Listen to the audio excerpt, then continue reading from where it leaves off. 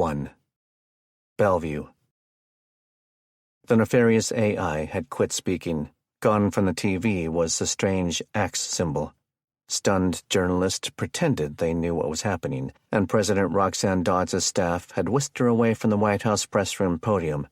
Ramona muted the television when she heard Missy returning with a fresh homemade ice pack. The sound of vehicle doors slamming penetrated the master bedroom window.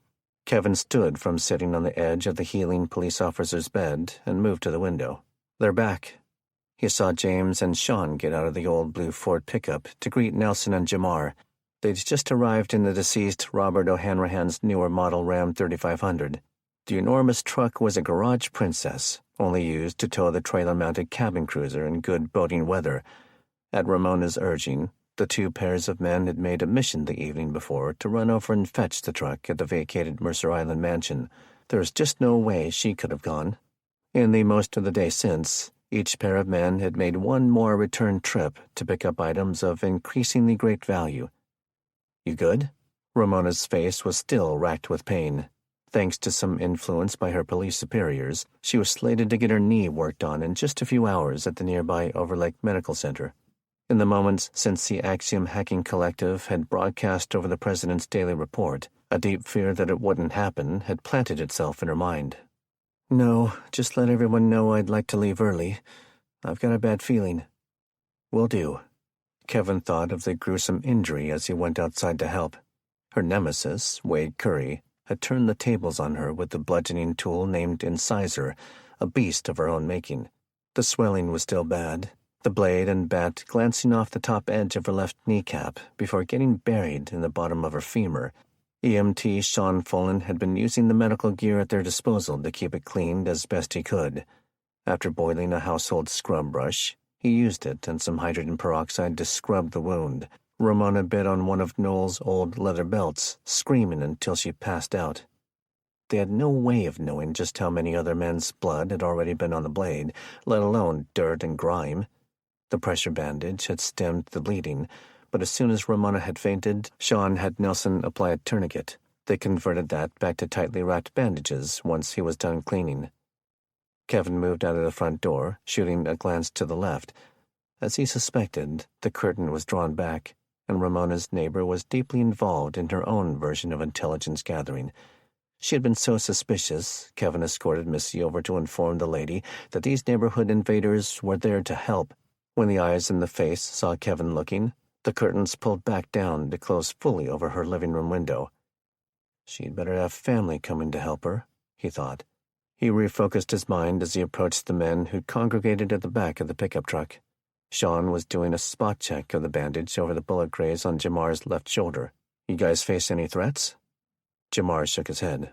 "No, but more and more folks on that island were giving us dirty looks. A couple drove by slowly to check us out. It was almost funny to see super-rich, mostly white retired doctors and executives trying to put off a gangster stare," Nelson said. "Instead, it was kind of sad." "What'd your men get?" James Franklin asked. In the recent week, he'd learned his son had outgrown being called boy or son when he was offering fatherly conversation. His son wasn't just a man. He turned out to be a tough one, a righteous one. "There was a little food left," Jamar said. "It's all in the cab." The bulk of the first trip had been food, water, batteries, the household firearms and ammunition, camping and fishing supplies, the usual things people took when a crisis hit.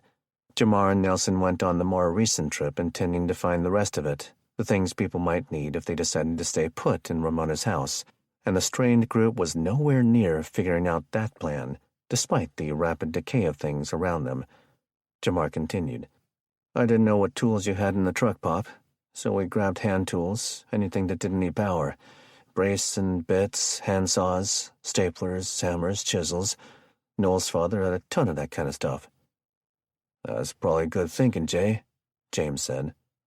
Nelson picked up 2 sets of bolt cutters, a big one with nearly 4-foot handles and a small one that could easily fit in a backpack. "When I was a cop, we used to call these master keys. This small set may take a ton of strength to cut through modern steel, but it will hide easily, not get stolen. We also rummaged through the house, winter clothes, sewing kits, manual can openers, paper plates and towels and such. And some stuff from the old man's home office, Jamar said. Books on plants and wildlife, a big magnifying glass he used for reading fine print. And we topped off the diesel in the truck by siphoning gas from the big boat. That's good, Kevin said. In his mind, though, the bulk of the hull meant little to him. He knew they might not have even heard the Axiom announcement if they had the radio turned off, and for the last 20 minutes, all he could think about was leaving. He might have gone that evening if it were not for wanting to go find his brother, Keith. Did you guys have the radio on by any chance? Jamar shook his head. No, why? He was starting to know Kevin well enough to see the worry on his new friend's face. We should all go inside and talk. Ramona sat in a living room recliner in obvious pain.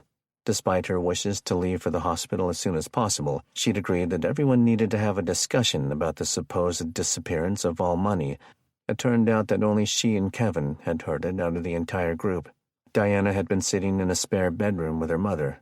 Jalen and Felicity had been trying to distract themselves with a video game. Once Kevin brought the other men into the house, they spent a little time moving Ramona out of the bedroom. Everyone who couldn't sit on the living room furniture was in a chair brought in from the dining area. Ramona and Kevin had just told them about the ominous message. Now the group, minus Nana, was in alarmed shock. Diana took charge of the multiple small conversations. Has anyone studied finance or economics? What does this mean? I'm not the only small business owner, right? Sean said. The volunteer firefighter had the sole pest control business centered in the small city of Cheney, to the southwest of Spokane. He saw Nelson and James nodding. I've never studied economics, but the wiping out of every electronic record in the world can't be good, right? He scanned the room. I've read a few doomsday novels, Nelson said. Economic collapse is the trigger in some of them. When governments can't fund themselves, the first thing they'll do is blame each other. Diana laughed. They're already doing that. The president and China are practically blaming each other for this thing already. True, Nelson said. But the hackers have already had our own military attacking us. Same with them. I think most first-world governments know this is far beyond normal state-level subterfuge. Subter what? Jalen asked.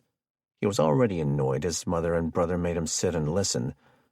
Tricks, Nelson explained. But my point is that they'll jump right to the next thing.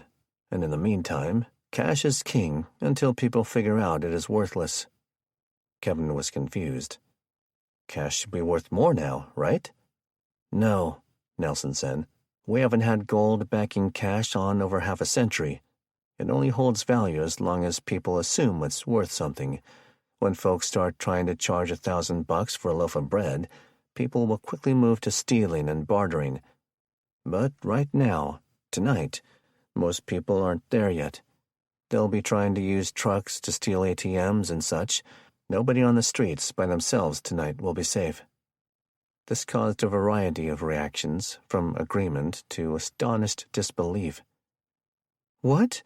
No, Diana objected. I know folks have become fools the last week, but that's a bit far-fetched. I don't know, Mama, Jamar said. He still had not told his parents about having to kill corrupt corrections officers to save his own life. They're becoming more evil and greedy every hour out there. James took his turn by asking Nelson a follow-up question. You said the government would move on to the next thing. So what'll that be? Nelson took a deep breath and let it out. Look, sometimes these books can be a bit exaggerative. But usually what happens is they'll want to maintain control. We've already seen them lock down air travel and gas stations. Next it might be all interstate travel. I don't know. Your imagination is the limit. Since it was finances were attacked, they might try to tell people to turn in cash for some temporary fake currency. Kevin spoke up. He wanted to drive the conversation past what if. He needed to get going to find his brother, that night if possible. Let's just hit the imaginary I believe button for a moment. Pretend that the worst-case scenario is true. He scanned the faces for a moment. What does that mean for us? He nodded toward Ramona. This is her house, and she'll need rest for a few weeks after her surgery. She cut him off. If it is still even on, I really need to get down there before they cancel it. Baby, bring Mama the house phone, Ramona said to her daughter. But my point is, I need to get back home. Nelson and Sean need to get home. I'm sorry you all don't have a home," he said to the Johnsons. "But—" He let out a frustrated gasp. "But what are we going to do?" Jamar asked. It was a question that was deep in everyone's mind, whether or not they knew it. Diana stood from her place next to her youngest son on the couch and addressed Ramona directly. "I still plan on taking you. I just need a couple of minutes to say goodbye to my mother." Jamar objected. "No, Mama, I'll go," his mother cut him off. "Sean and I drew the straws on this hours ago. You stay here, watch your brother and sister, let that wound of yours heal up some more." To Felicity and Jalen, she said, "You two get into the kitchen and make up the pasta salad for everyone, like I told you earlier." Nobody in the room mistook the serious mother's tone as an option. The teens both mumbled their acknowledgments with just enough attitude to portray being victims of the chores overlord without drawing her ire. Jamar still gave Jalen a mild slap on the back of the head as he walked by. Ramona suddenly alerted to everyone. She was staring at the house phone Missy had brought over, furiously punching the buttons. "The landlines are dead." A few groans and sighs rang out like an orchestrated, frustrated choir. "You have a wired one?" Nelson asked, "just in case it's something wrong with your phone's battery?" "No." Ramona's anger crept onto her face, her next statement starting out normally and ending in a yell. "Why do these people think they can keep destroying our lives?" The rest of the group members, minus Ramona, stood. No one knew the answer to the rhetorical rant. The small council was still in deep thought about what to do. James went back out to his pickup truck to keep an eye out for suspicious people or vehicles. Sean and Jamar helped Ramona stand and get ready for her trip in the big Ram to check in for her evening surgery.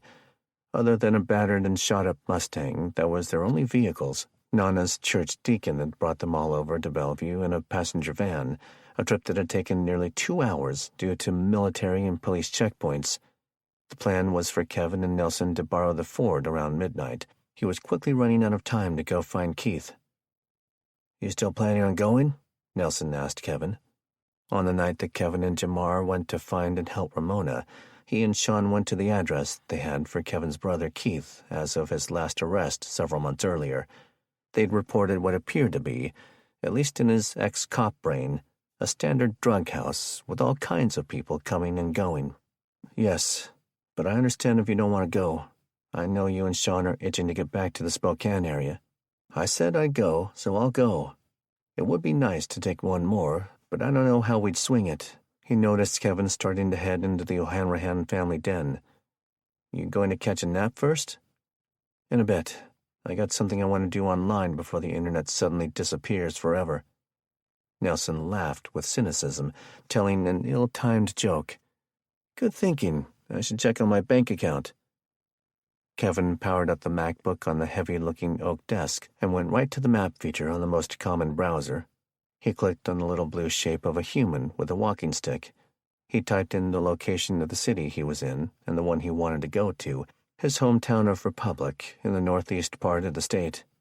The map gave him a route comprised of blue dots. Instead of main streets and highways, it plotted him a walking path. Over 100 hours, huh? He thought. It had given him an estimate of the time it would take to walk the well over 200-mile journey. Out to find some moleskin for the feet. Gonna put some blisters on, that's for sure. He zoomed in on the map and printed it over the course of several pages. He opted to do it a second time.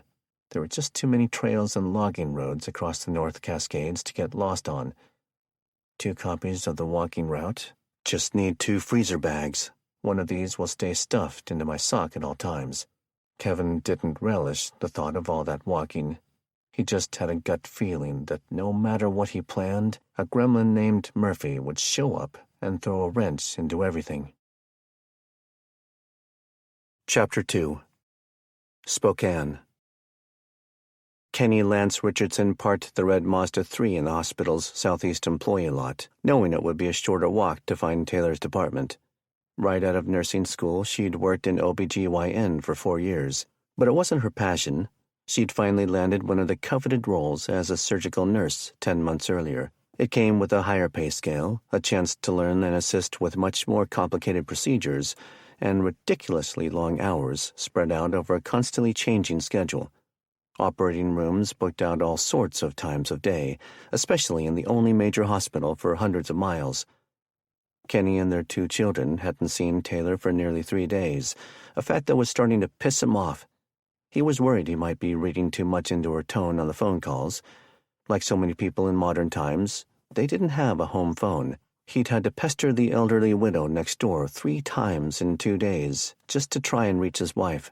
The cost of borrowing her old house phone was simply letting her hold and play with their 8-month-old son, Dylan.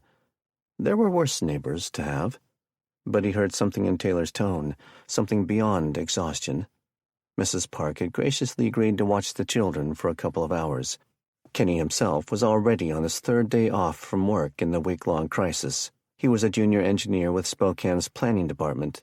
The city had tried to brand all employees as essential in the early part of the week. But like many cities and counties throughout America, civil workers had begun to call out sick or personal leave as things digressed. Cities figured out quickly to shut down entire sectors and divisions so that once the crisis was resolved, they could go apply for federal impact funds. Nothing spoke to mayors and council members quite like a game to get free money. The irony in Kenny's mind was that for the first time in his 4-year career with the city, he was finally enjoying his job. A large, much-needed housing development had fallen drastically behind schedule. He'd been working at the build site so often, he'd been able to set up a desk in the project trailer and avoid the commute to City Hall. His mind was a vortex of thoughts and concerns as he moved back up Division Street to find the public entrance on this side of the complex campus. What if they don't want to let her go? What if she doesn't want to come home? It hadn't escaped his attention that the only reason he'd gotten past the National Guard troops 2 blocks over was because of the hospital staff parking sticker on the car. How much longer until Spokane becomes just as dangerous as Seattle or Portland? And the dreaded thought that was there in the conscious mind, no matter how badly he tried to write it off: when should we bug out to Mom's house? Once inside, it still took 35 minutes for her to come out to the surgical department's waiting area, a sign to him that at least whoever had told him he was there had relayed the message that the children were fine. "Honey bear," she said. The bags under her eyes were blue, swollen. Her voice was scratchy and tired. She leaned into her man, arms dangling around his waist, lacking the usual neck grab that pulled her tall husband down for a kiss. "What's wrong?" The question is, Kenny thought, what isn't wrong right now? How about the fact that they're treating you like an indentured servant?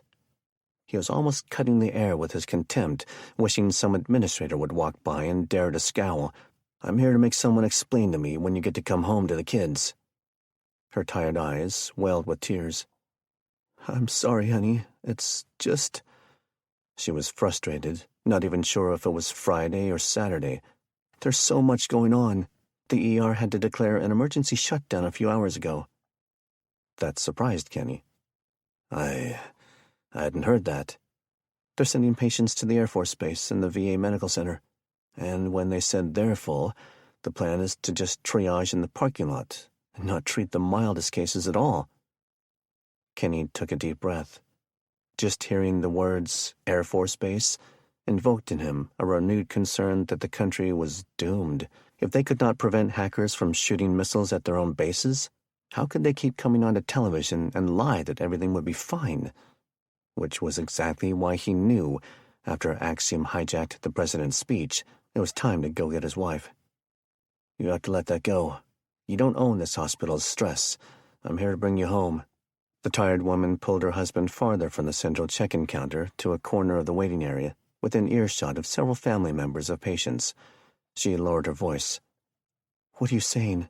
That I should abandon my job? I can't do that, Kenny." "Taylor, they crashed the economy today. I'm not talking about Wall Street tanking, okay? Literally every corporation and country on the planet was bankrupted this afternoon. Even our money is missing, according to the credit union website. Did they really not tell you guys that?" He found himself getting hot, wanting to take off his shirt and go punch a fat bureaucrat in the cake intake port. "What do you mean?" she asked. It was like he'd just told her he believed in the tooth fairy. "Who did? That didn't happen." Kenny stayed quiet, his eyes engaged with hers in a stare-off.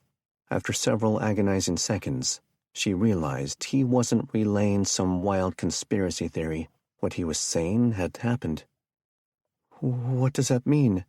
"It means you need to quietly go get your purse, meet me out near your normal parking lot, and convoy home as fast as possible."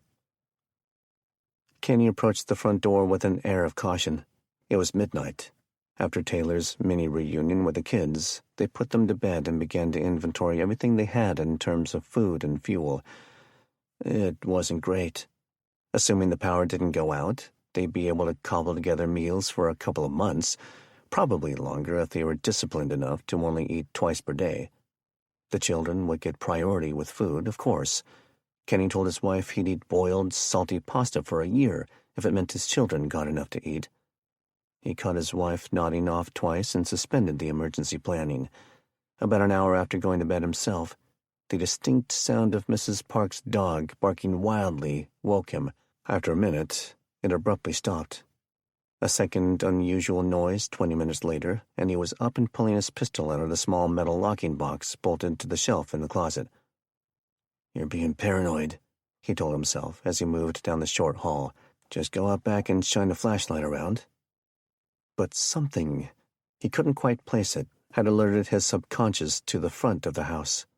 A shadow across the living room wall that was normally straight had a shape to it. Kenny had the 9mm stainless Kimber hanging in his right hand. He was 2 feet from putting his face in the small half-moon array of windows at the top of the front door when it came crashing into him. Something powerful and heavy had sent the door into his nose at about 50 miles per hour with a huge smash that splintered and cracked the jam and deadbolt hardware. Kenny went sailing back, dropping the pistol in the dark as he fell. It skipped across the faux wood laminate floor and rested itself under a small plastic choo-choo 3-year-old Sierra used for her walking training as a toddler. The older home had a small wall that housed the door to the coat closet near the tiny entry area. Kevin hit it, cracking the thin, hollow door with his frame and then sinking to the floor. At the same time, the thick thud of a 16-pound T-post driver hit the laminate, dropping by the first of 4 masked people who strode in.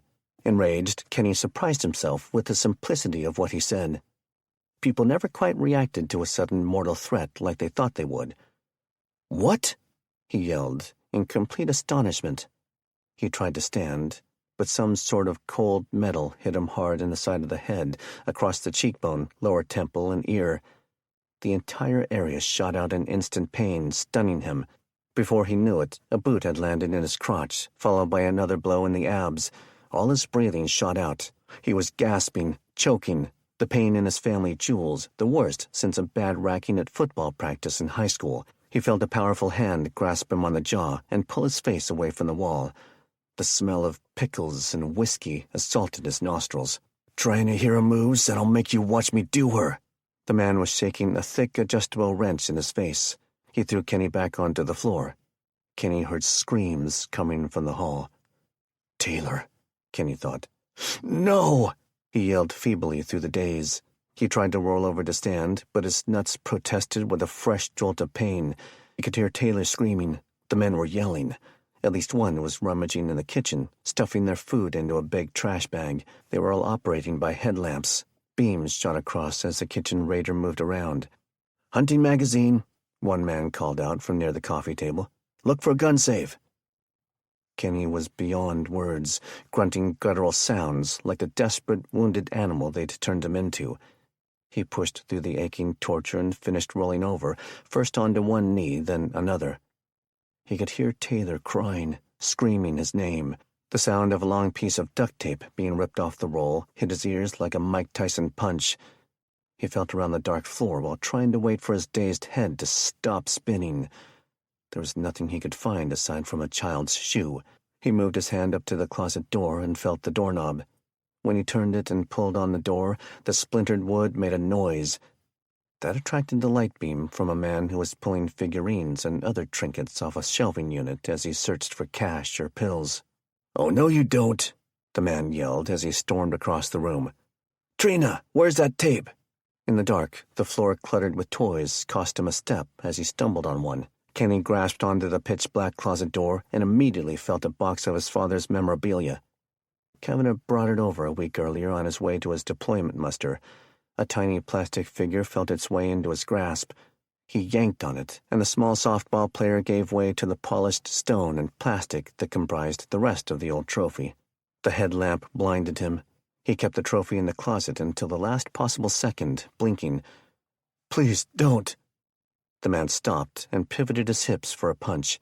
Kenny pulled the softball trophy out and up and connected it on the man's chin with a home run swing. It wasn't a major weapon, but it did the job and shocked the man as he reacted to a sharp stone corner trashing his trailer park goatee. "What the?" Kenny's fist smashed into the bridge of the eyes and nose, directly under the headlamp. He leaped onto the man and landed several more blows until his hands started to hurt. The man was dazed. Kenny ripped the headlamp off his attacker and used it to hunt for the pistol in desperation. He moved around the living room and entry area, desperate to find the pistol, still gasping past groin pain, paranoid the rest of the crew would come pounce at any moment. He drove himself to calm through fear and pinpoint pain in his ear and cheekbone. As Kenny scanned under the near end of the couch and coffee table, he heard an unfamiliar female voice yelling at his daughter to shut up. How many were there? He thought. I don't remember, but at least one is a woman. He saw the shadows from what were at least 2 light beams slicing around the far end of the house, casting a continuous dance of shadows to flicker. A glance of metal shone like a diamond for a brief second on the living room floor. He got to his knees and swung the headlamp again. There, under the walker. Kenny crawled to the red plastic train as fast as he could. The man behind him was starting to mumble. He shoved the training toy over and saw the Kimber. He snatched it up and immediately verified the safety selector was still up. Since he was barefoot, the next best option to kicking the downed man was to run back over, flipping the pistol over in his hand as he did. He let out an instinctive yell as he swung down hard, battering the side of the man's head with the butt of the pistol. "Jesse?" he heard the woman yell. The hall grew brighter from the far-end source. Someone was walking back toward the dining and living area. "You say something?" In the background, Taylor's screams and calling Kenny's names had evolved into begging. "Please," she cried in sheer terror. "Please don't." A man was tossing her around, ripping her clothes off, threatening to hurt her children if she kept fighting. Either he or Kenny was about to die. Still dizzy, Kenny realized the headlamp he'd dropped was still laying on the floor in the middle of the living room. He moved along the short wall and positioned himself next to the short bookshelf, waiting at the corner of the hallway. His right thumb moved the safety down, his confidence in knowing that a round was chambered high. The hunting weapons were in Republic. The Kimber was the only firearm he had in Spokane. It always went into its lockbox, ready to rock and roll. At the last moment, and second-guessing himself, Kenny pressed the safety back up to its engaged position and transferred the pistol to his other hand. A dark shape pushed the headlamp out on the outline of the forehead. "Jesse!" a woman yelled a split second before Kenny's right hand crashed into the side of her skull. She went flying into the other corner of the hall next to the dining area and spilled to the throw rug. Kenny knew he might only have a few seconds before she screamed or yelled and blew his surprise. He took the pistol back to the dominant hand in time to swing it up. Sierra and the baby were screaming from their small bedroom. A beam of light was leaving the last bedroom, which was a home office. A man was angry that he had to interrupt tossing the room in his hunt for cash. He called at the man in the master bedroom. "Hey, we ain't got all night." The light on his head started to swing up the hall. Kenny could see the pistol's fiber-optic front sight easily. He'd been adjusting it left to right, watching it disappear behind those sides of the blacked-out rear sight as he did. He'd finished centering it and put the green glowing dot directly over the headlamp. Years of hunting had taught him the importance of a nice, smooth trigger press under buck fever. The pistol gave a loud but otherwise unimpressive pop. The bullet had passed through the lamp and the skull holding it before the muzzle flash that filled the hall had even dissipated. Kenny moved swiftly to his master bedroom. The man trying to rape Taylor made a deadly wrong conclusion. "Holy hell, Colin, you said to use knives only." Kenny entered. The man's body was outlined by the moonlight filtering through the window blind. Kenny shot twice into center mass. "Taylor!" he yelled. She was sobbing, and her pleas had turned once more to screaming as the man fell. He was cussing in shocked disbelief, on the floor, struggling to breathe. Kenny turned on the light and moved his eyes around the room.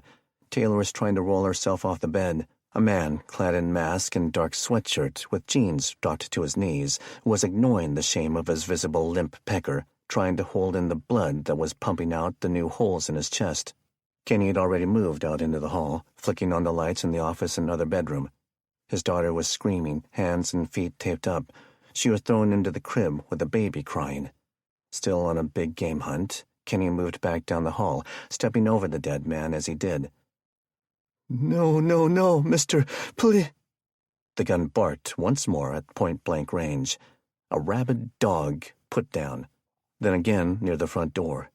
The cool late summer air blew into the broken entry, airing the adrenaline and stress from the hot living room. It fluttered over the blood running down Kenny's left cheek and the urine that had started to spill out of his boxer briefs as he went into shock. He threw a hand up to the doorframe to keep from falling out of the house as the contents of dinner became the next fluid to spill out of him. Chapter 3. Capitol Hill, Seattle. The two AWOL State Guard members, one a seasoned ex-cop turned sports bar owner, the other newly seasoned in the arts of war just 50 hours earlier while rescuing Ramona and her daughter, proceeded cautiously. The crowd had filled the streets all through the well-known neighborhood east of the interstate and northern downtown area. Groups roamed. Being solo or with just one other person was a sure invitation to being harassed. Though they were both armed with concealed pistols, Nelson Butterton was growing concerned with their choice to bring pipes as a swinging weapon. They'd each taken a chunk of round stock from Ramona's garage, materials that would now never be needed for Noel's Mustang restoration project. For the last 70 yards of their approach to the targeted apartment building, they'd tagged along a much larger, drunker group headed east on John Street, like they were. "I think we should ditch the pipes," he said to Kevin. "Whatever you think." 2- and 3-story apartment buildings filled the south side of the street for several blocks. They'd parked on Broadway in the lot of a dark bank with private security guards outside who were showing no apprehension about letting the world see their rifles.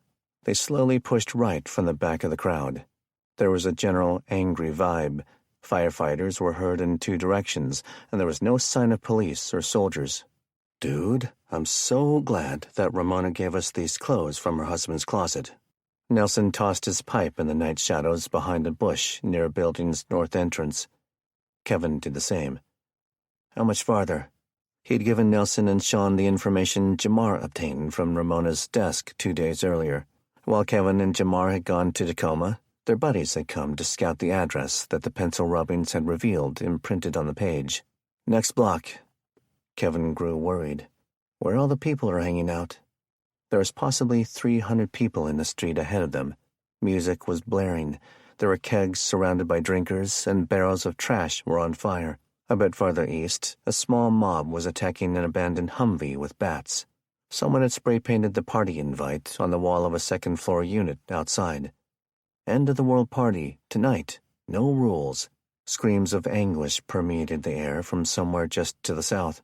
Kevin pulled his hoodie up over his borrowed Salt Life ball cap, trying to keep off the radars of the people that knew the streets and its occupants. Nelson turned right onto 11th Street. "Ramona's intel said apartment 203. Let's see if there's a less clogged back entrance." The building wasn't very deep on the block before they found a dark lane that cut between it and the next unit south. People and cars clogged the alley. The backs of the ground floor units each had a small patio created by a red brick privacy wall. Between the second and third of those, a small lane existed leading to a door. Nelson led Kevin past people like they belonged there, strolling in and ascending a set of stairs to the next floor. They passed people coming and going, even on the stairs. Many had bottles of beer or pipes for smoking certain drugs. The acrid smell of various burned scents hung around the halls. Kevin knew what weed smelled like simply from the high school parking lot. "Is that—" He was in the process of asking about the smell being crystal meth or fentanyl. Nelson nodded quickly, wanting to keep Kevin quiet and not draw attention to the fact that they didn't belong there. He was on the hunt. It had become obvious by the flow of people in and out that the apartment they were looking for was partaking in the festivities. He didn't have a hoodie to pull up. Despite his borrowed clothing, he was still wearing his State Guard ball cap, an obvious trimmed haircut, Middle age and years of once being a cop practically oozed off him in a building full of young Seattle urbanites. A big man with shaggy, wavy black hair was in the doorframe to the apartment they wanted to hunt for Keith in. The man put his size 14 boot up across the entry, resting it on the jamb. He was drinking from a red cup, which he handed to the woman next to him without looking. "Ain't nothing for you to see in here." Music moved past the man, like it did from half the apartments, making the noise in the hall a mixing board of chaotic noise. Coupled with laughs, drunk voices, and occasional screams, it was hard to hear, let alone concentrate. But the man was more than clear. Kevin stepped around his shorter, stouter friend, his baby face coming off as non-threatening. "I'm looking for Keith." The big man stopped giving Nelson the evil eye after a second, and looked Kevin up and down. "Who are you?" "His brother." Kevin's tone implored with the big man, his eyes nearly begging. The large foot fell from the doorframe to floor, and the man, who looked like a Pacific Islander to Kevin, turned. He let out a sigh, looking the youngster up and down. Finally, "All right, you can come in." He made only a slight effort to turn. "But not you, dude." A thick finger pointed up to within a foot of Nelson's face. Kevin moved into the crowded party, the music evolving from the jumbled mess of multiple sources he heard in the hall to the thumping hip-hop coming from a large wireless speaker in the apartment. The air was bitter with the smells of burning drugs, a mild waft of pot being overshadowed by the burned plastic smell of heavier narcotics. He pushed his way passively through world's end partiers, some dancing, others knocking stuff over in their high stupors and stumbles. Laughter was the predominant mood, though one couple was in an argument in the kitchen. "Sup, bro?" a man in a blood-red beanie asked. It was one of those really tall kind with a large volume of dreadlocks stuffed under it. "You looking for something special?" His cat that ate the canary grin revealed a smile of holes between filthy, rotting teeth. Kevin moved past the man until he was able to see into a bedroom. It was strewn with food wrappers, beer bottles, trash, and clothes. There were at least 4 people laying on the queen-size bed. 2 were involved in heavy making out and groping, with 2 others sitting on the mattress edge, deep in conversation. "Seen Keith?" Whether the short hair or the relatively clean-shaven face, Kevin stuck out in the crowd. The man in the hall straightened up a bit. "Who's asking? I'm his brother." Kevin's irritation with needing to explain himself to a crowd of Seattle hipsters was only overshadowed by his concern that he and Nelson were gravely outnumbered. If there were 10 people in the apartment, then there was probably 50.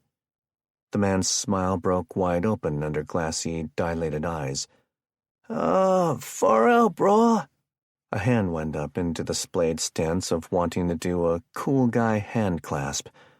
Kevin stuck his out, and the stoner grasped it and pulled him in for a bro hug. Kevin had to stifle the urge to puke when the wave of BO and other nastier smells washed over him like part of the Ganges River. "Yo, check the closet in that second bedroom. When it gets too crowded, he gets in there and veggies with his guitar." The man turned his attention to a drunk woman nearby. Kevin continued the slow mosey, needing to ask a couple of young ladies to step aside when he arrived at a set of closed French doors in the other bedroom. They giggled and made some risque comments about the sexy nature of his rump after he opened the doors and squatted. In front of him was indeed his middle brother, passed out on a pile of old laundry, arms wrapped around an electric guitar missing 2 strings. The aroma of keg beer, vomit, and spicy Cheetos punched Kevin in the nose. Looking at his brother's back, he pulled on Keith's shoulder. Shorter than Kevin, but still taller than average, the man was less muscular and stout than Kevin remembered him being. The rock and roll life had done him poorly. "Keith," he said, needing to nearly yell due to all the partying going on. One of the laughing women behind him spoke up. "Yo, leave him alone. Put some lipstick on him," the others said with a devilish laugh. "Or a dick," the first said. "On his forehead. Where's that Sharpie you had earlier?" she asked her mate. "Nobody's drawing a Sharpie dick on my brother's head," Kevin said. Still squatting, he finished rolling his stoned brother out of the closet, duck walking back a bit as he did. Out of the jumbled mess came a simple square birdcage from the pile of dirty clothes that was intertwined with Keith's feet and lower legs. The lid popped off as the cage spilled out. The contents fell onto the dirty, stained carpet, some old bird feed husks, an empty water bowl, a gnawed cuttlebone, and a dead parakeet. One of the high women shrieked and turned agitated. "You killed Keith's bird, bro!" "Come on, Keith," Kevin said, lightly slapping his brother's face. He got nothing. Keith was alive, but his skin was pasty and sweaty, his hair drenched with dried puke on his chin and throat. He smelled like urine, which was confirmed when Kevin scanned the wet front of his brother's jeans. Kevin pulled up on an eyelid about the same time the angry woman shoved his back. He shot up and spun, towering over the ladies. "What?" "Not cool, dude," the other one said.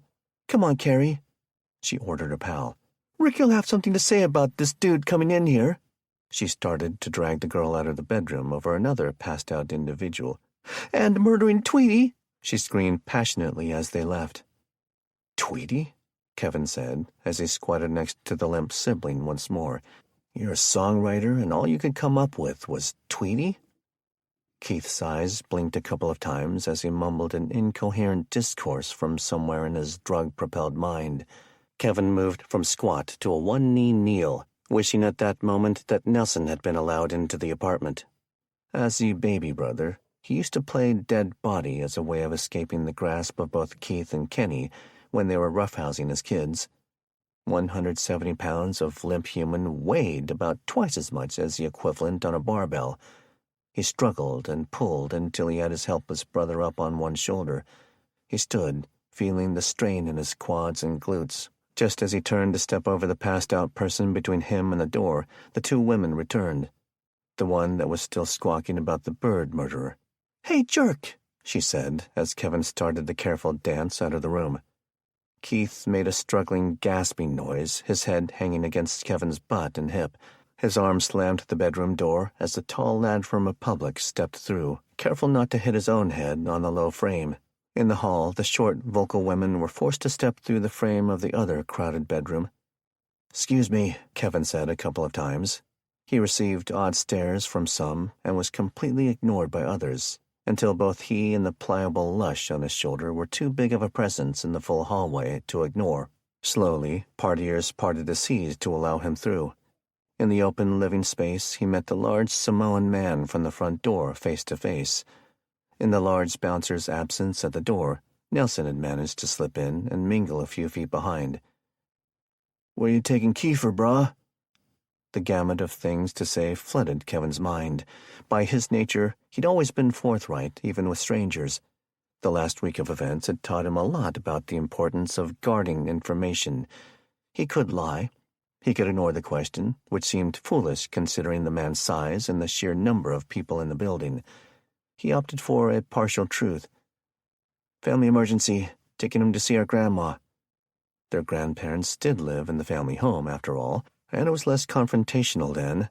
"I don't want my brother to ever be around you Seattle scumbags ever again." "Sorry, yo. He's into a lot of people for a lot of coin. Kiefer stays here." The large man started to move a big brown paw up to the dead weight on Kevin's shoulder to pull him over to his own. Kevin took a step back and knocked over another man he'd never seen sneak up behind in the crowd. The loud, rhythmic boom of rap music made it hard to hear and think. "How much?" he asked, in an attempt to de-escalate the situation. "Maybe I can help you settle up on the tab?" "Have you got that much cash on you?" the voice behind him said. "You got bigger problems." "What's he owe?" Kevin repeated. He saw Nelson reaching back under his coat near the back of his pants. He knew his partner was carrying a pistol like he was, not in the back, but in a side holster in the waistband. What's he reaching for? He wondered. If they resorted to gunplay, they just may never make it out of the building. "I ain't gonna warn you again, little man," the Samoan said. His disposition was even cloudier than it had been. He stepped forward once more, hand moving up toward Keith's body. In a flash, a bright red object flew up. Nelson whipped around the big man with the mini bolt cutters and locked the jaws around the big man's thumb. "What the?" the large man screamed. He tried to jerk his hand at the odd sight, which only pulled Nelson around while he was holding on to both pry handles. The carbide jaws started to cut into skin and thumb bone. "Arrgh!" the man yelled in both pain and intense panic. "Let her go! Let her go! Quit moving!" Nelson yelled. Though the music was still blaring, every eye in the place was on the scene. Every conversation had come to a rapid halt. Several of the man's friends yelled out exclamations and insults. "Get moving, Kevin," Nelson said. With no additional prodding, Kevin moved around the two men, pushing past partygoers simply with his height and determination. "I'm out," he yelled back into the unit toward Nelson, who was already backpedaling toward the door, pulling the distraught giant man with him by the tool. The thought of losing his thumb was embedded in his psyche. There would be no heroic moves on his part. That didn't stop others from moving closer to get between Nelson and the door. "Back off, Chad," the Samoan yelled. "It ain't your thumb that's about to get cut off." "Smart man," Nelson said calmly. "2 more feet," Kevin said, guiding his partner with his words. "Get going," Nelson said. He knew Kevin would need a head start. He paused in the door and heard Kevin move down the short hallway and start descending the steps. "Stop here," he said. The large man caught in his leverage trap paused back in the same front door frame he'd blocked with his big leg minutes earlier. "What you gonna do, brah?" Beads of sweat started to pour out from under the man's black, wavy hair. "You guys gonna be cool?" Nelson asked, though he already knew the answer. "We're gonna jack you up," a voice yelled from inside the apartment. "Chill out, Breezy," the panting Samoan said. The skin had been sliced by the sharp carbide cutters. He couldn't help but stare down at his captured thumb. "We'll be cool, brah. Just let me go." He looked up at Nelson with begging in his eyes.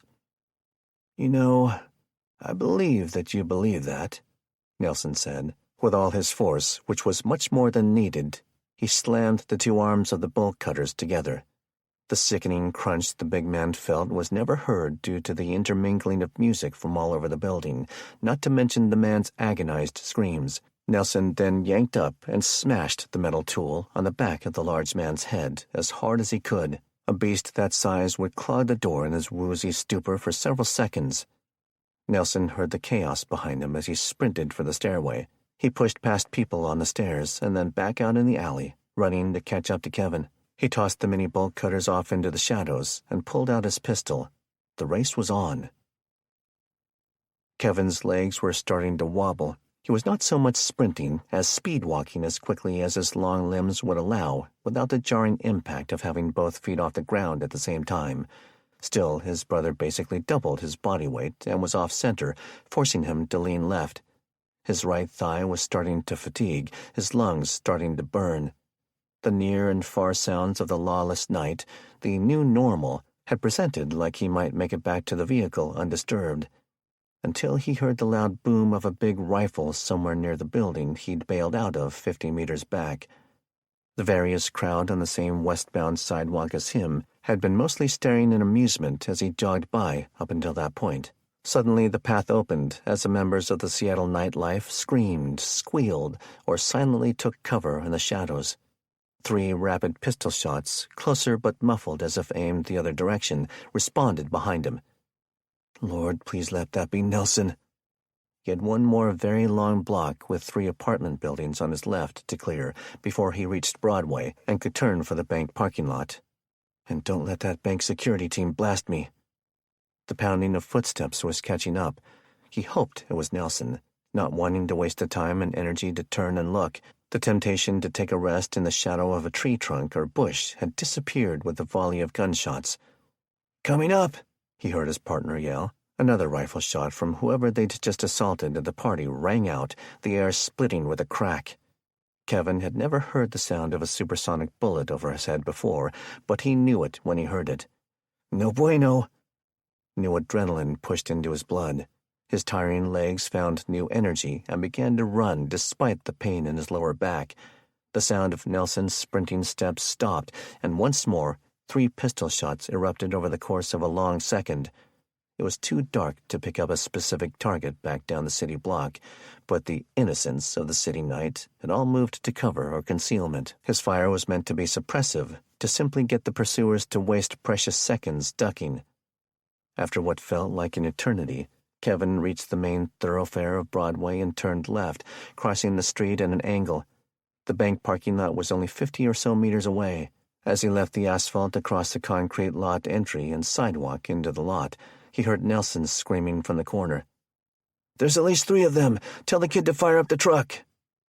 Jalen, Kevin suddenly remembered. He was in the big Ram 3500 they'd procured from Ramona's deceased in-laws, guarding it with a rifle he didn't seem particularly adept at holding. "Jalen, start the truck!" Jamar's younger brother, for all his expertise and bravado, had been paying attention. The loud diesel engine roared to life. He even had the sense to turn off the automatic lights. The driver's door opened. He used a flashlight to verify what he was seeing. Quick on his feet, the teenager opened the passenger door for Kevin. What's happening?" From 30 feet out, Kevin tried to bark instructions from his winded lungs. "Get in and help me. Pull him in."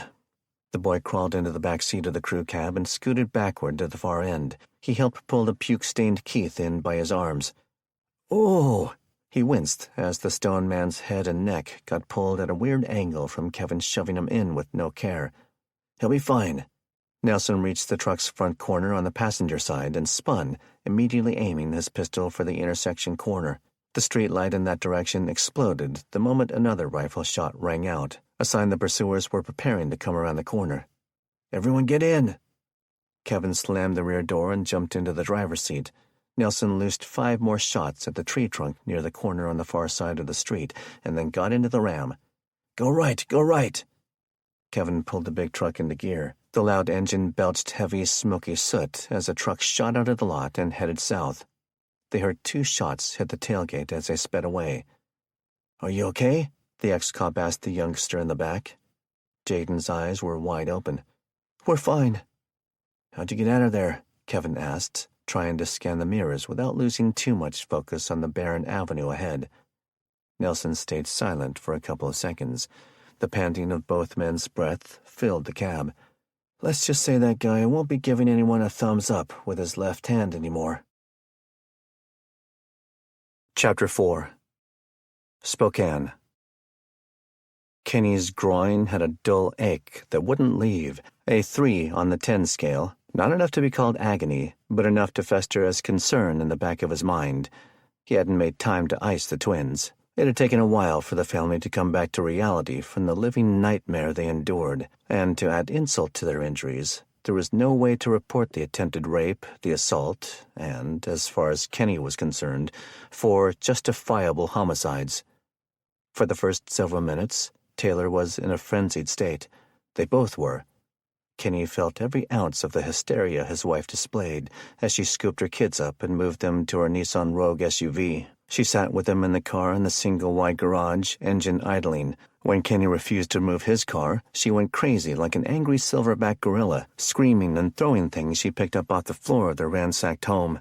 She found his keys and moved the little Mazda, backing it up maniacally. It half-straddled the yard and the street, the little plastic rock guard under the engine and oil pans scraping on the concrete curb. That accomplished, she went back to her idling car and sat crying. The car idled for almost 2 hours. She put it into reverse more than once, backing up a few feet, then driving forward again. The toddler and the baby had cried themselves to sleep, the mother too alert for threats to do anything but seethe. She wanted to go somewhere, anywhere, but the cacophony of gunshots that popped up around town near and far through the night had kept her from starting the task of driving aimlessly. Kenny contemplated taking pictures with his phone, but ultimately worried about it being evidence, not for cops, but people who came looking for the intruders. The adrenaline rush sent him into a deep sluggishness. He changed out of the soiled skivvies and T-shirt and donned sweatpants and a light coat. The cool September desert air was starting to chill the house through the broken front door as the late hours of night became the wee hours of morning. Coming out of shock and the post-fight funk, he found himself suddenly thirsty, direly so. He guzzled nearly 2 quarts of water, then dug through a small bag for holding his shooting gear, finding the Kydex holster he'd purchased specifically for a defensive shooters class he took 3 years earlier. He armed himself once more. The pistol went on the right, topped off with a full magazine. He had a 2-mag holster for his other hip. The mag from the pistol was 5 rounds short of its 10-round capacity, so he topped it off. Kenny noticed some blood on the bottom from whacking the guy by the front door in his temple. He cleaned everything, noticing for the first time a slight mar in that magazine's finish. He would forever know that that was a mag that did its duty, the mar acting as a visual reminder of the night that all their lives changed for the worse. The signs of the home invasion were there, and they would be in the young family's minds for time eternal. Taylor's torn panties, tossed like trash when she frantically put on new ones, the roll of duct tape in the kid's bedroom, and, of course, blood and body tissue in several locations. Kenny moved the invaders to the front yard one at a time, each time he bent over reminding him he'd taken a blow to the head, each drag of the dead weight reminding him he'd been kicked hard in the core. When he was done, he went and stood by his wife's idling car. For several minutes she ignored him, hands on the steering wheel with whitened knuckles. Eventually she rolled the window down. "I'm not going back in that house." The engine shut down. "Close the garage door on your way out." In the world of hints, she wanted that to hit him like an atom bomb. "Are you going to start the car again?" Taylor raised her voice to just below the level needed to stir the kids. "I'm not suicidal, Kenny." She wore a look of pure hatred, one he'd never seen before. Does she blame me? He wondered, as he punched the garage door button on the way back into the still home. He hadn't even started to process his own feelings, but there was his best friend, making him the focus of her wrath. Kenny watched the eastern sky slowly change from dark to gray to pink to a royal blue from a fold-up chair in his front yard. It was the only beautiful sight in the morose and unforgettable morning. Over near the corner of the lawn, where grass in need of a cut grew over the edge of the driveway and the curb by the road, sat a black metal mailbox on a rusty brown pole. Next to the mail station, 4 human bodies lay next to each other, resembling a large pile of refuse waiting on the weekly garbage truck.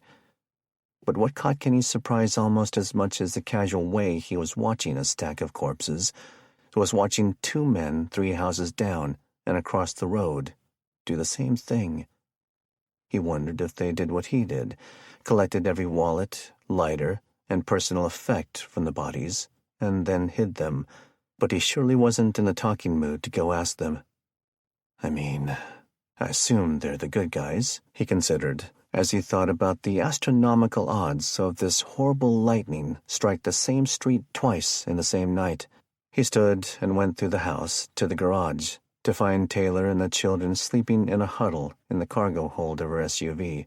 He whispered, not daring to put a hand on his wife after her assault. "Taylor." Nothing. "Psst. Taylor." She jolted, head and shoulder pulling out of the cramped pile, all sleeping on a Seattle Mariners lap blanket. "You frickin' scared me. What?" "I don't think we were the only ones that got attacked. I'm going to check on Mrs. Park. Do you want to go?" His wife stared at him, the exhaustion of days at the hospital and the stress of nearly being raped taking a toll. He could see she wasn't all there behind her eyes. She shook her head quickly, trying to wake herself up. "Are you carrying the gun?" she asked. "Uh-huh." "Are they still in the house?" Kenny shook his head. Sierra made an innocent whine as she stretched and repositioned. Taylor finally nodded. "I need to see them." She put her hand out for Kenny to take and help her crawl out under the hatchback. "I need to see him dead. I need to see him dead." As they moved from garage to lawn, Kenny got the feeling she was no longer addressing him.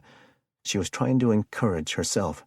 Under the morning desert breeze blowing down their suburb street, Kenny and Taylor Richardson moved along the curb, standing in the street. Facing toward their home, they looked down at the line of human scum. Man, young man, woman, and pantsless would-be rapist. 3 headshots, the rapist with 2 rounds to the torso. Taylor stared at him, her face cold and hard like a shop floor. Kenny took her hand, and she did not pull hers out of her husband's loving clasp. Soon their hands were squeezing hard. Still, they stared down at the pale cadavers. Taylor would never be that weak again, she decided at that moment. And Kenny now knew the one thing every man who had never been in mortal battle wondered. Do I have what it takes when death is on the line? When life is on the line? Kenny knocked on the broken door to Mrs. Parks's house next door to his. The dog should be barking. He spoke softly to Taylor, who was practically standing on his heels, not to startle her, but to keep her from alerting anyone in the house. He pulled the pistol from his holster. He felt it was odd for his hands to start shaking. He held the weapon with 2 hands, pointed down at an angle, and used bent elbows to keep it close. He did not want his wife to see his jittery mitts and lose confidence. He resisted the urge to tell Taylor to stay at the front door. He'd actually thought for a split second to leave the pistol with her, but instantly recalled how she had refused to go take classes, refused to learn how to use it. Right then, putting it into her hands was the worst thing he could do. They cautiously moved around corners. They found Pong, Mrs. Park's tricolored toy spaniel, dead on the back porch, a steak knife sticking out of it. Kenny looked at his wife, who locked eyes with him. He was surprised she hadn't made a noise at the sight. "Hurry," she said, her brow furrowed. "The kids are all alone." They found Mrs. Park on the far side of her bed, face down on the musty, sun-faded carpet near her window. "Mrs. Park!" Kevin rushed and knelt beside her, his tender testes reminding him once more they coveted a good icing. He gently rolled the elderly woman to her back, cradling her floppy head. She was breathing, her eyes open, glazed over. She was whispering something in her stupor. Her nightgown was soaked in blood. When Taylor saw that, she ran into the old woman's bathroom. "Grab a towel or something," Kenny said. "Here." Taylor threw a hand towel across the room to him before disappearing back into the restroom. Kenny snatched it out of the air and pressed it over the abdomen wound. He wasn't sure, but it seemed like a knife puncture to the area to the right of the stomach. Taylor came back out with a bigger towel. "I saw warfarin on her counter." What is that for?"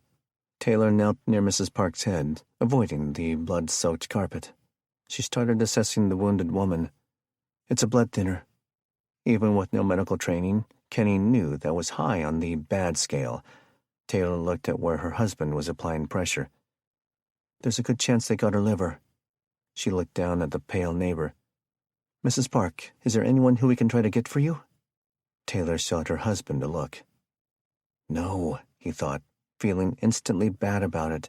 He felt selfish, but the last thing he wanted to do was promise a dying woman he'd go on a fool's errand. "We need the cops," was all he could manage to say in his mounting anger. "Let me put her in the Mazda and take her to the hospital." He started to maneuver to get into a hoisting position on the small Asian woman when he lightly moved her head side to side. "No," Mrs. Park said. "Mrs. Park, we need to get you help." "Kenny," Taylor said, her eyes fixed on his, trying to break through his desperation. "They won't see her in time. It's too late," filled the air between them, unspoken. Mrs. Park put a thin, pasty palm on Kenny's arm. She mumbled something. Neither husband nor wife understood.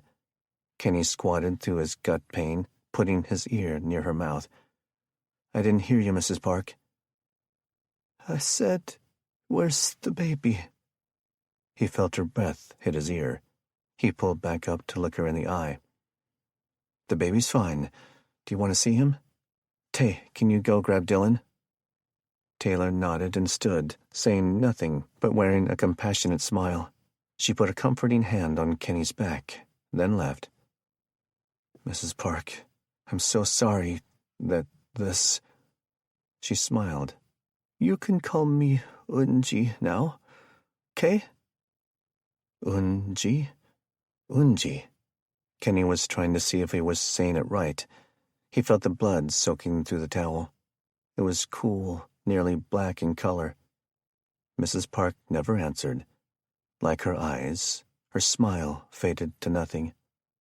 But a caring young couple and the thought of holding baby Dylan once more had been just enough to send her spirit to the other side on a positive note. Just as Taylor came back in and put her hand on Kenny's shoulder, the sunrise broke through a slit in the window's thin drapes.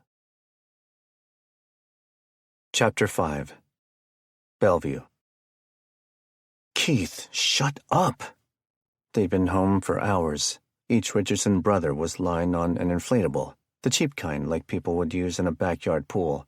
Kevin had found 3 of them on a garage shelf, still new in their chemical-smelling plastic wrapping, a reminder that the days of dollar store shopping and family leisure activities were quickly fading into history. He'd been listening, wide awake, suffering with his brother, as Keith came back down from his drug-fueled high straight into a forced detox. His moans and groans only added salt to the wound in Kevin's ears. It was the throwing up, the sniffles, the coughing, sometimes wet, sometimes dry. The sounds of someone getting sick from drugs were bad enough. The smells, nearly indescribably bad. Where the Keith's groans and the coming insulting question were broken by another heave of bile. Kevin had already taken the medium-sized plastic bowl out to the side of the house to dump once. He got up to check it, spurred by the sound of the new wet hitting the old wet already in the container. A mild rain had started around dawn, and enough rain flow was passing the clogs in the house's gutters to give him a heavy trickle with which to wash the vessel.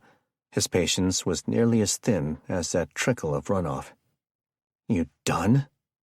It was a scolding tone, exactly the kind anyone would have after cleaning up after an annoying drunk.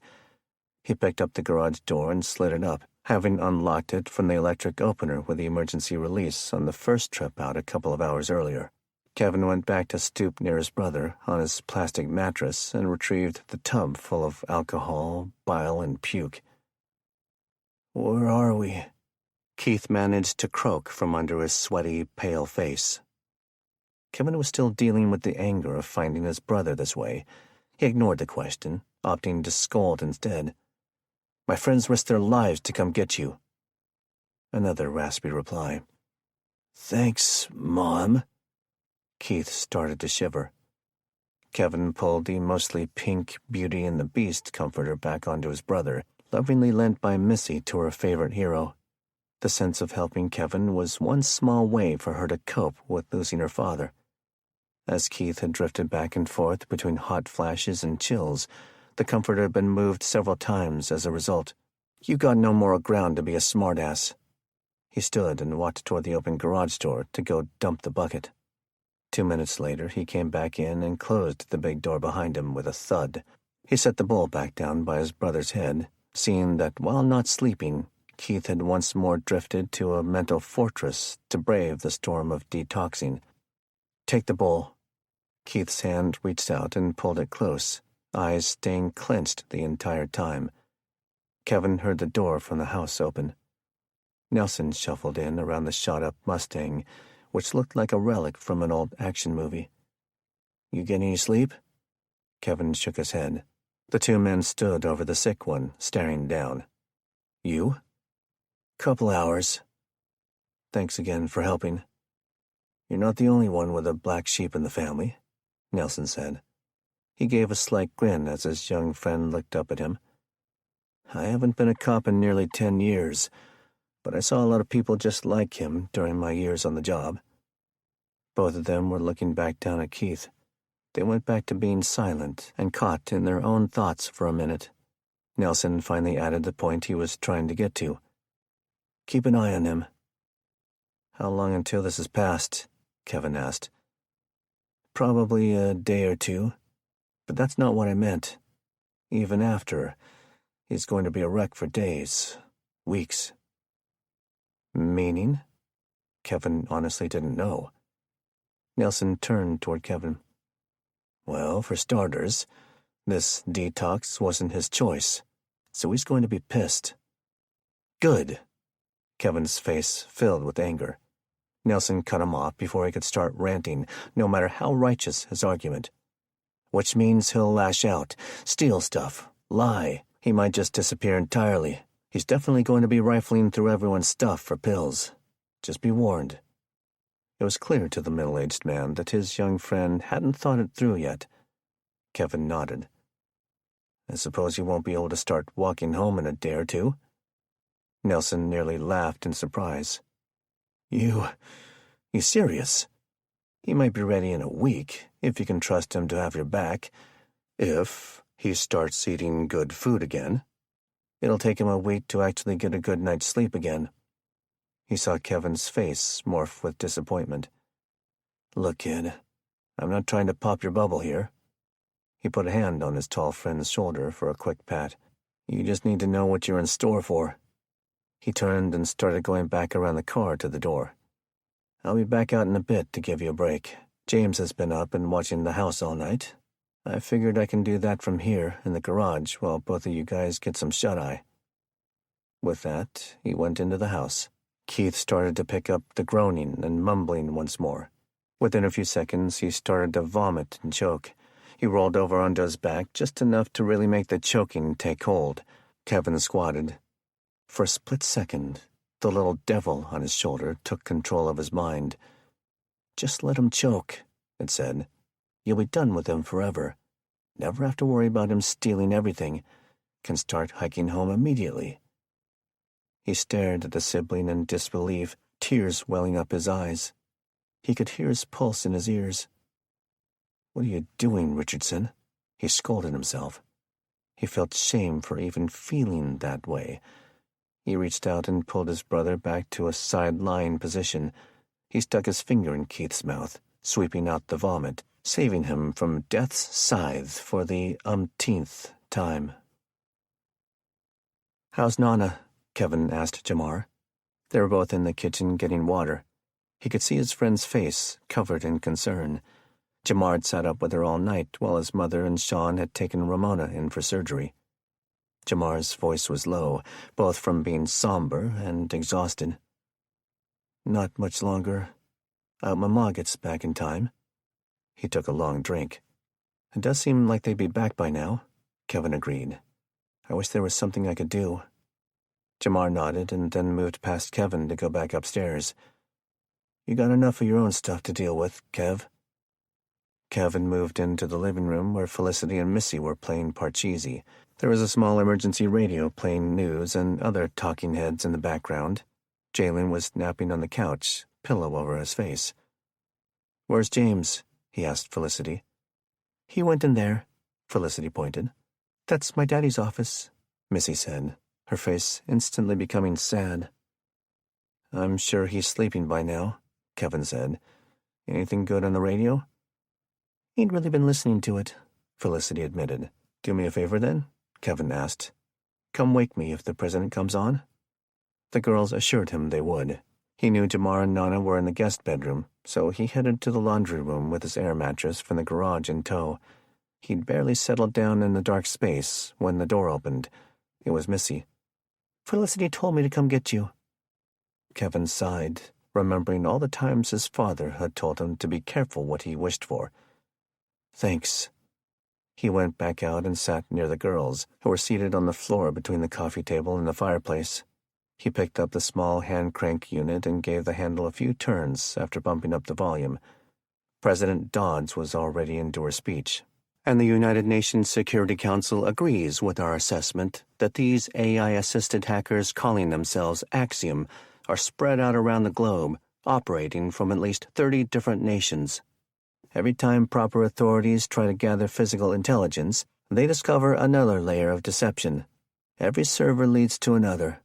In short, the threat to normal society is real, and the danger is imminent.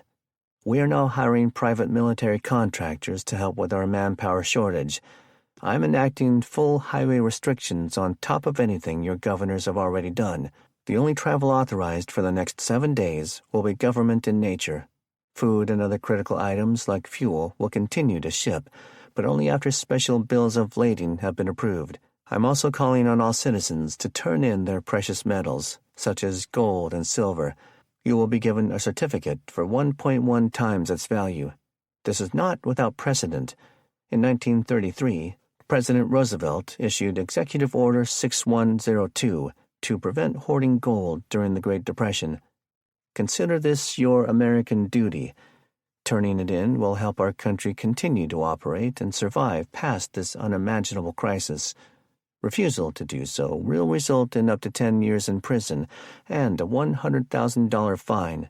Kevin stuck a fingertip in his ear on the off chance he'd misheard.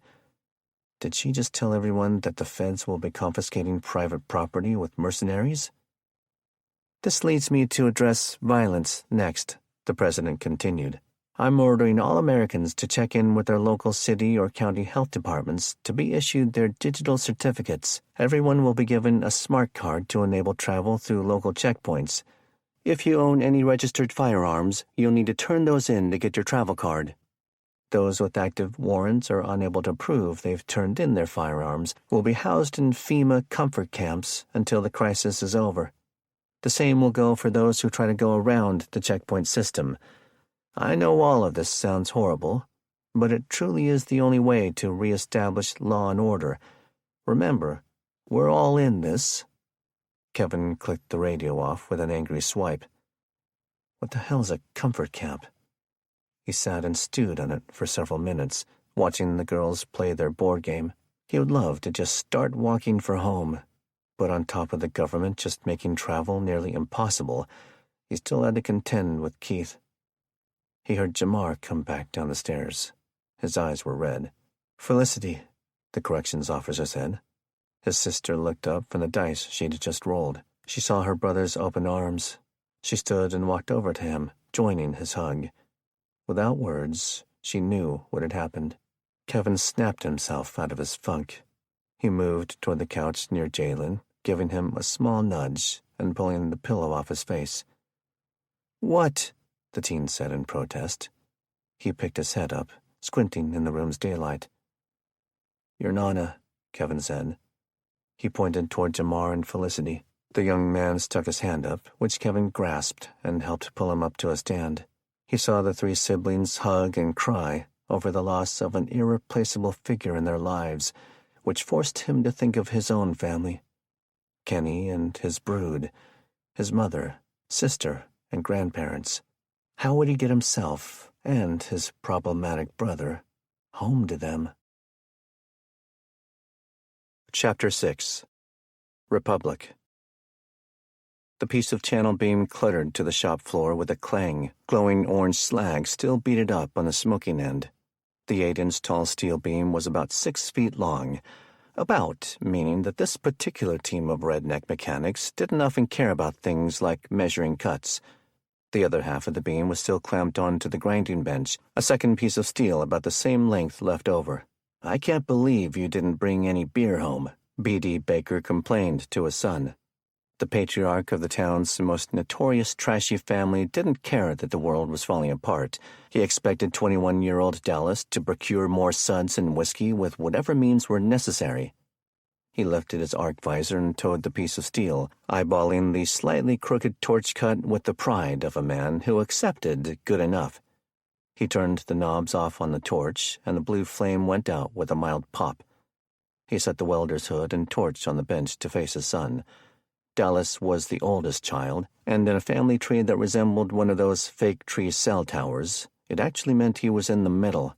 Dallas, with his two full siblings, Chloe and Seth, each 2 years younger than the one above, were his 3 kids with his current wife, Marguerite.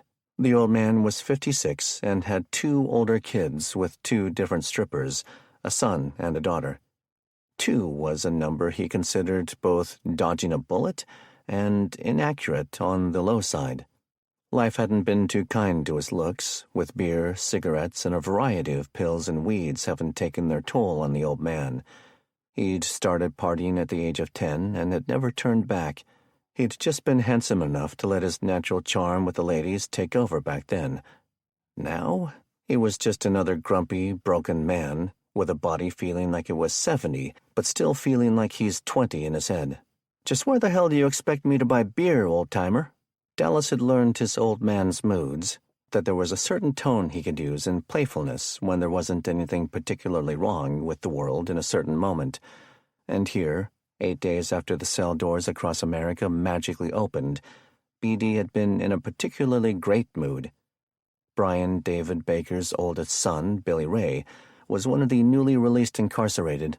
He'd been in a state prison near Walla Walla in the southeast part of Washington, and Big Dog Baker, as he was known locally, had it on good authority that Billy Ray would be getting home soon. In the meantime, the family that had earned most of its money in recent years operating as a stolen car chop shop was in the process of adjusting its business model. Despite his desire to spend life stoned and getting oral services from ladies who could not yet buy alcohol, the old man was always forward-thinking. He knew as soon as the government started commandeering gas stations that stolen cars were no longer going to need to be disassembled and fenced for parts. Which was too bad, in his mind, as the isolated mountain town of just a few thousand people didn't have much in the way of local money. Their isolation was exactly why theft syndicates took high-end cars to him, one enclosed trailer at a time. They'd been in business over 20 years and had never been investigated one time. Big Dog Baker and his brothers and cousins were jacks of all trades and masters of none. They worked road crews, apple orchards, farms, ranches, anything to earn legit money. Their auto body shop really wasn't, but it did pull in enough tune-ups and brake business to pass a legitimate audit. "That's just it, kid," Beatty said. "I don't expect you to buy it." Sometimes that boy has more courage than brains, he thought. He picked up a crumply pack of cigarettes with 2 left in it, pulling one out and letting it dangle from his weathered lips. "And when you go find beer, bring home smokes, too." He looked around for a missing cigarette lighter while waiting for his son's nearly guaranteed wisecrack reply. Not finding it, he grabbed the torch and striker and solved his flame problem to light the cancer stick. "I expect you to be back with party supplies by 6. We want to be ready. Your brother's been locked up for almost 3 years. Maybe he's going to Candy's first," Dallas reasoned, not wanting to be on the hook for finding all the booze for what would assuredly turn into a larger family shindig. His half-brother's mother had had the predictable misfortune of being born with a name perfect for her future calling in life. She lived in the slightly larger city of Kettle Falls to the east. Billy Ray had other half-siblings on her side, and that's where the convicted drug dealer had usually lived. Dallas had always viewed him as a threat, a competitor for their father's attention, and, more importantly, his money. Big Dog took a heavy drag on his cigarette and gave Dallas a look. He wasn't even going to bother answering, knowing his lazy son was just grasping at straws.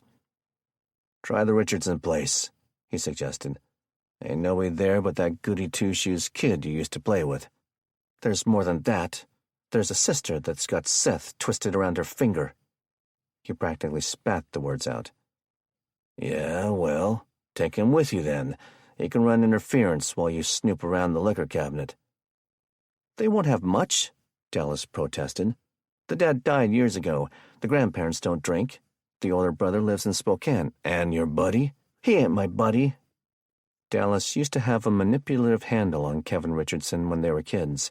Growing up on a farm road, hours from the big cities, a boy played with whoever was around. As younger kids, they used to build forts and start horse chip throwing fights with their siblings. Once Dallas had turned to petty theft and sneaking off with his dad's smokes and beer, Kevin had started to distance himself. They still socialized in high school to a point, but when Kevin took the fall for something Dallas had done, that closed the book on them being buddies. "He's too straight."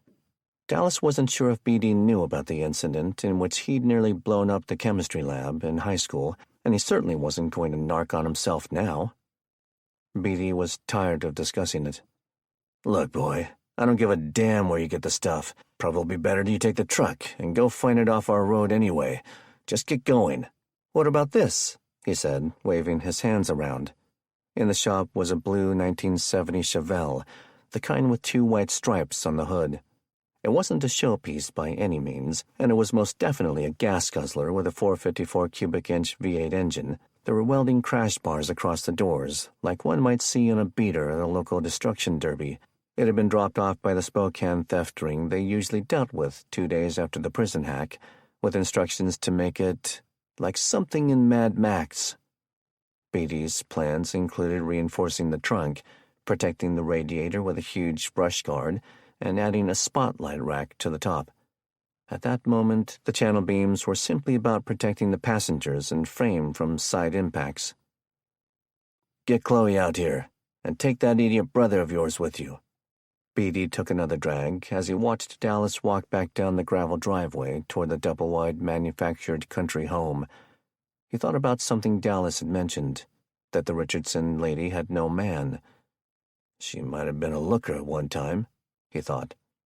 It wasn't her body he was interested in, though.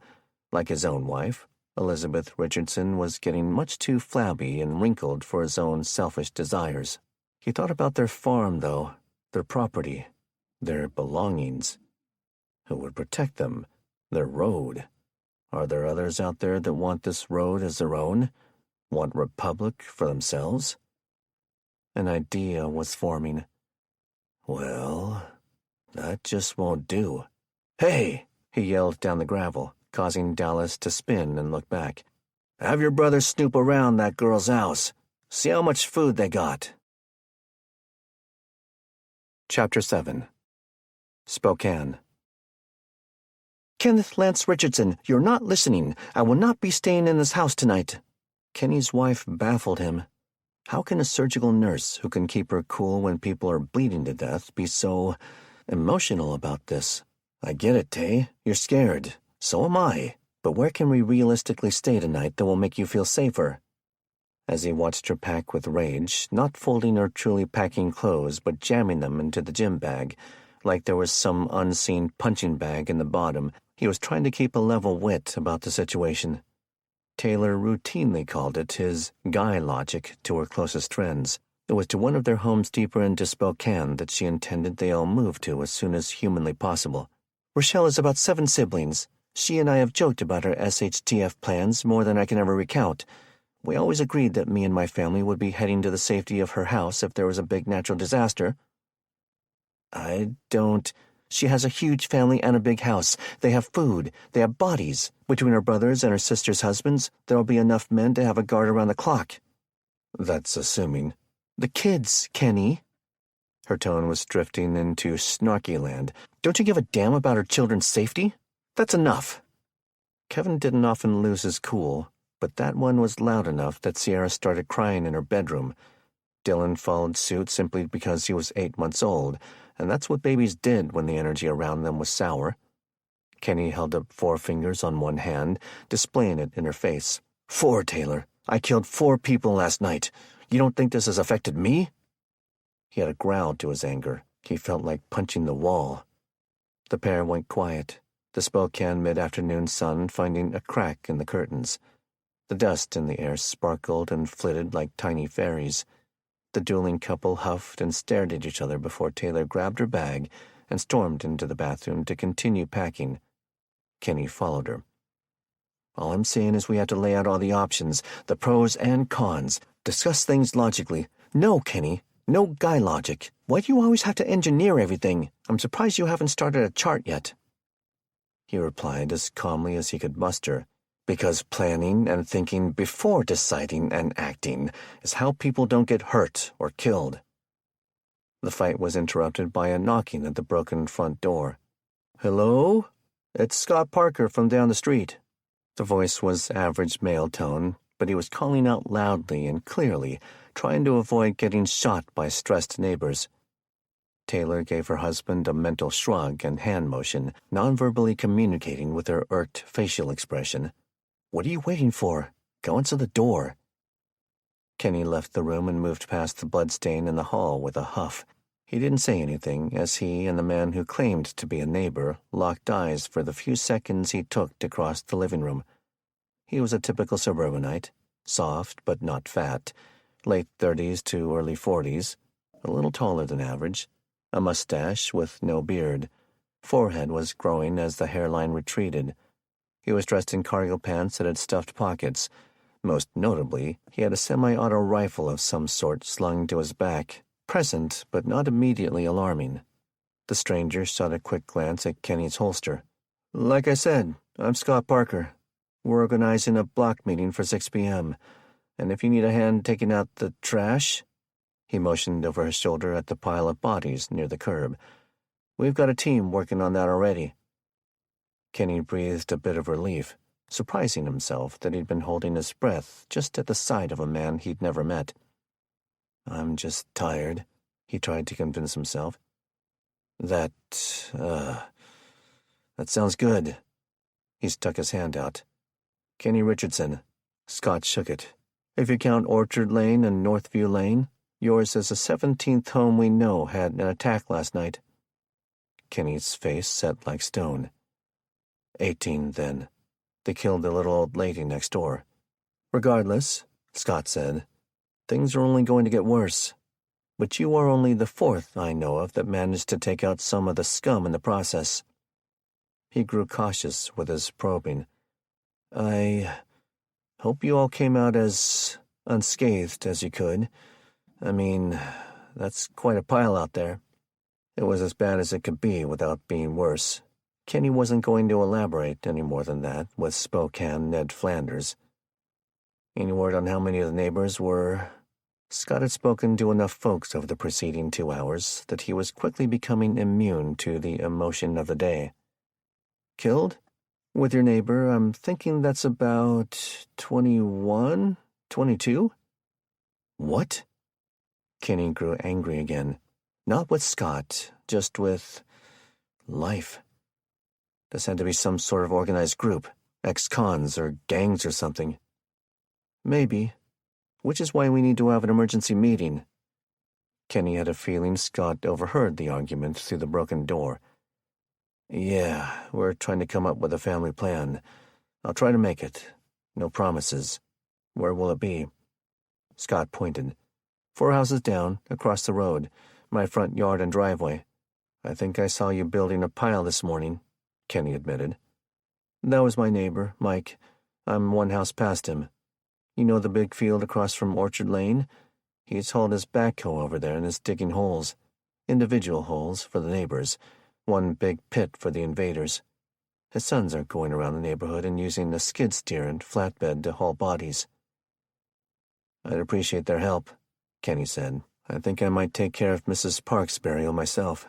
She had a nice backyard.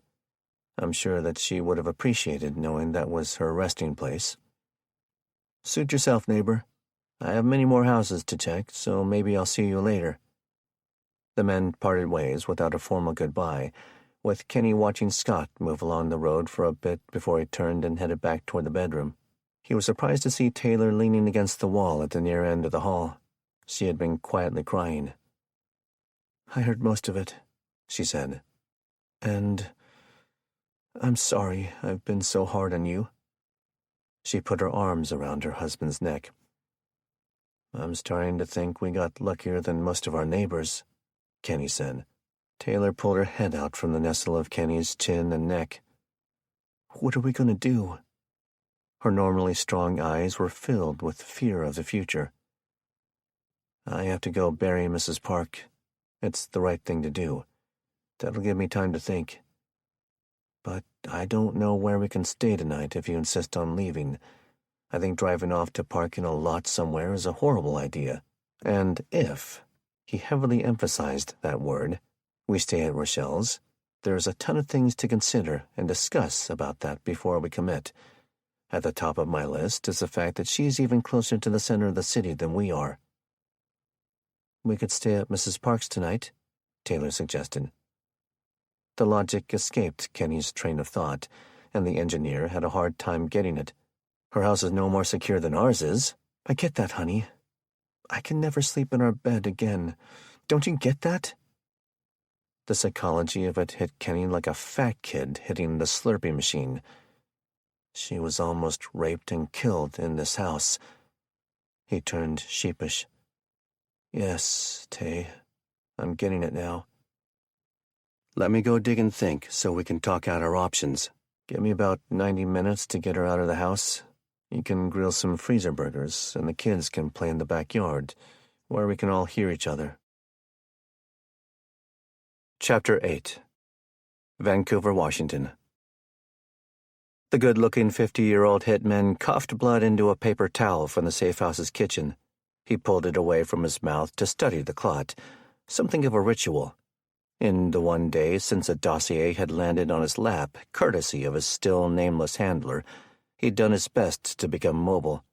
Just a day or two shy of summer's end, the weather in the Portland suburb across the river and state line was lightly overcast and humid. It wasn't rain, per se, just a bunch of humidity that was coating everything. He couldn't decide if it was helping or hurting the lung in its healing process. The handler told him the bullet had miraculously gone through the shoulder meat and upper organ without hitting bone. A follow-up conversation with the cartel's contract surgeon earlier in the day had clarified that wasn't completely true. The trajectory had hit him at an odd angle, perhaps while you were sprinting or turning or diving, the man said. The middle shoulder's main bones, the scapula and clavicle, had been spared. He still had a shattered upper rib just a couple of inches from his spine. He learned it was still intact, that it would just need time, that his lung would too. Try to take it easy. Easy, Wade thought. He tossed the paper towel into the kitchen's plastic waste can and slowly walked back out to the living room, preferring the old-style high-back chair to the couch or recliner. 2 Hispanic cartel men were there, one watching the street from behind the blinds, the other working a Spanish crossword puzzle on the couch. A third was napping in one of the other bedrooms. They were assigned to be his team, his eyes, his ears, his hands, though he suspected that they were just as likely to kill him if he deviated from his assignment. They had grown largely quiet once they figured out he was fluent in Spanish. The dossier had been clear on what order to work. First, the judge. That thought made him smirk. The way the world was falling apart, the American federal judicial system would never operate again. Then again, though, the government had a way of changing the rules when it suited them, under the term temporary emergency powers. Wade laughed, knowing the temporary part rarely was.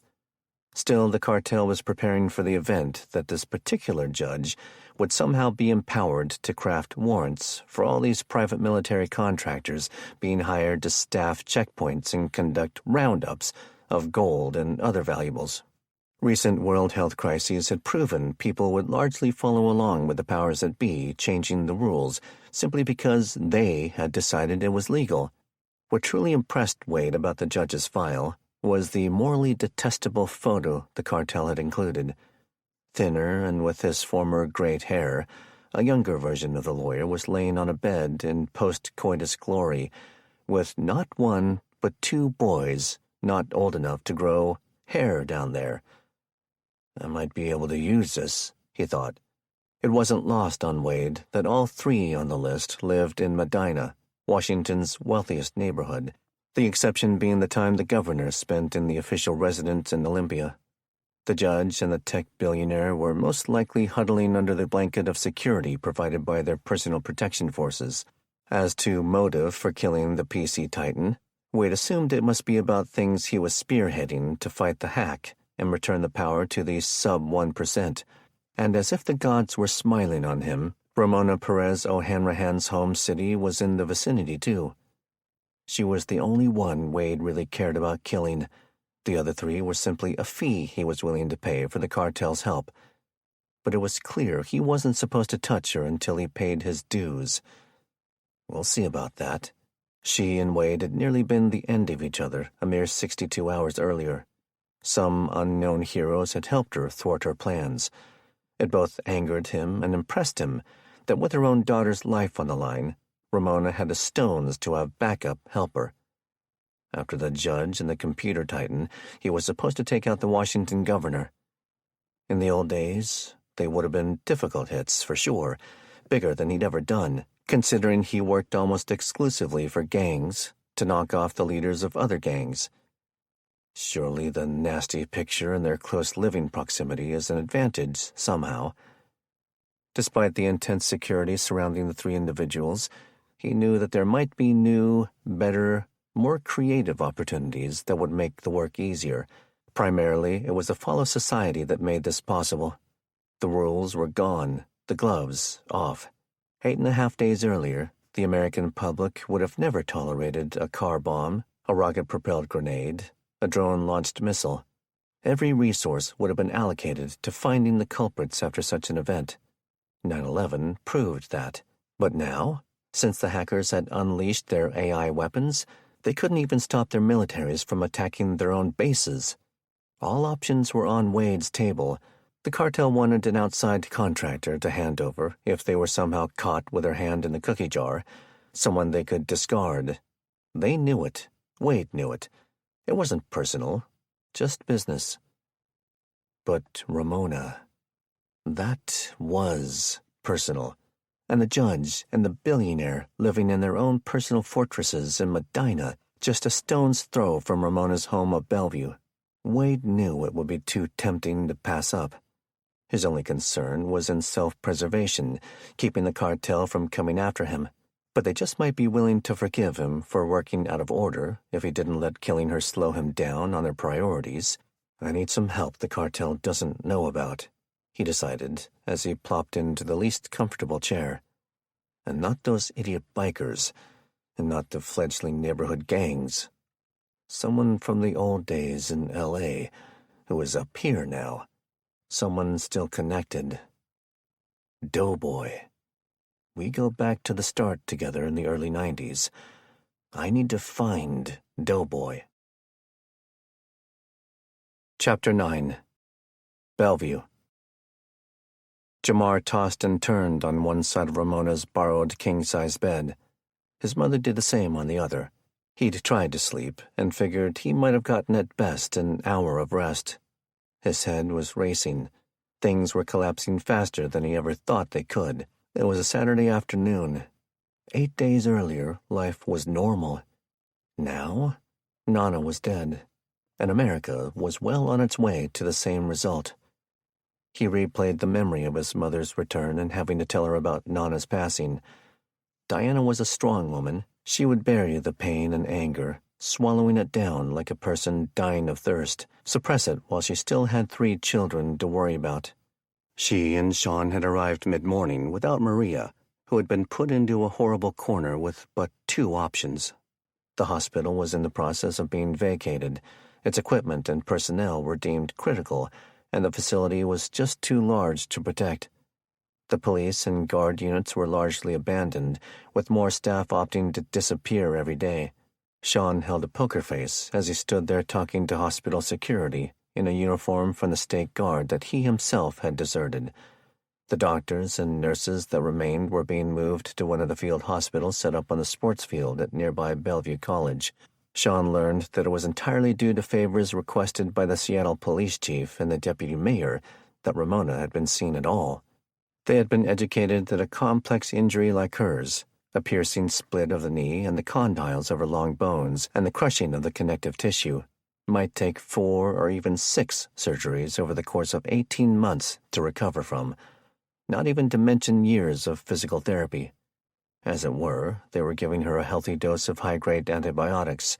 She'd been smashed by a battle club of her own making, which had the blood of several men on it when it was used on her own knee. In addition to bacterial infections, she ran a risk for blood-borne pathogens. The doctor had given her the simple choice of doing nothing or amputation. Without hesitation, Ramona opted for choice 2. Always the pragmatist, her 2 focuses in life were protecting Missy and killing Wade Curry. In her mind, she could heal and find a suitable abandoned prosthetic much faster and more easily than possibly never healing and being able to walk standing straight again. After the operation, Sean and Diana were briefed on its success and told to come back that night. By then, Ramona's clotting measures would be effective enough to accommodate a small bit of travel. Jamar broke the news to his mother. James and Nelson assured them that she would be given a proper burial in the backyard while they went to get some rest. Once Diana said her goodbyes to Nana, Jamar took his mother for some rest and laid down beside her, dog-tired and wide awake. Felicity and Jalen were grieving in their own way, which entailed no conversation and video games. During his uneasy attempt at getting shut-eye, Jamar thought about the last conversation he had with Nana. It was in the middle of the night. Of the entire family, Jamar was the one she knew had the greatest potential to become a spiritual person. "Don't fret, boy. I'm gonna go see the Lord soon." She patted his hand. "I'll be much better off than you all." Jamar smiled but said nothing. "I can see them wheels turning," she lectured. "Jesus is real, Jamar, and he loves you." "How can you be so sure, Nana? I need something more than blind faith." "It's in the good book, Jay." Her voice was weak but resolute. "But you have to read it with an open mind and a yearning heart." She smiled warmly. "You'll know true faith when you find it." Jamar was trying not to be too skeptical with a dying woman, but he really wanted to know how she could have faith after everything that had transpired. "But how can God allow all this to happen?" "People being evil to each other ain't nothing new, child. It's as old as sin and dirt. His power lies in still giving us good lives despite the evil of mankind." Jamar fell silent. "There's something else, dear." She winced hard for a moment, clutching her chest until the wave of pain passed. Jamar had seen enough of those that he'd learned asking what he could do to help only earned him a look and a lecture. He knew that sometime in the coming day she would just never recover from one of those. But on that one she did. After a few moments of rest, she continued her thought, urgent to tell him something before she passed. "You're a fine young man, Jamar, but you can't save the world." He laughed the tiniest chuckle. "I know, Nana. I'm a serious boy.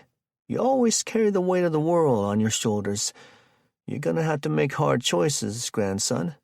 Choices that'll eat your conscience if you don't make peace with them now." That made Jamar think. "Jamar, you're a smart lad, always been giving, standing up for justice, but you may need to do things you don't like to save your brother and sister and mama. You just need to know that's okay. The Lord knows your soul." Nana turned her head away from him. "Now you quit jabbering so much. Let an old lady rest already." Hours later, Jamar once more caught himself smiling at Nana's closing quip. He looked over at his mother and decided she might get some decent sleep if he quit shaking the bed with his own restlessness. He softly slipped out, grabbed his boots, and moved downstairs to the living room. Charcoal the mutt left his place curled up on the floor and moved to Jamar, tail wagging. The dog's depression disappeared for the moments Jamar petted him and scratched his ears. "Go lie down," he pointed a minute later. He came across Nelson and Kevin in the kitchen. "What's up?" "Just getting ready to go back out into the garage so Nelson can catch a nap," Kevin said. "And looking through the cupboards. The instant food like chips and microwavable stuff is going fast." Jamar saw the evidence to back that statement up in the form of trash and paper plates building up on the counter. He had a sneaking suspicion who was causing most of the damage. "I'll get my siblings squared away on eating more than their share. I think they forgot we lost most of our supplies in the house fire." "It's way beyond that," Nelson said. "We procured a bunch of MREs from the guard when you scooped us up at that gas station. But things are digressing rapidly, and the government is trying to force everyone to these checkpoints their private contractors are setting up. We won't be able to get food without their BS identity card." "I've been eyeballing the pantry," Kevin said, "and I'm going to preface what I'm about to say by admitting I don't know squat about cooking or baking. But Ramona's got flour, sugar, noodles, sauce packets, stuff like that. We need to use up as much of that as possible while the electricity is still on." Jamar moved over to the range and oven. "It looks like she's got gas appliances." "That won't matter," Nelson said. "The utility still needs electricity for their equipment to move the gas down the line. Same thing with public water. Gas and propane may last a while after the hackers kill the power, but it won't be that long. We need to start thinking about the long-term plan."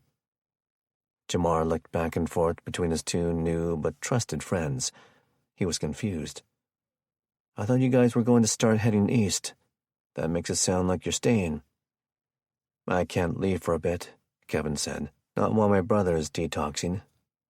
"And us and Sean all agreed we need to travel together," Nelson said. "And something you and Ramona need to think about is getting out of town, where you want to go, who you're traveling with." Jamar guffawed. "You sound like the doomsday preppers, like we need to bug out." "What do you call fleeing to your church?" Nelson countered. "Or from there to here. Those were bug-outs, right?" Jamar hadn't thought of it in those terms. His brow wrinkled as he pondered what they were saying. "Ramona won't be in any position to travel for a while." "Like I said," Kevin said, "I need time to get Keith functional, but I think you all should think about coming with me to Republic." Chapter 10. Bellevue. Kevin was in Ramona's backyard, staring at a plastic playset he'd just hung a tarp on, but keeping an eye on the weather shifting overhead. The gray was a darker shade than earlier in the day. He could smell heavy rain on the way. The garage had become the ideal and preferred station for most folks in the house, who staffed the overnight watch shifts. It was, therefore, not ideal for a puking, crapping, and sometimes belligerent drug addict. Neither was a plastic playset outside, but in truth, where was the ideal spot for such a creature? Kevin was going to use the small tarp from his gear bag until he made a pass through a stuffed 8-foot by 12-foot plywood shed in the yard's back corner that housed many of the same items that a million other similar sheds held across America. He focused on a decent plastic tarp and a coil of nylon twine. He needed the small playhouse to be somewhat weather-resistant. Cleaning Keith's puke was one thing. Hosing his diarrhea out of the garage while exhausted and hungry had been a stomach-turning event on a different level. His brother had to stay in the playhouse until the crap-your-pants phase had passed. Period. "Yo." Kevin turned to see Jamar closing the sliding glass door. He crossed the patio and stepped out from under the cover into the medium-gray daylight. Kevin was reminded once more that his new friend had suffered a few minor injuries on their rescue mission of Ramona's daughter. A few pockmark-sized scabs from bullets splattering off concrete lined his right cheek and temple area. "How's the shoulder?" Kevin asked, referring to the flesh-sized graze Jamar had taken from a bullet. It had not stopped Jamar from handling the stick-shift Mustang like a NASCAR pro in their escape from the bikers. "Not much more than a raspberry," Jamar said. "You getting ready to move Keith out here?" He was a bit skeptical of the plan, though he understood why it would make everyone else more comfortable. Kevin planned on being right there, sleeping in his hiking hammock under his own rainfly. Kevin nodded without a word. He let out a deep breath. "Something on your mind, Kev?" The youngster from Republic looked at his battle buddy. Though they'd only known each other a few days, they'd bonded strongly over the several brushes with danger. "I need to get something off my chest." Jamar's eyebrows shifted a hair. He had no idea where this would go. "Go ahead." Kevin looked at him with concern. It's nothing you can do. I just need to say this out loud, because it's weighing me down." Jamar waited, hands in his pockets, eyes locked on his friend's. "I guess I'm just feeling sorry for myself." "About?" "Keith," Kevin said, turning his gaze back to the little plastic house. "I'm just trying not to get pissed, but I can't help but think about where I'd be already if I wasn't stuck here babysitting him." Jamar resisted the urge to lecture. There were only so many things one could say to something like that, so he waited in silence to force Kevin to say more. Finally, he started to choke on his vomit last night. Kevin paused for a second before turning his attention to Jamar's stare once more. "And for a moment, I thought I would let him." "Whoa." Jamar stopped himself of saying the next thing that crossed his mind. Kevin already knew that was a dark thought. He didn't need to be told. "I'm a selfish and horrible brother," Kevin said. He was trying his best not to cry about it, to lose his man card with his friend. "No, you're not," Jamar said. He is, he said with a shoulder and head nudge toward the garage. You and him? You ain't the same, Kev. I worked at Monroe. I seen the worst in people. Your brother would have wound up there if this hack hadn't hit. Kevin took that in, his eyes shifting in thought. He turned back toward the playhouse, quiet in thought. Jamar continued. What you need to do to quit moping about this is work the problem. Work the what? The problem, man. Figure it out. Find a quad and a bunch of gas, and drive him home on those back trails you printed up. Something like that. They heard the sliding glass door behind them. It was Sean, accompanied by Charcoal, the Johnson family dog. You about ready? Sean FuLL asked Jamar. The pair were getting ready to take James's truck to the hospital to bring Ramona home. Charcoal ran up and demanded the mandatory pets from Jamar first, then Kevin. When the distracted men didn't comply, he moved off toward the trees to start sniffing for a business spot. Yeah, Jamar said. We just brainstorming ideas for Kevin to get Keith on the road, not to mention all of us. What you need is a way to tow a Furno, Sean said, almost absent-mindedly. The thought the men didn't know what he was talking about went over his head until he saw Kevin turn around with a quizzical look. What? It's a brand of litter. Hell, Kevin, we got 'em back at Spokane. You mean the orange plastic ones? Kevin asked. He was suddenly energized. Sean had a tone to his answer. Yep, those. When I was a volunteer firefighter and EMT back in Cheney, we had this wheel kit that clamped onto the foot end for injured hiker rescues. Then one guy could tow it with the head elevated, or hook it up to a dirt bike or something. He was just shy of incredulous that neither man had ever seen one. Dirt bikes make too much noise and need gas, Jamar said with a headshake.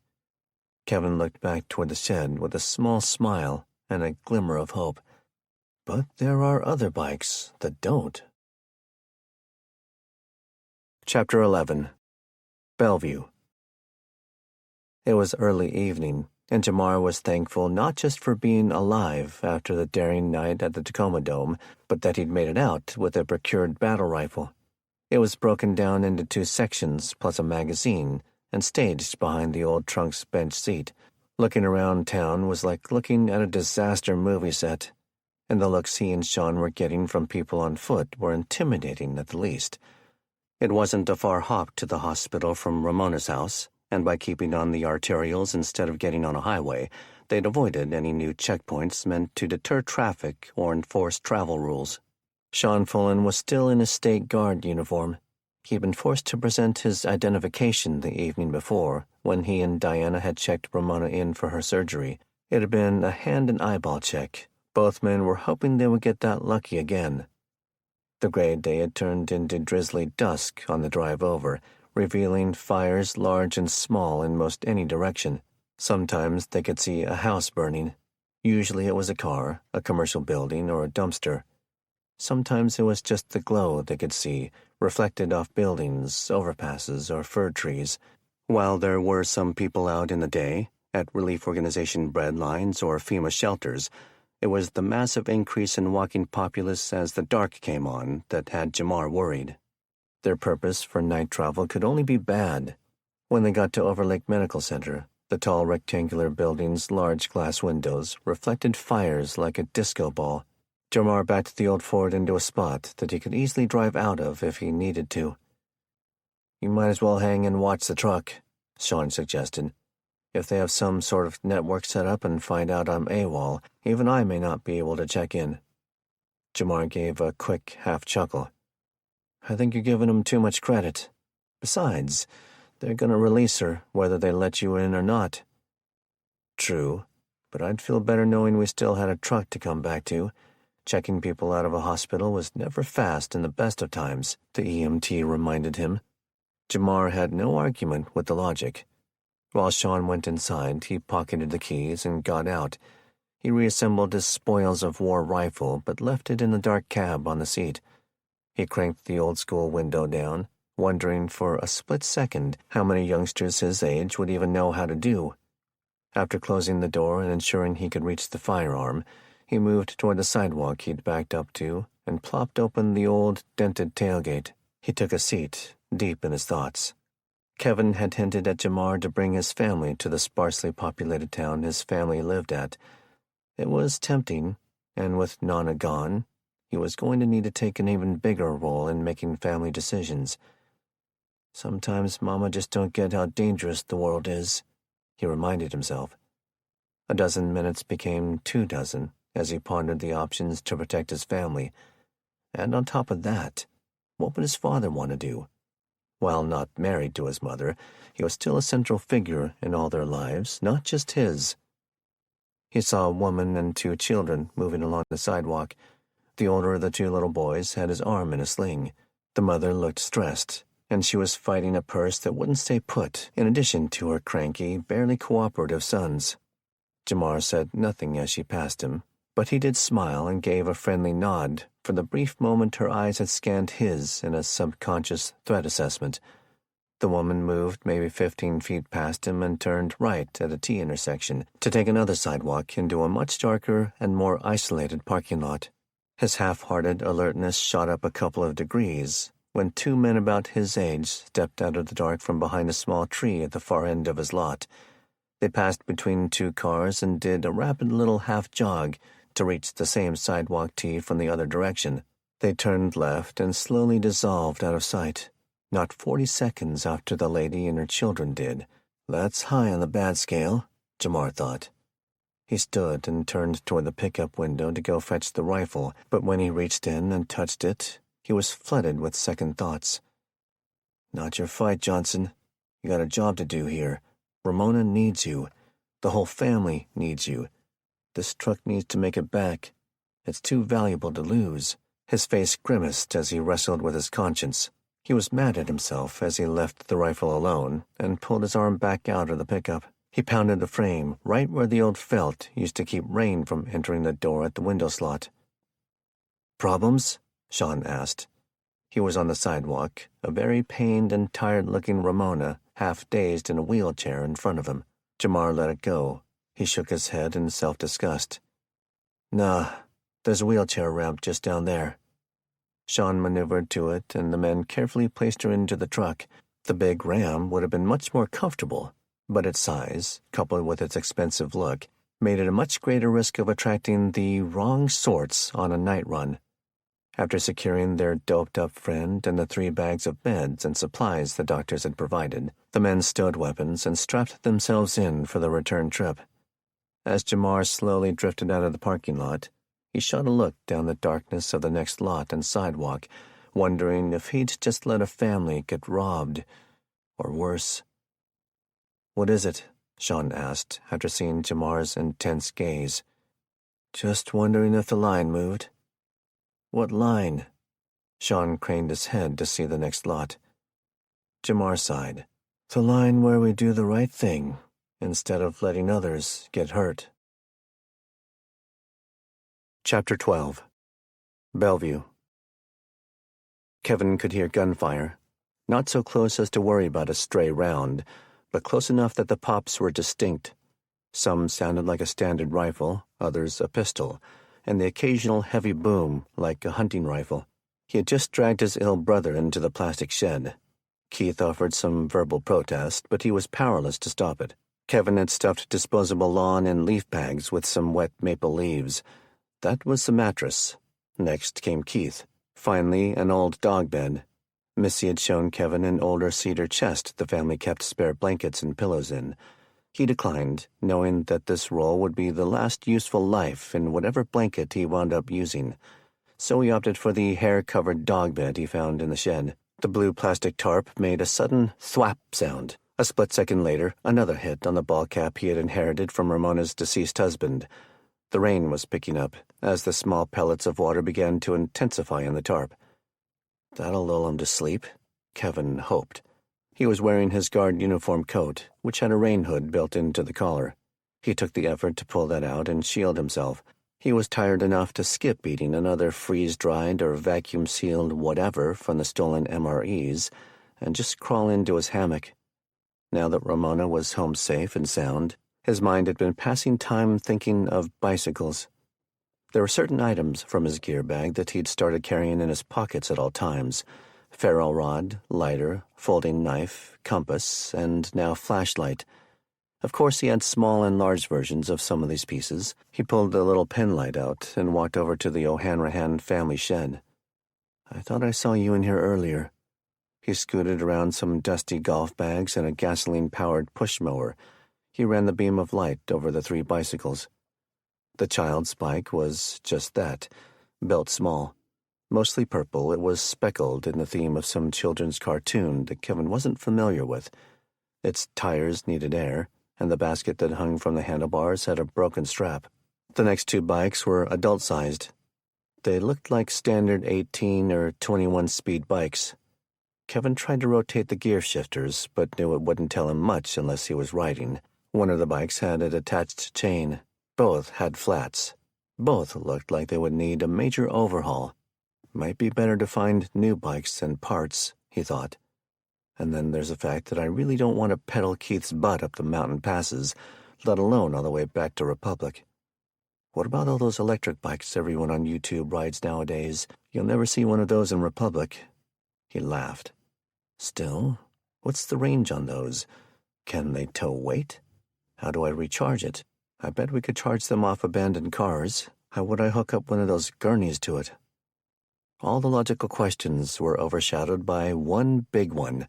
How would I pay for these? Kevin wasn't beyond taking things from the state guard. He had already thought much about the scruples of stealing to get home. If he came across a home and the folks were dead or there were signs of abandonment, whatever was left that he needed, he would take. But outright theft? Could he go to a bike shop, assuming it hadn't already been stripped clean, and outright steal what he needed? Maybe I could trade or barter. But with what? "We having a group meeting or something?" James asked. It was a couple of hours past dawn, and most of the house was up and scrambling for water and anything to eat. Diana was stirring up a large can of SpaghettiOs in the kitchen. It wasn't great or wholesome, but after days of getting used to eating much less, everyone was okay with warm and filling, even the kids. It was the last of a few cans donated by Nana's church when they left. Jamar had called his pop in from the garage, where he'd been up all night, sitting in the dark and watching for trouble. "I think so," Nelson Butterton mumbled. None of the group had been getting regular sleep. Much like the grass in the lawn with new rain, moods were becoming dampened with each passing day. He had an older model earbud hanging in one ear, plugged into a small emergency radio from his personal gear. He was using one finger to roll the small tuner dial back and forth. "I think I'll probably go hit the sack then," James said. "Hear anything good?" "I gave up on AM," Nelson said. "Trying the shortwave bands. At this time of morning, we might get some late morning news from the East Coast. Nothing good so far, though." James nodded and moved toward the den, which he'd been using to take naps in. On the couch, Missy had her arms wrapped around her mother. Before moving to the kitchen to whip up a scrumptious pot of sodium-laden kids' noodles for a meal, Diana had helped Sean change Ramona's dressings out with some of the hospital-provided supplies. Now, Jalen and Felicity were using pillows and blankets to try to make her more comfortable and keep the left thigh stump elevated as much as possible.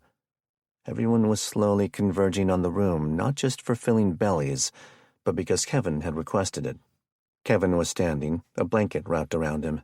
He had come inside colder than he expected, realizing that his failure to get an underquilt for his camping hammock had been a huge oversight.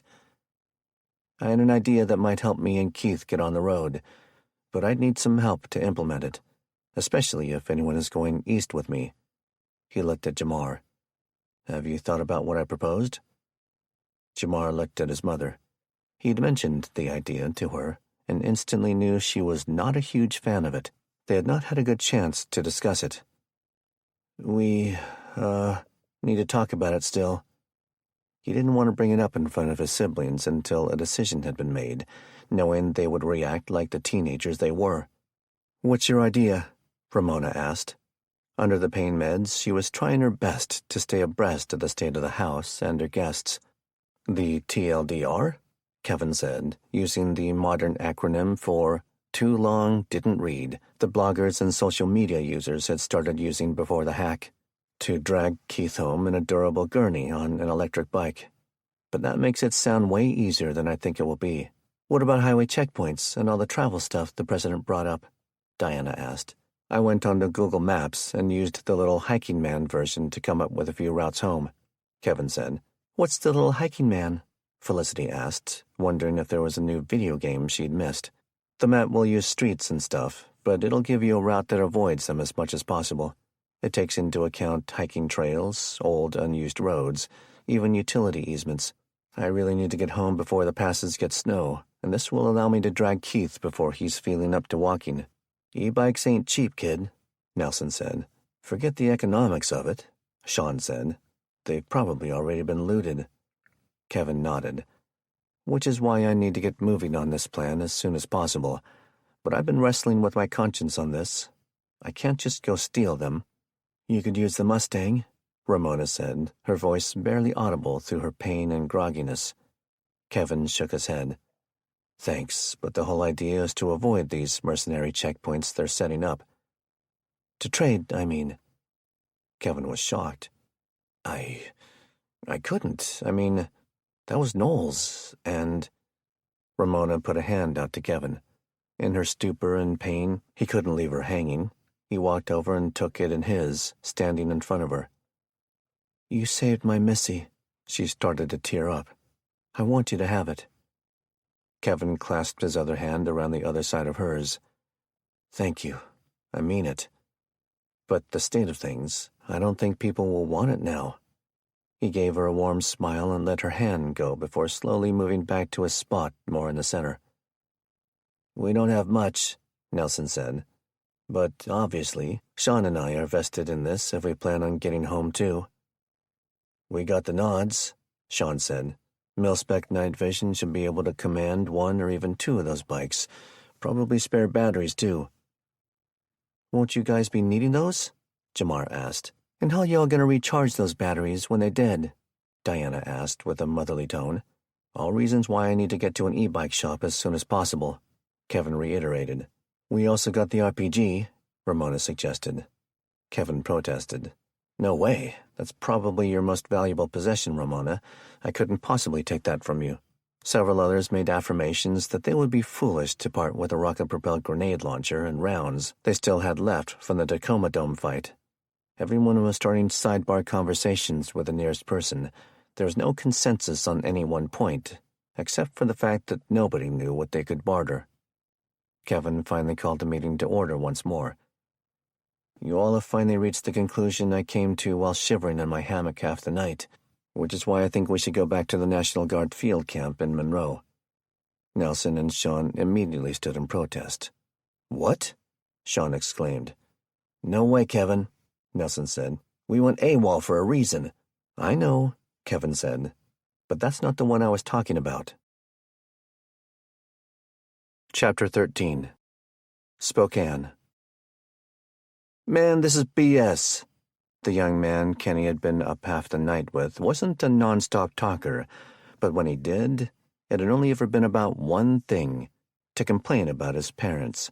Kenny figured new acquaintance Danny to be about 2 to 3 years out of high school, which made him old enough to resent still living with his parents and too young to have any money or plans to move. He couldn't relate to people like that. He grew up working on a farm, saved every penny, went to college on loans he was paying back, and got an engineering degree. It was well past dawn, and though neither had a watch, Kenny knew it was somewhere late in the 6 a.m. hour. My dad swore someone will be out to take over by 6. The pair had been guarding only one of 2 entrances into the neighborhood of nearly 80 homes since midnight. After the well-attended meeting in a front yard the evening before, one man who proclaimed to be a Navy veteran had taken on the responsibility of establishing a watch bill. Kenny was dead tired enough to plop over. He put himself on the midnight watch right away and went back to Mrs. Park's house to take a long nap. I'll just be at the end of Northview Lane, he had reassured Taylor. The entire family had settled into the nice old lady's home and fallen into consuming sleep, the side effect of being stressed for nearly a full day. He could sprint and be back to the house in just under 90 seconds. The men were simply sitting on a concrete sidewalk in lawn chairs, the smaller of 2 lanes into the community, It passed 3 larger plots and homes before getting into the main subdivision. There had been no cars in or out the entire shift, though an occasional vehicle had driven east or west on the intersecting Johansson Road, which led to other suburbs and the closest school. The few times Kenny had talked with the younger adult, he'd always tried to present the counterpoint in a reasonable way. "I'm sure it's just first-day bugs they need to work out. It was either be reasonable to Danny or throttle him." Danny huffed. "I'll bet my old man never even goes out on one of these shifts. He's the one who made me volunteer. What's there, 300 people in this neighborhood?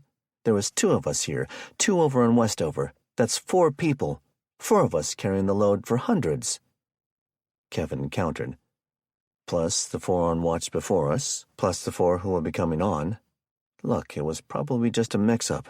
Somebody told the next guys 7 or 8. "Speak of the devil," Danny said, looking up the street to see a man and woman heading toward them. The man had a plastic rifle case in one hand, and they were engaged in morning chit-chat. The woman was carrying a folding chair. Danny sprang up and started putting the rifle he'd borrowed from his father back into a case that was sitting in the grass behind their chairs. Most of a minute later, the approaching people were nearly there. They seemed to be a bit older than his own mother, Kenny decided. "Nothing to report." "Mornin'," the tall gentleman said. His spirits were almost naively chipper, like this was just some small flu bug that would pass. "My fault we're late." Kenny shot a glance at the lad squatting behind him to see if he was going to back up his complaints with rude comments.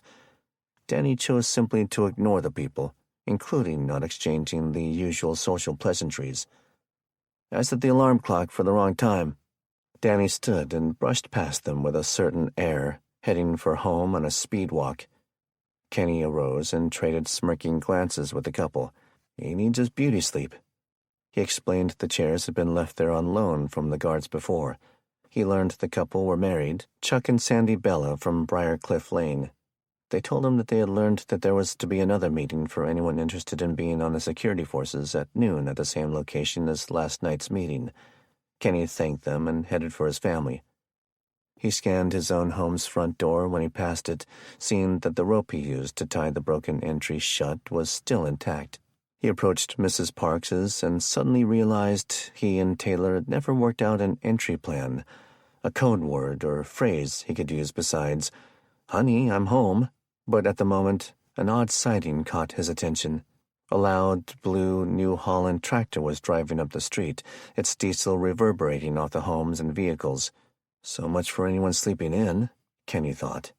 The rig stopped at the end of Mrs. Park's driveway, the operator obviously wanting to talk to him. He looks pissed. The throttle reduced from a loud whine to a low rumble as Kenny approached. The glass door opened to reveal a younger man, probably just a bit older than himself. "You the guy that just got off watch?" He spoke with a cold vibe, brows furrowed. "Yeah?" Kenny was sure his perplexed look spoke for itself. "There's a meet-up at my old man's house at noon. They'll have food." Kenny nodded. He ran his eyes up and down the tractor. "You got more bodies to bury?" he joked. Jim raised an old soda bottle to his lips and released a pile of chew spit into it. He looked at Kenny with a hard stare. "Why, you go on a murder spree or something?" "What's your beef, pal?" "I say something wrong?" "I'm installing berms at both entrances, since you think you gotta know everything." The throttle kicked back up, and he closed the cab door, uninterested in small talk or wasting fuel. Kenny watched the tractor lurch forward and then shift through the low-range gears to the medium to get up to speed again. There was something odd-looking about the fellow. Not ugly, and nothing he could put his finger on. Just unique. Something familiar. Berms are not a bad idea, but did they get permission from the people on the corner houses first, or are they just doing what they want? Taylor was not thrilled about another meeting, especially right around when Sierra and Dylan would both be getting hungry and cranky for naps. But Kenny knew he and his wife were having a difficult time finding consensus on what to do. The best way to get to trust them is to talk to them. He mansplained. After a very definitive correction from his wife on the super-obviousness of his last statement, He won her over by explaining he'd met a nicer older couple that morning. You might be able to help people like them. Appealing to her charitable side was the much smarter husbandly play, and mentioning free hot dogs had won his toddler over. The collection of chairs, stools, blankets, and any other sort of thing for people to sit on had spilled to the street. Though not as well attended as the meeting the evening before, there were better than 40 folks in attendance. There were 3 middle-aged men in a position near the home's front porch, standing and generally answering questions. One had a clipboard. Another was the man that had come to their home the morning before. He called the informal gathering to order. "For anyone I didn't meet yesterday, I'm Scott Parker. I live next door," he said, pointing. "This is Dean Severinson's place." He motioned quickly toward each of the men next to him. "And Tom Witt here has built the volunteer guard watch rotation. We have a few things to discuss when it comes to protocols, what to do if we have another attack by organized criminals, stuff like that." Kenny and family were all sitting on a picnic blanket. With the children in tow, they'd managed to get a spot in the lawn. Taylor leaned over to whisper in Kenny's ear. "Is that tan, rough-looking guy the one that owns this place?" "I think so. See?" He pointed to a huge, dirty pickup truck with an in-bed toolbox and a beefy tow hitch. The decal on the door said Severinson and Sons Construction, LLC. "He's the guy that owns the tractor. I think I met one of his and Sons this morning." Taylor nodded. "Remember when I told you I had a super aggro driver riding my butt to work every morning a few months back? Guy yelled at me at the stoplight once." "Yeah, that was the truck."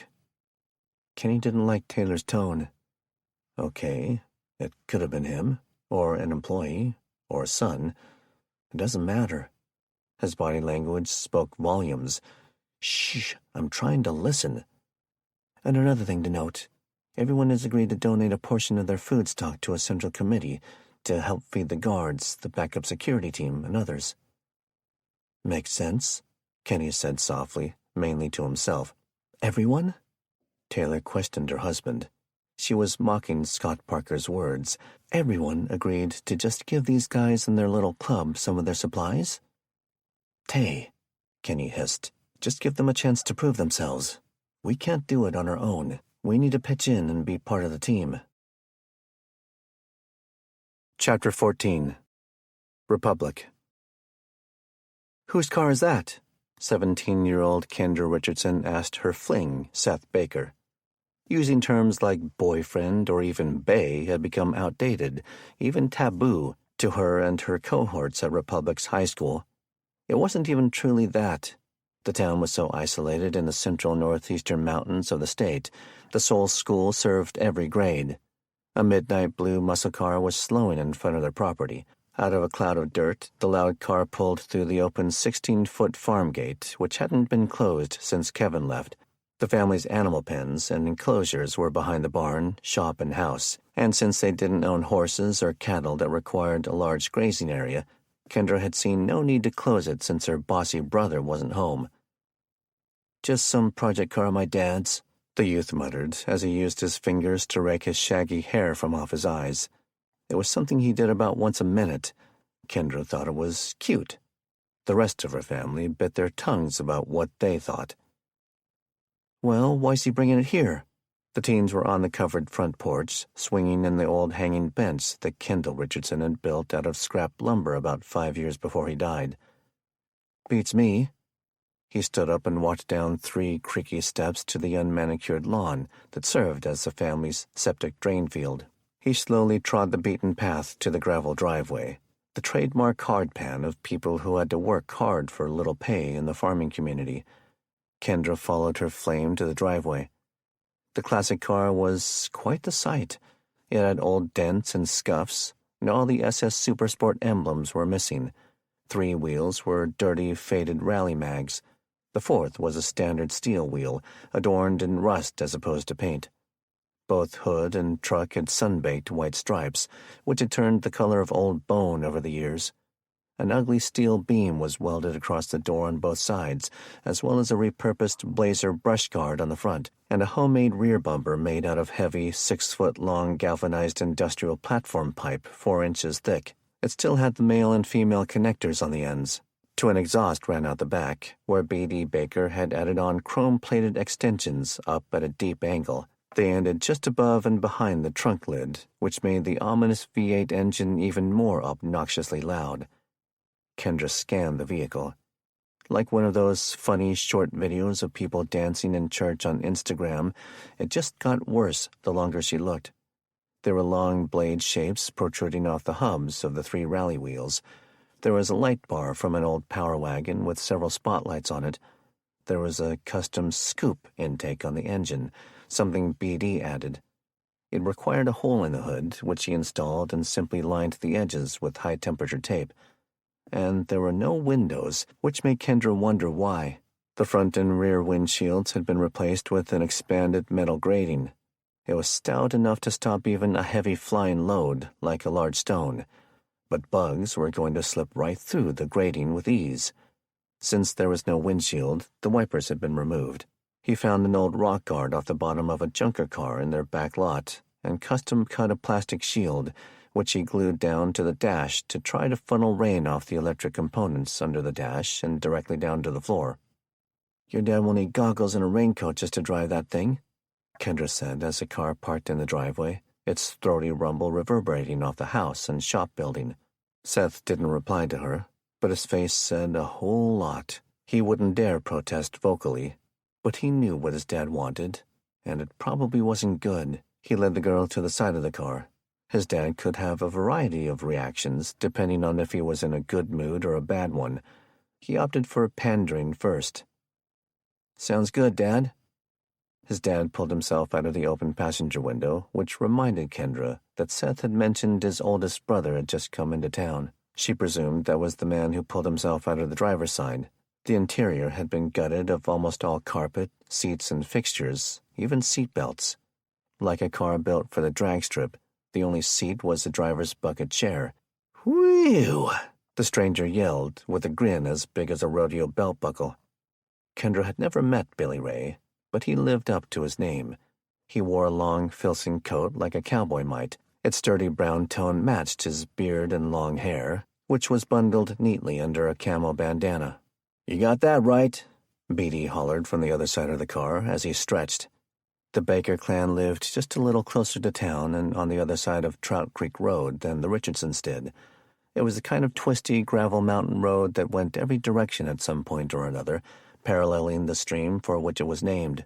Culverts allowed that stream to change sides several times along the 8-mile road. In all, there were less than 15 small homesteads before the road dead-ended at state-owned land. At the head of the road to their east was the western bank of the long, slender Curlew Lake, which ran north toward the Canadian border.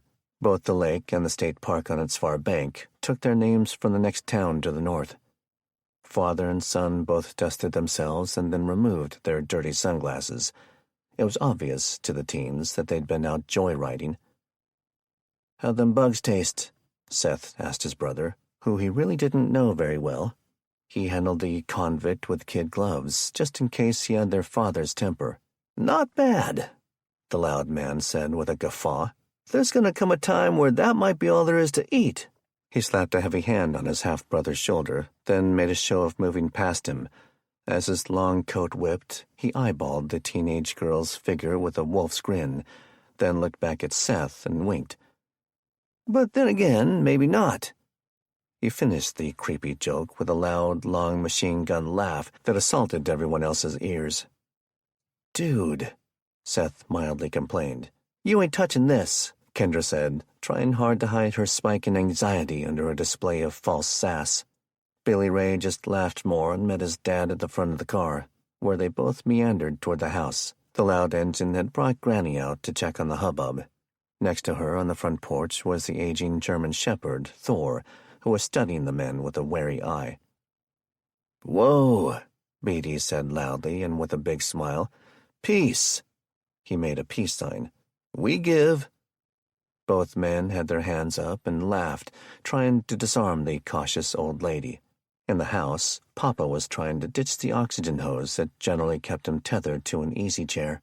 He always made a clumsy mess out of tripping on it, and had the art of being ineffective in an emergency, locked in solidly.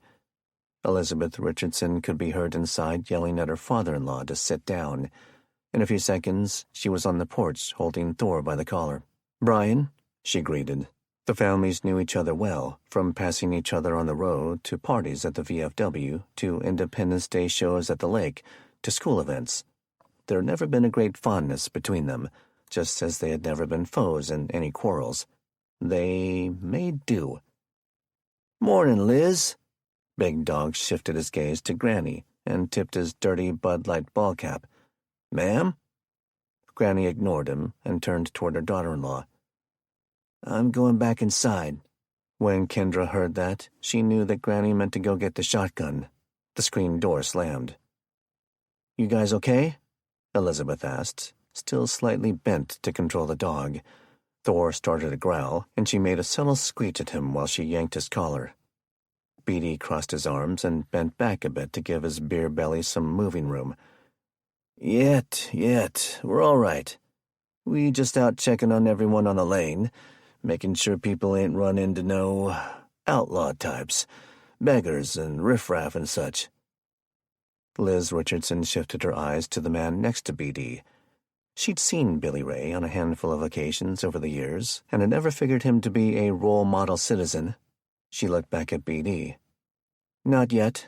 She knew that Seth, the little pipsqueak who kept feeling up her daughter while they made out in the barn, had probably told his dad neither of her sons were home. She didn't need to agitate the known bully, but the temptation to be her natural judgy self was too great. "Why? You guys having a family reunion or something?" "Mom!" Kendra screamed, aghast. Billy Ray started laughing heavily. "I like her, Pop. She's a good un." Beatty had known the woman for decades. "Come on, Liz. Ain't no call to be like that." "We don't got nothing that nobody would want," Elizabeth said. She was trying to de-escalate after her last snide comment, and she was far from stupid, knowing their animals and garden were more than many folks had as times became hard. "But I'll keep a lookout and let you know." Beatty raised his hands to his sides. "That's all I ask, darling." With another big smile, he nodded to Billy Ray. They headed to the car, but he stopped and turned around suddenly. "I sure was sorry to hear about Kendall, Liz." "Thank you, Brian." She refused to call him by his stupid nicknames, especially when she knew his compliments were always backhanded. He looked around at the barn, the shop, the house. "Place sure looks like it could use a man's touch." With that last dash of salt in the Richardson family wound, Big Dog Baker and his oldest known offspring returned to their custom cruiser. A minute later, the loud beast moved up the road under a cloud of fall dust. Chapter 15. Monroe. "Still looks like they're running the shuttle to the field hospital," Kevin said. "You guys ready?" Jamar was in the driver's seat of the big Ram truck. Nelson, Sean, and Kevin, all in their State Guard uniforms, had a plan. The very first step was to sneak onto one of the running shuttle buses at the Guards unit's encampment at the high school near the Monroe Correctional Complex. Whereas the 3 AWOL State Guard members were on pins and needles, just being in a truck in the parking lot, Jamar was nearly as nervous. He'd been forced to kill 2 corrupt correction officers to save his own life just 4 days earlier. This was the last place he wanted to be. But they couldn't take the vehicle into the parking area at the nearby fairgrounds due to a guarded control point. As it were, they'd relied on uniforms and identifications to get them through a new travel checkpoint when they left the Highway 405 thoroughfare for the local state highway that took them to Monroe. Assuming the private contractors were provided sophisticated communications by the military, it was a matter of days, if not hours, before their names and IDs had the opposite effect and got them arrested. "Ready as we're gonna be," Nelson said. "What's a rally time and location if things go south?" Kevin mulled that for about 3 seconds. He looked at Jamar. "You know where the Safeway is on the north side of town?" "Sure." Kevin knew the others remembered because they'd just been in a mob riot there a few days earlier, 1,900 hours at Safeway. "Anyone who can't make it back to the shuttle bus and get back here, meet us there at 19. The 3 men parted with Jamar and left the Ram and casually boarded the short shuttle bus. Several minutes later, the plan moved to the next phase without incident. Having arrived at the fairgrounds, signs indicated all people arriving for hospital business needed to check in. The sign pointed to one of the local permanent structures, as opposed to one of the many tents and inflatable buildings the Naval Field Hospital had set up. Kevin passed a smoking area near the entrance and went in, finding a few administrative sailors and soldiers behind a standing check-in desk. Nervous, he watched the 2 National Guard members ahead of him in line. It appeared to be a clipboard-only procedure, no computer check-in required. For this step of the plan, he needed to get back into the clinic under the excuse of being cleared for duty. At the riot several nights earlier, he had been knocked out. It was at this very hospital that he and Jamar had first met. Nelson and Sean had no legitimate role except to act as if they were waiting for Kevin's clearance before going on an assignment. As to their plan, the 2 had a more important, illegitimate reason for tagging along. After explaining his purpose at the counter, Kevin was directed to one of the portable shelters like the one he'd found himself in after being injured. The 3 men located the correct inflatable building and entered, finding a desk with a Navy corpsman sitting at it. Not one person so far, at the check-in desk or here at the minor injury triage tent, questioned why Kevin was carrying a full rucksack. "Yes?" the clerk asked. "I need to get cleared for full duty," Kevin said. Behind the desk and clerk were a series of 8 examination tables and rolling carts of medical equipment. At the far end of the facility were an exit, largest supply and gear cabinets, and a second desk with someone sitting at it. Hanging from bearing points in the air cell tent's roof was a track system.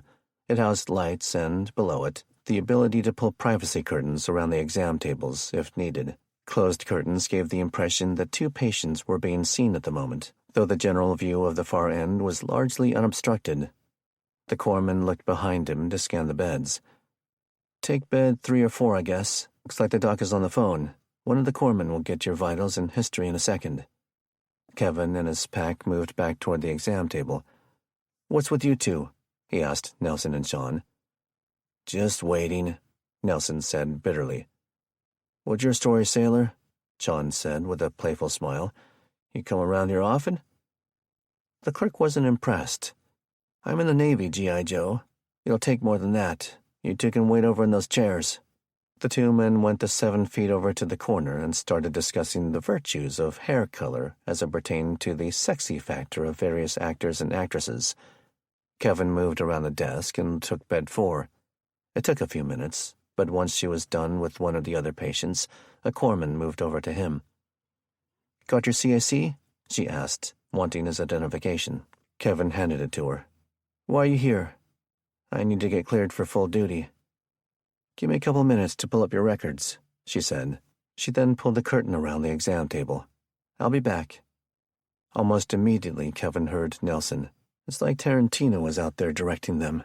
He chuckled to himself. "Yeah?" Nelson yelled at Sean. "There's no way Brad Pitt is hotter than Gal Gadot. That's just a stupid thing to say." Kevin could hear chairs being scooted as his 2 friends stood up to square off. Sean retorted with the loudest F you he'd ever heard, followed by, "Of course not now. I'm talking about Brad Pitt from like 30 years ago, and you're the idiot. One's a man, one's a woman. That's like comparing an apple to, I don't know, your mama's giant hairy butt." That was the trigger. The men's fake argument devolved into a real shoving match. "Hey!" the clerk yelled. "Wallace, Bertie!" He called for help as the 2 men started throwing each other around the small waiting area. They flew across the clerk's desk, knocking his computer to the floor. "Stop!" Kevin heard pounding footsteps and more yelling as the 2 corpsmen went running down to the entry end of the big tent. "Come on, there's at least one more of you." He heard a 3rd set of feet pounding as they ran, certain it was the doctor. "What the? You 3 get these jackwads under control." The voice had the command authority of a tired, cranky junior officer. Kevin went to work. He yanked the full set of wadded-up sheets and towels from Ramona's house out of his pack and stuffed them under the exam table. Peering cautiously, he looked past the drawn curtain and saw chaos. Sean and Nelson were flying back and forth like teenage boys pretending to be pro wrestlers. Everything was fair game. The tent's coffee pot, the rack of flyers for various tidbits of medical information, even the various staff themselves. Everything was in the clobbering path. While pretending to fight, what they were actually doing was fighting off the hands trying to break them up, trying to buy Kevin time. He zipped down to the far end and started opening cabinets. Hoping for medications, he found the next best thing. Into the rucksack went 2 portable oxygen concentrators with batteries, an automated defibrillator unit, and a portable ECG machine. He was quickly running out of room. He saw the exit and made the decision he was going out it. He opened the door and set the rucksack out there, then turned back to the cabinet. There was a large orange nylon bag labeled TCCC, which he knew meant it was stuffed with tourniquets and other blood loss supplies for combat care. That took a hand to hold. The last thing he grabbed was a small pump-looking device. He had no idea what it was, but he knew it would be valuable to someone. He slipped out and closed the door. Kevin set the 2 larger items down long enough to close his ruck and put them in. He picked the bag and the pump back up and started walking. "Damn it, my ID," he thought. It was too late. He didn't dare go back in to try and retrieve it. He kept going, moving his way back through the rows and columns of tents and portable buildings, passing the place where he initially signed in. 2 guard soldiers with MP armbands were running past him. "Hey!" he heard. Slowly, he turned his head. It was a sailor from the initial check-in. "Don't forget to sign out." She tossed her cigarette butt into the designated bucket and went into the building, muttering something about thick-headed soldiers as she did. Man, Kevin thought, seeing the shuttle driver getting ready to hop into the bus and take off. It was already bad enough that the others were going to need to give the MPs the slip. He didn't want to draw any unnecessary attention to himself. He set the bag and pump down near the door and went inside to sign out on the clipboard. As he did, he heard a handheld radio on a nearby desk reporting on the commotion he and the others had caused. "That's 3. I repeat, 3 State Guard members we're looking for." A calm but serious military cop said into the radio. "One of them left his ID behind. A Richardson, Kevin Richardson." It didn't seem like any of the staff were actively paying attention to the traffic. Kevin saw the admin sailor walking over to him. "Hey," she said once more, just as he turned, so she couldn't see the name tape on his uniform. She pulled the clipboard up and read it. "Safe travels, Private Springsteen." Chapter 16. Bellevue. "I made you a drawing, Mama," 8-year-old Missy told Ramona. She sighed heavily. "I've been drawing a lot lately."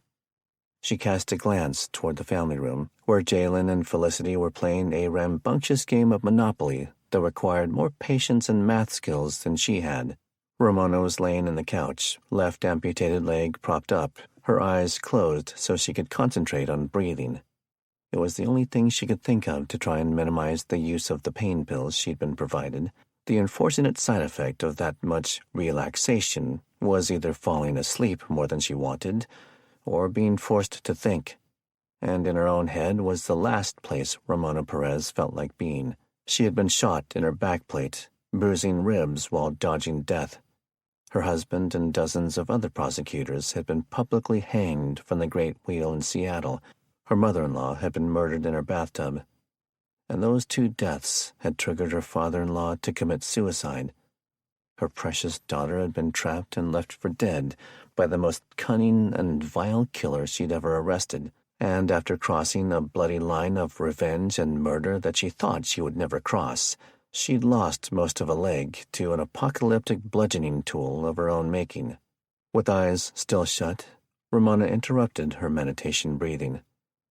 "I'll look at it later, baby, but thank you. I love you." "I love you too. Do you want me to bring you some pancakes or something?" That had been the family's go-to comfort food when someone was on the mend. The fact that nobody had actually made pancakes wasn't a factor in the girl's mind. She'd been largely ignoring her own trauma since Kevin's daring rescue under the fiery Tacoma Dome roof. But with her mother's intuition, Ramona knew her baby was dealing with it just by the way she doted on the tall young man. He was intent, as he should be, on taking his brother back east to the rest of their family. In a way, the little group had become not a family so much. Try as she might, Ramona couldn't think of the correct word for their little unit. There were 3 races represented, some from the city, others from the sticks. It was likely that they would never have met in the days before. Yet somehow they'd developed a connection. The trust formed in the critical moments simply because, with no filters and no expectation, people did the right thing in the face of danger. A blond country man, barely out of his childhood, pulled her out of a hospital that was falling into chaos. Within a day or two, a black city man, not much older, rescued that same youngster and his peers from a shootout. Together, they worked the clues and backed her up, unasked, on her kamikaze mission, and saved her and her daughter in the process. Ramona didn't know the word to describe the trust and affection for when people did that for each other. But knowing how most families were somewhat dysfunctional and nasty to each other, family just didn't seem like strong enough a word. She knew Missy would miss Kevin deeply. She would too, in a little brother kind of way. "Maybe just a piece of toast, dark like Mama likes it," Ramona said. She heard her daughter leave the living room at the same time she heard the swoosh of the sliding glass door from the patio. Most of the men were gone. James was sleeping in the den that used to be Noel's office. "Hello?" Ramona stuffed her hand down into the couch cushion gap and found the pistol she'd staged there with Jamar's help a couple of hours earlier. "It's just me, dear," Diana said. She crossed the room and stood over the couch. "I didn't mean to wake you. Do you need help with the dressings? Bite to eat? Bathroom?" Ramona relaxed a bit. "No, baby girl's getting me something. Everything good outside?" She couldn't hide her anxiety. Wade Curry might have been injured, but he might not have been. Either way, his existential threat would be in the center of her mind for a long, long time. "I was just out talking with my mama," Diana said. Ramona put her hand up to hold her new friends. "I was sorry to hear that she passed." "It's okay. I also went out to check on Kevin's brother. I think he's coming out of his nasty phase. It's cold and wet out there. If the boys are gone too long, we should probably think about bringing him inside." "You ever dealt with druggies when they're detoxing?" Ramona asked. Diana gave her the look of a mother trying to raise her kids well in a poor South Seattle neighborhood. "Girl." Despite the pain, that made Ramona laugh. She changed the subject. "Listen, can you sit for a bit? There's something I wanted to talk to you and James about while they're all gone." Diana moved over to the love seat at the end of the coffee table, a slightly worried look on her face. "I know we're intruding, but I'm trying to figure out a plan, honest." "It's fine," Ramona said, "but that is kind of what I'm wondering. Is James, are you guys thinking of heading east with the others?" There was a slight trepidation to her voice, caution in the phrasing. Diana leaned around a bit to make sure her own kids weren't listening. "Honestly, I don't want to go, and neither does James. But Jamar thinks we should, and I don't want my other two to stay here neither." Ramona breathed a sigh of relief, then surprised herself when she felt the salty emotion build in the eyes. "I feel the same." She scanned toward the kitchen to ensure her daughter wasn't on the way back. "I want the men to take her to my parents in eastern Washington, but I obviously need to heal before I travel. And—" She went quiet. Diana let her play for a few seconds before guessing. "And you think this Curry fellow will come after you? Don't want your baby girl around?" Ramona nodded. She quietly wiped tears at the thought of abandoning her daughter. Diana leaned forward, and for the second time, the women held hands. "I get it, Ramona. Believe me, I get it. You are all welcome to stay," Ramona said. "In fact, I want you to.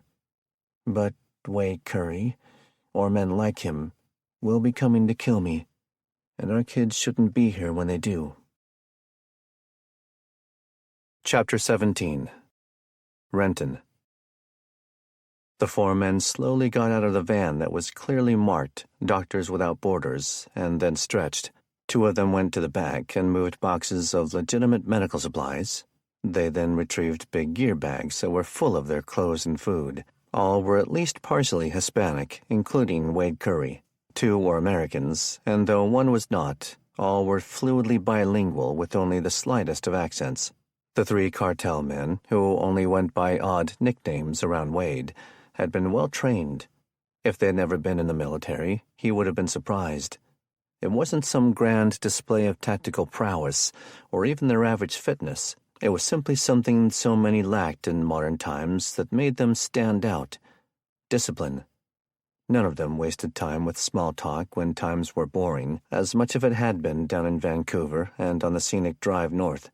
The van and their legitimate identifications for the International Relief Organization. It was amazing what one could achieve by simply threatening the family of the head of the Human Resources Department had been all it took for them to slip easily through the checkpoints. They still hadn't seen any of the various private military contractors. Wade wondered if that was simply because there just weren't nearly enough, or was it because they're all in other countries fighting proxy wars? Still, the active and reserve Army units had set up mandatory stops at every major highway interchange. The less than 4-hour drive took almost 6. "Stay here while I clear the house," the man who was the obvious leader told Wade. He gave the other two a look when they reached the safe house porch, and both set down their bags. Without pulling out any weapons, one turned to face out and scan the subdivision for nosy neighbors, while the other did a loop around the house. They were in standard suburban America, a split-level home on a quarter-acre, complete with weathered basketball hoop over the garage door. There were potted plants inside and out. The cartel had a legit property management company who kept the place running for a tidy little tax-free fee. The man who went by Tick Hound gave the all-clear, and soon all three had finished their trips to the lavatory and conducted cursory familiarization walks around the house. The average-sized house had 3 bedrooms and 1 large family room that had been shielded from view at the living room windows by a temporary wall. It was just open lumber and plywood, but it kept the occasional snooping teen or mail handler from seeing into that bonus space. 2 of the bedrooms served as bunk rooms with a total capacity of 8 people. One was an emergency medical and recovery space, much like the one Wade had stayed in down in Vancouver. The larger enclosed family space had been converted into a weapons magazine and tactical gear cage that would have made a Tier 1 operator just a hair jealous. It wasn't just the modern weaponry that impressed Wade. Whoever had built this room thought way outside the box. There was C4 plastic explosive. There were a variety of saws and other gruesome cutting implements. There was a bear trap and a medieval mace. There were pike poles and a very sharp Damascus steel sword. It almost made him want to hang incisor in there. Almost. The cartel scooped it up when they rescued him. The evening before, he had been given back the bat that Ramona had custom-crafted into a terror club. He had been torn on whether or not he should unwrap the handle and retrieve the human tooth trophy necklace that he endeared so much. He was leaving incisor alone while he thought about what he wanted. His gut said to wait until after he'd caved Ramona's skull in with it. Part of the armory was also a Faraday cage containing radios, computers, batteries, FLIR and night vision optical gear, and drones, including a couple of big ones that could carry many pounds. There were prefabricated IEDs, claymores, and 2 launched rockets. Lying on a workbench was a new packet with Wade's name on it. He flipped it open and scanned. There were new photos, some from the land or a boat, others from the sky, of each of the 3 cartel targets' homes. Someone had even typed up a report of the travel patterns and identified security team for the recent few days. These guys are doing everything but pull the trigger for me, Wade thought, for not the first time.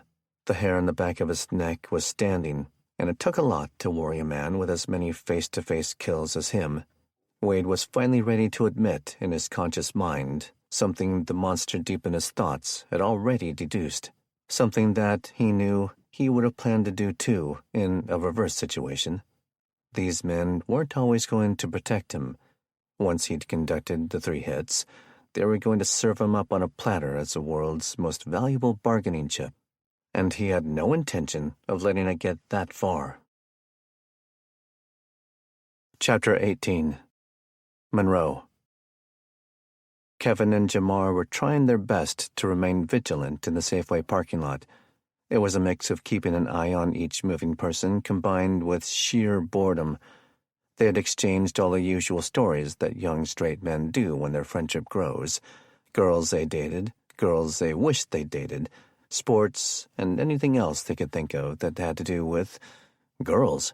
Earlier, Jamar had grown antsy being parked so close to the prison, so he moved to the local county district court parking lot, a literal stone's throw from the fairground entrance.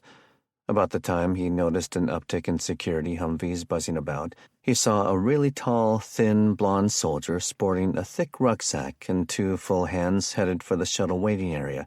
He honked a familiar rhythmic 7-beat tune that people often knocked on doors with. He remembered his father once explaining to him it was a jingle from ads for shaving cream in the old days. Shave and a haircut, 5 cents. He had to honk the tune 3 times before Kevin noticed the ram and walked right past the entry control point on foot. They got too much heat on them, he had told Jamar. They'll be hiding until things die down. No way they're getting on the shuttle. Might as well head to Safeway. Nearly 2.5 hours later, and having seen many security patrols zipping along Highway 2, they made the tough choice to leave once 7 p.m. had come and gone with no sign of Sean and Nelson. Jamar decided they should take a much longer route through neighborhoods and side streets to avoid the highway checkpoint. The men discussed the scenario, knowing that option also carried with it an increased risk of being yanked out of the truck by a mob should they slow down or stop. So Jamar was very loose following the rules of the road, something made easier by the lack of people driving due to fuel shortages. "I think we got a problem," Jamar said. They were on a fairly straight, fast road next to 60 Acres Park, almost to the city of Redmond, just 1 city over from Ramona's neighborhood. "We got a tail?" Kevin asked, turning around. It was late September and on the dark side of dusk in the 7 o'clock hour. "Maybe. They're so far back it's hard to tell, but it feels like they followed us all the way through those side streets earlier." "This is a dark truck. Pull over around this curve and kill the lights." Jamar nodded. They stopped next to a green belt of trees with a golf course on the far side. It almost looked like a refugee camp, as a tent city with various fires had formed up on the closest fairway. Kevin scanned and saw a pair of people in raincoats with hoods pulled up watching the truck through the trees. Soon, 2 had become 4. "I think we're about to have company." "Same here," Jamar said. The lights on the approaching vehicle grew as it slowed, and eventually pulled up and stopped right next to them. Jamar rolled the window down. He was staring at a military Humvee ambulance with a large white circle and Red Cross emblem on the door. The passenger window rolled down to reveal Nelson's broad grin. "What up, cheese bags?" Chapter 19. Spokane. It was a bit after 8 p.m., and Kenny found himself once again trying to bite his tongue to keep his watch partner from getting under his skin. They found themselves at the larger, more heavily traveled entrance into their neighborhood this time. He yawned. The series of short, irregular naps was no longer cutting it. The berms that had been carved into the corner of the yards, 1 at each house on the T intersection, had been crafted when presumably Jim or one of the other Seversons dug down into the dirt and clayed to create a dugout. The dirt had been piled up on the roadside, providing some margin of ballistic protection. To what end, Kenny had no idea, as across the block was nothing but a giant open field. The backs of the homes in the nearest neighborhood to the west couldn't even be seen behind the belt of trees across the field, close to 500 yards away. "What's with all the wailing in there?" Danny complained. The 2 sat on a crude lumber bench in the trough. It was close to 3 feet deep, which meant the top of the berm was close to 4 or 5 feet tall when standing in it. Kenny could see the broken piping of what used to be a lawn sprinkler system. They were listening to an elderly couple in the house 30 feet away holler at each other and sometimes break down and cry. Alarming at first, Kenny soon realized it wasn't that someone was drastically sick or injured, more like they were fraught with stress, just like most people. Kenny was starting to get a little short with Danny. Maybe the old lady finally figured out she's never seen her kids again, or her grandkids. Maybe she's out of food or blood pressure medication. He stood and pointed at the dirt mound. Maybe she's a little pissed someone dug a giant hole in her yard. "Geez, bro, what crawled up your butt?" The youngster pulled his beanie down a bit and clasped his arms around himself. Kenny was silent for several awkward seconds. "Sorry. My wife and I got into a bit before coming back out for guard duty, and I'm tired. I guess I just relate to the old crying lady in there a bit. Let's just say you aren't the only one who's upset that we're back out here on watch 12 hours later." After an additional awkward silence, Danny stood and moved to the far end of the trench. He picked up one of the broken pieces of PVC and twirled it for a second before throwing it back down. He went to apologize without apologizing.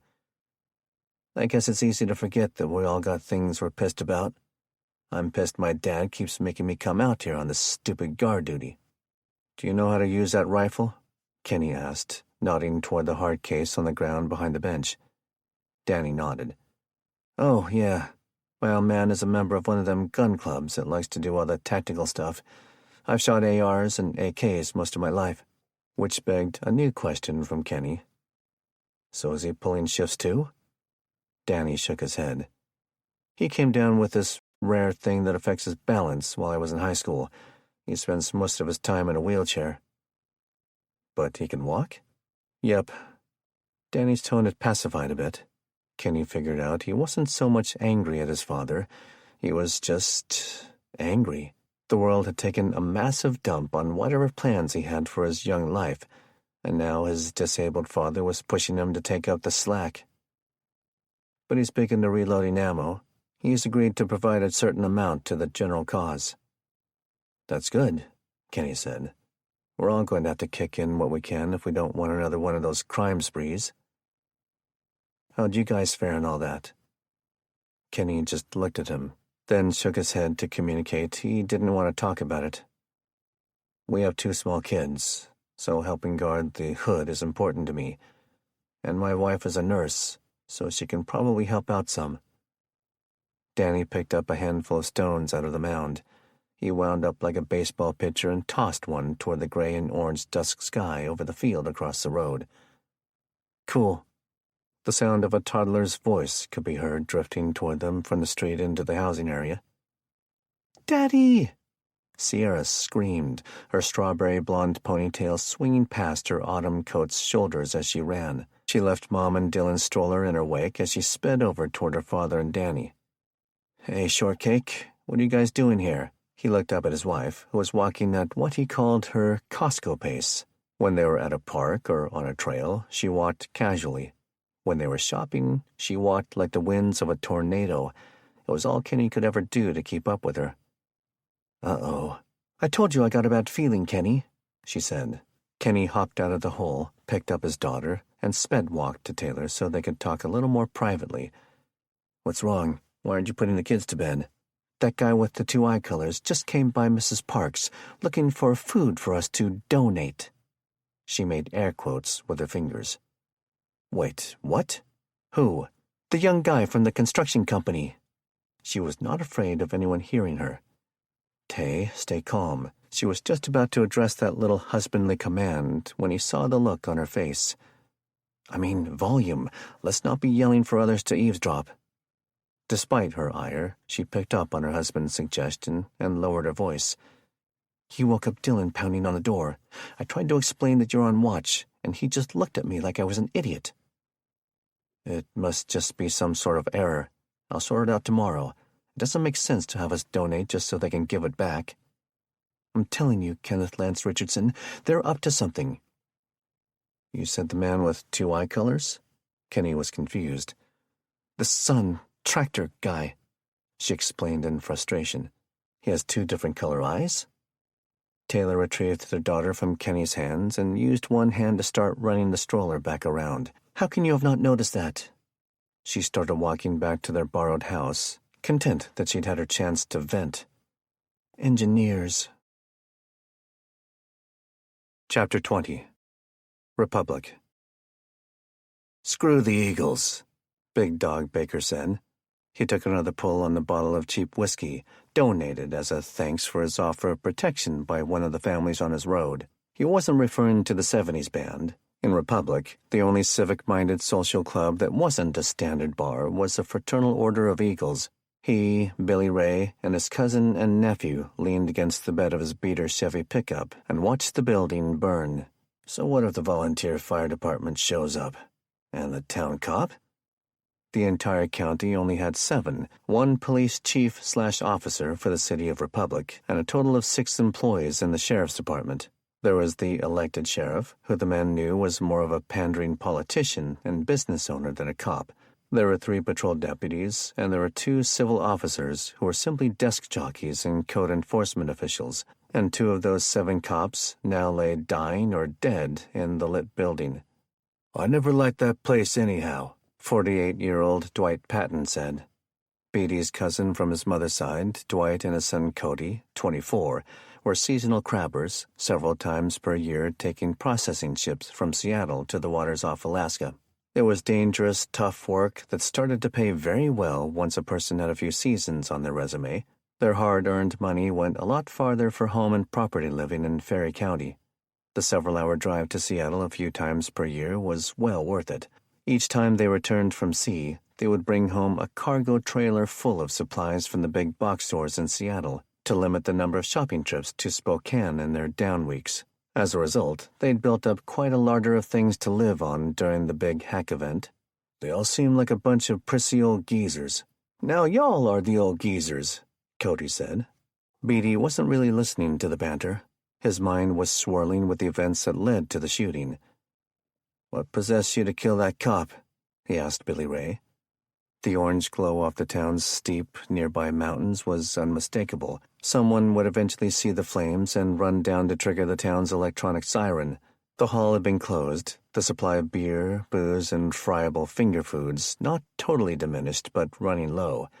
That didn't stop the men from breaking in to see what was left.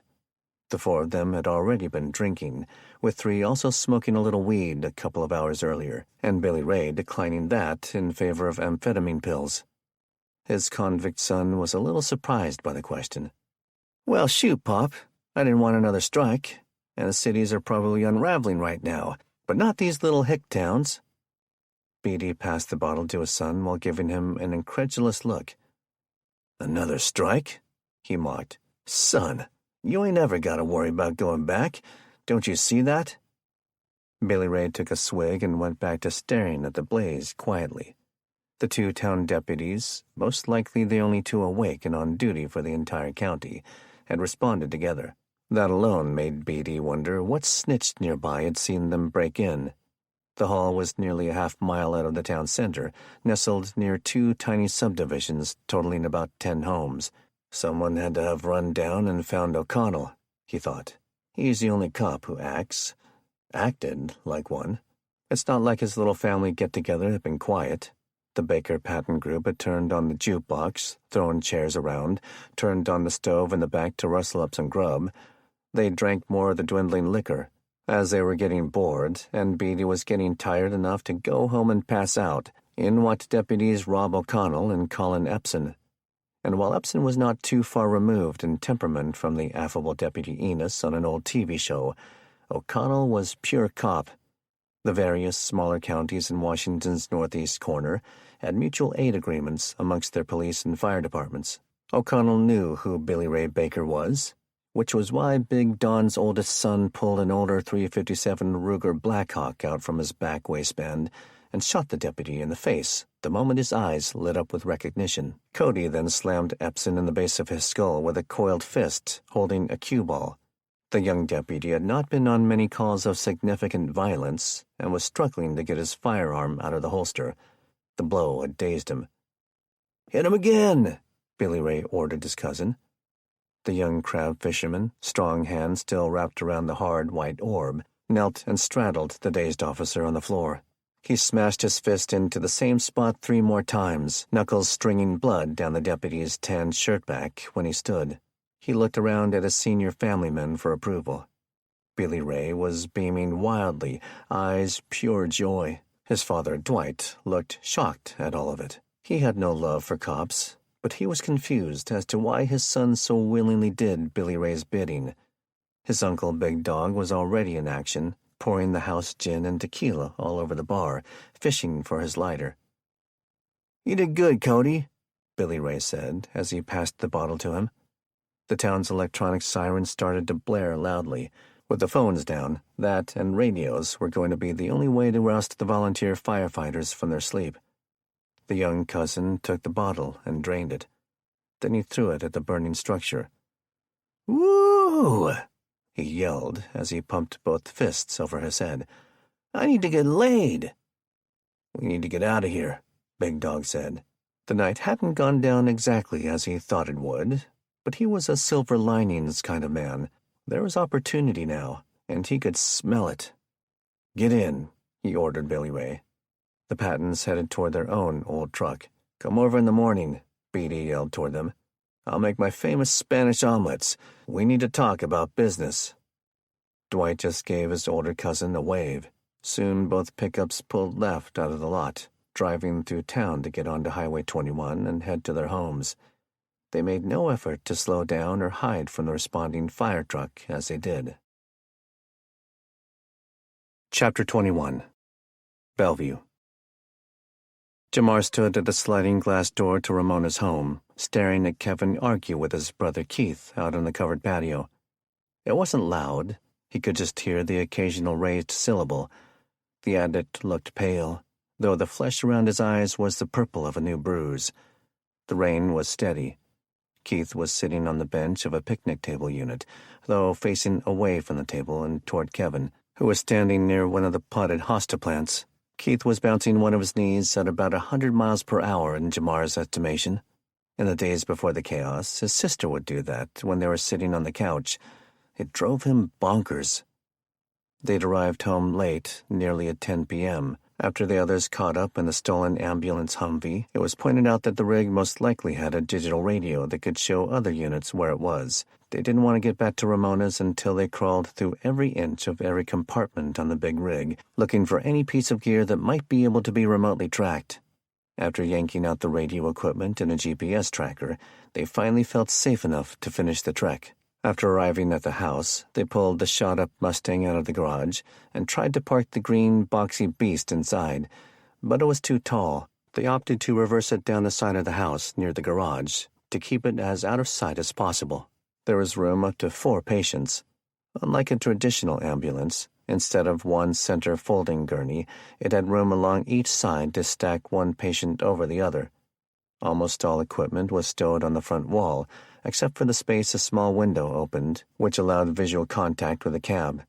There were additional backboards, tourniquets, patients securing straps, and bags of gear hanging strategically on the side walls in some spots, and there were bright LED lights mounted in the ceiling. Jamar hadn't been able to sleep well. It was a medium gray outside, telling him dawn had arrived over the clouds. The night before, his mother had helped shepherd Keith into the house's den to use the same air mattress James slept on during the day. She told Jamar and Kevin she'd just felt sorry for him. He is looking better, so to speak, Jamar thought as he stood at the door. At least he isn't leaking from every orifice. But like Kevin, he had concerns. It had been one thing while he laid out of the way, shaking and sleeping, but now that he was a bit more mobile, would he become a problem? Would stuff disappear? Would he start fights with strangers once they started heading east? Would he just magically attract trouble the way people like him seem to do with almost superhuman capability? Jamar saw it was just a warm discussion and turned away from the window. He'd been trying to reuse the same glass over and over. He found it and went to the kitchen for water. His mind was going in 1,000 directions, not just worried about Keith's future behavior. What would they do when the power finally went out? Even if the hackers never hit it, surely the travel mandates would make it difficult for workers to get to plants. What were they going to do for food? How was he going to get the whole family headed east? And Ramona, with her serious recovery needs. He was so deep in thought, it took James twice to get his attention. "Jay," he called loudly the second time. "Huh?" Jamar had become so lost in thought, the water was overflowing the glass, spilling into the sink and all over his hand. "I said, what you doing, son?" His father's tired voice was filled with concern. "You all right?" Jamar shut off the faucet and turned toward James, taking a long drink. Then, "Yeah, just worried about what we're going to do to feed the kids. If I go check in at the health department or a comfort camp, they'll probably detain me for abandoning my post at the prison. Come on, Jay. I want to have a word with you, man to man." His father moved toward the den with his son in tow. Once they were both in the home office, he slid the wide pocket door shut to seal the room. James started to remove his boots after being up all night. "Me and your mama have been talking." "About?" "About what we want. About what's best for you and your brother and sister." Jamar took a quiet breath and moved past his father and the makeshift sleeping pad on the floor. He sat in the swivel office chair. "Son, you know I care about your mother. We may not be husband and wife material, but we do care about each other." "I know, and I always appreciated how you helped out Jalen and Felicity, too, when you could." James nodded. "Sure, son. When you start to get older, things like blood become less important to just doing the right thing when it comes to watching out for kids. It takes a village and all that jazz." "Where's this going, Dad?" James took a moment to gather his words and take a breath. "Your mom and I are going to stay here." "What?" "Now just calm down, Jamar." "No, Dad, you guys cool your jets, boy." It had been a couple of years since he used the stern father voice. Jamar took a pause. "We want to stay and help Ramona." "Ramona and Missy are staying back too?" Jamar had disbelief in his voice. Worry. "That's crazy." "Not exactly, Jay." James had to think once more, find the words. "She's not going to ask your friends to get Missy to her parents' place out east, and your mama thinks you and your siblings should follow Kevin and Keith to his farm. Your friend gonna need a hand taking care of his brother on the road, you know." "Dad!" Jamar's voice wavered. His eyes became a bit damp. James had finished pulling off his boots and pants, ready to get onto the sleeping pad. He moved toward the end of the desk that Jamar had been sitting behind and opened his arms for a hug. The former correction officer stood and embraced his father, trying not to cry. Of course he was scared, but part of him was relieved a small bit too. The harsh trip east would be just a bit easier without needing to care for an amputee. Jamar started to sob into his father's chest, feeling guilty. "What if I never see you and Mama again? What if you guys die?" James Tercel Franklin put his hand on the back of his son's head, forgiving him for breaking the no-crying rule and giving off a sniffle of his own. "I did my best to raise you into a good man, son. If you live, and you keep your brother and sister alive, then our lives will not have been for nothing." Chapter 22. Bellevue. "No!" Missy screamed and cried. She immediately started hiccuping as she cried and yelled at the same time, choking on air. "First Daddy, and now you!" The little girl jumped onto the bed in her mother's room, throwing her arms around Ramona's neck, trying to climb into her mother's soul with her own. "I'm sorry," she bawled. I'm sorry, Mommy. Whatever I did, I'm sorry." As much as the scene broke Kevin's heart, he was also in shock and upset. With no discussion ahead of time, Ramona had pulled him and Missy into her bedroom to announce the decision. Not that he would have said no, but this complicated things tremendously. It would be one thing to take the girl to Republic, but the Pullman area was in the southeast corner, easily a couple of 100 miles or more away. He couldn't speak for Nelson or Sean, but they lived much closer to Ramona's parents. This Frodo the ring-bearer task would ultimately fall on one of them. Or would it? She hadn't asked them. Ramona had asked Kevin to do it. He was scared, feeling a bit rudely awakened, and just a tinge of self-pity, which he knew already that his father would have chastised him about. Ramona trusted Kevin. Missy did too, perhaps in a way that she would never trust anyone else. And the straw that broke the camel's back with this bombshell was that his plan was to cross the mountains over back roads and hiking trails close to the Canadian border. Given his hometown and Pullman were both east, they were about as opposite from each other as one cardinal direction could get. "Mija," Ramona used the Spanish term for her darling daughter. She'd fallen into her own tears and heartbreak. "It isn't forever, but it will keep you safe while I get better." In the several days since her rescue, the child had been stoic about her ordeal. this was the first time Kevin had witnessed any mention of it. "It's the man, isn't it, Mommy?" Her voice trailed as she clung to her mother, crying. Ramona was at a near loss for a response. Baby, he won't hurt you if you go with Kevin." "I don't want to." Missy pushed herself off her mother, snot running down her mouth and nose as she sprinted from the room. There was a padded bench at the end of the bed, which Noel used to sit on to put on his socks. Kevin was sitting on it at an angle to make eye contact with Ramona, but he was a bit upset. He spun from her, silent. "Kevin, speak to me." Kevin reached for words, but all he could do at the start was shake his head. Finally, I don't know what to say." "I'm sorry." The tears started by her daughter's outburst continued to slowly drain down her flushed cheeks. "If only Noel were here." The tough cop had had enough. The emotion and anger had been pent up too long. She grabbed her husband's pillow and smothered her face with it. The muffled scream of rage could still be heard. Kevin looked up when he felt a presence. In the doorway was Diana, looking him in the eye. "If it'll ease your mind, James and I will be staying here too." Kevin nodded and looked down.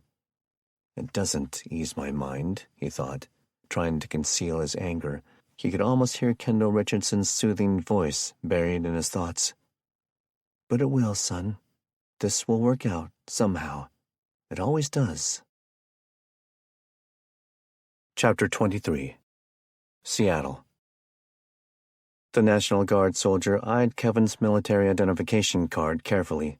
She and the other 3 members of her fire team controlled the northbound traffic, mild as it was, from using the Fremont Avenue Bridge. The other half of the squad was stationed across the bridge, controlling the southbound traffic.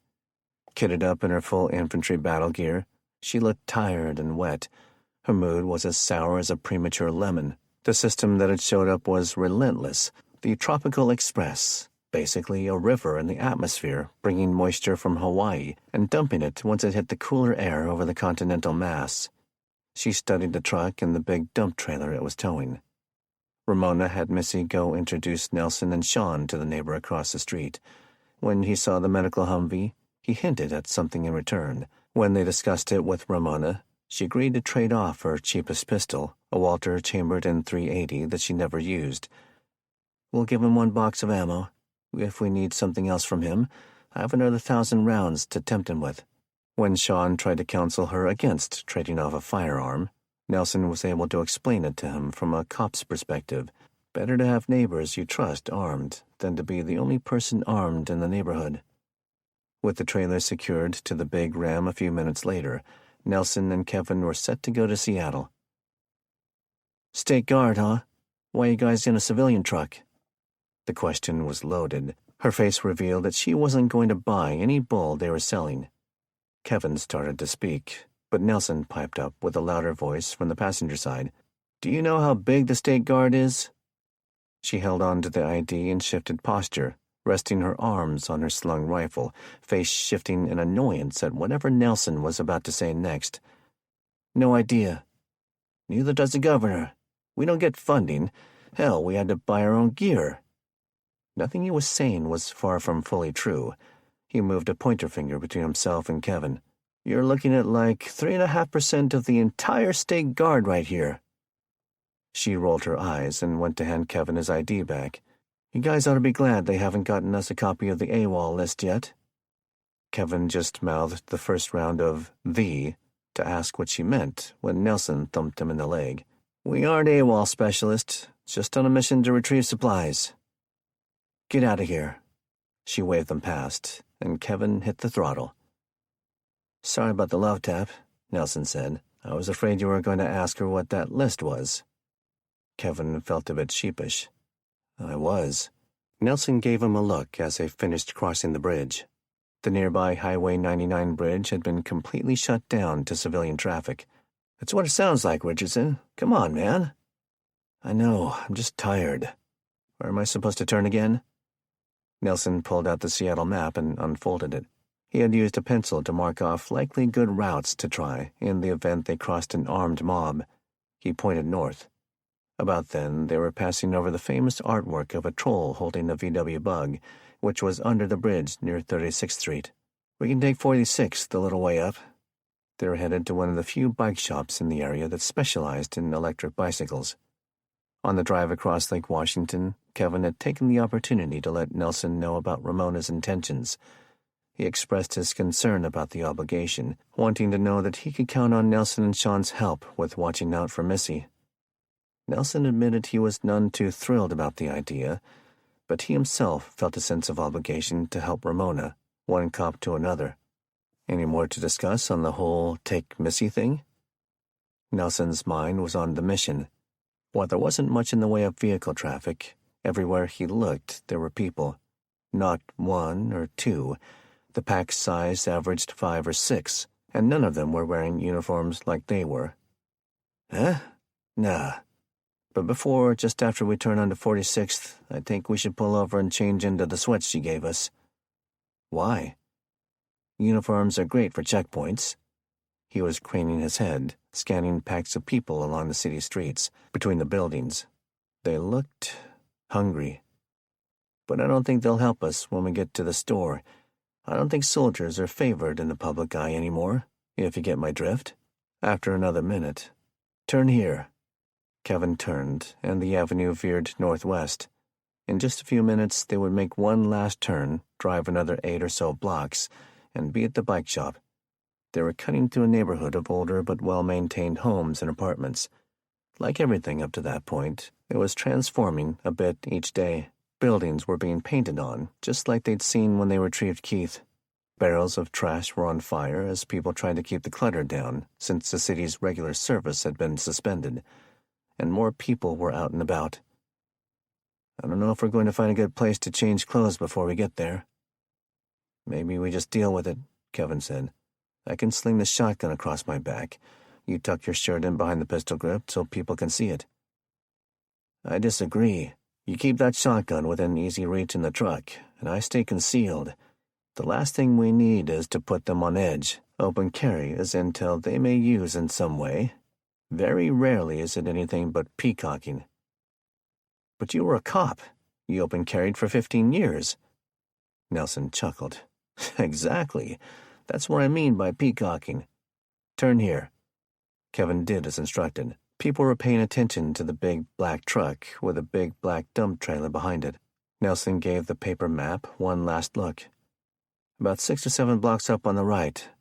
Oh, a couple of last quick details. We're both good with bartering off one of the sets of nods, right?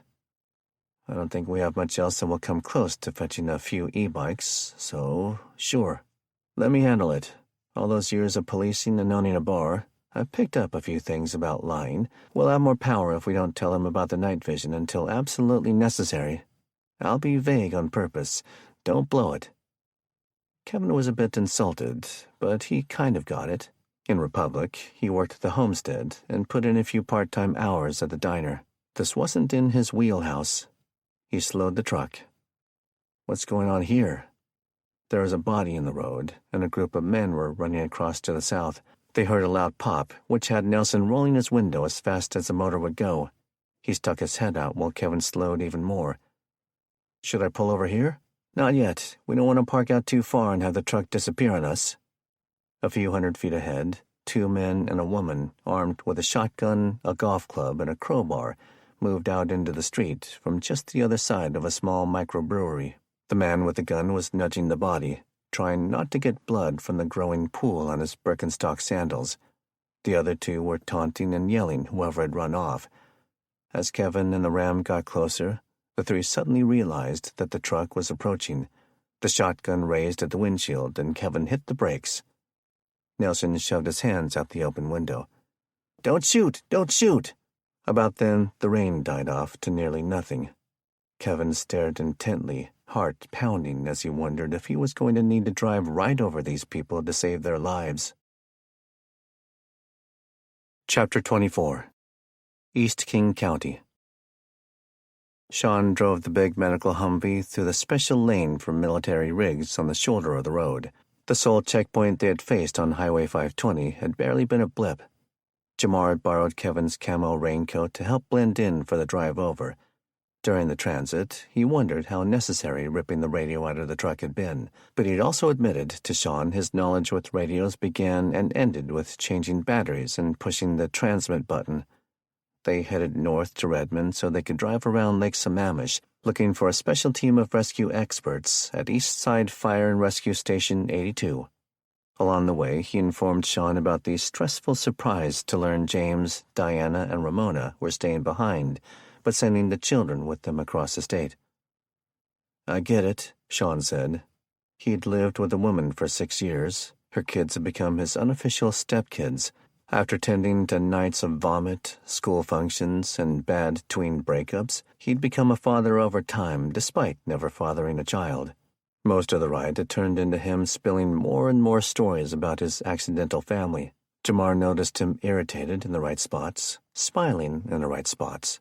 He started to understand that family sometimes wasn't a blood thing. "I suppose my favorite cringe memory was when Abigail was 11, or was it 10? He shook it off. "Doesn't matter. 5th grade. They made all the 5th and 6th graders be in band, whether they wanted to or not." Jamar noticed the man smirking, having forgotten for a moment that the world was in chaos. 2 recitals. The one in late spring wasn't horrible. He went silent dramatically. "What?" Jamar asked, smiling. Sean took one hand off of the wheel and waved it. "But back in fall? Like a train wreck, bro. The brass and the flutes, just horrible. The percussion had the timing of a freeway pileup. I thought my ears would bleed." He was laughing as he spoke. He was cringing and smiling, lost in memory. "Oh," he cut himself off. "Where are we turning again?" Jamar consulted the paper map that had come with the stolen rig. "Ooh, good catch. Right up here at Sahali Way. Looks like it'll only be a few miles down the road."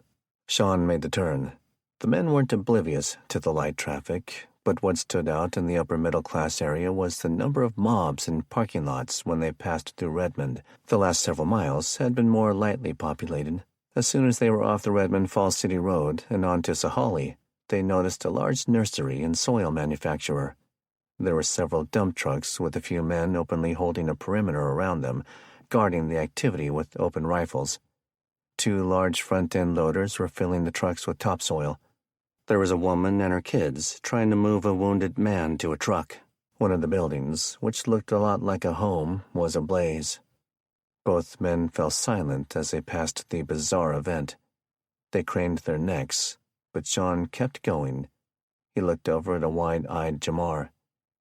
"Not our fight, man." Jamar let out a big, frustrated huff and turned back to look sullenly at the woods outside his window. The scene had quickly brought them back to reality. Neither man spoke for 3 minutes, until Jamar prepped Sean to be ready to find the fire station coming up on the right side. By then, they had driven into a suburb. The station was medium in size, nestled into the woods with a manicured driveway on both sides that went around to the back from either end of the property. The first driveway was blocked off with cars. On the building itself, there were 3 bays, all with doors closed. The fire engine, large rescue rig, and ambulance were all parked sideways across the asphalt tarmac, not primed for a rapid response. More like a wall. Sean went past the station and pulled into the second driveway. He was barely able to get off the road before he stopped at a barricade. There were 2 men in civilian clothes wearing tactical gear. Both had the physiques, equipment, and glares of being police of some sort. They each wore a slung AR-15 and instinctively moved out of the path of the rig. Sean stopped at a plastic wall, identical in shape and size to a concrete Jersey barrier.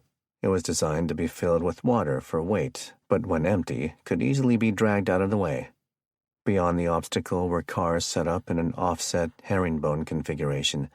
A driver would have to take a slow approach to maneuver through and get to the back of the property. Sean and Jamar could just make out some canopies in the back lot. There were side walls on them, as well as ropes holding up tarps in between. The bulk of the back area was out of view.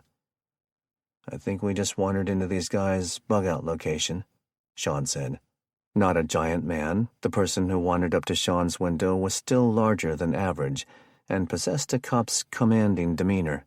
I wonder if we'd be getting arrested or shot at if we weren't in uniforms and a Humvee, Jamar thought.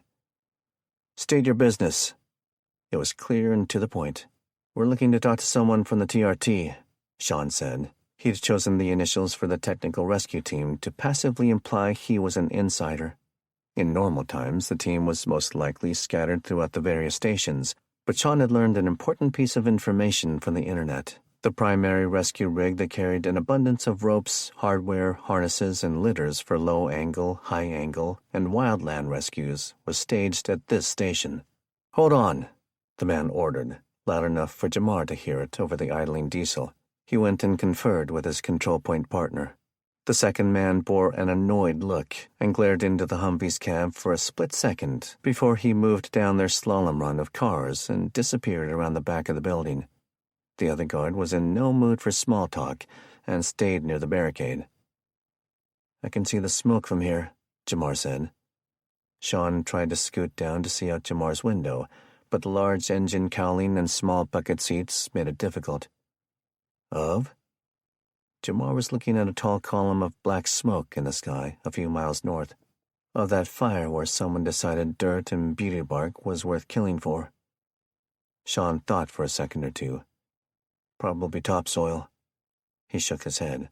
I'd have never thought that to be an apocalyptic commodity, but it makes sense. Jamar looked at him, dumbfounded. I mean, from a detached, logical point of view. We're going into fall. People can't wait for spring and summer. They'll need greenhouses now in order to have food in winter. Jamar nodded. There was no hole in that reasoning. They saw the second guard and another man, notably also in his civilian clothes, coming back down the lane between the station and woods. He started to open his door, and Sean stopped him. Don't even bother, Jamar. These guys will tell us when we can get out, in the slim chance they'll want to deal with us. Jamar re-clicked the door shut. The TRT is offline, the new arrival said. He was tall, older, with grained temples. Jamar assumed he was some sort of captain or chief in charge of the whole fire station. We're just looking for a very specific piece of equipment, Sean said. We could probably trade for it. That had the man's attention, though his skepticism was still apparent on his face. He had several days' growth of beard, too much for a firefighter. Sean's right, Jamar thought. These guys aren't first responders anymore. I bet their families are in there. What are you looking for? A Furno litter with a clamp-on wheel kit. We do have some of those litters, the older man said, but we don't use the wheel kits. No team in the area does, in my understanding. None? Sean asked. The man shook his head. I cross-train with a lot of departments, plus the fire academy at North Bend is in this department's district. Nobody in the western half of the state uses the wheel kit. We always pull them out of ravines with high-angle rope work or helicopters. Then we use ATVs. Damn. Best I could suggest is some big casters, the man said. We could still trade you for the litter. We have litters, Sean admitted. Don't need one if it doesn't have the wheel kit. He looked at Jamar. He said something that gave me an idea. I say let's get out of here. Okay, man, it's your call. Sean looked back out his window. You guys got a tractor supply around here? Nope. Closest one is up in Monroe. Just hearing the thought of going back to Monroe in the stolen rig made Sean and Jamar both shudder. All right, take care. Sean put the truck into reverse and backed out onto the road, hoping no cars were coming. It's not like there was a fire department anymore if they got smashed into. They took the big beast of a rig north. When they approached the nursery, Sean carried speed past the scene of the fire, murder, theft in progress, cautiously running a red light. He didn't want to draw any gunfire simply for being in a truck that someone might mistake as some form of authority. After they made their turn, both men exhaled loudly at the same moment, neither having realized he'd been holding his breath. Chapter 25. Spokane. You need to put that thing away, Kenny scolded his wife, or at least make some sort of scabbard for it. She had taken to tucking the biggest, heftiest kitchen knife she owned into her belt. Normally a yoga pants type of lady, she hated wearing jeans and belts, but she hated being attacked worse. She found a few good quality knives in Mrs. Park's kitchen, but the elder widow hadn't cooked in years. It appeared she'd been decluttering her house and kitchen. The knives weren't big, not like the one Taylor owned. After leaving her husband at his guard post the night before, she embraced the suck and went back into their own house. This particular butcher knife never held a good edge. They'd taken to using it on large blocks of cheese. But it was long and had good weight and a nice thick handle. She'd ventured back to their home again the following morning, learning to cope with the horrific memories and bloodstains while she worked on her preparedness project. Sierra was forced to sit in Dylan's playpen with him while she worked. Emotionally, she wasn't ready to let her kids out of her sight. Kenny had slept in until mid-morning, the fatigue of the last several nights catching up. He ventured to his own home, looking for his family, needing clean clothes, and wondering what Taylor's obsessive ire was morphing into. He found them in the garage.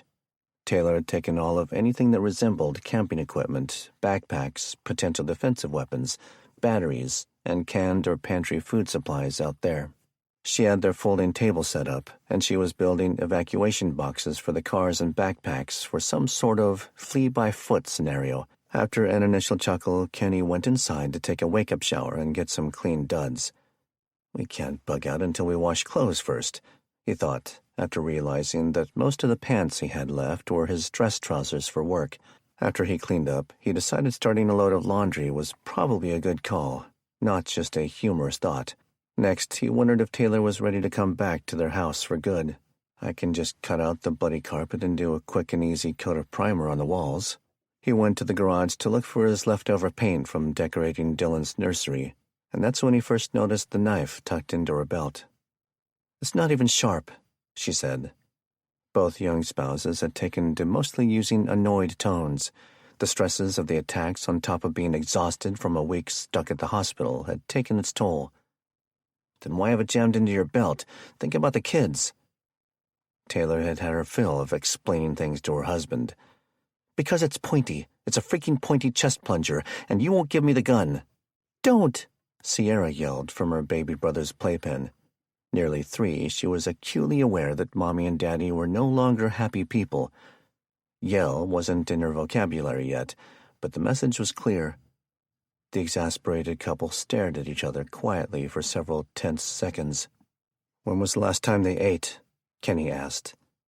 Taylor let out a tired sigh, the logical side of her brain reminding her it was simply a question, not a judgment by her husband. She put one hand on her hip, the other on her head, to try and will the headache out of her skull. She closed her eyes. "I made them some noodles with a butter and milk cream sauce. Dylan's running low on baby food, and it was the best thing I could think of that I could break up tiny for him.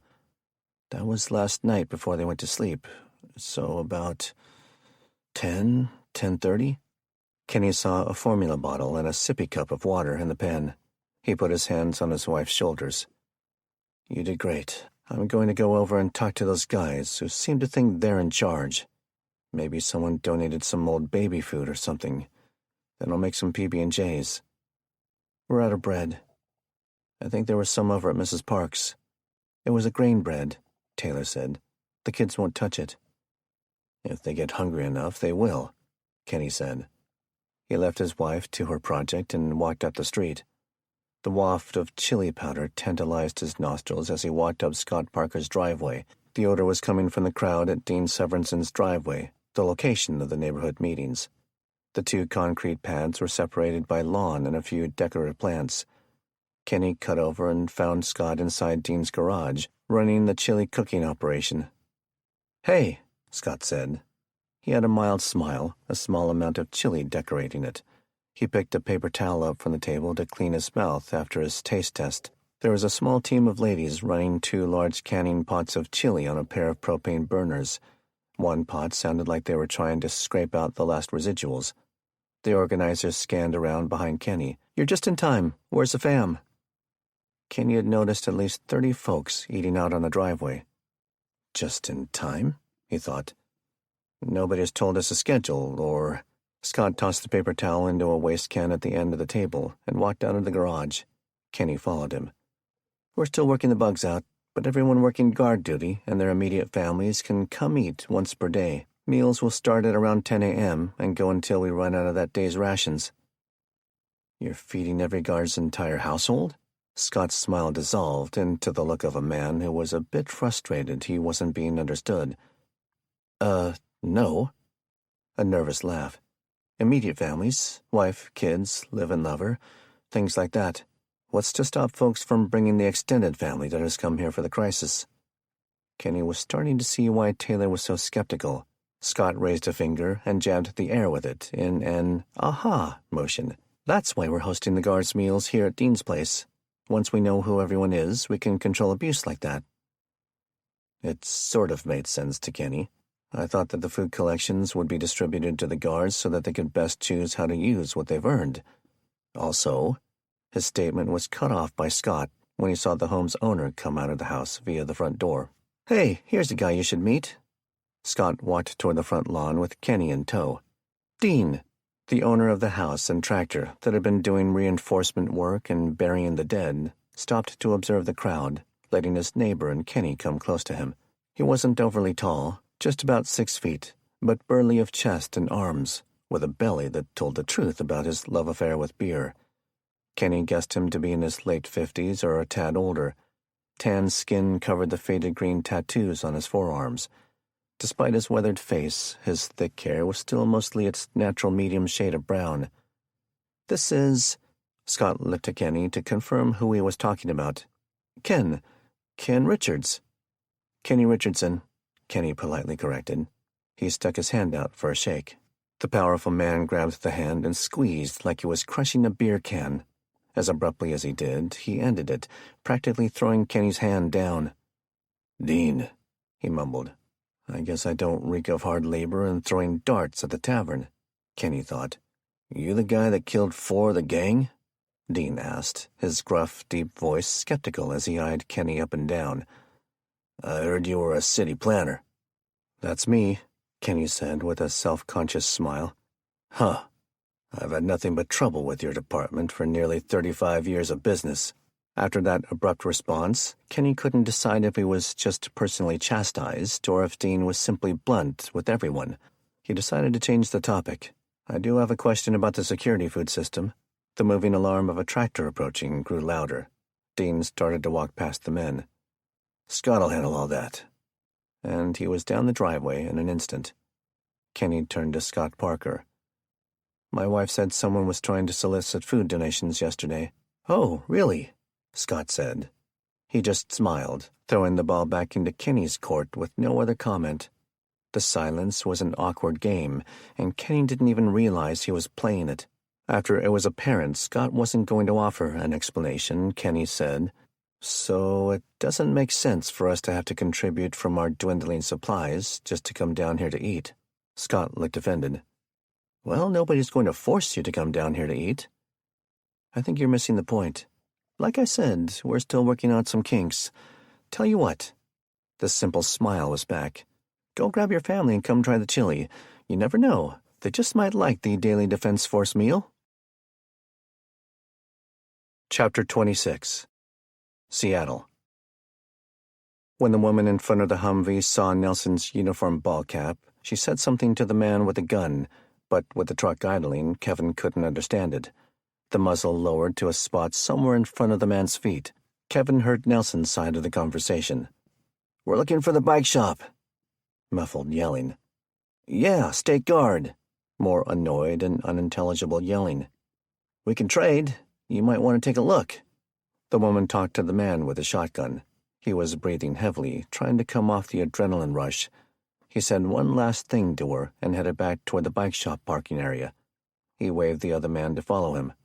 The woman walked up to within 10 feet of Kevin's window. "Pull into the lot entrance," she pointed. "Just past the brewery." The loud diesel ramped up a hair as Kevin nudged it forward and turned right, then left to park lengthwise along the lot's sidewalk edge. They parked and cautiously got out. Kevin moved around the rig to join Nelson in the lot's middle. The woman was in her mid-30s and wearing gray, stretchy pants and Crocs with a dark pullover Seahawks hoodie that did not conceal her neck tattoo. She held the crowbar across her waist with both hands. "You soldier boys try anything, and we'll blast you." She had a bruise forming on her left cheekbone. "We're just here to barter," Nelson said. She spun and walked toward the 4-story red brick building. "You guys better have some good stuff." Kevin trailed after Nelson. It didn't escape his attention that the tall, pudgy man with the long, curly hair and baseball bat let them both pass so he could watch them from behind. Kevin looked up and saw a wood sign with a bicycle and the business name. He relaxed a bit. Once inside, Nelson tried to break the ice. "You guys just had to teach some punks a lesson?" He dodged, stepping in a blood trail as he entered. When Kevin got inside, the violence had been apparent. Several of the store's windows, which had been reinforced with plywood covers on the inside, had bullet holes in them. There were long, heavy boxes stacked up to hold the plywood in place. He guessed those were unassembled bikes. Many of the bike stands were empty, and several bikes were lying around as if they had been knocked over in a brawl. There were 2 wounded men. 2 women were tending to one, trying to calm the man while they wrapped a nasty gash on his arm. The other man was moaning and begging for help. The woman who had led them in set the crowbar down and looked at Kevin. "G.I. Joe, you gonna stand there and look pretty or give me a hand?" She grabbed the begging man by his hands and started to drag. Kevin was at a loss, too shocked by the scene and her demand for his participation to think clearly. He went to open the door for her. Seeing Kevin's confusion, Nelson moved over quickly and grabbed the man's legs. He was in his 20s to 30s, just like all the assumed store employees were. Nelson helped drag the wounded man out to the parking area. The big man with the bat traded weapons with the guy who had the shotgun and went back outside. "What do you want?" The man would never have sold one of his expensive bikes talking so rudely to customers 10 days earlier. He went to the register counter and grabbed a paper towel, folding it and holding pressure on some sort of wound on his elbow. Nelson traded glances with Kevin, then looked at the angry man. "We're hoping you have bikes to trade." The man sighed and looked up and away. "Look, dudes, you just showed up at a bad time. Jessica," he yelled, shifting focus and moving past Nelson and Kevin. He met up with one of the women who was tending the wounded man and barked at her about an apparently lost first aid kit. Kevin had a thought. "I got some medical stuff in the truck," he said loudly, though the man didn't acknowledge it. He went out the front door and saw the big man was just finishing dragging the wounded intruder to the street, leaving him next to his now dead accomplice. He'd just used one hand while never letting go of the shotgun. A couple of others from the neighborhood had come to gawk, but he was ignoring them. Kevin retrieved his full pack from the back of the cab. It dawned on him the truck had been unlocked and that the big man would probably not risk a second of his time to guard it. He found the fob in his pocket and locked the truck. Soon he and his pack were back in the store. He went straight to the one remaining woman and the man who was agitated and complaining about his arm injury. He set the pack on the floor. "Here, I have a pressure bandage and some clotting agent that will work wonders on controlling that bleeding." He dug the supplies out of his wilderness medical pouch and went to work on the man's arm. Nelson and the apparent donor moved over to them. "Look," the man said, his demeanor much calmer. He was watching Kevin work on his buddy. "I'm sorry I was such a dick. We've just been trying to keep the store secure for so long." The exasperation was thick. "Are you the owner?" Nelson asked. The man gave him a wary look, looking at the name tape on his uniform. We're not here in a, official capacity. What do you guys want?" "We're looking to trade for up to 8 e-bikes and a few pieces of gear." The man's face turned serious, recognizing opportunity. "We're frankly surprised you're still here with stock in hand." Nelson stuck his hand out. "Name's Nelson."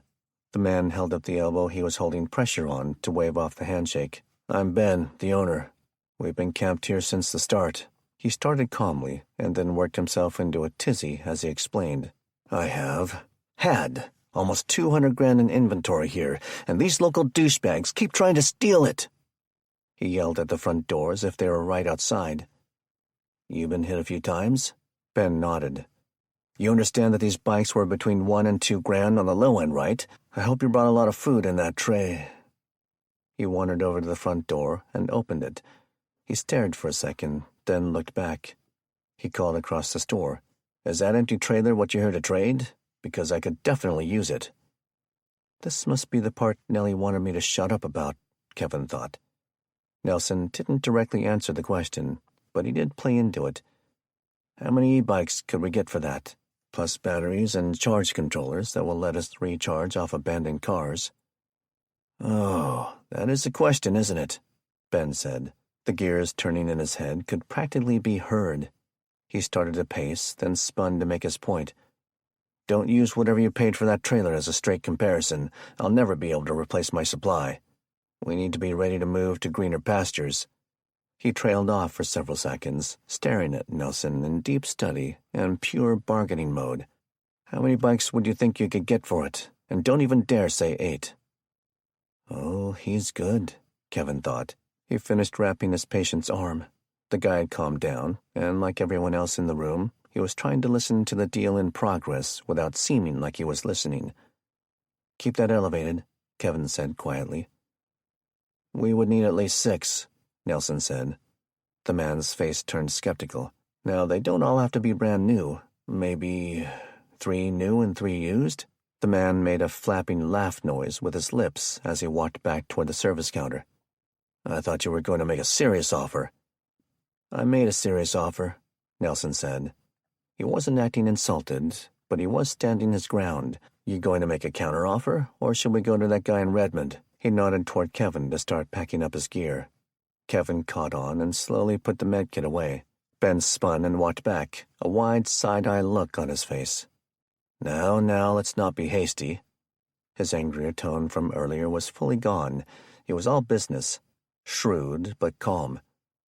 I can do 1 e-bike, brand new, plus a battery and charge unit.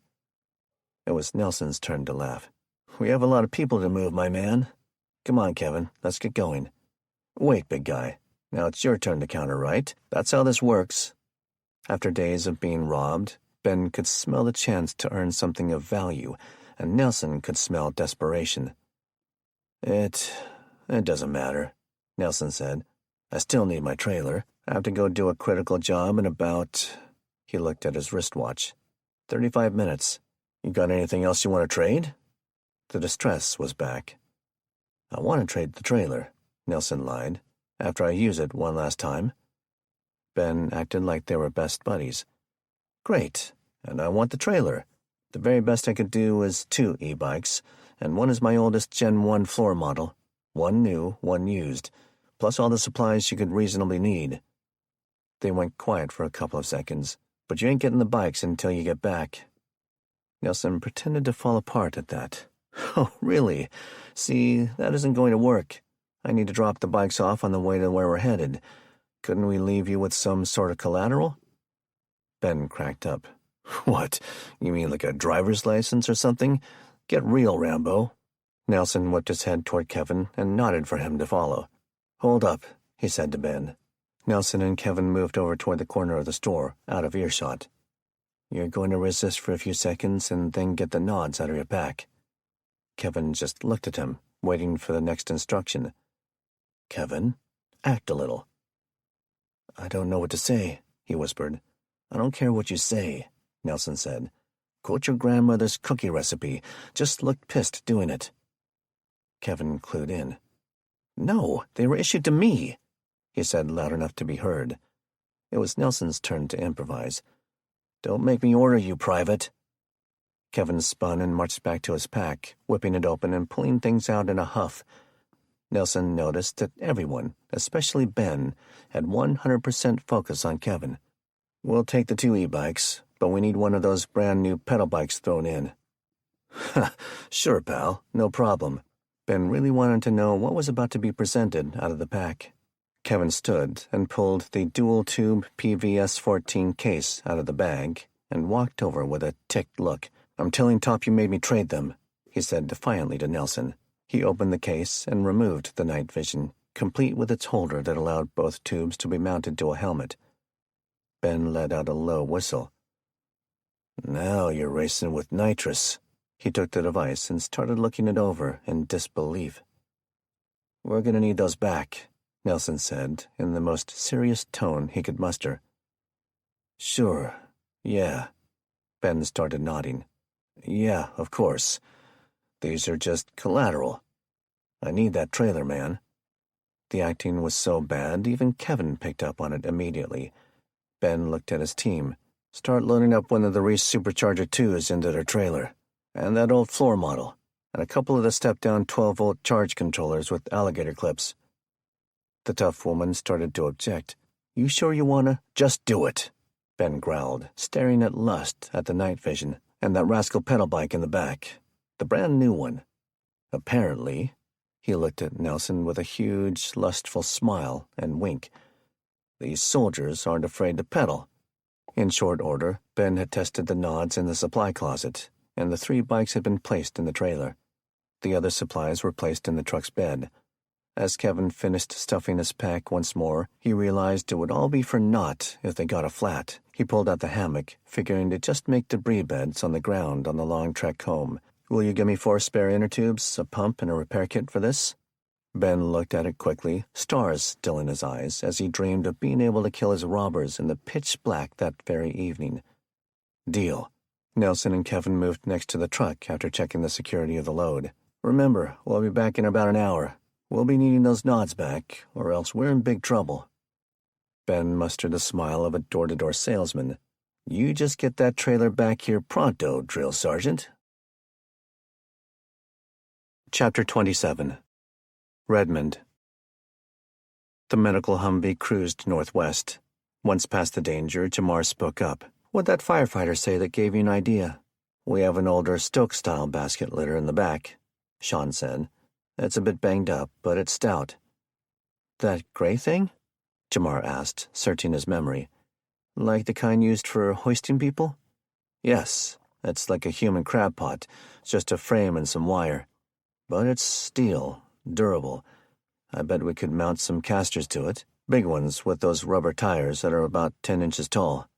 Put one on each corner, at least on the foot end, that is. Then we just had to figure out how to attach the upper end to a bike. But at least it would roll along easily enough."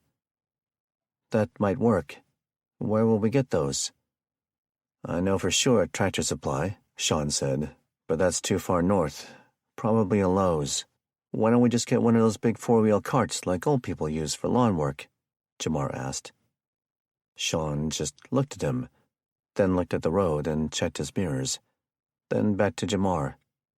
"Stop being so logical, man." Jamar smiled. "You think that would work?" "Maybe. With all these kids to tow, supplies. Yeah, we need one of those too. But Kevin's brother is weak and sick. And not exactly tiny," Jamar added. "They grow them white boys tall and skinny in Republic, I guess." Sean cracked up. "I suppose it's all those apples. Now all we need to do is find a box store that hasn't been ransacked yet." That sudden revelation took what was becoming a chipper, hopeful moment and soured it. Jamar let out a breath. "You had to go there, didn't you?" "Speak of the devil," Sean said.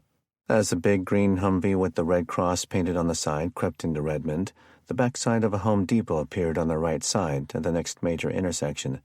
Sean hit the brakes to take the exit to 180th Street instead of the off-ramp with a direct route to southbound Highway 520. They passed a hotel that had had several windows broken out. There were signs of ransacking in the road that led to the backside parking area, sheets, towels, and ice machine on its side. There was a small group of men guarding the entry to the lot under a pop-up canopy. "Holy shnikes!" Sean yelled as he stomped on the pedal.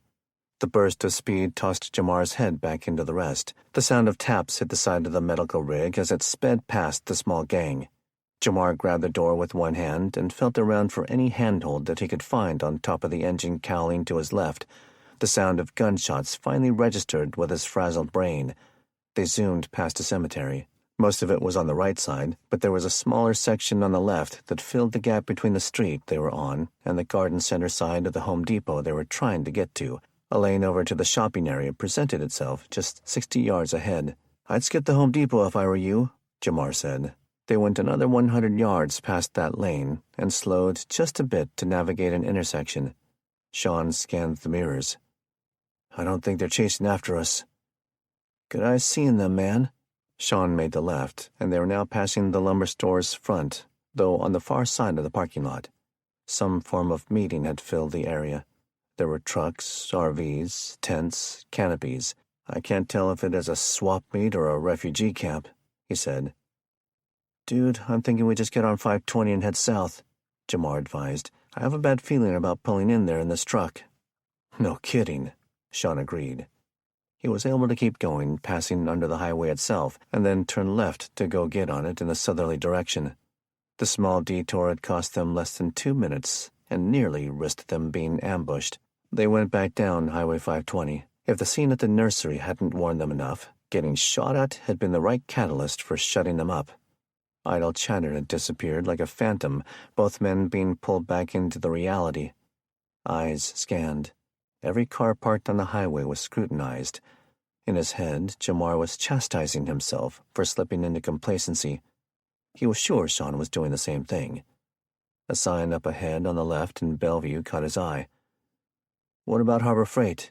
Would they have the wheels? Sean clued in on the sign amongst the many elevated business signs in the low sky. Quite possibly, and it beats hunting for another big lumber franchise just to find another trading post. He slowed, guiding the big green vehicle down the next exit. Much more cautiously than they had the last time they left the highway, the men moved under the overpass and south 2 blocks. They turned onto 20th and drove less than a minute until they found the store on their right, part of a small strip mall. The store looked as if it had been already picked through. Windows were missing, the front door propped wide open with a cinder block, as if someone was just letting the breeze roll through.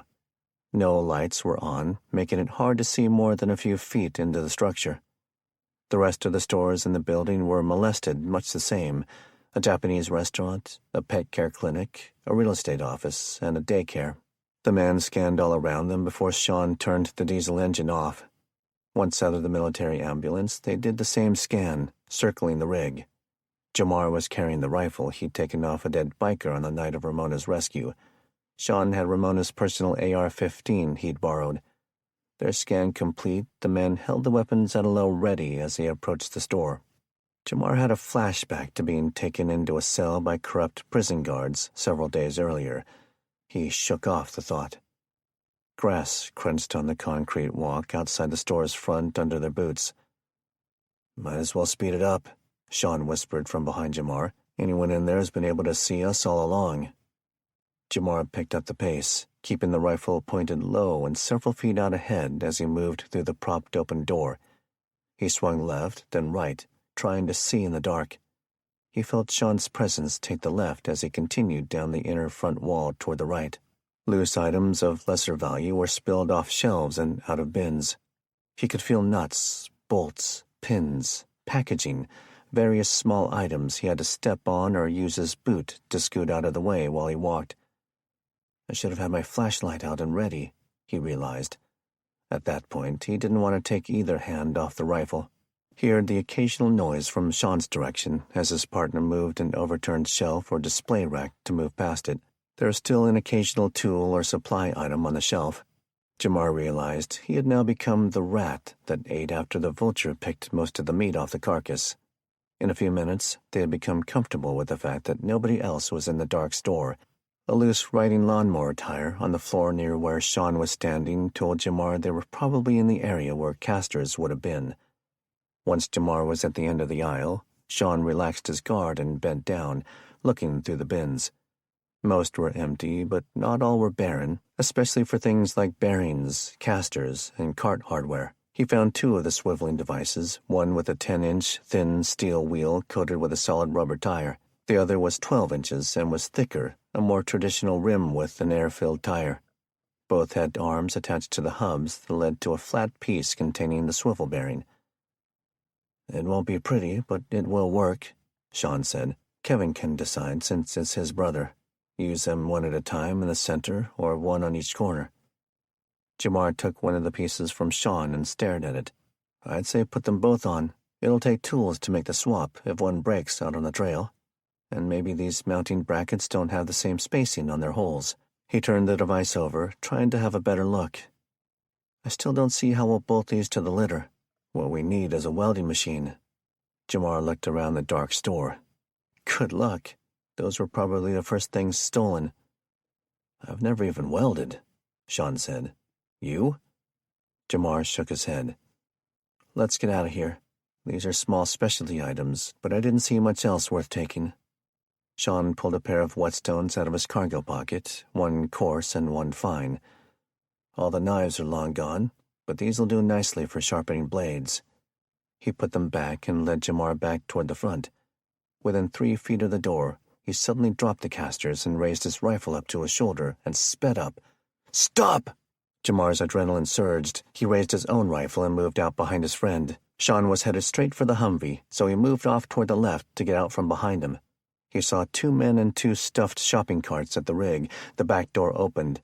Another was at the open passenger door. None had firearms showing, but they were all wearing bulky raincoats that could easily conceal one.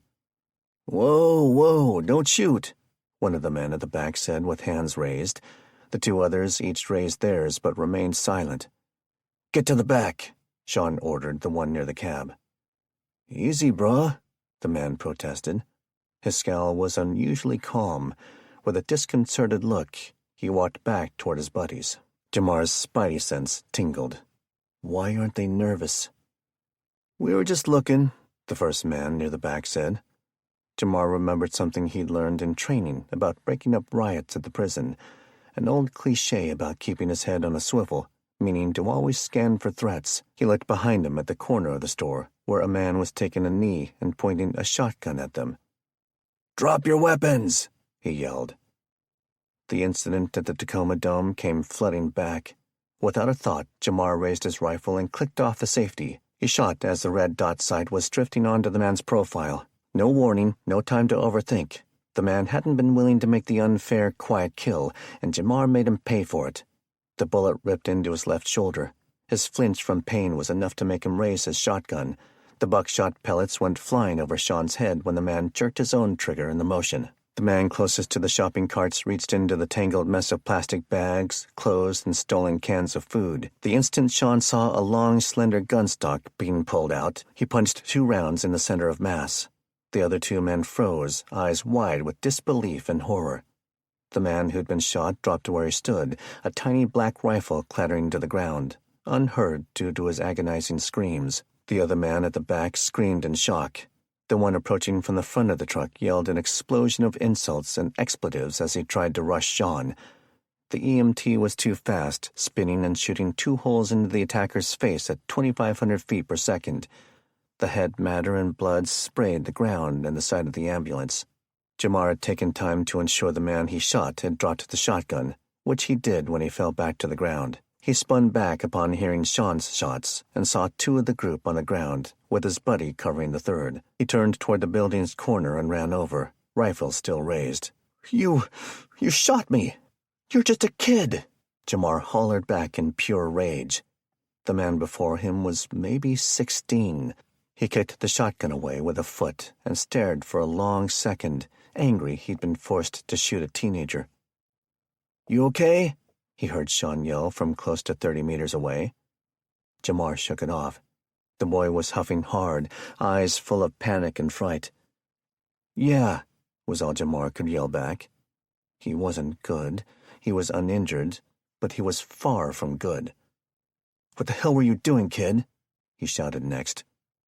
Can I see my brother? The wounded boy asked. Blood was starting to pool around his body on the concrete. Jamar wondered if he'd hit an artery. The lad started to cry, his breathing intensifying. Jamar picked up the youth's shotgun and a pack that was resting along the building's side wall. He started to walk away. Then another lesson from his CO training came rushing into his head. He set the 2 items down and moved back to the youngster. The kid wailed when Jamar rolled him onto his side, which caused a reaction from the one Sean was guarding. Jamar gave the teen a quick pat-down, feeling for the unlikely chance that he'd pull out a pistol and shoot him in the back. All he found and confiscated was a cheap pocket knife and 1 Twix bar. After once more collecting the things, he focused less on the screaming behind him and more on that ahead. The first man Sean had shot was gasping and moaning. The second one was as dead as disco. The one still alive wore a look unlike any Jamar had recalled seeing. It was anger, disbelief, and anguish all rolled up into one. He was sure the man, maybe 20 years old, was frozen in time, like a nightmare he couldn't wake up from. He was the one making all the noise, face scrunched in agony, hands grabbing fistfuls of wet hair on his head where he'd knocked the rain hood back. "You that kid's brother?" Jamar asked. He set the backpack and shotgun down near Sean. The man shot his red eyes at Sean. "He killed him! You guys are murderers!" "We just beat you to the draw," Sean growled. That's right, Jamar thought when he heard Sean's ire. "First time he's killed. Take out the poncho," he told the man. With a suspicious look and under the direct cover of Sean's barrel, he complied. It was sprinkling lightly, though the man was already wet from the sweat that built up under the unbreathable plastic. "Turn around," Jamar made a circle with his finger. "So that you can shoot me in the back?" the man shrieked. He spun, and Jamar moved over. He kicked the inside of the man's left ankle with his right foot, forcing his stance open. He bent over and ran the back of his hand up the inner portion of both legs. Then he repeated the process with the outer legs. Finally, he checked the pockets and the waistband. In the process, he pulled out a Bic lighter, a pair of flea market brass knuckles, and a baggie with the roach ends of several joints. But no knives or pistols.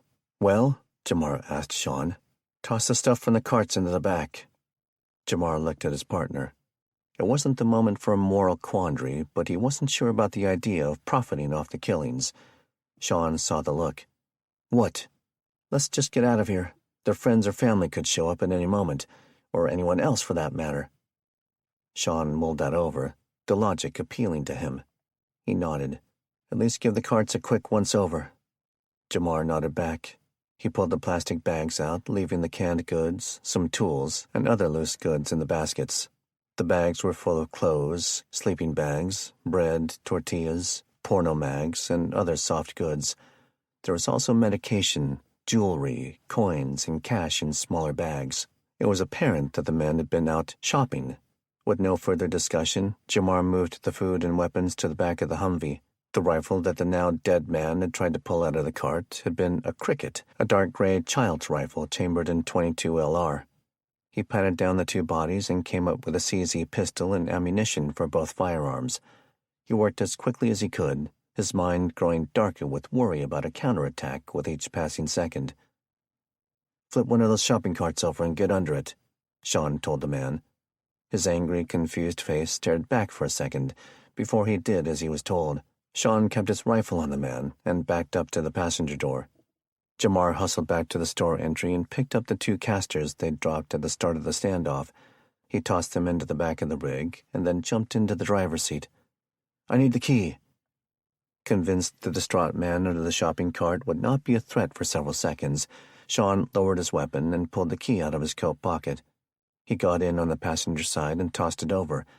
Jamar fired up the truck, not waiting for a warm-up period. He took off and ran the big rig right over the curbs and strip of grass to get back on the road as quickly as possible. In his mind, and in the pit of his gut, worry about whether he'd done the right thing pulling the trigger first started to plant itself. Chapter 28. Lake Washington. Wade Curry leaned against the side of the cabin cruiser's hull, his knees on the deck near the vessel's aft corner, next to the small closable doorway at the transom with which swimmers could walk out onto the diving platform. Between him and the hull was an empty rack designed to hold scuba tanks. He had his elbows up on the side of the boat, trying to keep himself as steady as possible while he used the pricey ATN Binox night vision binoculars. The expensive device had a rangefinder, could show infrared views in colors or black and white, and could even record video. The breeze was creating an irksome level of chop on the lake, making his supposed recon mission difficult. He had been surprised at the number of boats on the water, many with their running lights on to avoid collisions, but many others, like their own 37-foot dive boat his cartel allies had stolen from one of several dozen private docks along Rainier Avenue, were running dark. People trying to isolate themselves from society, he concluded. Not a bad plan. Not sustainable, of course, but it would have been a good plan for an event more regionalized. With his special binoculars, he was able to see them all quite plainly. His team had some of the devices, too. Their job was avoiding collisions with the other boaters. His to scout the high-tech home of one of the world's richest men. So far, he'd seen at least 3 armed men on patrol on the mansion property. Undoubtedly, they or other unseen members of their team were using similar devices to look back at him. The file on the PC guru had some good details, including on several well-trained members of the security team. What Wade was looking for, though, wasn't obvious, and it would have been. The billionaire owned his own floating heliport, a twin-hulled ship built just to hold a helicopter landing pad. The file said it was kept over in tiny Lake Union. There must be something keeping it over there, maybe maintenance or a blockage of the connecting channel. The cartel was keeping the craft moving at about 3 knots, which was enough to keep the guards from elevating their suspicion. His kneeling wasn't just for balance. It helped him relieve strain on his shoulder and to keep a low profile. I bet that isn't the only armed force on these shores, Wade thought. This is Medina, after all. The homes on the shoreline are a combined value more than many countries' GDP. They were slowly cruising about 600 meters from land. He'd seen 2 other boats get closer in the previous 20 minutes, each time drawing a loudspeaker warning from the billionaire's boys. He hunted for the floating heliport boat mentioned in the dossier, but couldn't see it anchored. Must still be over at its moorage on Lake Union. He had scanned the file's photos and knew he should take the time to read the intel assessment more thoroughly. There was no obvious guard stations on the corners of the property. Not that it mattered to Wade. The last of his 3 compatriots had left him alone for the second time to go upchuck in private on the bow. One was on the bridge, and the 3rd was in the cabin, taking his turn for a nap. Wade had assured the men that this scouting mission would last all night. For a lifetime for you 3, he dared not say aloud at the time. He took the fancy binoculars off his neck and pushed himself off the boat's side rail, keeping balance on his knees against the mild rocking. He reached into his pockets for 2 of the shivs he'd made in private earlier in the evening. The man had grown careless, trusting him to his own devices a bit more as time passed. In less than 70 seconds, alone near the armory workbench, he'd procured 4 long, thick, stiff zip ties, which he stuffed into his pants and underwear. He'd pulled a quick strip of duct tape off a roll and stuck it to his belly, and he put a pair of cutting dikes into his pocket. On his next trip to the bathroom, he crafted 4 prison weapons, 2 for each front pocket. You need 2? Then make 4. Starting a prison fight was always risky business. Running a piece of tape around the tie 3 inches down from the locking head, he clinched each plastic strap to itself. The tape kept a lock from running down to the near end, forming a loop perfect to slip a middle finger into. 1 inch up from that point on the remainder, he cut the heavy plastic at a very sharp angle. Any longer, and it would bend if it hit something solid. While not long enough to puncture a belly or chest, they worked well on neck arteries. When complete, his leftover scraps and the tool went into the toilet tank. Wade looked up at the bridge deck just over and forward. He could see Tick Hound sitting in the pilot chair, scanning for boats. Wade stood and moved silently down the 4 steps into the hold. With the shiv on each middle finger and closed fists, he had the perfect bloodletting tool. All he had to do was punch in the right spots. He'd only seen this weapon used once, and not a personal viewing at that. It was simply the play-by-play he'd received from others that had witnessed the prison murder. He walked quietly forward, passing a locker with scuba equipment, then the tiny galley with fridge and eating area. There was a closet-sized bathroom across from the table. A large bunk formed in the V of the hull's hold, which was where he found the big one that went by the handle Silverback. The cartel man was sleeping soundly, at an angle on the triangular mattress, his head at the far end. Wave action was like a sleeping pill to some people. It was the most dangerous moment, having to cross the man's body in the padded surface to kill him. But Wade needed the pistol that he knew the man had tucked into a holster, and he needed to get a hand on the mouth while the other hand went to work. The other 2 would be far more difficult to kill, probably downright impossible should they hear Silverback's murder. Though a right-hander, the damaged shoulder forced a role reversal. Cover the mouth with right, plunge homemade dagger with left. Wade paused at the edge of the bunk, sliding the man's loose boots, which were on the deck, out of the way with a foot. Silverback was laying on his left side. He sighed and wiggled a bit. Wade knew the man wasn't nearly deep enough asleep for the slow crawl. He chose speed. Despite the pain in his chest, he leaped up and crawled onto the man, who took a moment of tired surprise to react. A moment he couldn't afford to spare. Straddling him, Wade's body weight forced Silverback over onto his back. He pressed down on the man's mouth with his hand, not waiting for full control to start punching the wide-open target. Lightning-fast jabs, 5 in under 2 seconds, jammed the sharp plastic into the man's right carotid, jugular, and other neck tissues. He tried to scream, but he couldn't. He tried to move, but the V-shape of the hold, combined with the killer on top of him, left him nowhere to go. The blood started to spray, making the task of mouth covering a bit more challenging. The big man flailed, the one arm not trapped under Wade's legs, but Wade's back was also up against the bottom of the main deck. He had leverage and force to press down harder. Silverback's blows couldn't get around Wade's right arm. Taking the hits had their effect on his pain and discomfort, but slowly his prey succumbed to blood loss and stopped struggling. Blood all over him, Wade fought to control his breathing as the body went limp. The man's head fell lifelessly back to its own left when Wade loosened his control over the mouth. Quickly he scooted around. He found the pistol still in its Kydex holster under a pillow a mere 2 feet from his fingertips. There was a 2-slot square magazine holder next to it. Wade moved back off the bloody bunk and used the blanket to try and wipe himself, keeping eyes and ears on the hold entry the entire time. He pulled the 2 shivs off and tossed them, grabbing Silverback's 2 holsters from the bunk. Each slid down over his own belt and hemline, the flat paddles locking them down securely. He checked the pistol, a full-frame Glock, for a round in the chamber and a full magazine.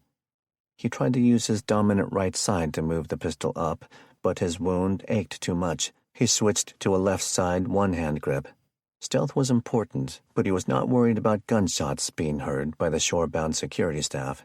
Sound had a way of carrying over water, but in the winds of night over choppy waves, it might never reach their ears.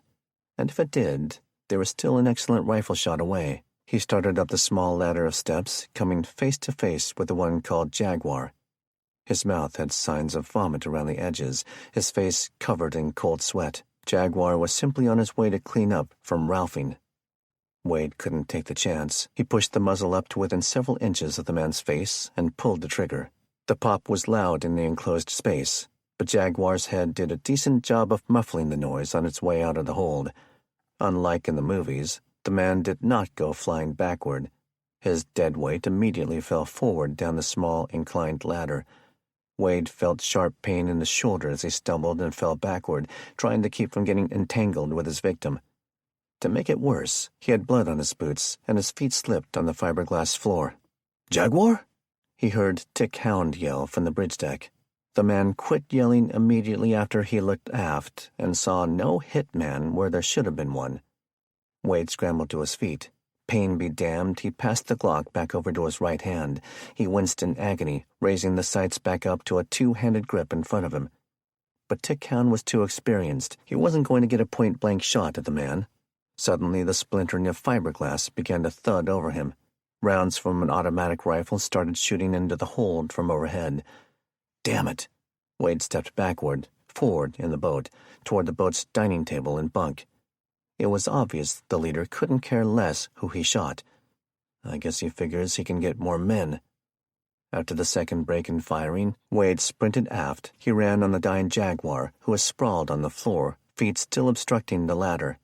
Wade crouched and turned when he got to the hatch, shoulder in severe pain as he raised the pistol over his head. He sprang backward, coming out and landing flat on the deck near the cruiser's benches. He was now laying head aft with a more tolerable angle of aim. Tick Hound was just jumping down from the bridge deck, intending on leaping the 5 feet instead of climbing down slowly. Wade shot 2 rounds into the man's trunk as he fell, and 1 more into the top of the head when he landed with a thud and fell onto the deck. Wade Curry rested his head and took a breath. He would check the 3 men once more, but felt a sense of relief for a moment. The pain in his shoulder was throbbing. He was sure these men had a solid check-in system with their bosses. He'd even heard rumors over the years that they all had implanted RFID trackers under the skin on their backs. He'd recover for a moment, then head south as quickly as possible, opting to just leave the bodies on the boat. I'm sure the idiot shot some holes into the bottom. Have to get back before it takes on too much water. As long as it wasn't flooding too quickly, he would head south to Renton and park the craft right back at the marina they'd stolen it from. He had a good idea of where to find his friend. With a little luck, we'll be back on another boat and heading north by the end of tomorrow. Chapter 29. Bellevue. Here, eat some of the soup, Kevin instructed his brother. They were the only two people in Ramona's living room. Far from fully functional, Keith was having a lucid moment in which he was feeling up to eating something. His overall weakness and poor health had done nothing to curb his anger over the forced detox, though. Any time he spoke, he had a bitter tone, more so with Kevin than with anyone else. "Thanks, Mom. I already ate. One Twix that Jamar took off some guy doesn't count as food." He took a throw pillow from the couch and placed it on Keith's lap. He was sitting sideways on the love seat, watching the TV talk about the horrible state of the world. "You mind muting that?" "Suck it," Keith said, eyes mere slits. Kevin set the bowl of chicken noodle on the pillow. The threat of spillage forced him to take a hand off the remote, which his brother snatched up and turned off the television. "Nice. I can't believe you used to kiss Mom with that mouth." Keith threw the bowl at his brother, spilling soup all over him, the carpet, and the living room table. "Take your damn soup and stuff it up your—" Kevin was in his brother's face like a champion racehorse in heat. He had a handful of his brother's hair and a fist cocked back. The look on Keith's face was one of fear he'd never seen from him before. "Go ahead, Keith or Sutherland. Finish that statement." The taunt was one that their oldest brother Kenny invented when they were kids, when they discovered that Keith hated the actor. "A lot of people are working hard and risking a lot to help you. The next time you waste food, You'll what?" Keith yelled back. He'd come to terms that his little brother could kick his butt all day long and twice on Sundays, if it had come to that. It didn't mean that Kevin had any real emotional power yet. "Go ahead," he started, mocking Kevin. "Finish that statement." Kevin slowly let go and pushed his brother back down, realizing he'd begun to lift him off the couch by the hair. He spat his next words with low-volumed detest. "You don't even deserve to go home." "Then leave me!" Keith screamed. There was no way anyone in the house was still heading toward the main floor. The fight was obvious. "Dude, why'd you even come get me?" "Because that's what family does." The two men were breathing heavily in anger. After a long, awkward moment, Keith asked, "What are you even doing here, Kevin?" He said the name like it caused him pain. "These are my friends, people I have come to trust." "No, I mean here. What are you doing over here on this side of the state? This." He pointed at Kevin's uniform trousers. "The whole guard thing was Dad's thing. Newsflash, little brother. He's gone. You don't have to impress him anymore." Kevin had had enough. "You know what?" He called his brother a few choice insults. "You hate it here so bad? Just leave. See how long you'll last. You can't even wipe your own ass." The den door slid open, and an unhappy James Franklin walked out, still in his underwear, eyes bloodshot.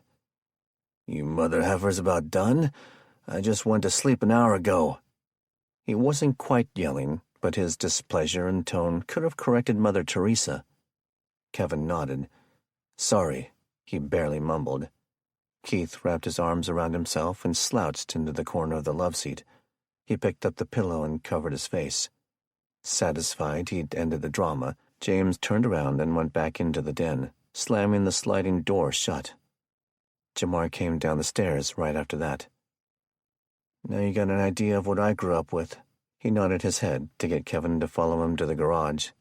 When they stepped down into it from the house, the noise and bright arc flashes of welding filled the space. "Figured we could check on the basket." Kevin was still pissy over the turmoil with his brother. "We might not need it." The day before, when they went to return the trailer, Nelson had told a neighbor that they'd nearly lost the thing, that the group that wanted it simply didn't have enough firearms or the guts to take it from them. That sparked up a good conversation in which Nelson and Kevin had learned a bit about him. Like Noel O'Hanrahan, he'd been a bit of a classic car buff. He had the welding tools and experience, and Noel had paid him to help with the Mustang project a few times over the years. The pair had come to grow comfortable with the idea of him helping watch out for Ramona and her place. When Jamar and Sean returned and mentioned the project to attach casters to the basket, 48-year-old Walter Stell offered to trade. He wanted the rest of the .380 ammo for the pistol that Ramona had already given him for use of the trailer. He was in the process of not just attaching the wheels, but fabricating the pull handles, reinforcing all welds for added strength, and adding enough flat bar to the bottom that nobody would fall out, even if the wire mesh got ripped off entirely. Nelson was helping with that, while Jalen and Sean were building the new e-bike and overhauling the used e-bike and pedal bike. Felicity and Missy were bored and tried to watch, but Walt made them leave after too many unheeded warnings about watching the eye-damaging arc flash. "My mom and Ramona have been making their plans to fortify this place," Jamar said. He sighed. "I guess they're really going through with it. I'm not happy about this." "I don't know what to say," Kevin said. He was lost in his own thoughts and emotions about Keith. The two men watched the various projects in silence for a couple of minutes. "I should have asked for some of those saddlebag things. I'm not sure how we're going to haul supplies." Sean had mentioned getting one of those big four-wheeled garden carts, but after our incident at the store, we came straight back here. Kevin perked up a hair and pointed toward the back of the house. "Ramona's got one of those. We should go bring it in here and have him look at making us an attachment system for it." With that, the two friends carefully moved through the busy garage and around the house, each mired in his own thoughts and stresses about the coming trip. Chapter 30. Bellevue. Sean was finishing cleaning Ramona's stump near the bottom of her left femur and installing a clean vacuum dressing. One of the devices Kevin had acquired was a case containing a vacuum assist wound care pump, along with several sets of specialty supplies. The concept was simple. An occlusive dressing over a traumatic wound kept the air pressure low. It was proven to help wounds heal more quickly by draining excess fluids, keeping the wound moist and warm, increasing blood flow, and drawing the edges together. When Sean discovered the device in the goods they'd taken from Monroe, he knew they had to get it started before the Axiom hackers killed the power grid permanently. Ramona was back on the big couch in the living room, resting and trying to keep the partial leg elevated. "Do you think it's helping?" "Yes," Sean said. "I mean, I can't tell by looking, but I've heard paramedics and nurses talk about these things. They absolutely speed up healing.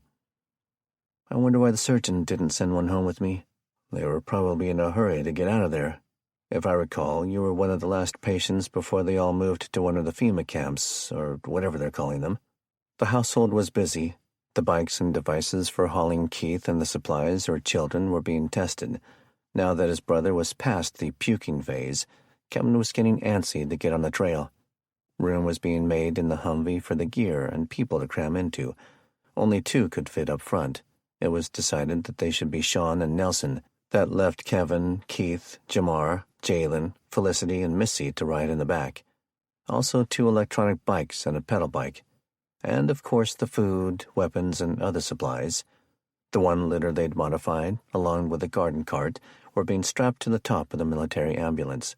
The route had been dialed in, evolved from Kevin's original plan after the addition of Missy and the e-bikes, and though half the group would be on foot, Kevin felt the slightly longer hike that was now his primary route would be worth it. He would eventually lead the pack to the North Cascade Trail, but now they would head east almost from the start. The change brought with it more paved side roads and towns, which included more options for finding ways to charge the e-bikes. Unfortunately, it also brought with it a greater risk of finding dangerous, desperate people. Kevin reminded himself that that could happen anywhere, though, even up on a more isolated trail. The new plan also meant using the Humvee longer, assuming they had the diesel for it or didn't lose it for some reason. When he thought it was just him and Keith, he'd planned on hiking north to Arlington, along a smaller state road that paralleled Interstate Highway 5. From there, they would start hiking. Now they would take the Humvee east from Redmond through a series of smaller towns and back roads as far as they possibly could. He'd repeated the process he'd performed 3 days earlier, printing trail maps from the internet to be stored in freezer bags. He had no idea why the power and internet had been spared by the hackers, but he fully intended on using every resource while he had it. Kevin had suggested to Ramona that they have a household huddle to go over everything. She agreed, saying that she needed to let those that were staying behind know the full truth about her history with the killer Wade Curry. She even wanted Walt Stell, her across-the-street neighbor, there, since she expected the cartel violence to show up at her neighborhood at some point in the future. As Sean finished up checking the vacuum pump and cleaning the trash from the dressing, people were starting to accumulate. Kevin approached the wounded cop. "Do you want to do your speech announcement thing first, or have me review the plan for our trip first?" "Let me go first. Your plan may change after people hear what I have to say." Kevin made a surprised face at the ominous warning. It was getting dark out, which meant it was past evening. Everyone was up and settled on the furniture or other chairs, including James. Only Felicity and Missy were absent, the older agreeing to play with the younger to keep her away from the sensitive discussion. Most were looking at Kevin as he stood near the couch and Ramona. "Before we go over the planned route and what supplies we're taking, Ramona feels like she needed to share something." He went over to one of the camping chairs near the kitchen bar to sit next to his brother, who was sitting with drooped head, wrapped arms, and nervous knees. He had a hoodie pulled over his head. Ramona looked at Diana and James. "I appreciate that you two are going to stay and help me, but I think nobody here knows Wade Curry like I do." A couple of people shifted in their seats. The air grew still. "When I was in the detective squad, I and my partner were the ones that busted him." "Who is this cat?" 16-year-old Jalen asked. "This the guy that took Missy?" "Shush," Jamar quietly rebuked his brother. "Yes," Ramona said. "It's all right, Jamar." Her eyes drifted as if she were thinking. "I guess it'll be about 12 years ago this coming Christmas since we caught him. He was a contract killer." "Whoa," Jalen said. "Not like in the movies," Ramona clarified. "He's an ex-LA thug who mostly just killed gang members or people who witnessed crimes. Kind of a Switzerland type, neutral, for hire by anyone, for any job. Anyway, he was not happy about being taken down by 2 lady cops. He'd done 5 hits in 3 counties in just 14 months. Once we started talking to other agencies, the pattern was clear." "What happened to your partner?" Diana asked. "Heart disease, long hours and cigarettes. She never took her stress out on the jiu-jitsu mat like I learned to do." James summarized it. "So old boy is one of the bad ones from where Jay worked. Hackers do their thing, and Psycho Boy goes on the revenge path. Takes your little girl and your leg. That about it? He the one that killed your old man, too?" Ramona shook her head. "And not that big was drug cartels. No way Wade had the resources for a daylight attack and the boat escape." Diana saw where her ex's thought train was going and chimed in. "But that was awfully coincidental timing, right?" "What about the bikers?" Kevin asked. "How'd you get them lined up to help him so quickly?" "One of their officers was his cellmate for several years." "1 or 2, sure," Sean said. "But didn't you guys have to escape the entire gang?" "Motorcycle clubs have a code," Ramona said, "and a hierarchy that follows orders." Jamar had been sitting, stewing. "If I hadn't shanked that shot, he wouldn't have escaped." Several of them shifted their gaze to him. "It's all my fault he's still alive." "Stop, baby," his mother said. "There ain't no use in going down that road." "She's right, Jamar," Ramona said. "If I had never made that war club, I'd still have my leg." Walt, the neighbor, had been sitting quietly. He'd heard enough to figure out the parts he was missing. "Is that why Noel's Mustang is full of bullet holes?" The mood in the room was heavy, dark. Nobody seemed like they were going to answer, so Kevin simply said, "Yeah." "I blame myself for Roger's death," Walt admitted. In their limited interactions with him, nobody had ever taken the time to get to know him. "He was my stepdad, see?" He looked around the room as he spoke, the sentiment of the story evolving on his face as details of both loathing and love evolved. "Like a later-in-life stepdad. I was already in my early 30s when he and my mom got married." His focus moved off into some far corner of the room as he spoke. "Couldn't stand him at first. Always telling these horrendous dad jokes. Just the worst, dumb jokes." He laughed and continued. "He tried way too hard to get me to like him. He went silent, and he looked at the floor. Then Mom got sick.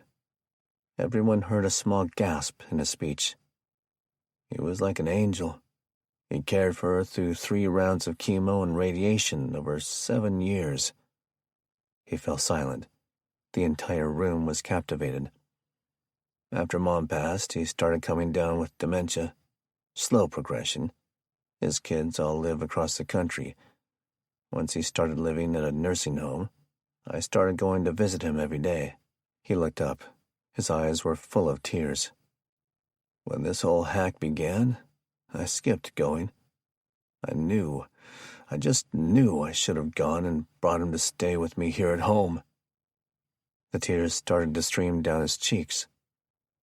When I finally unglued myself from the TV on about day 6, I went to go check on him. He paused, trying to muster the courage to tell the rest. All but 2 of the staff had quit coming to work. Diana put her hands to her mouth to cover her gasp. Everyone was listening as if their lives depended on it. Many of the dementia and Alzheimer patients had wandered out of the facility. Walt said softly, sullenly. After a couple of days, they finally got some help from the army. They found Roger dead in a small stream about a mile into the woods, still in his pajamas. Man, James said very quietly. Diana started to cry with empathy. Nobody knew what to say about that. You never said anything, Ramona said, sorry they'd been burdening him with their problems. Walt used his sleeve to wipe his eyes. I needed it. I needed you all. The distraction. He turned his attention to Jamar. I just wanted you to know that everyone carries a burden. Everyone has a regret about something. Jamar nodded and quietly looked away. What is it, Jamar? His mother asked. He stood up suddenly. I still don't see why you all are staying put. We have the truck and that ambulance. We'll be out of fuel soon enough, Kevin reminded him. I know, but we'll be together. You, he pointed at his mother, and you. A wave toward James. And you, Ramona. You need to get off this blood feud garbage and come be with your daughter. In just a quick minute, Jamar had shifted the room's dynamic from one of compassion and sorrow to one of alienation. Boy, James said with a firm voice, standing and punching a finger in the air toward his son. Sit down and control yourself. Jamar glared at his father for a second, then scanned everyone else. He crossed the room and found the military foul weather coat Kevin had lent him earlier. He walked out the front door into the dark rain, slamming it behind him. Chapter 31. Bellevue. Jamar pulled the rain hood up, listening to the heavy drops smack the coated nylon and rattle his ears like a muffled rock tumbler. Why can't they listen to reason? He wasn't prone to crying when emotional, but he thought he just might. It wasn't that he didn't want to be responsible for Felicity and Jalen. For the most part, they were good siblings. He knew that they would listen to him on the trail. No, it was the sense that he would never see his parents again. And he understood why they didn't want to go to the country. It was a different world. They were city folk from a diverse but largely black culture. He knew that people his age had an easier time with culture shock. But it's not like his parents were ancient, both only in their early 40s. He walked and thought, without knowing where he would wind up. He remembered signs for a large forested hiking park somewhere just to the north. Unlike a rectangular city block, the Bridle Trails neighborhood was laid out by the developers to make best use of the terrain. Roads curved to allow for properties that moved along winding creeks and slopes. A few were dead-end, while others connected with each other in big loops. The area was heavily forested with the area's standard fir and cedars. Most homes had a small green belt of trees along their properties, giving folks the isolated feel, while still residing in what was simply a less compacted suburb. The hood had been named after the state park Jamar thought was out there in the rain and nightscape. Unlike city parks, it was catered toward hikers, runners, and equestrians. Not even bicycles were allowed. The park contained 2 different small arenas, while on the north end nestled several horse-related businesses. When they returned from the Monroe trip, Jamar thought he'd seen a business sign for people to stable their horses on the nearby South End, too. As he walked through the neighborhood, he tried to memorize things to help him find his way back. He just needed time to think, to cool off. He studied vehicles, yard decor, fences. The homes themselves were usually 50 to 100 feet back. In the dark rain, with people starting to cover their windows with things for added security, there just wasn't enough light to study those. He'd turned up a long, winding avenue called 130th a couple of minutes earlier, hoping something would tell him where the park was. Once he cooled off, his goal had morphed into one of providing his folks with a place they might go hide should the killer or his gang friends show up. Jamar thought he heard a pop. He stopped and spun, pulling his flashlight out of his pocket. Nothing. Calm down, Johnson, he chided himself. He didn't think he was being charged from behind, but one could no longer assume. As soon as he started to walk again, he heard another. This time he pulled the rain hood back a bit, trying to get his ears a bit more information. Another pop. Those are pistol rounds. He pulled the hood down, feeling the drops pound his hair. Seems to be through those houses' yards, not back toward Ramona's. 2 louder cracks told him what he dreaded. There was an active firefight happening nearby, and now there were rifles involved. Not an all-out battle, more like a controlled defender keeping a vicious offender at bay. Jamar studied the homes and properties to his right. With each shot, he became more certain that it was only a couple of properties over. Not your fight, Jamar. The rules were becoming so damn murky. When will it be? When whoever is the villain over there kills your parents for their food? When a young family gets slaughtered for topsoil? When you had to kill another kid the same age as Jalen? Then he heard yelling, a scream, the sounds of pain and people trying to kill each other. He didn't have his rifle with him, but he did have his trusty SIG. It had already saved his life once. He drew the pistol and sprinted up the long driveway to the closest home, nearly running into the back of a parked truck. He pulled the rain hood back up to keep the water out of his eyes. With one hand, he held his gun. With the other, he kept the hood in just the right spot while he ran. There. After he passed the house, he saw flashes reflecting off trees and another house. He ran through the dark home's backyard. There was no fence between it and the one that abutted. He zipped around that home, seeing the blinds down and lights that were on suddenly clicked off. People were entrenching themselves in their houses as the nearby attack unfolded. The shots were sporadic, sometimes with long pauses. Jamar took a knee in some grass next to a tree, trying to disappear into the night while he waited for another clue. He heard a commanding voice yelling, maybe only a few dozen yards away. "They have us pinned down over here in the cul-de-sac." A radio blared loudly, most likely turned to full volume because whoever was fighting didn't have ear protection. "To move the truck and horse trailer back down that road and try to approach from the far side," the electronic voice ordered. Horse trailer? Jamar knew the stables were nearby. Someone's trying to kill them and steal the horses. He took a good look and sprinted to the tree closest to the road. Even in the rain, he was close enough to see the brake lights of a pickup truck and horse trailer when a man was going through the hassle of turning around. Jamar moved over to a brick column that held the closest home's mailbox near the asphalt and took cover. A second man spotted the back of the trailer with a flashlight through the turnaround effort. When they finished and he opened the cab to jump in, Jamar could clearly see him unsling a rifle. The door slammed shut, and the truck started to drive south, straight past Jamar. He pulled the camo hood down and pushed himself up against the brick post he was kneeling next to. Without thinking, he had an urge, an idea. The double-long horse trailer started to pass him. He yanked the raincoat up at his waist and reholstered the pistol, then sprinted for the rear of the trailer. There wasn't much in the form of a bumper. As he looked for something to grab onto, the trailer pulled away.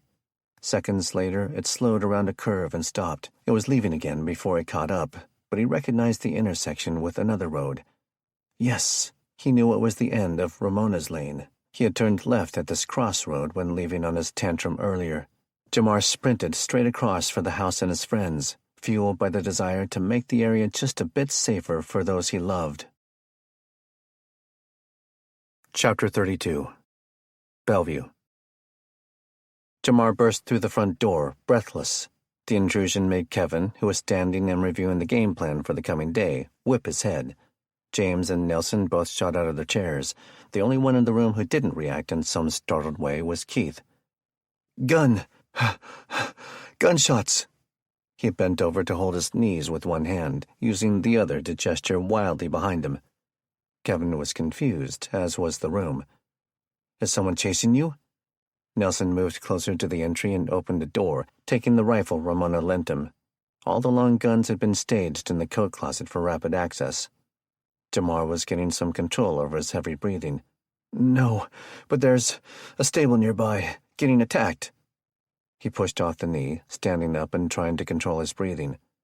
"I know them," Ramona called from the couch. "The business has been a solid member of the neighborhood." She closed her eyes and squinted. "What are their names?" She chided herself.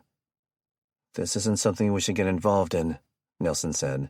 By then, Kevin, James, Diana, and Sean had moved to the entry area to huddle. Keith, Walt, and Jalen had chosen to stay out of the way. Jamar snapped his head toward Nelson with a look. "You keep saying that. What if your parents were living here?" Nelson looked a tad surprised by the outburst, but chose not to reply. His face made it clear he still thought it was a bad idea. "What are you saying?" Kevin asked. "You think we should go get involved?" "No," James inserted with a calm, controlled father tone. "Son, you don't want to go risk everyone for some folk nobody even met." "Lydia," Ramona called out from across the living room. "I remember meeting them in the park one day. They're a married couple with a couple of odd kids. I don't remember her wife's name." "I'll go with you," Kevin said. Jamar looked at the others, then his father. "We are all people we'd never met a week ago." He pointed at the 3 AWOL guard members. "You guys. Us." He pointed at James. "Ramona." Another gesture across the room. "Now we all depend on each other for our lives." James bowed his head in defeat, secretly proud of the brave, compassionate man his son had become. "I'll go too, Jay." "Nah," Nelson said, looking at James. "I have experience. I'll go. You stay with that big dog revolver of yours and guard the others." "We done talking or what?" Sean said to indicate he was ready. "We should take the ambulance," Nelson mentioned, as everyone started to get coats and firearms. "They'll hear us coming," Kevin countered. "Not with the gunshots, unless— Jamar, did they look tactical? Plate carriers, helmets?" "No, they had their walkie-talkies cranked up. I don't think they could hear. I saw them move their truck and trailer south so they could loop around to the east." "It's your call, then. Humvee or bikes? Which means one of us is running, by the way." Kevin moved to the door to the garage. "Bikes. I'm the lankiest and probably the lightest. I'll ride in the garden cart." He stood in the open doorway, looking at them. "Let's roll." "Grab the 2 remaining nods," Jamar said. "It's nearly pitch black out there. They'll light up like beacons." "Good call," Nelson said, as the 4 men filed out into the garage. James had followed them out and opened the garage so that he could turn the light off and take his post as house guard. Jamar hopped on the pedal bike because he hadn't taken the e-bikes out to test and train earlier in the day. Nelson had the most test runs with the newer bike. The Stokes litter for pulling Keith had already been detached, so he got onto the bike and slung Ramona's rifle across his back. The garden cart was still hooked up behind the older e-bike. "I'm lighter," the tall, lanky Kevin said before crawling into the big plastic 4-wheeled tub. He and Sean were using James's shotgun and the rifle Jamar had taken from the Tacoma Dome. He secured both weapons with him, leaving Sean to drive the bike. James handed him both pair of night vision, which were always staged in the garage for home defense. "You need to lead us," Nelson said to Jamar. Jamar led the small reaction force out of Ramona's garage and turned right into the dark, wet night. They rode past 10 homes to get back to the intersection he had run through earlier. Even towing Kevin, the newer bike had more than enough zip to keep up. Jamar stopped, and the others followed suit. He pulled his rain hood down, as did the rest, everyone trying to get a bead on the gunshots. Both warring parties seemed to be strategic in their fire. "Definitely not too far," Nelson said, pointing straight through the intersection. "That's the direction I came from," Jamar said. He pointed right. "There was a truck and a horse trailer that couldn't approach, so they went that way to go from another direction." "Then let's split up," Nelson suggested. "You and I go straight, Sean and Kevin go right, And everyone remember, neither party knows we're the good guys. The bullets won't care what's in front of them. Here, Kevin said, handing off one set of night vision to Nelson. We're wasting time, Sean said. He juiced the electric bicycle and turned right, which eventually took him through a curve. They turned left at another intersection and for a moment seemed to be moving farther from the fight. Once they came to the next intersection, they quickly rode a couple of 100 meters. It almost sounded as if they had passed the action. At the next intersection, they turned left once more. One more curve, and suddenly the noise was ahead of them and growing louder with every foot they gained. Sean slowed down to a crawl, then parked the bike between a fir tree and a bush on the corner of someone's driveway. Kevin got out and handed him the rifle, keeping the shotgun. Both of them did a quick chamber and safety check. It looks like we just turned left up that little driveway. Remember that we could wind up walking right in on his trailer and team of dudes. We're going into this blind, Sean said. He took their one set of night vision from the case and removed it. After a small effort to ensure the head strap was snug and the dual-tube device was on, he looked at Kevin. Do you know how to bound? Yeah. Don't bound past me since I have the nods. Just plant by me and I'll take all the leaps. Kevin nodded. You see anything that I miss, say contact. Got it? Yes. Good luck, Kev. With that, Sean led the counter-assault on the stable property from the east. Chapter 33. Renton. Sure would have been nice to not have to steal another boat, Wade thought. The one called Tickhound had managed to shoot an assortment of 5.56mm holes into the boat's hull when he tried to kill Wade from above. There were hundreds of other boats that could be stolen, thousands. It was simply a matter of not wanting to spend the time.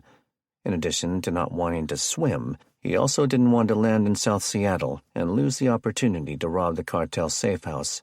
Some mental math and a bit of hope told him he could make it if he didn't fart around. The boat was drafting heavy in the nose by the time Wade had dumped the bodies in the cold Black Lake and made a speed run south. The water was hazardous to travel at night, simply due to the number of boat owners riding out the crisis afloat while they thought through their next steps. Unlike any of them, probably, he had top-of-the-line night vision that operated in both IR and heat signatures. If I didn't have a cop to torture, I might just try piracy, he joked to himself. Hold up. What the hell is this? Wade slowed the craft when he saw the beams of light cutting around the lawn between the private dock and the expensive Rainier Avenue South home. Most of the homes along the street were pitch black, their wary, rich owners figuring out early on to not announce their presence to people just like Wade.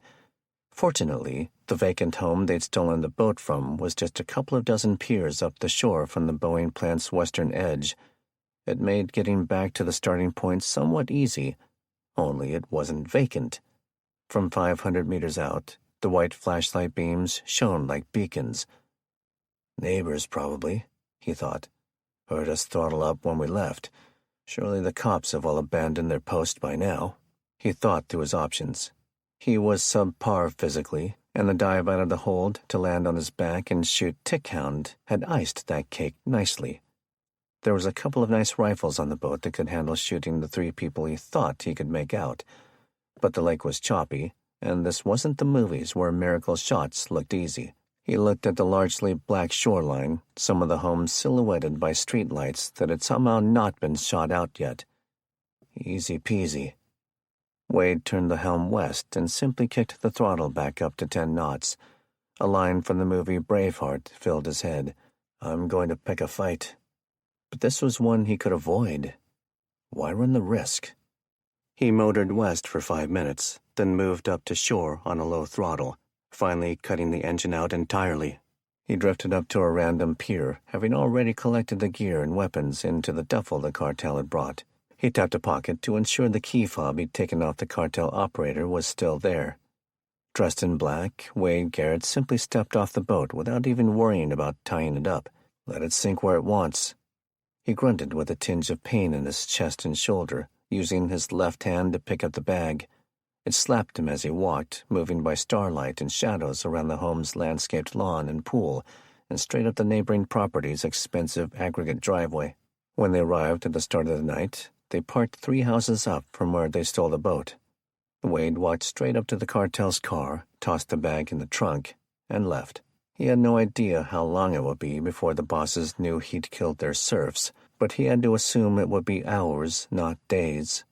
He had one chance to go fetch some of the coolest weapons and gadgets, find a new car to steal, and implement his power move. Chapter 34.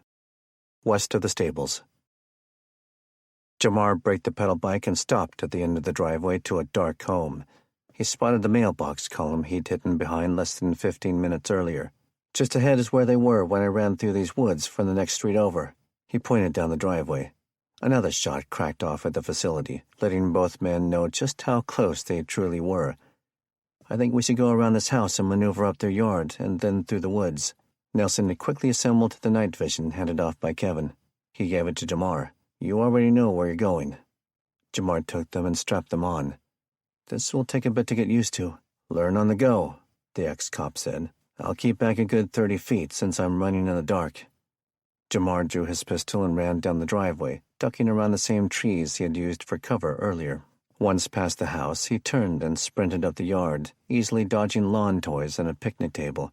As he pushed through the greenbelt, he heard behind him a commotion, a growl, and a barely whispered F-bomb out of Nelson, who ran into a patio chair at full speed. Jamar stopped and looked, seeing the man was getting back up off the ground, but otherwise fine. He decided to wait for Nelson to catch up so that he could change directions through the tree belt. What are you waiting on? Nelson asked when he caught up. A shotgun blast erupted to the east, the bright lights slipping through the trees for a fleeting millisecond. I'm moving toward that flash. Slowly, Nelson advised. They just shot out into the woods for a reason. We're not alone out here. Right, Jamar said, thankful that Nelson had reminded him. What was obvious in principle wasn't always easy to think of when someone was sprinting and their nerves were jacked up.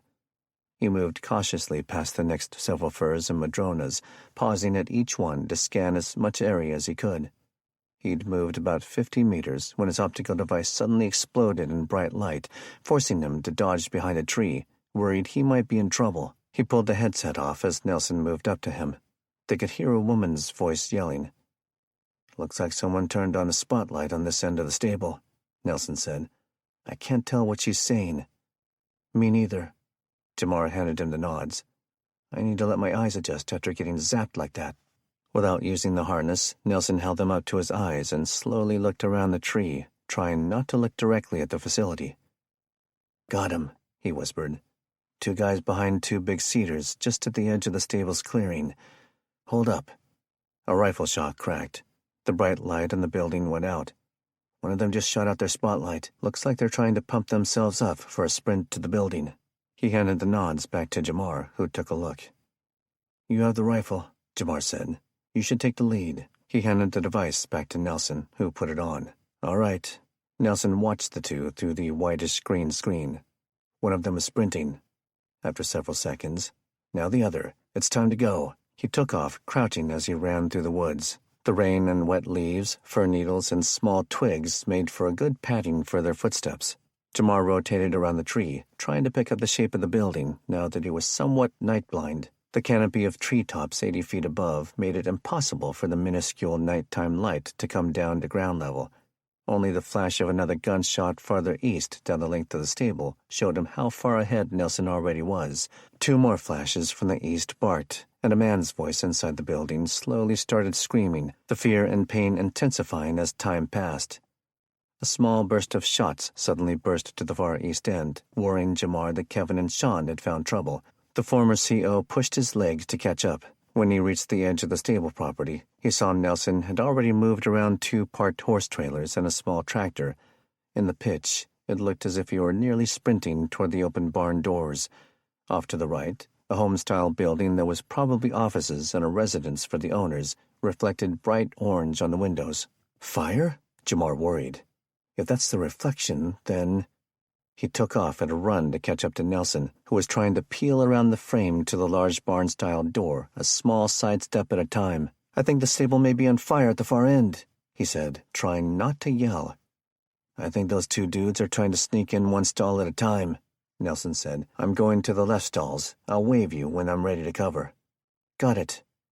Nelson swiveled at his hips, keeping the rifle muzzle up and stock pulled into his shoulder as he crossed the large door right to left. The sounds of upset horses could be heard, but the first several stalls were empty on his side. He moved into one and went to the corner close to the next stall. The stall walls were open on top, which allowed for airflow and horses to interact with people and other horses. He stepped onto a horizontal board in the wall, giving him enough of a boost to keep his rifle to his shoulder as he aimed east down the main corridor. He took one hand off the rifle temporarily and gave Jamar a signal to advance. Jamar kept the shotgun up at the ready when he rounded. He moved past the first stall on the right. When he got to the next one, the gate was closed, and a solid black horse the size of a mountain suddenly let out a loud blowing of the nostrils, then a grunt, followed by a loud whinny. He recoiled when it scared him, loudly spilling a word his mother hates, and stepping out into the 12-foot wide space running down the stable center. That was the same moment the two men moved out of a stall 30 or so feet ahead. One of them saw Jamar. "Hey!" he yelled, a split second before Nelson shot him in the throat. The lack of a good footing caused Nelson to slip off the horse partition when the recoil hit his shoulder. The shot intruder dropped an AR platform rifle and grabbed his Adam's apple, trying to keep the blood in it as it oozed out. He made a sickly, liquid noise as he yelled to his partner, who had moved ahead to the next stall the moment he heard the shot behind them. "Mark!" the gross, injured voice called. By then, Jamar's senses had confirmed to his logical mind that the horse was indeed not a mortal threat. He turned and saw the wounded man on his knees, fright filling his face. His partner leaned back out and raised the rifle at Jamar. He heard a round erupt as he was still leveling his pistol. All he could do was try to stabilize the front sight over the shape, and then concentrate on it like his life depended on it. He shot back, then moved right toward the stable walls, slipping in a semi-solid horse patty. He hit the ground and lost the pistol. Damn it! Jamar scrambled on all 4 points, the fear of getting shot filling his mind. He heard another rifle shot and flinched. How can I not be dead yet? He screamed in his head. He reached the SIG and clumsily tried to grab it and spin. His nerves besting him, he fumbled for far too long before he got a good grip and looked at his foe. The man who had been shooting was already dead. He saw the man's figure lying back into the stall. Nelson was just behind Jamar and to his left, smoke still drifting out of his barrel. "Are you hit?" Nelson yelled. He put one more insurance shot in the man, then turned his aim much closer to the injured one who was now lying down in the hay-strewn dirt, the stall bedding cedar pellets soaking up his blood. Both hands on his throat, he was choking and gagging. Jamar was shaking, his knees weak as he stood, the realization that he should be dead, slapping him like he was a side of beef at a middle-aged woman's bachelorette party. Nelson shot a quick look, in case he was acting like that due to shock. He saw no blood. I'm fine. Stop looking at me like that, man." "Stop acting like you're shot, then," Nelson retorted. He pulled the rifle the last bit into his shoulder to shoot the other intruder once more, when he heard a woman's voice. "Stop!" A middle-aged woman in cowboy boots, jeans, denim jacket, and a Realtree ball cap had a compound bow aimed into the gap between Nelson and Jamar. An unspoken dance was started by the men lowering their weapons, and the lady followed suit as she crept forward. She released the tension on her nocked arrow, but did not pull it off the arrow rest. Her focus shifted on the man on the ground. Jamar and Nelson exchanged a quick glance, then watched her get right up to them. "Who sent you?" she shouted at him. "Are you guys from the Mackenzies?" The man was clutching his throat wound, eyes wide open with terror, as blood leaked not just his fingers to the dirt and bedding, but down his air pipe. He was making a sickly choking sound, mouth open and contorted like a goldfish out of its bowl. Frustrated, the hardcore lady pulled the string back on her bow and shot the man in his heart without skipping a beat. Chapter 35. East of the stables. Kevin caught up to Sean at the corner of the horse trailer attached to an idling pickup truck. Both front truck doors were open, but the men were a few dozen yards away, engaged in a slow firefight. One exchanged poorly aimed shots at the building to the south of the stable. The other was across the driveway, taking cover behind a pile of panels that could be a mobile corral when assembled. He shot someone in the second-floor loft of the stables, causing the man to slowly start screaming a pained and fear-filled death cry. Then he ran up to the open stable door and pulled a road flare out of his back pocket. After igniting it on the striker built into the plastic cap, he tossed the burning stick up into the open loading window of the hayloft. The red glow of the flare emanated from the space. "How do we get up there without being seen?" Kevin asked. Looking at the rig they were behind gave Sean an idea. "Follow me." When they crept toward the tongue end of the horse trailer, he pointed while keeping the rifle raised. "Unearth the trailer." Moving trailers and equipment was a fact of life for a farm kid like Kevin, something he was doing since he was 7, though many men no longer possessed the basic skill. In the dark, he surveyed first the tongue, then the truck's bed, while Sean covered him from the attackers. He found a wheel chock and went and put it in between the two right-side tires. Then he took out a cinder block. Placed under the jack, it would cut the amount of time needed for hand-cranking the tongue jack down to the ground. Once that was in place, he pulled the safety chains, lighting harness, and e-brake deadman's cable. Then he pulled the pin out of the tongue lock and opened the jaw on it, finally hand-cranking the jack down until the trailer was clear of the ball. "Okay." Hearing that, Sean moved forward toward the open driver's door, using it to cover his movement from the men farther down. He was about to take off his rifle in the nods when Kevin moved up behind him. "I'll get it," he whispered. Sean nodded and stepped aside just a foot or so, taking a knee. Kevin shoved his trunk in low in the seat, pushing on the brake with his left hand and pulling down a notch on the gearshift lever. "Ready?"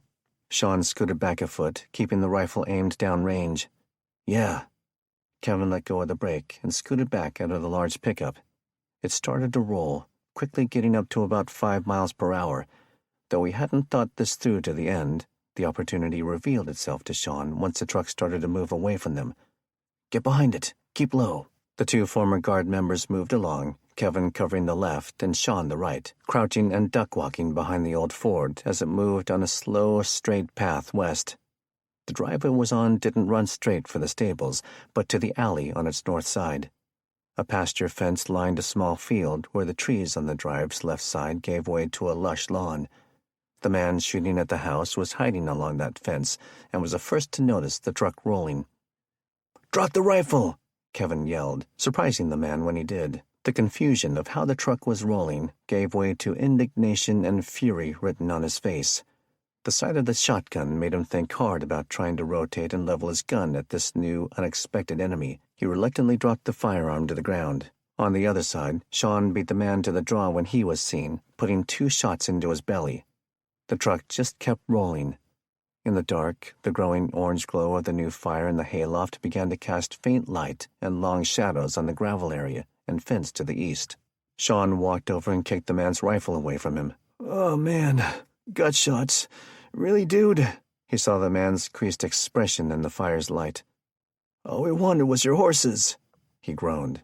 "There's a reason it was legal to hang horse thieves in the cowboy days," Sean said. He pointed the barrel at the man's head. "Suffering or mercy?" The man locked eyes with him for a moment, testing to see if Sean was bluffing. The severe pain in his belly caused him to grimace. He nodded his concurrence and turned his head, closing his eyes. Sean discharged a round into the man's forehead and walked over to where Kevin was. The man Kevin was covering was as angry as he'd ever seen a person be without words, hands raised but balled into fists. "You son of a bitch!" he yelled at Sean. "You didn't have to kill my boy!" Ignoring that, Sean looked back toward the barn, where the sound of shooting was happening at the far end, drawing Kevin's attention too. Panicked horses could also be heard. "We need to link up with the others without The explosion deafened Kevin. He dropped to a knee and spun on instinct. The smoking .38 Special was swinging toward him, having just put a hole into Sean's left temple. Kevin clicked the trigger guard safety and blasted the shotgun up at the man they'd ignored for just a couple of seconds. The buckshot caught the man in the lower jaw and face. His head rocked back with the blow. He dropped the pistol before he could get it swung all the way toward Kevin.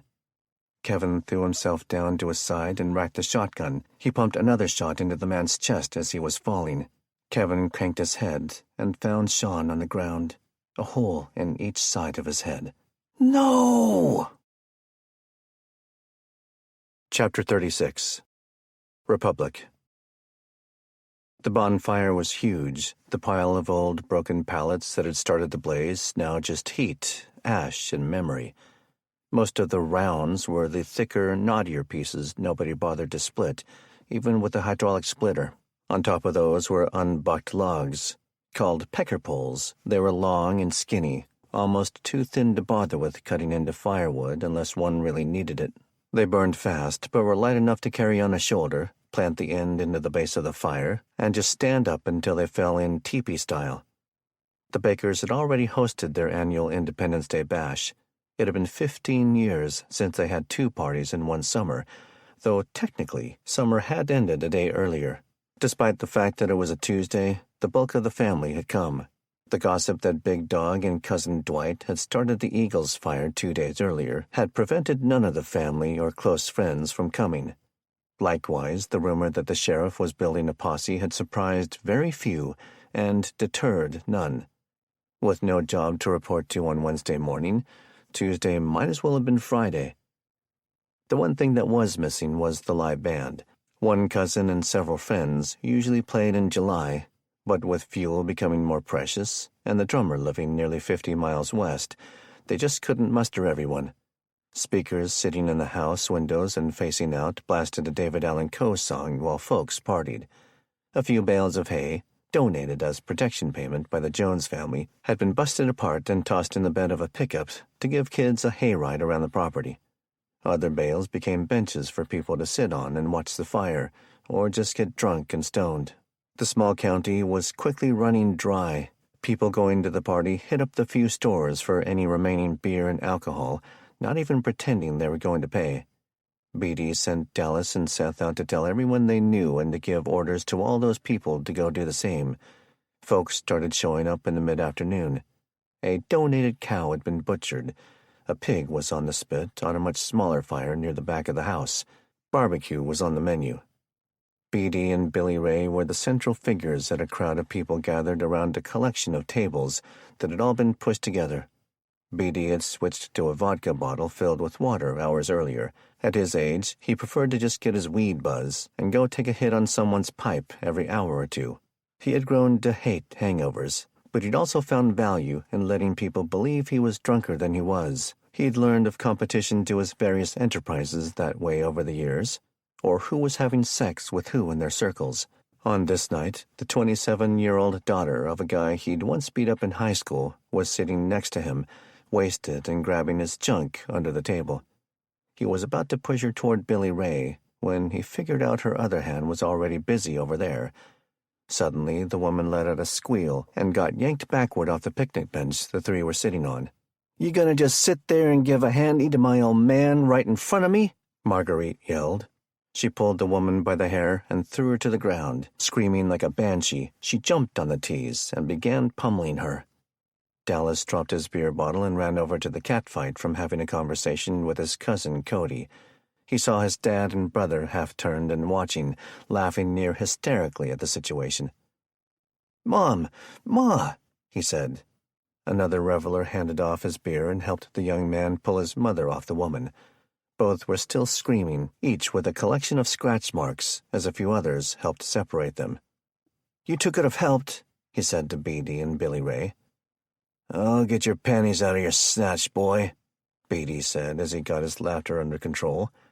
Billy Ray ignored the slight, turning back to a lady who was in the chair to his right, as if his younger brother hadn't even said anything.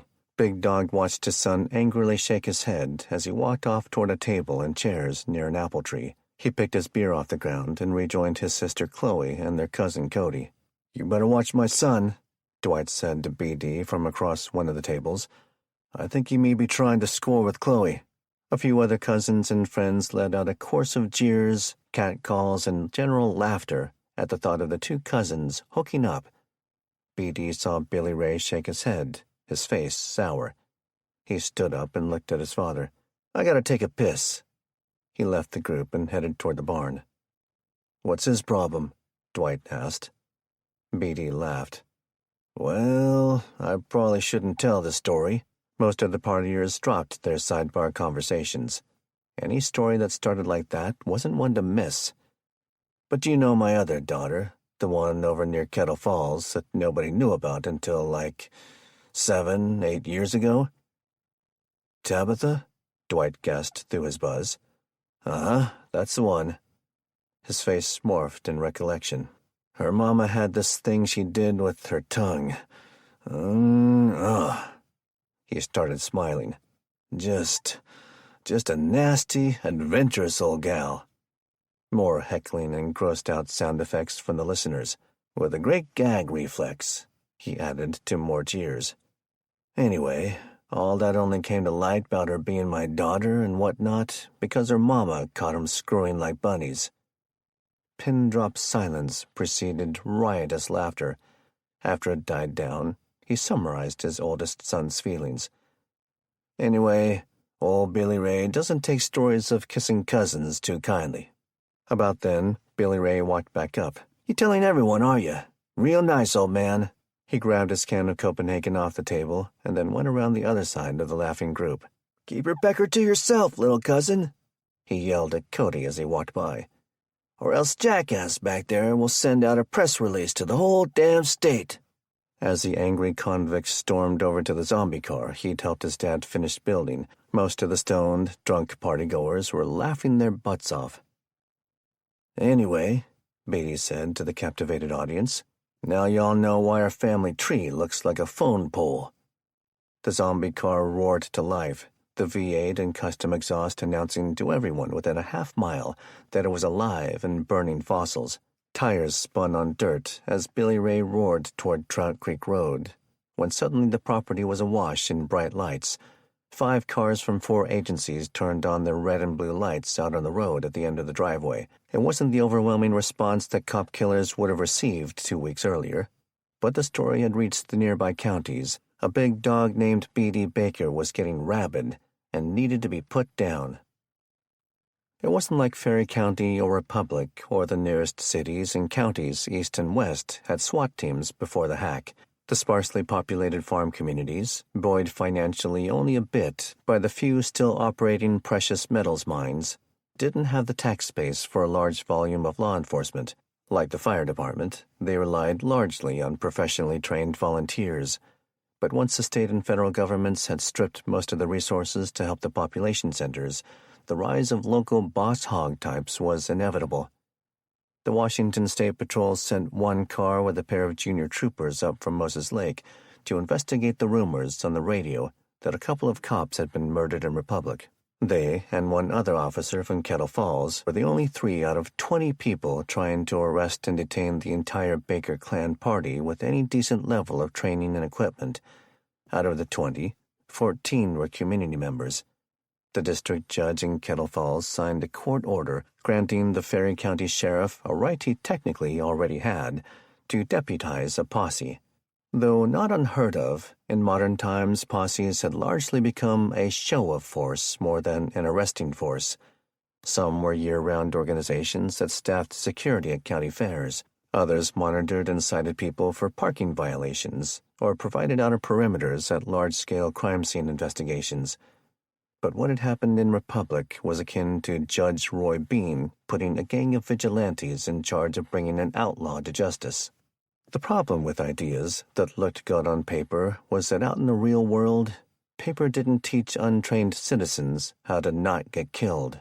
Brian David Big Dog Baker saw the reinforced zombie car speed up and knew his son was cut from true Baker cloth. The loud 454 engine was pushing the brush guard and other protective spikes they'd welded under the corners of the frame at nearly 30 miles per hour when it slammed into the Republic police car directly in the center of the driveway. He smashed the car's right side.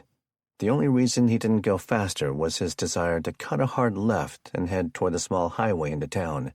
He hit the brakes just before impact, sending the crumpled mess and the older, out-of-shape officer flying into the barbed wire fence and field across the gravel road. His own braking with the weight of the police car had been enough to keep him from following past the edge of the 30-foot wide dirt lane and into the runoff trench on the other side. Along the left and right edges of the Baker property, Spotlights on the tops of pickups flicked on. Members of the posse had used the noise of the party to drive up neighboring parcels, unasked and not bothering to check with those owners. They drove through the light woods and across fields with no lights on, trying to establish the chevron shape from the point that the police and troopers had formed on the lane. The assembled but slow-to-react police on the road began to fire their weapons at the heavy battle car, but it sped past them. Some partiers screamed while others panicked. Those men who were not too far drunk or wasted scrambled for cars and pickups for stashed guns. A few were wearing their pistols or a variety of knives on their hips. People clamored to get firearms and repel the would-be do-gooders. BD had sprinted, as well as his old knees would go, to the open-sided woodshop area behind the auto shop, an area with a variety of weapons stashed amongst piles of equipment, lumber, and logs. He ran into Seth and the Richardson girl, pulling up their underwear while they lay on a blanket over a pile of wood chips. He looked at the two in the dark, not really able to make out body features, but seeing enough to know what was happening. "Quit fooling around and grab your gun, kid." Dallas rounded the corner. "What do you want me to do, Dad?" Beatty grabbed the edge of a leaning pile of plywood and shoved it over. There was an old metal water heater on its side, a custom lid cut into it. He had just pulled out the barrel and body from a Vietnam-era M60. He looked at his son and mulled his options. There were a variety of things they'd built and tinkered with over the years, some tested, others not, all under the category of redneck engineering. Being a barely legitimate wrecking and body yard, they had collected a lot of spare hulks and parts over the years. "Go grab that old fire truck and take it to the stock pond. Remember how to get the power takeoff engaged, to get the pump primed and drafting off surface water?" "I think so." "Good." He pointed toward Seth. "Take that lazy brother of yours. He can start laying hose out to that old frame we welded the master stream onto." Years earlier, Beatty had taken the large-diameter nozzle that belonged with a surplus LaFrance fire engine, which had massive frame and body damage, making it auction surplus, and welded a mount for it onto an aged and barren truck frame. They had messed around at one of the summer barbecues and learned just how high and hard they could throw pond water. He'd ruined the food and drenched half the ladies from 60 yards away that year. "Let's go, loser," Dallas yelled at his younger brother. Kendra Richardson followed the two out into the dark and past the rows of smashed autos and piles of body parts. BD took the partially assembled machine gun and slid the plastic shoulder rest on until it clicked into place. Dwight and Cody showed up just then, each holding an AK-47 they'd retrieved from their truck. "Got any more AK mags?" Dwight asked in panic. "Under that drum by the end of the mill." BD pointed. "There's a big cache in a Pelican case about 6 inches down," while Cody grabbed a nearby hoe and pounded at the packed dirt. BD gave Dwight further instructions. "But don't worry about the cops. I'll handle them. You guys find out who those guys with the spotlights are to the south." "What about those ones on the north?" "Dallas will handle them." Beatty took a 6-foot step ladder that was leaning against the table saw and unfolded it. He stepped up to the 4th rung and reached into the frame of the roof. Across the bottoms of 2 rafters was a piece of plywood. He groaned as he grabbed an old horse feed bag by the canvas strap and dragged it closer to him. "Give me a hand, cousin." He let out a heavy grunt as he took the bag down and let it fall quickly to Dwight, who handled it from there to the ground. "Geez, what do you have in here? A dead body?" Beatty just smiled. "Fun and games. Here, one more bag." He handed down a zipped-up old Adidas gym bag, which was much lighter. He descended the ladder and took the gym bag back, looping it over his shoulder and his neck, then sliding it to his backside. He hefted the heavy machine gun by its built-in carry handle with one hand. He let out another strained noise as he hefted the feed bag of linked 7.62 millimeter ammunition and walked out of the open-air woodshop and around his vehicle chop shop. He got to the party parking area and moved past about 30 cars. Some of them were turned on with nowhere to go, having been parked in hours earlier by some of those now in a shootout with the last few cops for hundreds of miles. The air snapped as a round whizzed maybe 6 feet over Beatty's head. He stopped next to a truck and surveyed the situation.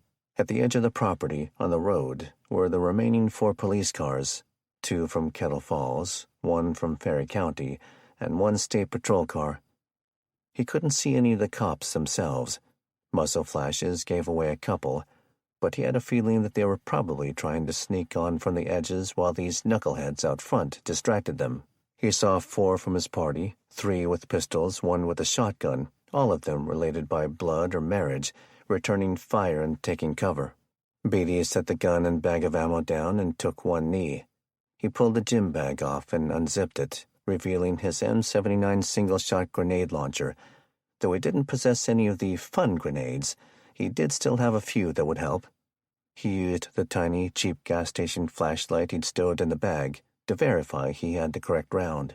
Satisfied, he stuffed it into the 40mm tube and launched it by dead reckoning at about a 75-degree angle.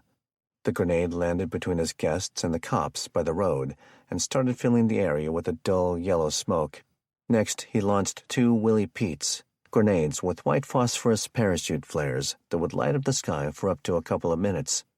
He put one north for Sons to be able to start blasting the so-called posse with a powerful stream of water. He shot the other south, revealing to him the open field between his junkyard and his neighbors, and at least 6 human forms that all hit the dirt with the flare lit up overhead. Big Dog took the feed bag and fed the linked ammo into the machine gun. He unfolded the bipod legs on the barrel assembly and charged the weapon with the pull handle. The small firefight near the property's front had died down to nothing over the seconds before that, thanks to the smoke. Damn near forgot about my ears, Beatty realized. He pulled an old set of earmuffs from the gym bag and let the M60 start eating the dirt. The rapid staccato fire filled the valley and echoed off the cars and hills. He filled the men who'd been trying to cross onto his property with copper-jacketed lead.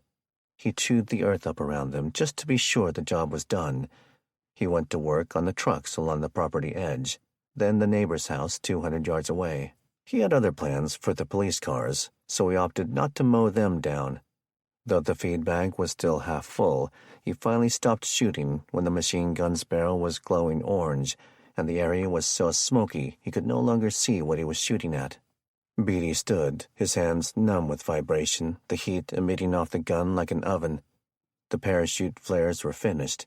The dark of night was orange from his bonfire, and 2 of the trucks that he'd raised had caught on fire. He looked north and could see his boys driving the posse members back with a powerful blast from a fire hose nozzle designed to put water into a commercial structure from over 100 feet away. He pulled the earmuffs off, only to see the soberest of his party guests just staring at him. Their faces were a mixed bag of reactions: awe, shock, and fear. Beatty just stared back in amusement, knowing that he'd just elected himself the new unofficial mayor of the entire area. Who's got a drink? Chapter 37. Spokane. Let's swing by my house. Now that Kenny had set him straight on his whining, 19-year-old Danny Emmert was warming up to their forced watch-standing relationship. There were now 4 shifts per day, with 4 pairs of people on watch at any given time. 2 pair covered the community entrances. The other 2 were rovers, or roving patrols that were expected to move at will and unpredictably throughout the suburb. The best the neighborhood could come up with for a communication system was a set of donated radios that operated in the Marine band. The more common FRS, GMRS, and MURS bands found on affordable radios were being jammed with traffic from all over. But the Marine band used by boaters had been largely ignored by criminals and prepper groups. Kenny held up the radio. What about the shift? Won't that cause a problem if we get caught hanging out and not roving? Plus, what about waking up your family? He figured it to be about 1 a.m. They had just come back from checking out a tree line to the area's north, cutting between 2 homes, and were now strolling back down one of the streets. I don't mean to just chill. My dad was in the garage reloading ammo when I left. Once he's in that mode, he'll go all night without realizing it. I guess it'll be fine to just stop in and meet him, Kenny said. The idea of seeing something on the long, dark, chilly shift appealed to him, and he'd run out of conversation, his mind preoccupied with the disturbing lunches that day and the day before. It seemed odd to him that somehow the unappointed leaders of the community had manipulated everyone into doing what they wanted. Taylor was pissed, and he was growing weary of trying to be the voice of reason with her. It was becoming difficult to logically explain all their neighbors' decisions with her. The younger partner had become less whiny, shifting into telling Kenny all about how the hack had set back his plans a couple of years. When Kenny asked him what he had been prepping himself up to do in life, he learned the lad had his hopes set on being a video game player online. Kenny had met a few in college. It was something he found odd, but he also knew he was the exception to the rule for people in their 20s. He had grown up working a small farm in a rural town. Spending hours playing video games and watching Twitch had not been an option for him. Danny led him up a driveway where he gave a special rhythmic tap on the garage door with his knuckles. He punched in the code on the keypad mounted on the doorframe and looked at Kenny. "So that we don't get shot," he explained with a goofy grin. The left side of the two doors opened, and fluorescent lights began to bathe the driveway and vehicles in it with brightness. Danny ducked under the door as it passed his chest, triggering Kenny to do the same. He saw a middle-aged man in a wheelchair holding a remote. The door stopped and reversed itself before it even finished its upward run. "I knew you'd still be up," Danny said. Who is this? Kenny wondered about his watchmate. The young man he'd come to know as the crybaby was either a two-faced actor or genuinely loved his dad but had a hard time dealing with his emotions. Now he was witnessing a youngster who cared for and teased his dad. "You know me so well." The man turned the wheelchair just a bit and grabbed a mug of cold coffee. He swallowed it down like a man who wasn't going to waste coffee or food, no matter how nasty it was. He set the mug back down on his lowered workbench and rolled over to the two men, now standing in the middle of the garage. "Dustin Emmert," he said, extending his hand to Kenny. "Kenny Richardson," he returned as he shook. He scanned the layout. The special bench for wheelchair height even had a notch to allow him to roll into it nearly a foot. To the right of the notch was a large, blue, multi-stage ammunition reloader. To the left was a smaller green one. A pegboard held a variety of tools and trays. The shelves were constructed out of lumber to carry thousands of pounds of bullets and casings. There were gun safes, but Kenny guessed they weren't just holding firearms, but the powder and primers to make the ammo. Quite a setup. "Do me a favor, though," Dustin said. "Forget you've seen it. Danny spent a good 3 days trying to convince me you were a good guy." Kenny nodded. Sure, I get it. But, correct me if I'm wrong, didn't you work out a deal to make ammo for the security guys? I mean, people must know you have all this." The man sighed and shook his head in agreement as he turned and wheeled back to the bench. "Me and my big mouth." A second exasperated sigh told Kenny not to press it. "Danny says you may—" The father went silent, trying to find the way to broach a possibly dangerous topic. After a 5-second silence, Kenny looked at Danny with confusion. "I told my dad about how your wife doesn't trust the Severinsen gang." It was Kenny's turn to sigh. "Well, now I guess we both have things we don't want people to know." "If there's one thing I learned in the Army," Dustin said. He put a bullet on top of a casing and pulled a lever. Kenny watched the machine press it down while simultaneously putting powder into another casing, widening the mouth on a different casing, and crimping the casing to the previous bullet he'd placed before they came into the garage. It fell into a bucket as a finished product when he left the handle go back up.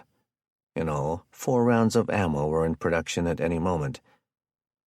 "It's said there is no such thing as a secret. There's a famous quote about the only way 3 people can keep a secret is if 2 are dead."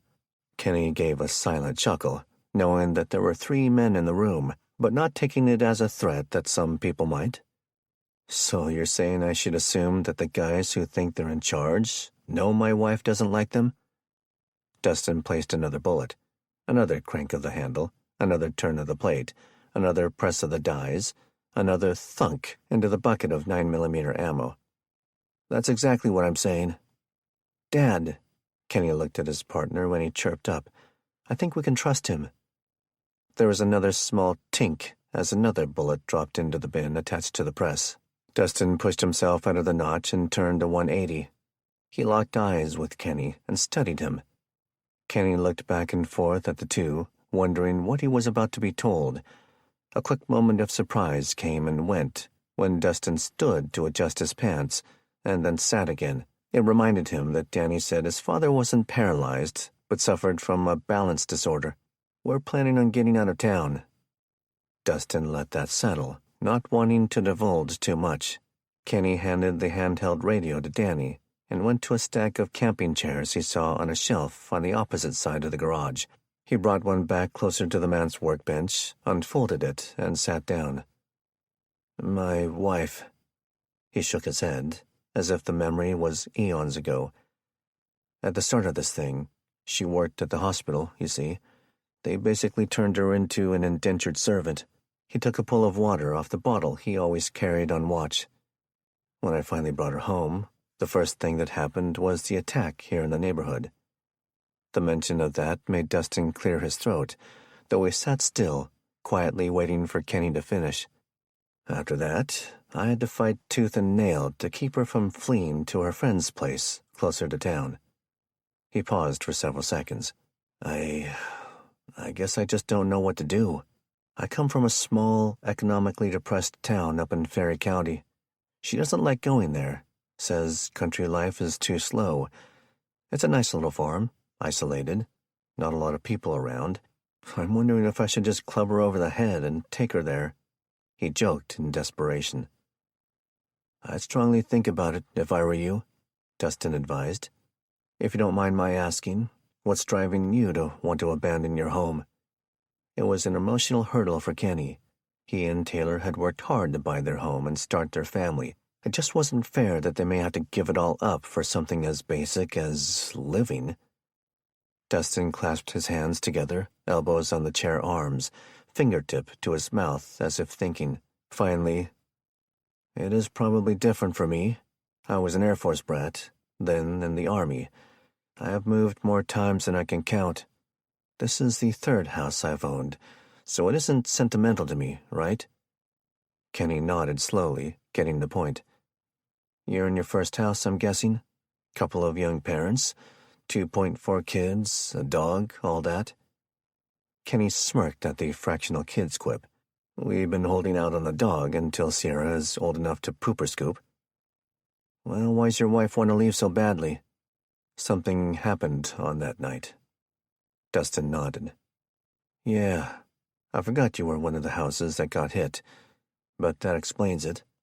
You guys are just too emotionally invested here. For you, the good. For her, the bad. But you two need to agree on a game plan. Soon." Kenny realized he'd never received an answer to his question.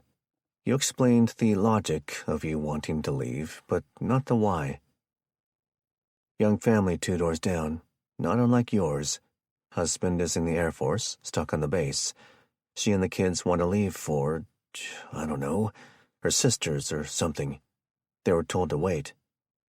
"Huh?" Kenny couldn't fathom someone getting away with that. "By who?" "One of the Severinsen sons. I mean, it was passive-aggressive, not like an order or anything. But he spent 45 minutes over there, truck blocking the driveway. She finally had to agree not to leave in order to get him to leave her alone." Kenny was skeptical. "When was this? There must be some context missing." "Yesterday." "It's true," Danny interjected. "My mom was at the house between us and them helping the old man can the veggies from his garden. She got to overhear enough that once he was gone, Mom went and asked the lady. She was pretty upset." "The first rule of empire building," Dustin said, almost to himself. "What?" Kenny asked. "Oh, something I read once. The first rule of empire building." "And what's that?" "Reorganizing." "Meaning?" "Since we're keeping secrets and all," Dustin wheeled a bit closer, "I'm pretty sure that the guys in charge were the ones who brought that gang in to attack in the first place." Chapter 38. Renton. Wade adjusted the radio on the old Honda Civic. It was a faded, simple car, an early 90s model he'd stolen from a double-wide manufactured home. The home had pink flamingos in the postage stamp yard and a "My grandkids are cuter than your grandkids" sign hanging near the front door. Stealing the car from the open carport had required him to dust off skills from his youth, but that's why he'd chosen it. The cars from this era and earlier were easy to steal, and though a slow little pissant of a car, it wouldn't be targeted for value by criminals dumb enough to still think that mattered. He was getting nothing in real time from FM. Some were playing recorded loops of music as if the world would get back to normal.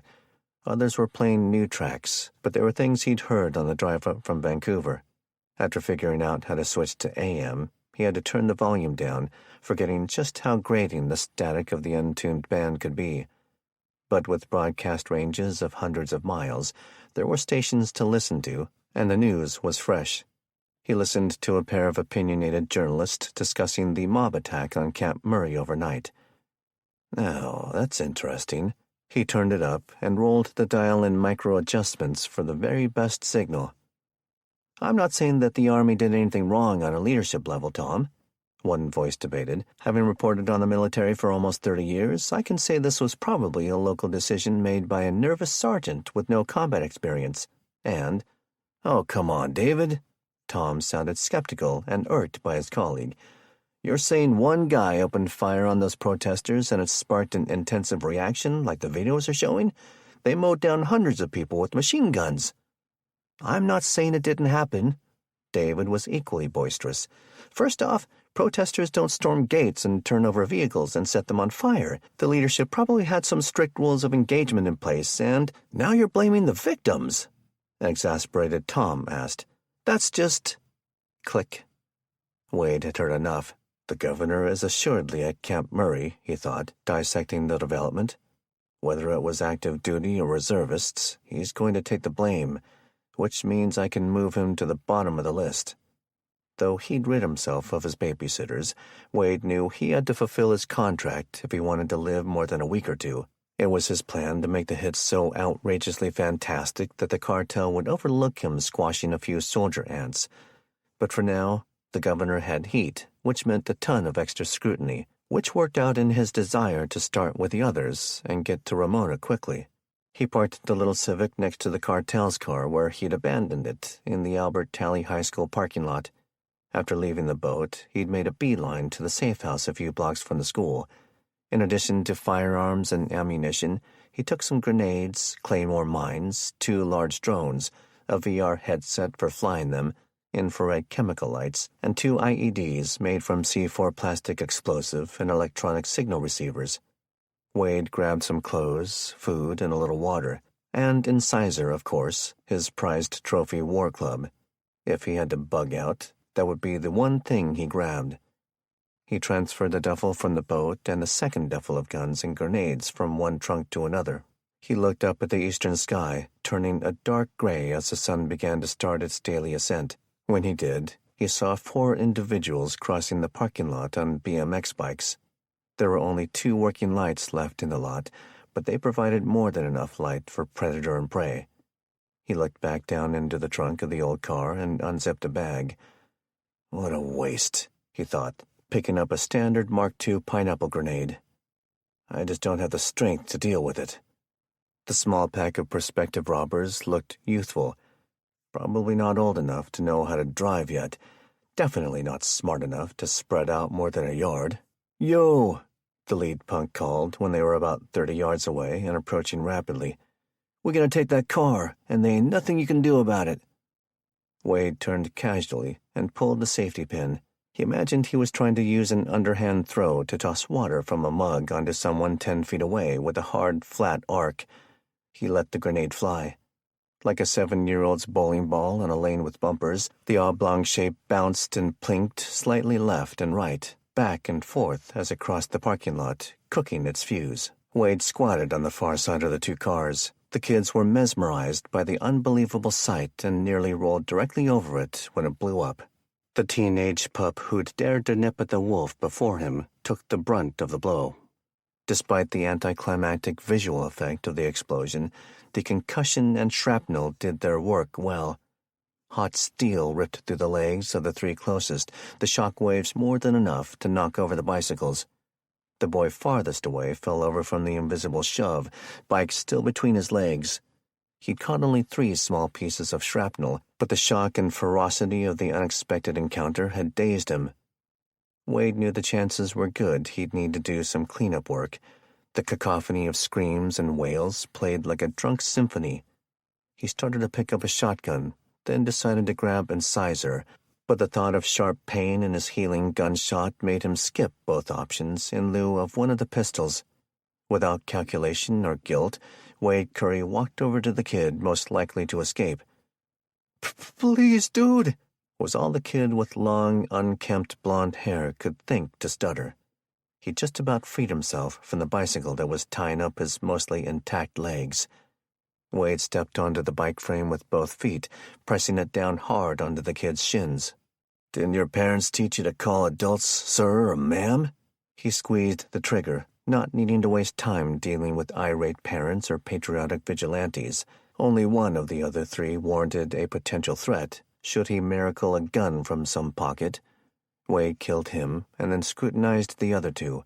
They were screaming like newborns and bleeding like cattle in a slaughterhouse. He saw the lower portions of 2 legs and 1 arm lying loosely nearby. "You know, that was going to be hard to find one day." With that, he went back to grab the last of his booty. Shortly, he was in his new burner car and back into the neighborhood to find a place to sleep off the daytime hours. Chapter 39. Bridle Trail Stables. "That'll do it, son," James Franklin yelled to Jamar over the noise of the Humvee ambulance's diesel engine. Squeezing the beast past the parked horse trailer had been simple thanks to the shoulder along the small driveway, which kept the trees, salal, and ferns from getting too close to the one-lane access. After passing it, Jamar backed the rig up to the horse trailer, with James and Jalen helping guide him in the medium-gray, rainy dawn. To their west, the heat of the stable fire could still be felt. The flat, hard-pan gravel on all 4 sides was too hot to walk on. The attacker's truck that Kevin had cut loose from the trailer had rolled to a stop about halfway down the building's length. It was only 10 feet away, close enough to blacken and warp the left side. The stable fire had taken the building down to a pile of hot coals and lumber remnants. The fire department never bothered to show up, leaving many of the neighbors to finally awaken to how bad things had become. The recent heavy rain was the only reason the large fire hadn't spread to the woods and office nearby. Nelson rode up on the older e-bike.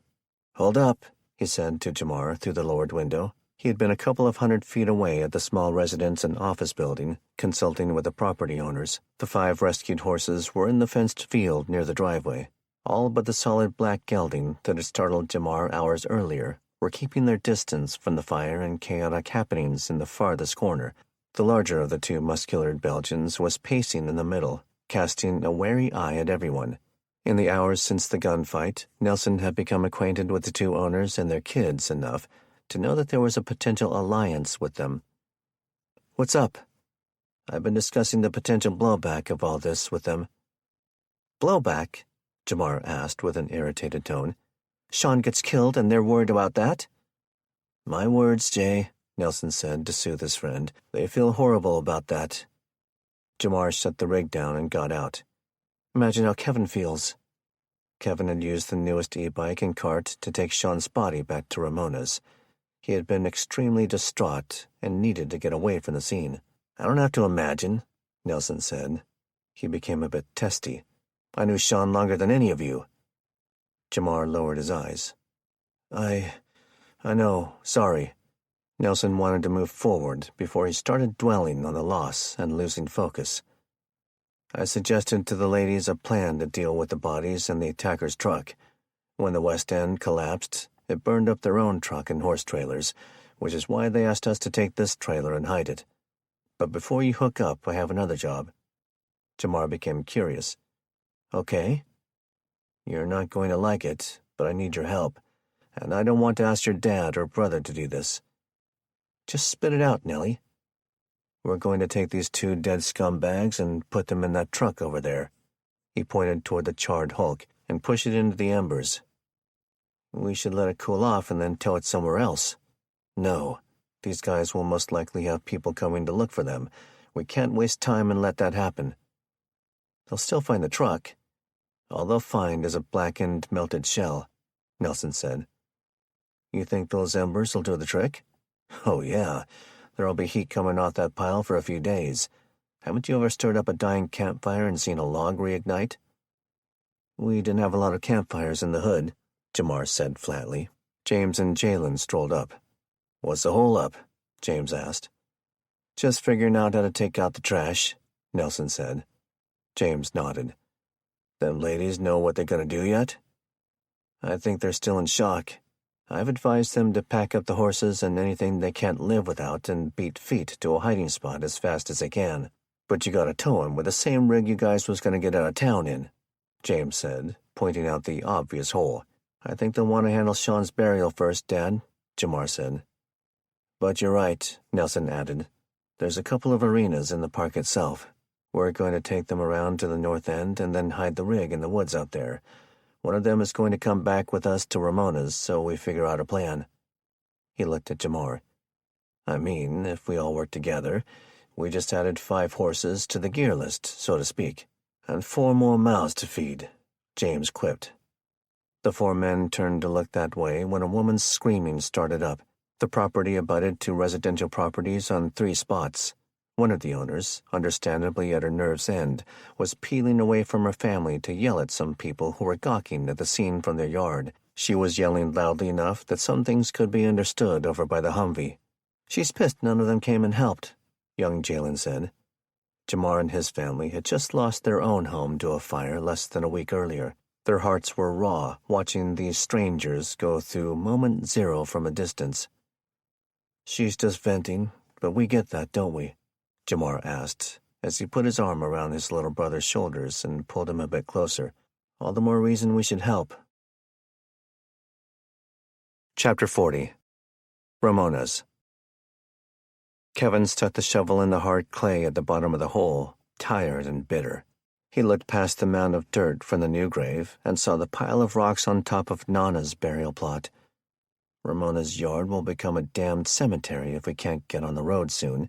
The cynicism was easy, his morale tanking more each day. And having a pissy, entitled, unappreciative brother wasn't helping. Keith had taken to beating things with something non-damaging, a thick stick, a shoelace, a necktie of Noel's. It was non-stop and seemingly harmless until he did it 2,000 times in a row. Like Chinese water torture, the jittery addict was starting to become grating with his nervous energy. Kevin could hear the taps coming from somewhere around the side of the house.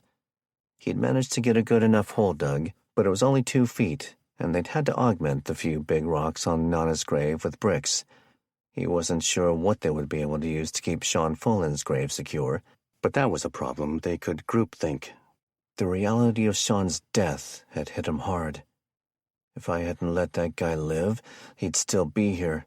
Kevin's eyes filled with tears and guilt. He heard the sliding door open. His back toward the house and sitting on the edge of the grave, he took the wet, dirty glove off and wiped his eyes. I told you to just stay away from me for a while, Kevin told Keith. But it wasn't him. The door slid closed and the awkward sound of crutches knocking into a patio chair tipped Ramona's hand. Kevin looked around half a turn. 1.4 legs or not, I can still come out to my yard whenever I please, kiddo, Ramona said. Slowly she moved out toward him. The gray sky wept but a sprinkle, what most Washingtonians knew as liquid sunshine, the kind of rain that might cancel Little League games in southern states, but kids played in the Northwest. Because she had enough problems, Ramona wasn't taking chances. She had her old police raincoat on, the long one that went down past her knee.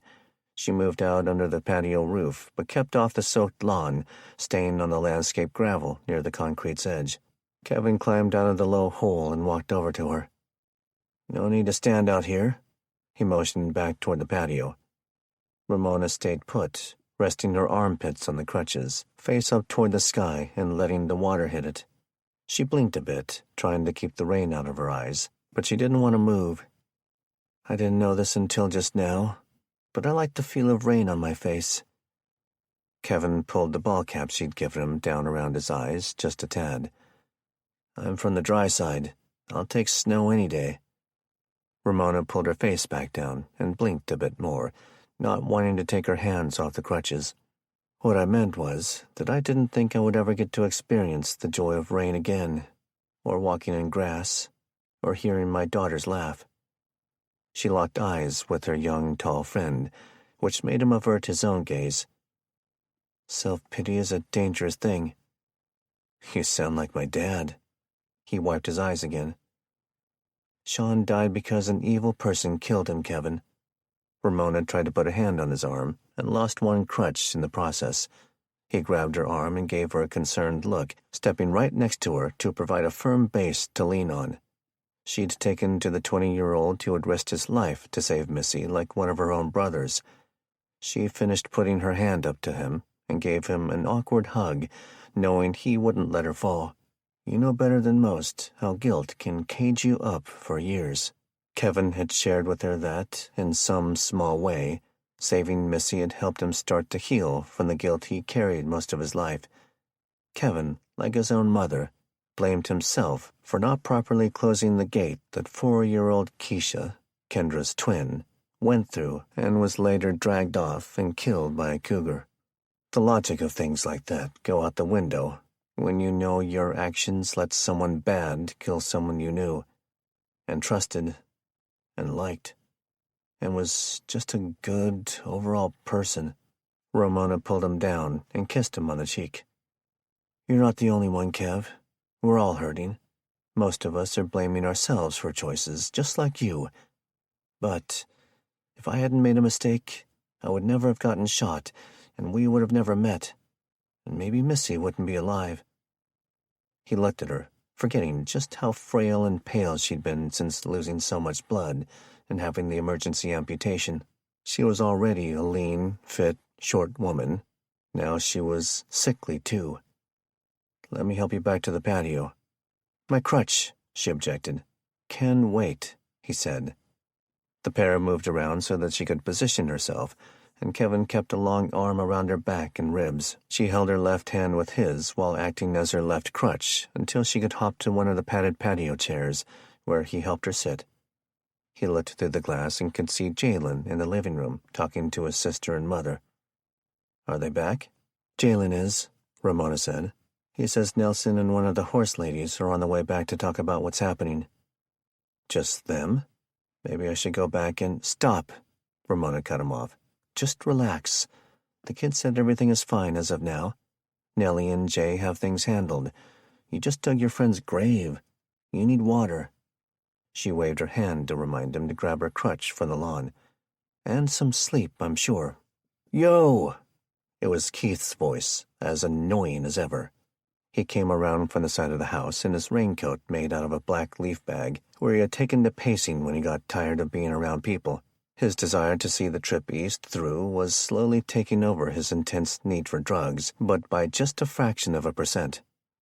There's a worn-out-looking hag with a compound bow and a really nice-looking horse coming out the street. The stallion had a honey gold coat with an off-white mane and tail. Kevin was at the end of the driveway, watching the middle-aged woman on the horse and Nelson, trying to keep the perfect slow speed on the e-bike, chat as if it were just another day in early autumn. He figured their slow gait was mostly about hoof care on asphalt than any lackadaisical mood on their part.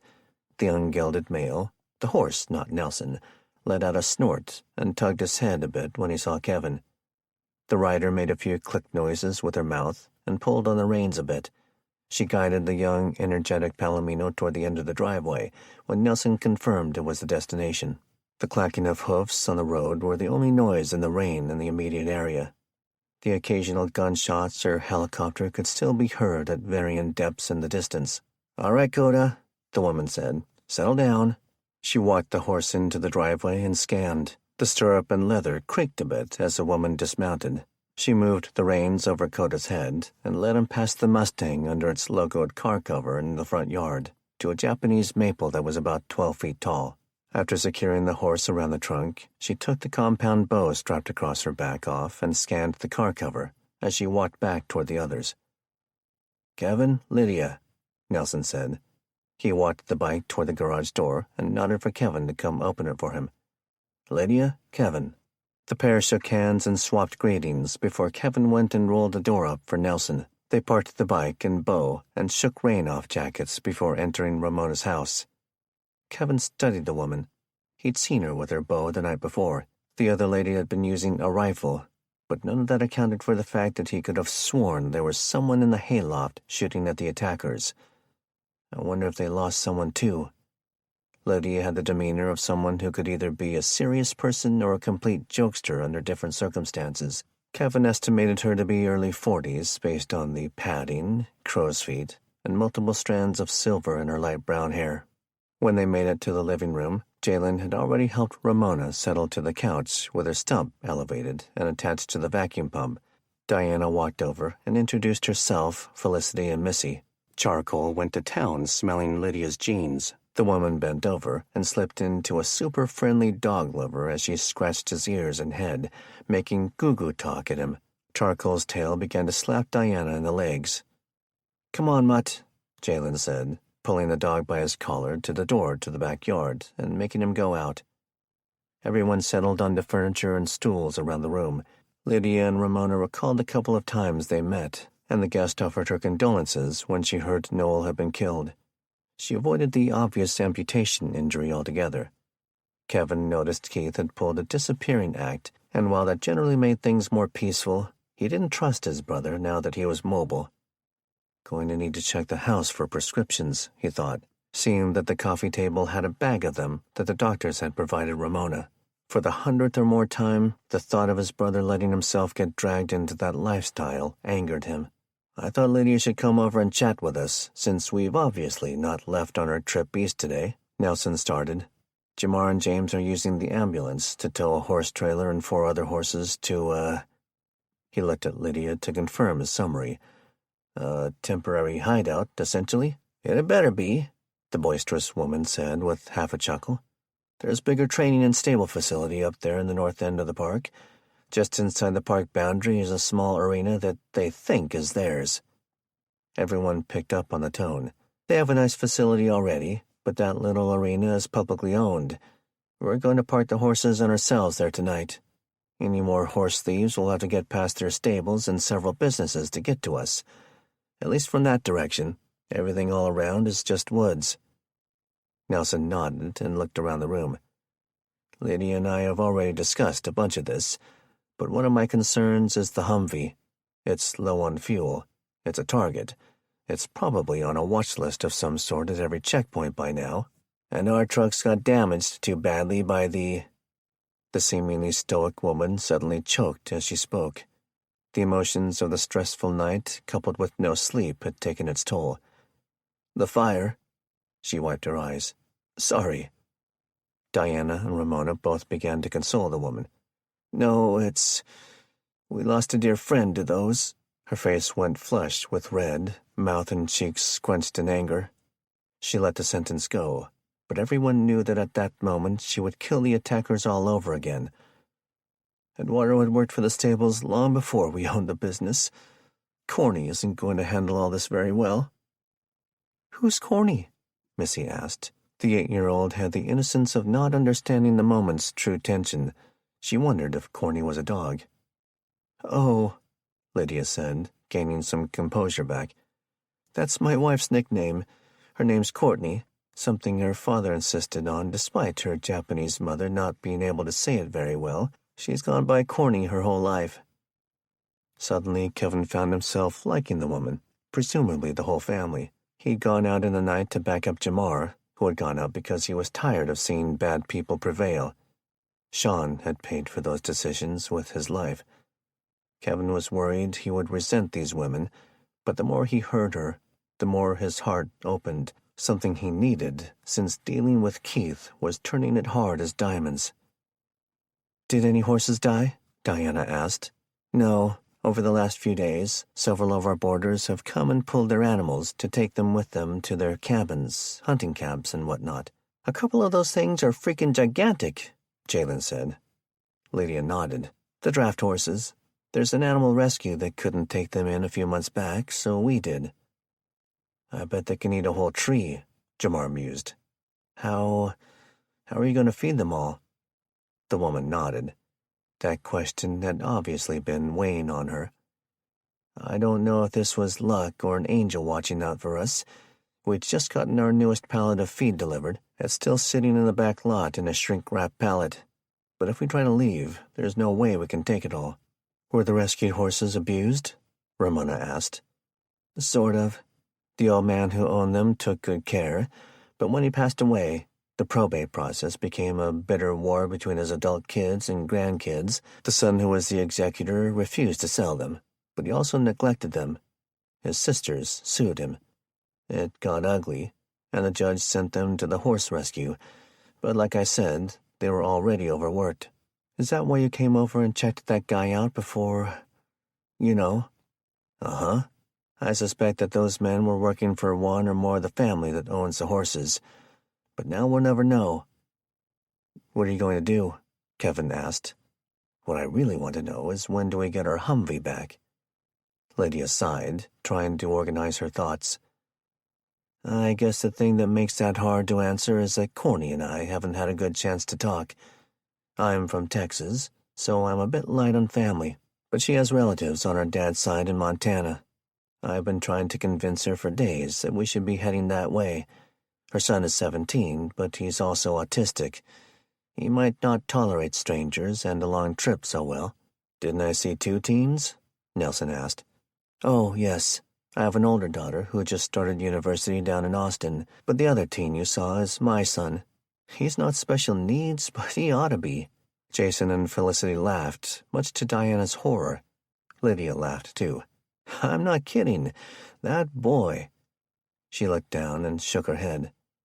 "Sometimes I don't wonder if they didn't swap babies at the hospital." That drew bigger laughter from Ramona and Nelson. "That kid says some off-the-wall things." Kevin looked at Nelson and saw that he was already looking back. "This is why you brought her over," he thought, "to sell a mutual alliance concept to everyone." "Then you probably already know that several of us are trying to go east," he said to Lydia. "Your friend said something about that. I hear you're the man with the plan." Chapter 41. Bridal Trail State Park. "Oh, do be careful," the stressed, slightly eccentric woman said to Jamar from the right side of the Humvee's cab. Hooking up and then turning the long trailer around had been bad enough. The heat from the burned stable was still too hot to drive around it to either direction.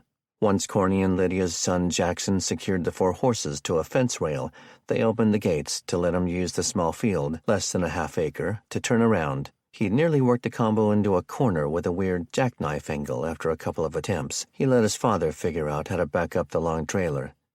Neither man truly knew much about the task, and the decision was made to shuttle necessary gear and belongings from the home office on foot. The bad news was that it added a couple of hours to their tiring day.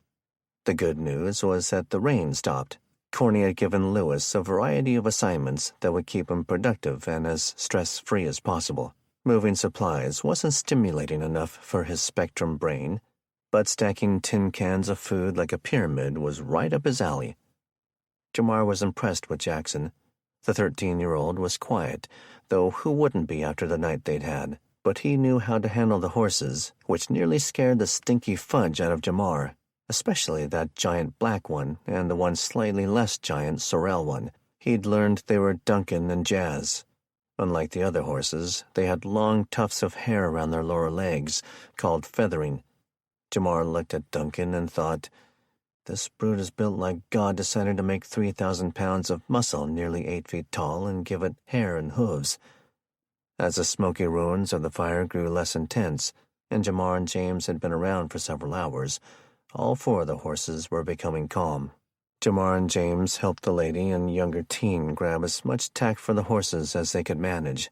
While the newest, lightest riding saddles and some other desired gear had been lost in the fire, they weren't up the creek. The equipment that had come with the 2 draft horses was kept in the storeroom near the office, which used to be the home's garage. In the same space, the older surplus gear and anything needing sewing had also been kept. James used a pallet jack to move the recent feed delivery from the back lot to where they were loading. The older model trailer had a wedge shape between the horses and the tongue. It would be the perfect spot to store the feed and some of the gear. Pulling the long truck and trailer combo was already something Jamar was nervous about, but they'd also added the 4 remaining horses and thousands of pounds of supplies to the weight. He was a bit jerky with the pedal and wheel, which triggered the verbal warning from Corny. He received 2 more of those on the short ride around the park. Rather than drive into the large property, which housed 2 different horse-related businesses, Corny had Jamar turn south onto 124th Avenue for their final leg.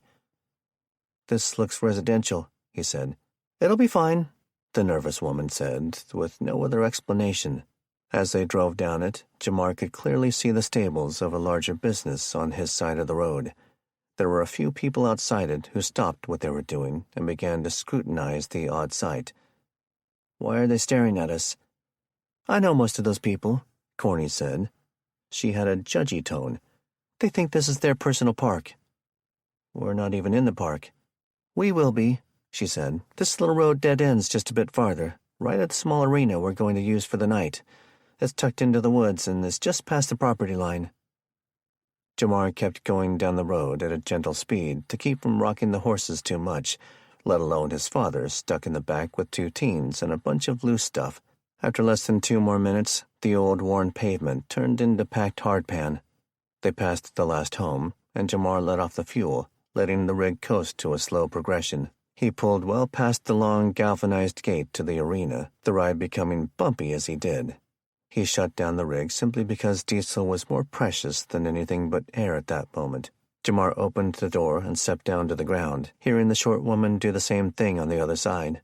The first thing he noticed was high-voltage lines running north to south along the same cleared vehicle trail they'd driven onto. I wonder if those come out near Ramona's neighborhood. He parked that curiosity in the recess of his thoughts and opened the doors to the back of the Humvee. He was greeted by a none-too-happy-looking James. "Boy, you drive like a man who's 1 minute away from the toilet, but 30 seconds out from crapping his pants." His father hopped to the ground, then turned to see if the teenagers needed help. Jamar's teeth shone bright as he couldn't help but laugh and smile at the fake chastisement. "I was going as slow as I could, Dad."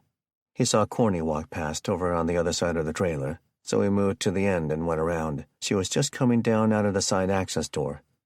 "They look fine," she announced. "We're fine too," Jackson said. He led his autistic stepbrother over the hitch and down the trailer from the other direction. "Don't worry about us." "Yeah," Lewis added, not making eye contact with his mother, but clearly intending to add his own jibe to Jackson's. "Jackson!" Corny whined to her stepson. Jamar saw the tired kid smirking and figured he didn't get away with provoking his stepmom when his bio-mom was around. "Today's not the day to influence him." She pointed at Lewis. She walked under the power lines and went into the arena to do a cursory inspection before moving horses. "Your name's Jackson?"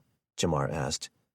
The young teen just looked at him, not knowing how much sass or oddity he could get away with an adult who could obviously put a hurting on him. Not lost, either, was the knowledge that Jamar and his crew had saved their bacon. He opted for normal behavior. "Yeah, my mom told me she almost named me that, too, after a favorite singing family." He was trying to break the ice with the kids, knowing there was a plan in the works to possibly travel together. "Cool," Jackson said, clearly not meaning it. He drifted into the voice of an MC. "Ladies and gents, together on their last world tour, Jackson squared. Rah!" He added a fake crowd cheering sound effect and then walked down the road in the direction they'd come from. Lewis wouldn't look at Jamar. He paced back toward the truck for a moment, then switched gears and speed-walked to the pen where his mom was. Jamar looked at the brazen kid walking down the road and saw what had caught his attention. He moved past the trailer and saw his dad standing there. James had already seen the group of people walking toward them. "What you think, Dad?" "Don't see no weapons." He looked at Jamar. "Go fetch the lady, son." Jamar nodded in agreement. "Watch out for the brat," he said, before turning and lightly jogging over to the arena gate. Corny was already on the way back. "We have company." With Lewis safely in the arena counting sections of fence as he walked a lap, she joined Jamar and went back out to the rough road. "I know them," she sighed. "Mind keeping an eye on the boys? I'll go handle these busybodies." "Sure, no problem," Jamar said. "Unless that little twerp pushes his luck." He didn't add aloud. Corny picked up the pace and caught up to Jackson, who, in his third wind of energy and exhaustion, was in the middle of the road, doing imitation karate forms. He looked at his stepmom and mouthed his next words, moving his lips out of sync to appear as if he was in a bad 60s ninja movie. "You, take the invaders to the north, and I will protect the squirrel at all costs. Don't be a goon," Corny mumbled as she walked by. She pointed back toward the truck and trailer, and the lad walked back to Jamar. James and Jamar went to work detaching the trailer from the Humvee. Jamar kept a loose eye on the discussion Corny was in with the 2 men and 2 women 100 yards away. Hard to tell, he thought. Looks friendly enough, but it also looks like she's having to plead or negotiate a bit. One of the men was keeping several feet off the main group, either disinterested or simply to keep an eye on Jamar and James. The other man had taken up a stance to one side, letting the 2 women handle the conversation. What bothered Jamar was how he did it. He was no farther than 2 feet from Corny, arms crossed, smiling, but staring with that smile like it was a passive intimidation technique. "What, Jay?" his dad asked. Jamar had completely abandoned helping detach the horse trailer. "I'm thinking about going down to make sure she's not in over her head." "Patience, son. This is her world. You see someone getting ready to smack her on the nose or something, then go give her a hand." 30 seconds later, Corny shook hands with the 2 ladies and made a fast walk back down. She saw Lewis sitting on a nearby picnic bench with his head on the table and coat pulled over his head. Jackson was sitting on the gravel, leaning up against one of the right side tires to the trailer, eyes closed and arms crossed. Content the boys were safe, she joined the 2 men. "That was fun," she sneered. "Looked like the mafia or something," James said with a big grin. Jamar just closed his eyes at how his dad said stuff weird on purpose sometimes. "Like a PTA that only ladies named Karen or Babs can join," Corny agreed, laughing. She put the back of a hand up to her forehead. The strained look of worry returned. "Ah, man, am I ready for a nap."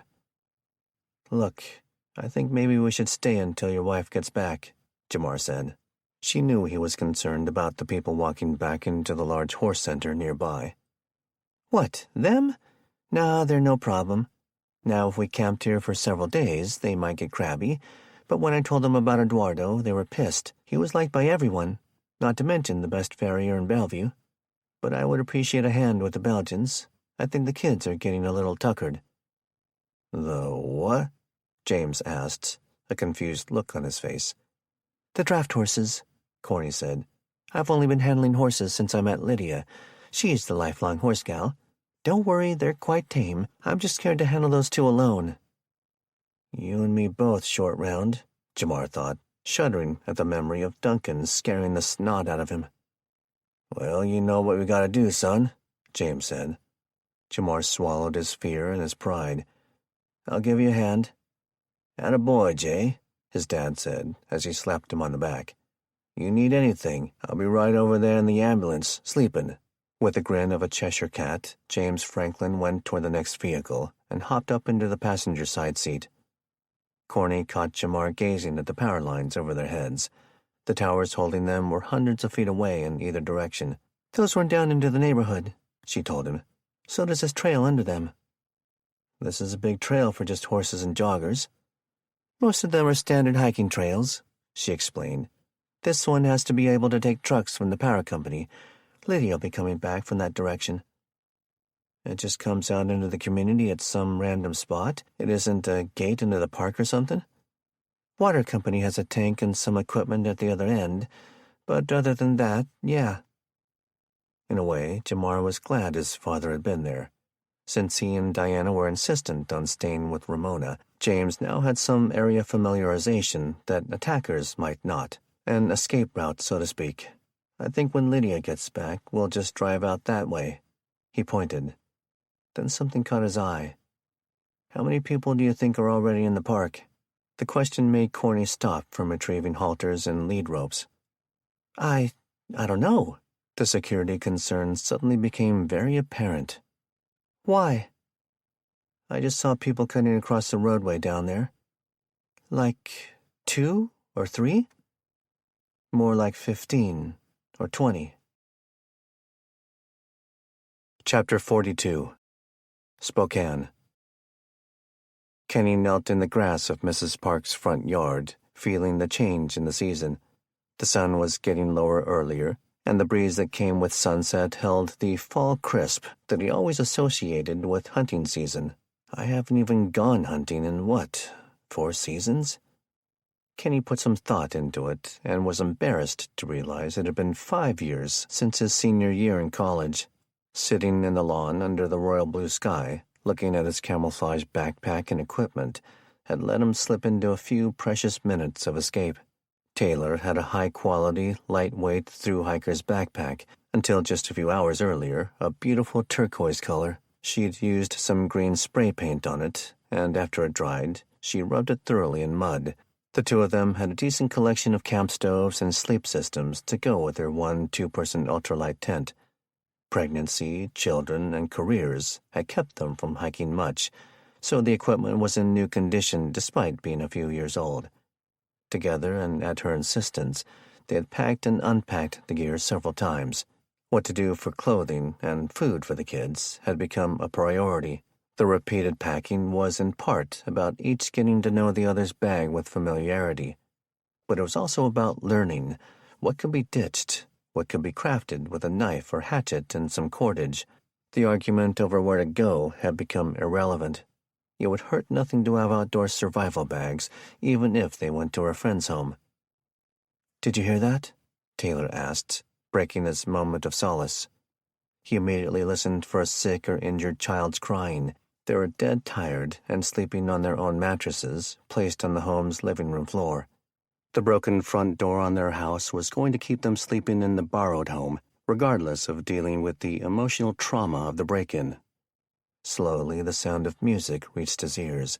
It was coming from Scott Parker's home, and the only reason he'd heard it was because the front door opened for a few seconds. Music. What of it? Kenny wasn't worried about it. In fact, it was the opposite. Good for them, trying to enjoy a little of the old life before the next phase of this hack thing takes it away. Without a comeback, Taylor stood from her spot on the ground and walked out toward the edge of the lawn. She stood, staring down the road. After what was close to 3 minutes, she looked at him when the volume picked up just enough to be noticeable. She walked back over to her husband quickly. "I just saw like 4 or 5 people going in and out of Parker's house just now." Kenny shook his head and sighed. He slowly stood. "Now you think nobody shall be allowed to listen to music?" They'd been bumping heads so much that both now were automatically looking for the ulterior motive in each other's statements, even though it usually wasn't there. Taylor became hardened. "Oh, so you're good with them robbing people and having a party with the stolen food? You know I can't stand it when people use contextually void statements to make the other party sound like a brainless, heartless villain," Kenny said. "The last thing we need is another reason to argue." She shot her arm out, finger pointed to the curb by the road. "Then go look for yourself, Kenneth." Kenny rolled his eyes and walked past her. He couldn't deny the coincidence of seeing the middle-aged couple, Charles and Sandy Bella, walk up Scott Parker's driveway at that moment. She was holding a Corningware dish. The volume of the music picked up a bit when someone opened the door and let them in. "Still think I'm imagining things?" She and her upset tone were right behind him. Kenny looked at her, then walked off the grass and onto his driveway. He moved at a rapid clip without saying another word, a mixed bag of annoyances bouncing in his thoughts. He didn't mind his wife usually being right, and she was usually very pleasant, but he was about done with her tone. The end of the world has turned you into a real sarcastic and smarmy "Don't worry, honey," she yelled at him. "I got the kids." She stomped over to the gear and started moving it into the living room with a huff. Kenny gritted his teeth as he sneered. He was the camel's back, and everything around him was a piece of straw. He walked the few homes down and crossed the street. The sun was down to the west, and the sky was a beautiful crimson toward his left. He wasn't sure why, but he made the sudden decision to check out the backyard. There was a 6-foot wood fence that connected the Parker home to the next one on this side. He went over to the gate closer to that home and listened. He knew he heard voices, but it was the metallic clang of horseshoes on a steel rod that caused him to grab the latch and jerk the wood gate open. After his dramatic entrance into the backyard was noticed by absolutely nobody, he took a deep breath and thought things through. It looked like a typical backyard party. Horseshoes and cornhole bags were being tossed. People were holding paper plates of food and chatting as if they were glad the work week was over. He picked up an empty plate from the pile of them in the waste can and moved around, looking at who was there. Many were part of the security team, but not all.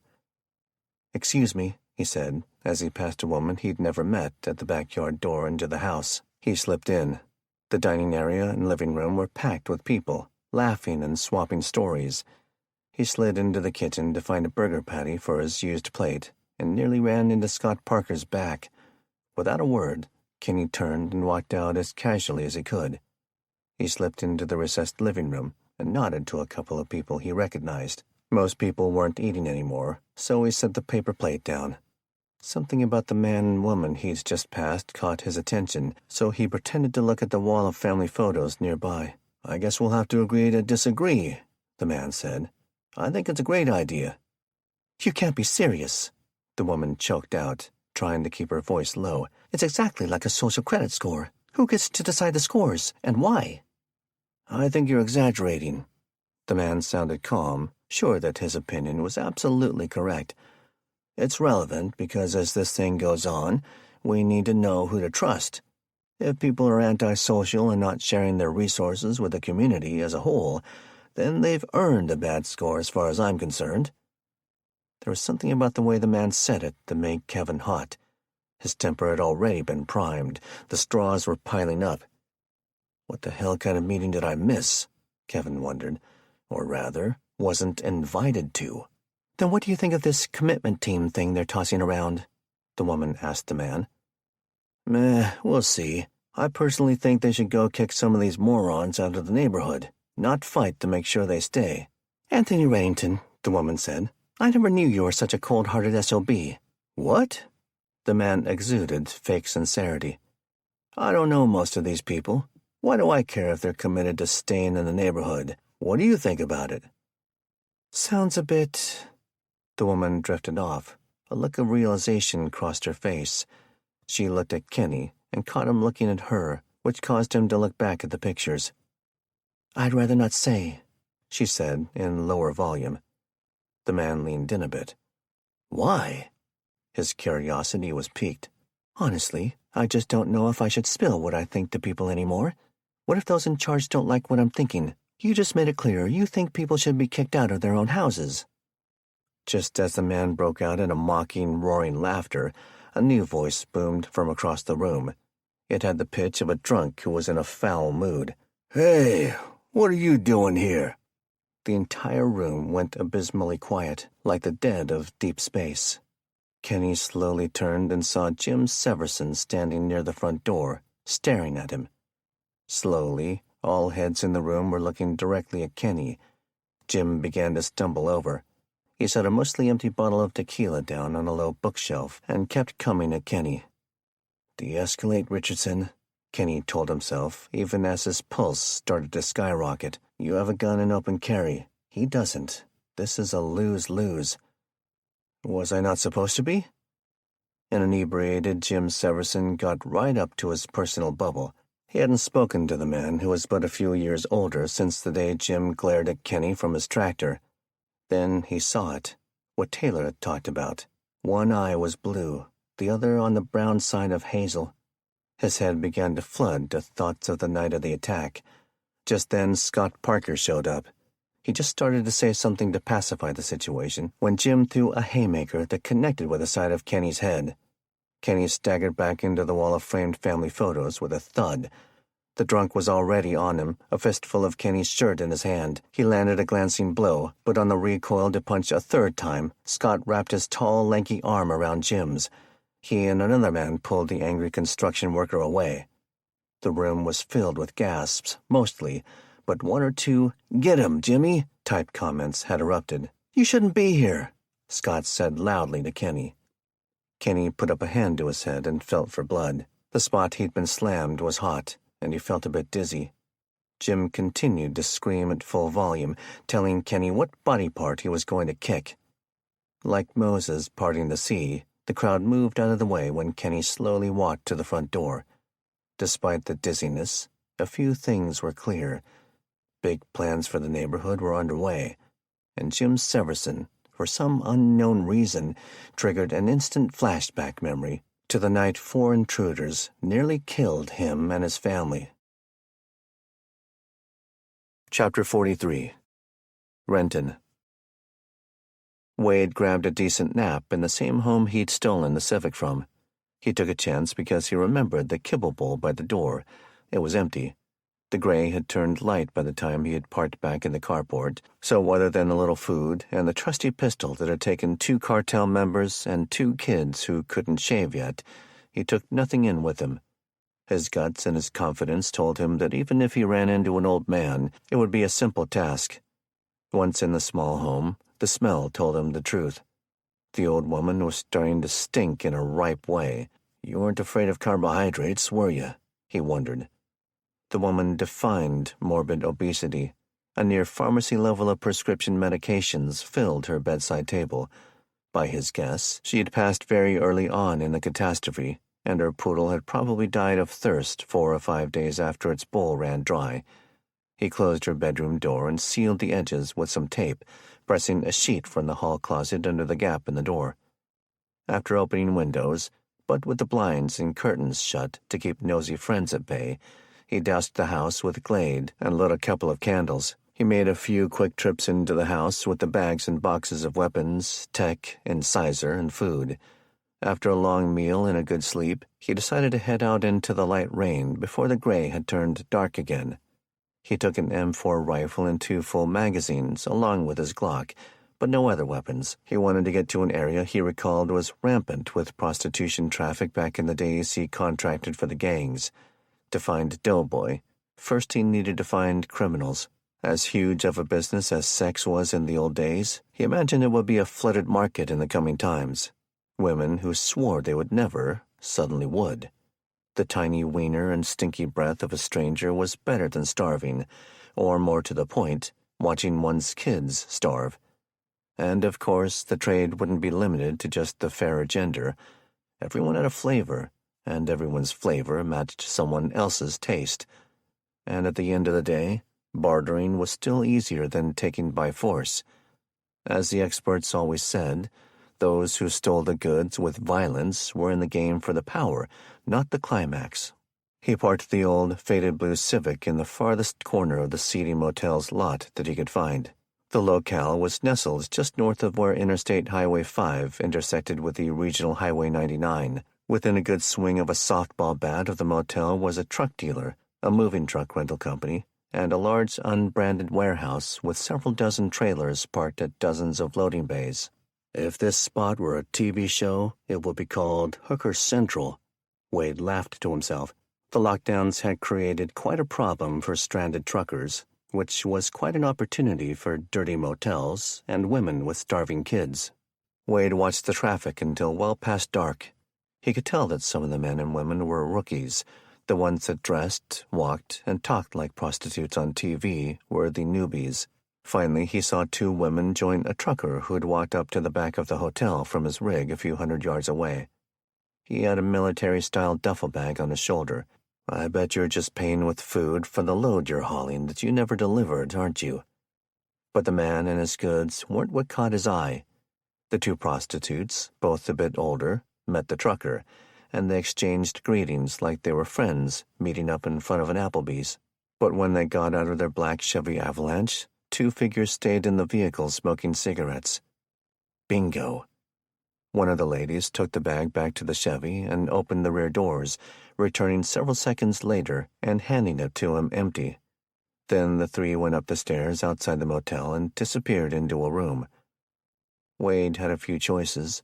One was to go kill the trucker and force a conversation, which would likely lead to a shoot first, questions be damned response from her pimps.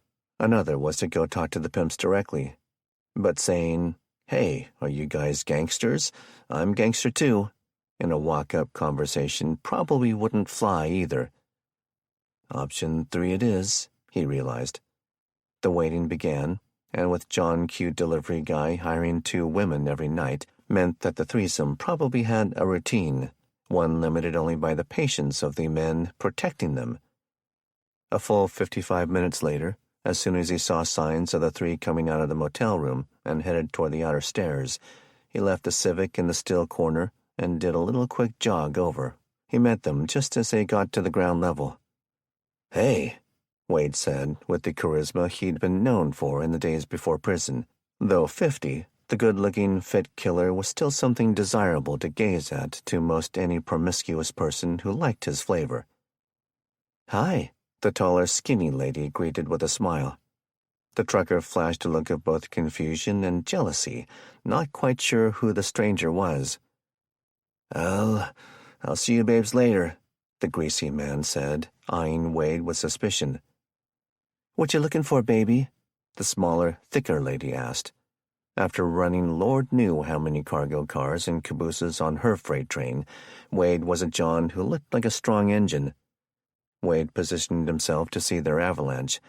Right on time, the two front doors opened, and a couple of young, sizable goons stepped out. One flicked off a cigarette butt when they walked quickly toward their employees. "Oh, I don't think you can all give me what I want," Wade smiled. "That's too bad, brown sugar," the taller one said with a frumpy face. She rubbed her hand on his chest, and it took all his will to swallow the pain. He couldn't afford to give away any detail. "But we got boys and he-shes if that's your thing." "Hey, old-timer," the man from the driver's side said. He was black, and the thug riding shotgun was white, which immediately told the old California hitman that these were independents, not run by a specific ethnic gang. "All prices go through us." It was all business. "Cash is dead. We need goods, and we need to see 'em first." "He don't want us, Frank," the short one said. "He wants to see the meat special." "Is that so?" Frank said. He gave Wade a serious glance. "It doesn't mean I can't deal, but I'm talking a special prize worth a lot of money." "You ain't gay," the other pimp said. "So what do you want?" Larry asked. He'd pulled his hands out of his leather coat pockets, letting them hang as balled-up fists. It was a predator's move, one that intimidated prey and alerted other predators. Wade looked at the man's hands for 2 long seconds, then looked back up. The absence of fear on his face showed up as concern on Larry's. "I only deal with bosses. Get in the car," the other one ordered the girls. The two men took a half step back. Their survival instincts were screaming in their subconscious minds. "Who are you, old-timer?" Larry asked. "No BS." "Wade Curry." The sexy smile returned. Larry and his junior pimp exchanged quick looks and stayed silent for 5 long seconds. "We can't just take you to see our man," Larry said, "even if you are who you say you are. Why don't you tell us what you're offering and what you want? We'll meet you back here in 2 hours. Wade thought that over. "So that you guys can jump me in one? I don't think so. Besides, the prize I'm offering is a location, and you need to act fast. There'd be nothing in it for you to try anything dumb." "Then how do we work this out?" Larry asked. "Leave me those girls as collateral." The pimps looked at each other again. "That ain't happening unless you tell me what the payoff is." The carrot on the stick is the location of a fully stocked, well, mostly fully stocked, Mexican cartel safe house, and the team using it will not be coming back to it, ever. What I need is for your bosses to get me in front of a player named Doughboy. The younger assistant laughed. "You're high, bro, and stupid. Doughboy won't see you," Larry added. "We can probably get in front of him when we need to, but we ain't wasting that on you." Wade went back and forth, looking at them as he spoke. "I'm assuming you have heard of me, so entertain this thought for a moment. What will Doughboy do to you when he finds out you failed to bring one of his oldest friends in front of him because you were a couple of spineless little pussies?" Kent. What should have been a 15-minute trip from Renton to Kent, straight down Highway 167, took over an hour. To avoid 2 military checkpoints, people still wealthy enough to burn gasoline took long cuts as opposed to shortcuts. Suburbs had to be driven through with their contour-following roads. Wider parceled farm areas had to be driven. tolls had to be paid at most of the informal road closures that had sprung up, usually to enterprising but low-scruples groups looking for food or ammo, sometimes to small neighborhood defense teams set up by overweight, middle-aged people trying to feed their families. But like any toll, it was just a small piece of doing business with unnecessary violence. A write-off. Wade just laughed in amusement when they finally parked in front of a Wineco grocery store close to the highway they'd avoided. Of course, he thought. Why steal the food when you can take the entire store? The same two low-level pimps had given him a ride in the Avalanche once the deal had been approved. Wade had allowed them to take a cell phone picture, and whoever they'd gotten their blessing from concurred that the man was who he claimed to be. They weren't stoically silent on the trip, which was fine with him. It was their necks on the line if the supposed cartel safe house turned out to be a unicorn. The parking lot to the store was low-key, not drawing unwanted attention to passing authorities. But the front had been covered with stacks of old pallets, plywood, tires, and a couple of dumpsters. It was a blind maze to get inside, and Wade had a feeling that Doughboy's crew probably had an overwatch up on the roof. He joined Larry and the dumb one on the walk to the front, where one of Doughboy's bloods stepped out from behind a long wall of stacked tires, an AK-47 slung to his chest. He was a teen, but the bullets flew just the same when he pulled the trigger. "Store's closed. Get." Larry the pimp looked at Wade. "We got you here." His tone made it clear he wanted that address. Wade ignored him. "Let Doughboy know that Wade Curry is here." The young gangster had never heard of him. Don't talk to chumps. He'll beat my butt if I wake him up." "He'll beat your butt if you don't," Wade promised him. The youth looked at the three men, then queued up a small blister-pack family radio. "Simpson," he said. After several seconds, an older voice came on. "I'm gonna kick you in the teeth if this ain't important." A minute later, the teen's superior strolled out of the sliding glass door, still operational behind the barriers that made it impossible to see from the lot. When the guard repeated Wade's name, the man scrutinized the guest for a few seconds. Recognition took hold. Wade gave Larry the address to the cartel safe house, with the reminder that he had no idea how long it would be before the bosses figured out their men were dead, but that the reward was well worth the risk. He followed the one called Simpson into the store.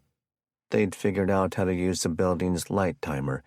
Only 1 in every 4 or 5 of the overhead lights was on, giving the place a solemn, sleepy feel. In the main register area was a collection of cots and sleeping bags, a few empty, most filled with gang members. The shelves and bins had been reduced in volume quite a bit, but not barren. "Look, man," Simpson said, stopping near the cluster of sleeping men and women. "I can't let you go in there armed." Smart, Wade thought. Bring this up where 20 other people are so I don't make a scene. Without saying a word, he pulled the holster from his waistband and set it on the conveyor belt at the nearest register. The entire time, he wore his trademark smile. Simpson wisely didn't push the issue with a pat-down. They walked past the cots and checkout stations. The desks and cabinets had been pulled out of the store's managerial office and were still sitting in the open area near the doors to the restrooms. "Wait here." Simpson went in without knocking.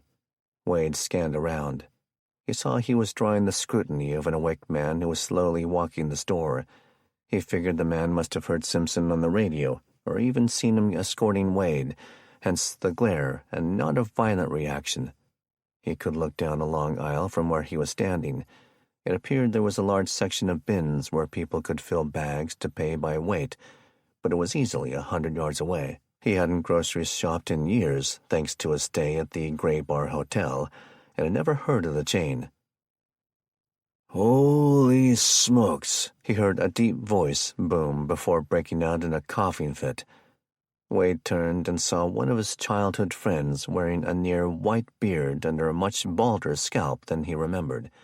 He was also easily 150 pounds lighter, his purple robe hanging on him like a sack.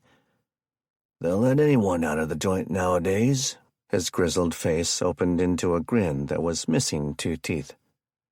"What's up, Doe?" Wade walked over and tried to fist bump his old buddy, but Doughboy wrapped him in a bear hug and squeezed. Wade winced, and the tall man quickly released him. "You all right, Kerr?" Wade nodded. "I'll survive. Got somewhere you want to go sit?" Doughboy looked back at the office door. "I got a king size in there with 2 hoes sleeping. Let's go to the back. I got some recliners and beds back there." The 2 old L.A. friends chit-chatted and slowly walked through the store toward the receiving area, Dough's slippers dragging as he shuffled his feet. "What gives, Doe? You all right?" Dwayne Doughboy Irby looked around. He was 3 years older than Wade. Most gangsters had been long retired by younger, stronger men by their mid-50s. "Man, we go way back." There was an unsaid but. "No sweat." Wade got it. "But you're one of just a few people I would never betray." Doe nodded. "I told all the kids I had a gastric bypass, but it's cancer. Only my son and daughters know." Wade looked concerned. "Is it?" "Well, now." The big man laughed, which triggered more coughing. "Lung cancer." His voice hushed as they got closer to the back. "They took a lobe, but now that I can't do chemo..." They went back to safe talk, swapping a couple of old stories before settling down into leather recliners that the crew had in the back. There were a couple of different pods of recliners, tables, video game consoles, and large TVs on rolling stands. Some ropes had been strung between tall, heavy shelving units so that tarps could be hung. Wade guessed the senior gangsters or their families were sleeping in those sections. The area smelled of marijuana and the odor of people who hadn't showered enough. But then those 2 odors were already something prison had made Wade used to. They settled into a couple of empty chairs. "I have a job that needs some intricate timing in 2 or 3 locations." He looked up and thought. "And some tech support, if you got a computer nerd who can hack into secure emails. And lastly, please tell me you took that suggestion years ago about downloading YouTube videos for future reference." "Sounds mysterious," Doe said, with a cough and a hack. "Yeah, I happen to have a guy like that, but you're gonna need to refresh my memory on the videos." "How-to stuff," Wade said. "How to move as a squad, how to operate an RPG, how to sight in a sniper rifle, how to use a Stinger missile, stuff like that." Doe coughed again, then chuckled. "I vaguely remember something about that. I'll check my resident nerd." Then his face turned into realization, knowing there was a specific reason Wade would have asked about that in a conversation about taking on a job. He turned serious. "What makes you think we need the work?" Wade looked around. "Let me ask you, why are you sheltering in here instead of some rich dude's mansion?" Doe laughed. Another cough. "People gotta eat. I have enough bodies to hold this place. But, man, we got kids and old ladies to protect, and people out here on the streets of South King that owe us a lot of money for drugs they already smoked." "Look, you don't need this job," Wade said. "I'm the one who needs you, but you're never going to get paid what people owe you. They're all going to starve or get murdered first, and at the end of this job, there's a setup." He looked up at the rafters. "Let's just say you'll be king of Seattle from this castle."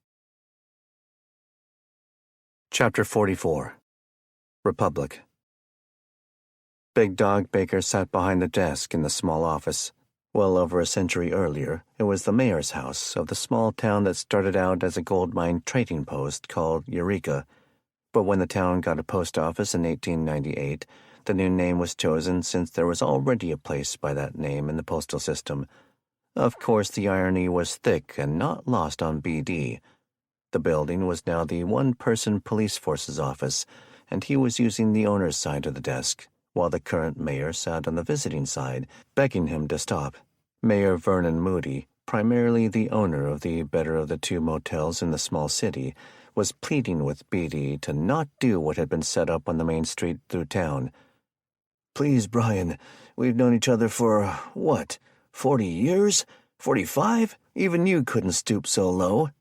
BD's feet pulled off the desk they were propped on, and the old wooden swivel chair made a creak as he slammed them onto the floor. "Explain that, Vern. Tell me exactly what you mean by even you." He leaned forward on the desk of the recently deceased police chief/officer with his forearms to gaze intently in the businessman's eyes. The desk was in what was once a tiny living room, barely the size of a modern master bedroom. The rest of those around the part-time city official were all with BD, including his 3 sons. "You see, it's pompous asses like you who have been giving me crap my whole life." I... BD mocked him with a childish voice. I... Damn, Vern, you sound like a woman, not even a good one." He stood up and moved, waving his arm in disappointment. "Like one of them Baptist broads I would never put out back in high school." "Where does this lead, Brian?" Vernon asked. His tone could only be described as downtrodden and dejected. His words started to convey emotion. "You killed all those police, Brian, and members of the community." BD looked at his cousin Dwight and nodded. "Come on, Vern," Dwight said. He hooked the mayor by one armpit and pulled to get him standing up from the cheap padded chair. "Ain't no use in being here if you're just gonna bawl like a baby." Billy Ray moved over and took custody of the mayor and escorted him out the front door. BD looked at his middle son, Dallas. The husky young man had a long, dirty blonde mullet and a serious expression on his face. "You ready, kid?" Dallas looked at his father. The oldest of the 3 kids with Marguerite, he had grown up playing with Kevin Richardson simply because they'd lived near each other in the sparsely populated mountain settlement, where Kevin's father had done his best to raise his children to be productive, respectful people. Dallas's father had done the opposite.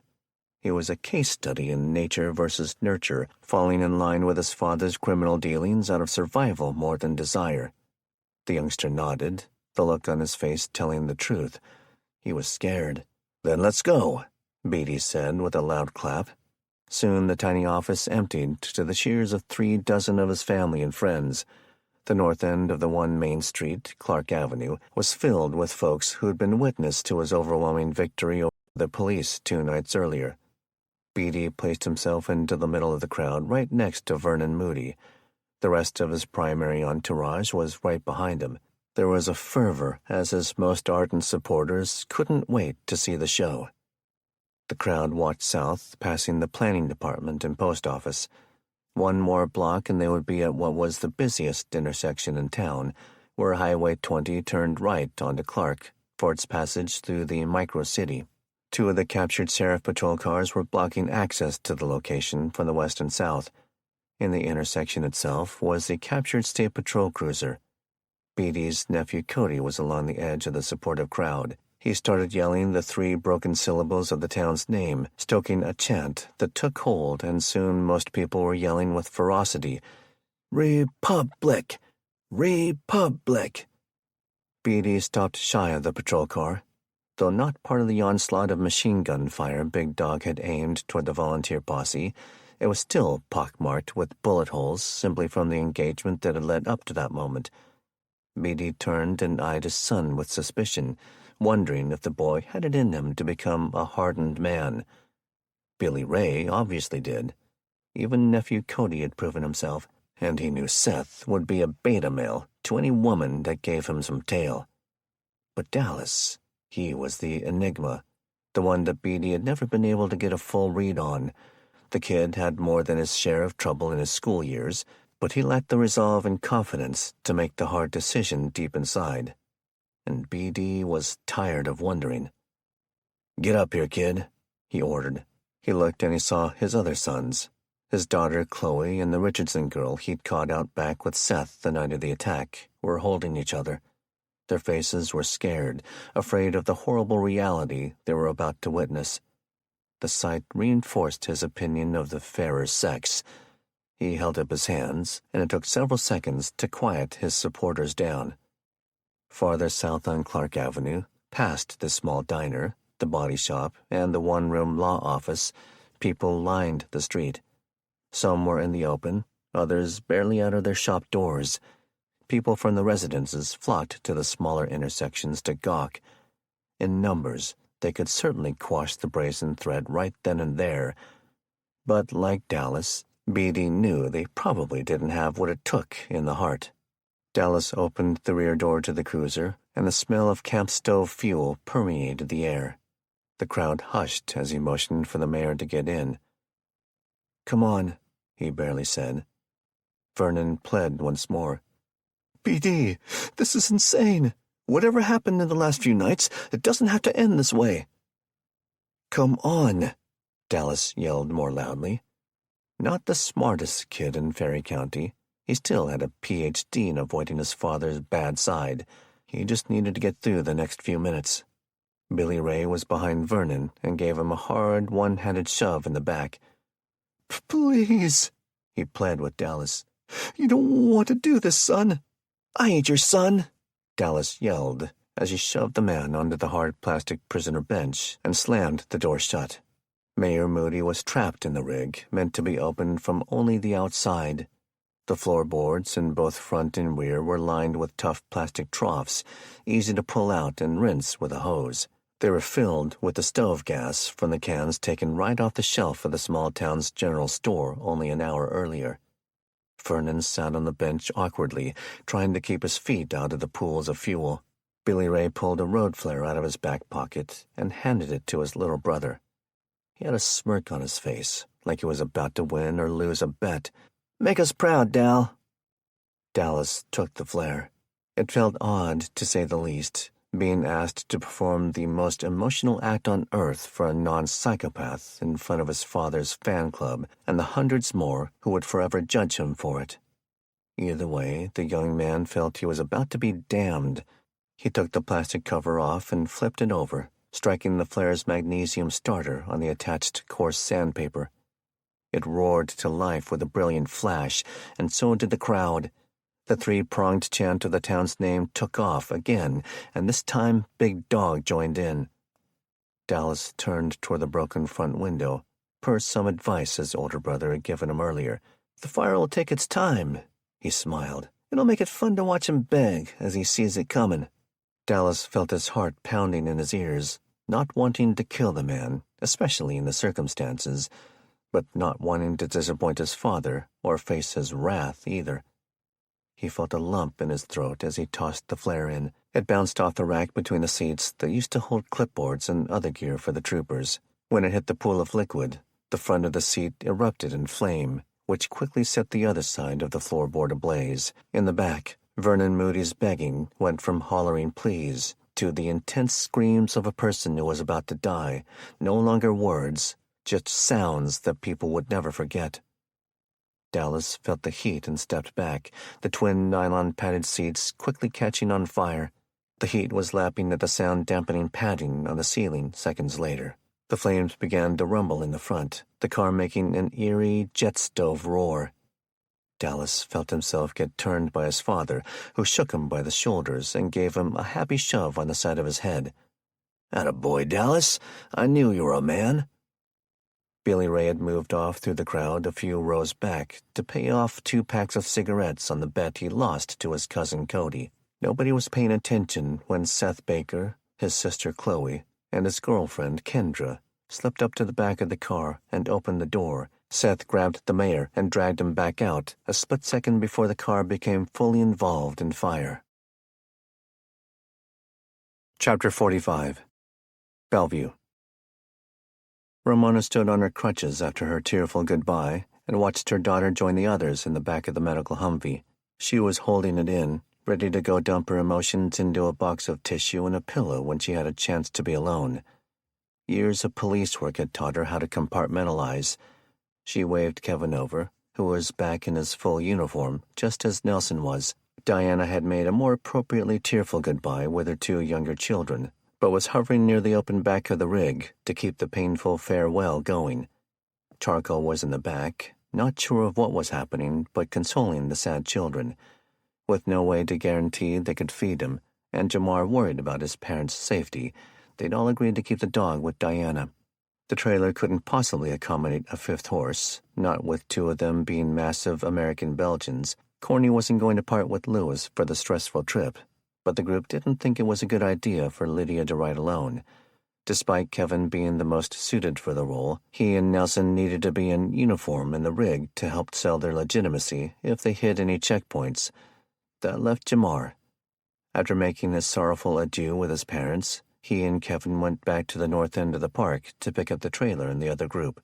Lydia helped him tack up Crystal, a chestnut horse with flaxen mane and many years of experience letting special needs kids ride her. When Kevin snickered at that comment, Jamar threatened him with the worst Texas titty twister you've ever gotten, bro. With copies of the motorized group's intended route and other maps in their possession, they departed the park with the intention of galloping anywhere that wasn't pavement to try and make it to the planned waypoint by nightfall. Kevin took Corny, the boys, and the trailer back to Ramona's and made a concerted effort to look for the large group of campers Jamar had warned everyone about. Neither he nor Corny saw any sign of them. Being down to 3 horses did have the major benefit of a place to secure the 3 bikes for the trip. They were also able to stow the big harnesses that were used with the Belgians. Walt still double-checked the basket welds and helped strap it and the garden cart to the roof of the Humvee. Final plans were relayed to Ramona, James, and Diana, and those 3 confirmed they had recorded the addresses for Kevin's family homestead and Ramona's parents near Pullman. Kevin and Nelson donated the portion of MREs that would have belonged to Sean to those staying behind. When Kevin arrived at his friend, he wrapped his arms around her so she wouldn't try to hug him and lose her crutch again. "You have to get past this Wade Curry thing and head east as soon as you can. I'll keep her safe, or die trying." Ramona's tough demeanor washed away like dust in a strainer of rice. Her eyes teared up at the young man's words. "You said nearly that exact same thing when you promised you would save her from the fire." The new widow turned her head and buried it into the tall lad's chest, weeping. "I believe you, Kevin. Please watch out for her. I'll be there as soon as I can figure out how to walk." James Franklin went around the group, patting the kids on the head or back and shaking hands with the men and women. He'd put on a tough exterior when hugging his son goodbye, but he'd been unusually quiet, Ramona noticed. Corny and Jackson checked on the horses one last time. And like that, the alliance that had sprung because Kevin saved Ramona from the hospital and Jamar saved Kevin from the gas station shootout had evolved once more. Ramona was not a spiritual woman. She wasn't sure what she believed, but despite that, she pled in her heart and soul that they would all get to see their kids one day. Once the rig and trailer disappeared at the end of the block, all 4 of the residual adults stood silently, almost lost. Walt had made it halfway across the street back to his house when Ramona called out, "Walt, can you come inside for a quick chat?" Diana and James looked around at each other and Walt. Whatever the chat was about, it was news to them, too. The pudgy divorcee looked at his hairy wrist with no watch on it. "I don't know. I gotta pick up the dry cleaning in 10 minutes and thought about catching a movie later." He walked back toward the others. Everyone was amused, but too distracted and worried about loved ones to focus on his joke. They went inside, where Diana helped Ramona back into her resting position on the couch. "Look, Walt, I'm not sure how you're sitting on food and stuff, but I was thinking about seeing if you wanted to pool resources." Ramona abruptly stopped talking and looked at James and Diana for their thoughts. Walt looked confused. I know I could use a hand keeping watch," a very tired James said. He was sitting on the edge of the love seat, elbows on knees with head lagging low. "Yeah, I hadn't thought about it. You know, I was only married once, Ramona, from 42 to 44 and a half. Ramona and Diana exchanged glances, which he picked up on. "Only to mean that I'm as shop as I needed kind of bachelor. The one thing I always kept in stock was coffee. I've been living on that and eating one big pasta meal before bed every night." He'd hoped the explanation was clear enough. He was almost out of food. He couldn't contribute. "You got ketchup?" James asked, in his trademark mispronunciation without lifting his head. "Yes, I have ketchup." Confusion. "Old homeless people trick. Ketchup, salt, hot water. Boom, you got tomato soup." "I think it's a cool offer, Ramona. Are you talking that I stay over here, or—" "Well, yeah," Ramona said. "It'll only work that way. We can't circle the wagons in 2 houses. Besides—" Ramona was interrupted by two heavy car door thuds right outside. James leaped up. Dab-nabbit, we forgot to shut the garage door. He sped over to the door that led out into the space. His .357 Magnum, though hidden, was already out there. If he needed it before he could get to it, it was going to be a bad moment in Hard Lessonville. Walt was already on his heels when he got to the door. The two men went into the garage, not knowing what to expect. Huh, was all the tired man could say. What is it? Ramona called from the couch. Diana had already been up when the doorbell rang. She moved toward it, and Ramona scolded her. Don't open that without a gun. She fumbled in the slots of the couch cushions, trying to find her Glock. James came back in holding the S&W 686 and maneuvered through to the entry. I gotta die, he said calmly but firmly. James kept the revolver lowered and stood behind the door when he cracked it open. Who's asking? Uh-huh. Give me a sec. He closed the door and locked the deadbolt. It was killing Ramona only to hear the one side of the conversation. James came back into the living room. We got a couple of kids out here claiming they's cops. Scrawny white dude and a sister with a booty that goes from here to Sunday. Ramona broke out in a smile for the first time since she could remember. That's Luckett and Sherman. I was on patrol with them when this whole thing went down. Let them in. Chapter 46. Carnation. The inhabitants of the Camlin medieval village on Kelly Road in the Cascade foothills marched to their own drummer. What the Lancelot is going on here? Nelson asked from the passenger seat.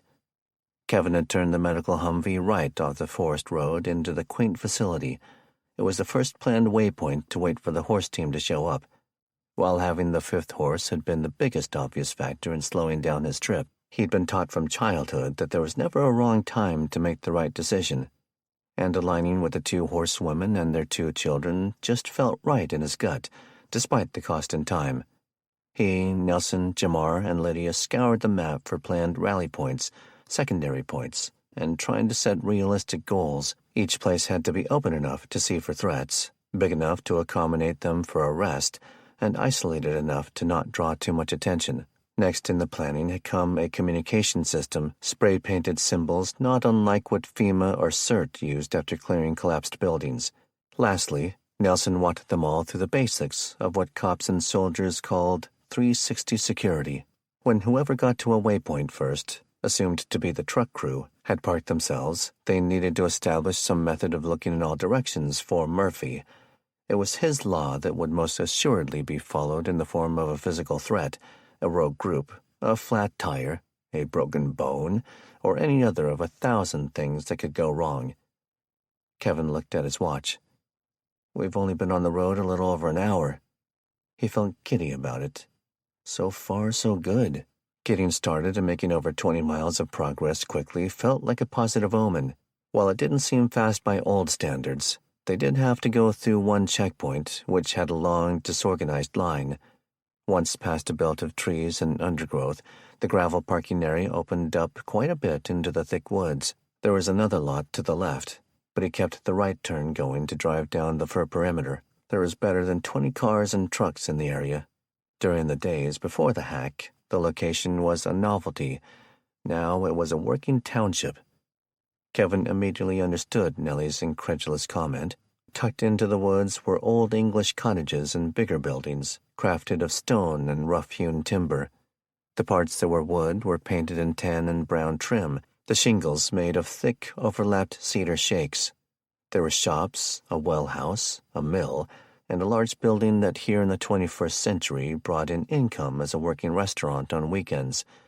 Most of the people were adorned in period wear, from handcrafted lavender-colored dresses to tailored leggings under short pants to heavy brown tunics.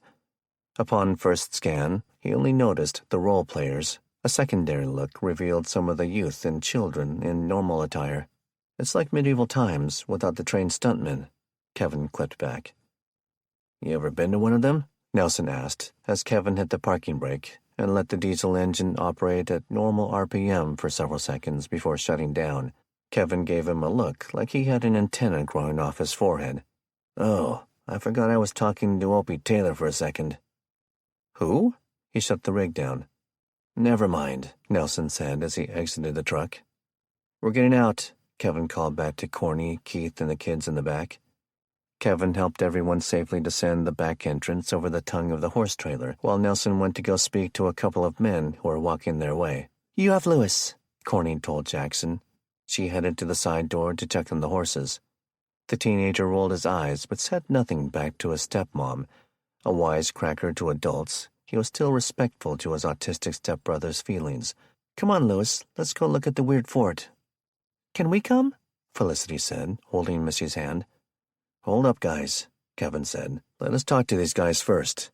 He looked at Jalen and pointed up to the top of the Humvee. "Can you double-check that the stuff is still secured well?" Without waiting for a reply, he turned and quickly caught up to Nelson, who was chatting with two guys in their late 20s, or just a hair older.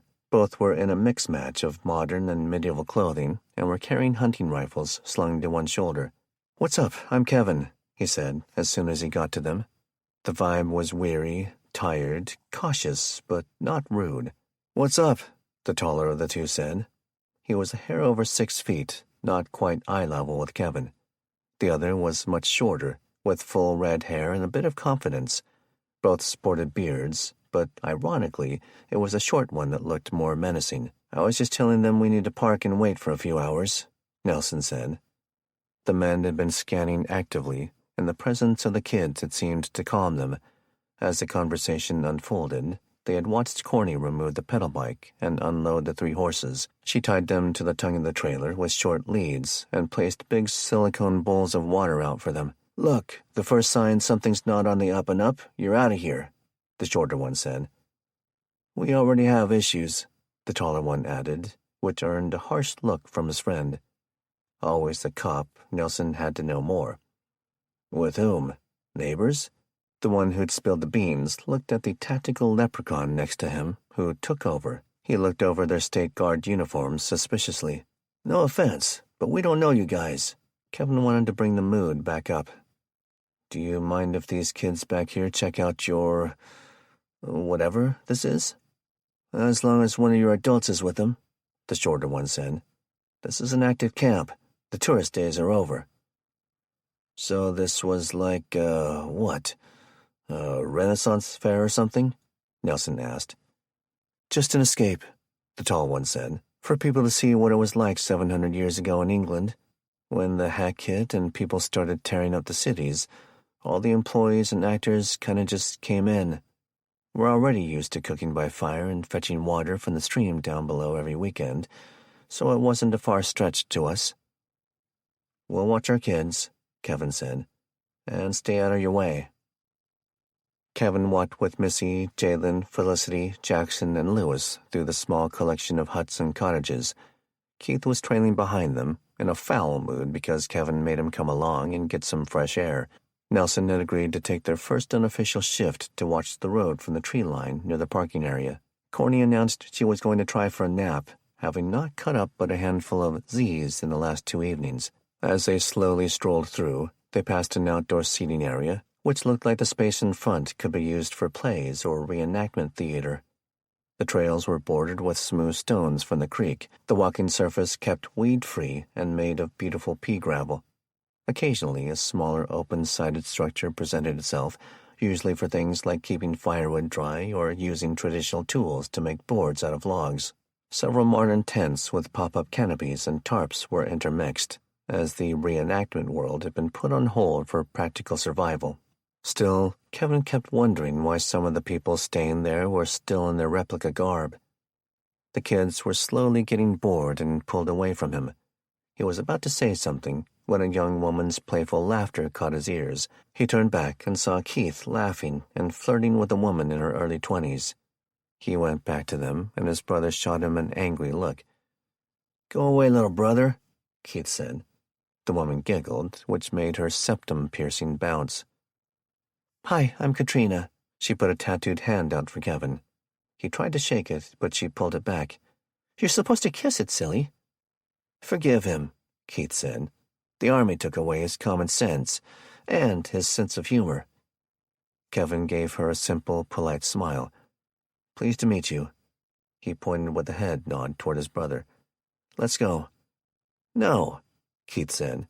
"Your little flock, or herd, or murder, or whatever you call a pack of kids, is getting away." Another giggle from Katrina. Keith pointed in mockery, wanting Kevin gone and out of play for the babe. "I'm not leaving you out of sight," Kevin said. "You've worked too hard to backslide." The girl's face morphed from genuine flirtation to one of someone who no longer wanted to be in the middle of their beef, no matter how cute they were. Keith moved past Kevin. "Can I see you over here for just a damn minute?" he growled. He and Kevin moved about 20 feet away and stood next to a large rack for hanging long recurve bows and quivers of arrows. "Go away, Kevin. First you dragged me out of my life in Seattle. Now you're going to Peter block me? Wake up, little brother. You're just a kid in a fake uniform." The scene had started to draw the attention of some of the village residents. "Drag you?" Kevin yelled. "You'd be dead if Nellie and I hadn't come and pulled you out of there." The potential score of a young woman had long disappeared. Keith started marching back toward the parking area, causing more of the onlookers to peel out of his way. "I never asked you to. Did it ever occur to you that maybe that's what I wanted?" "What?" Kevin yelled. He chased after his brother. It had moved past awkward, and they were rapidly approaching a Jerry Springer level of drama. He was just about to get a hand on Keith's elbow when his brother took off at a dead sprint. He didn't want to make the scene worse than it already was. It was possible this little outburst had just cost them the goodwill of the security team. He walked quickly, but by the time he made it back to the trailer, Keith and the pedal bike were gone. Nelson was jogging back from the entrance off the road. "What gives?" he said, a thumb pointing back over his shoulder. "Which way did he go?" Kevin asked in a hurry. "Left or right?" He went into the back of the trailer and undid the ratchet strap around the e-bikes. "Left. Back the way we came. What's happening, Kevin?" Kevin looked the bike over, trying to recall if he needed to turn on a battery or something. "He just blew up on me for no reason, just like always." He hopped onto the bike and turned the twist-grip throttle. He rode out and did a quick cross-check before heading out. It was a nice downhill slope for the mile or two down to the highway that led back toward the incorporated part of town. Down there, catching up to Keith would be easy, but he had the gravity to lead Kevin on a decent wild goose chase if he didn't catch up fast. Kevin cranked the bike up to its max speed. Within a few hundred yards, he could see his sibling pedaling like a buck rabbit in heat. Where the hell did all this energy come from? He thought cynically. He kept the handle on the Reese Supercharger 2 twisted. He pegged it at 28 miles per hour and didn't take long to catch up to his brother. "Stop!" he yelled. Keith jammed on the brakes and slowed down with a hard skid on the asphalt. Kevin rolled off the juice and hit his own brakes until he was almost all the way back down to a cruising speed.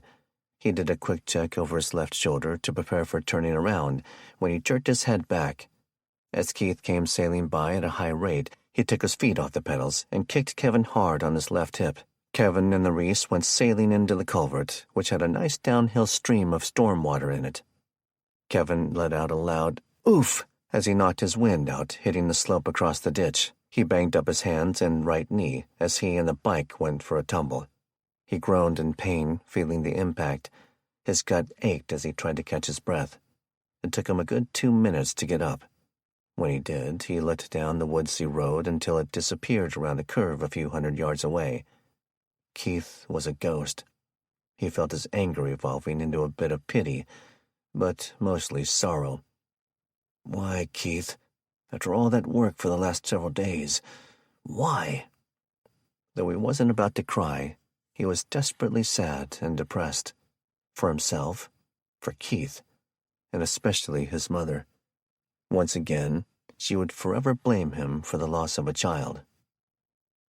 Kevin rode the cycle back into the entrance of the medieval village. Nelson wasn't standing there. He'd taken some time for himself and a little more to check out the bike, and when he rode back, he kept it at a cruising speed. He'd been gone perhaps a half hour.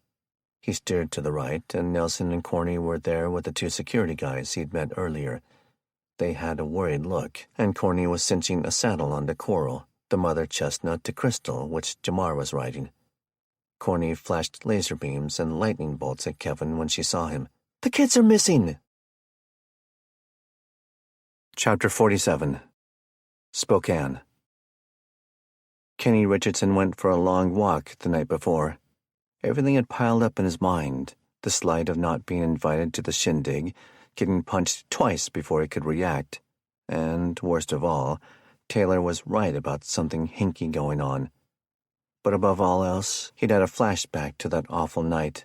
The fear that he would once again fail and put his family in danger was sprouting in his gut. It was his and Danny's one night off the watch rotation, and they had reported back to the western road into the suburb for the early afternoon shift. Danny was keeping his father's plans closely guarded, but when he told Kenny that very soon he would be standing the watch all by himself, he took that to mean they were packing and leaving the coming night. "I think I need to tell you something," Kenny said.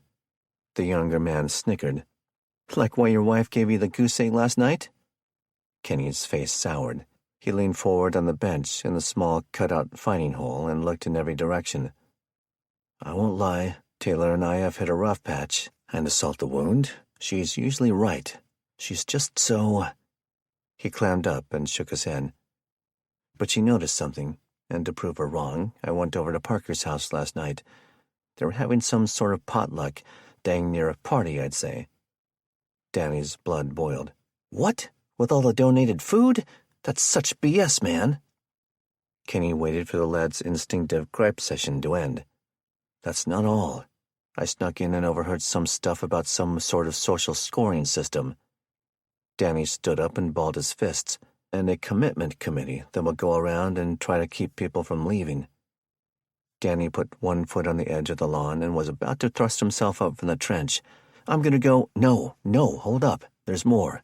Kenny was trying to keep his hothead partner from flying off the handle and making a strategic error. "I can't just sit here and work for these pricks." Kenny pulled on his friend's arm. "Sit down, man. You need to hear the rest, and then go tell your dad before you do anything stupid." Danny looked off toward the neighborhood and fumed. After several seconds, he turned and sat. "You're right. Is this what it feels like to be married?" Kenny laughed. "I suppose. So, for some reasons, that jackwad Jim Severson hates my guts. He was drunk and started throwing haymakers. Parker broke it up fast, but I had to leave there in this sort of walk of shame." Danny shook his head, too frustrated to interrupt. "But for some reason, seeing him up close and personal has made me keep thinking of the night of the attack." "Getting punched is getting attacked."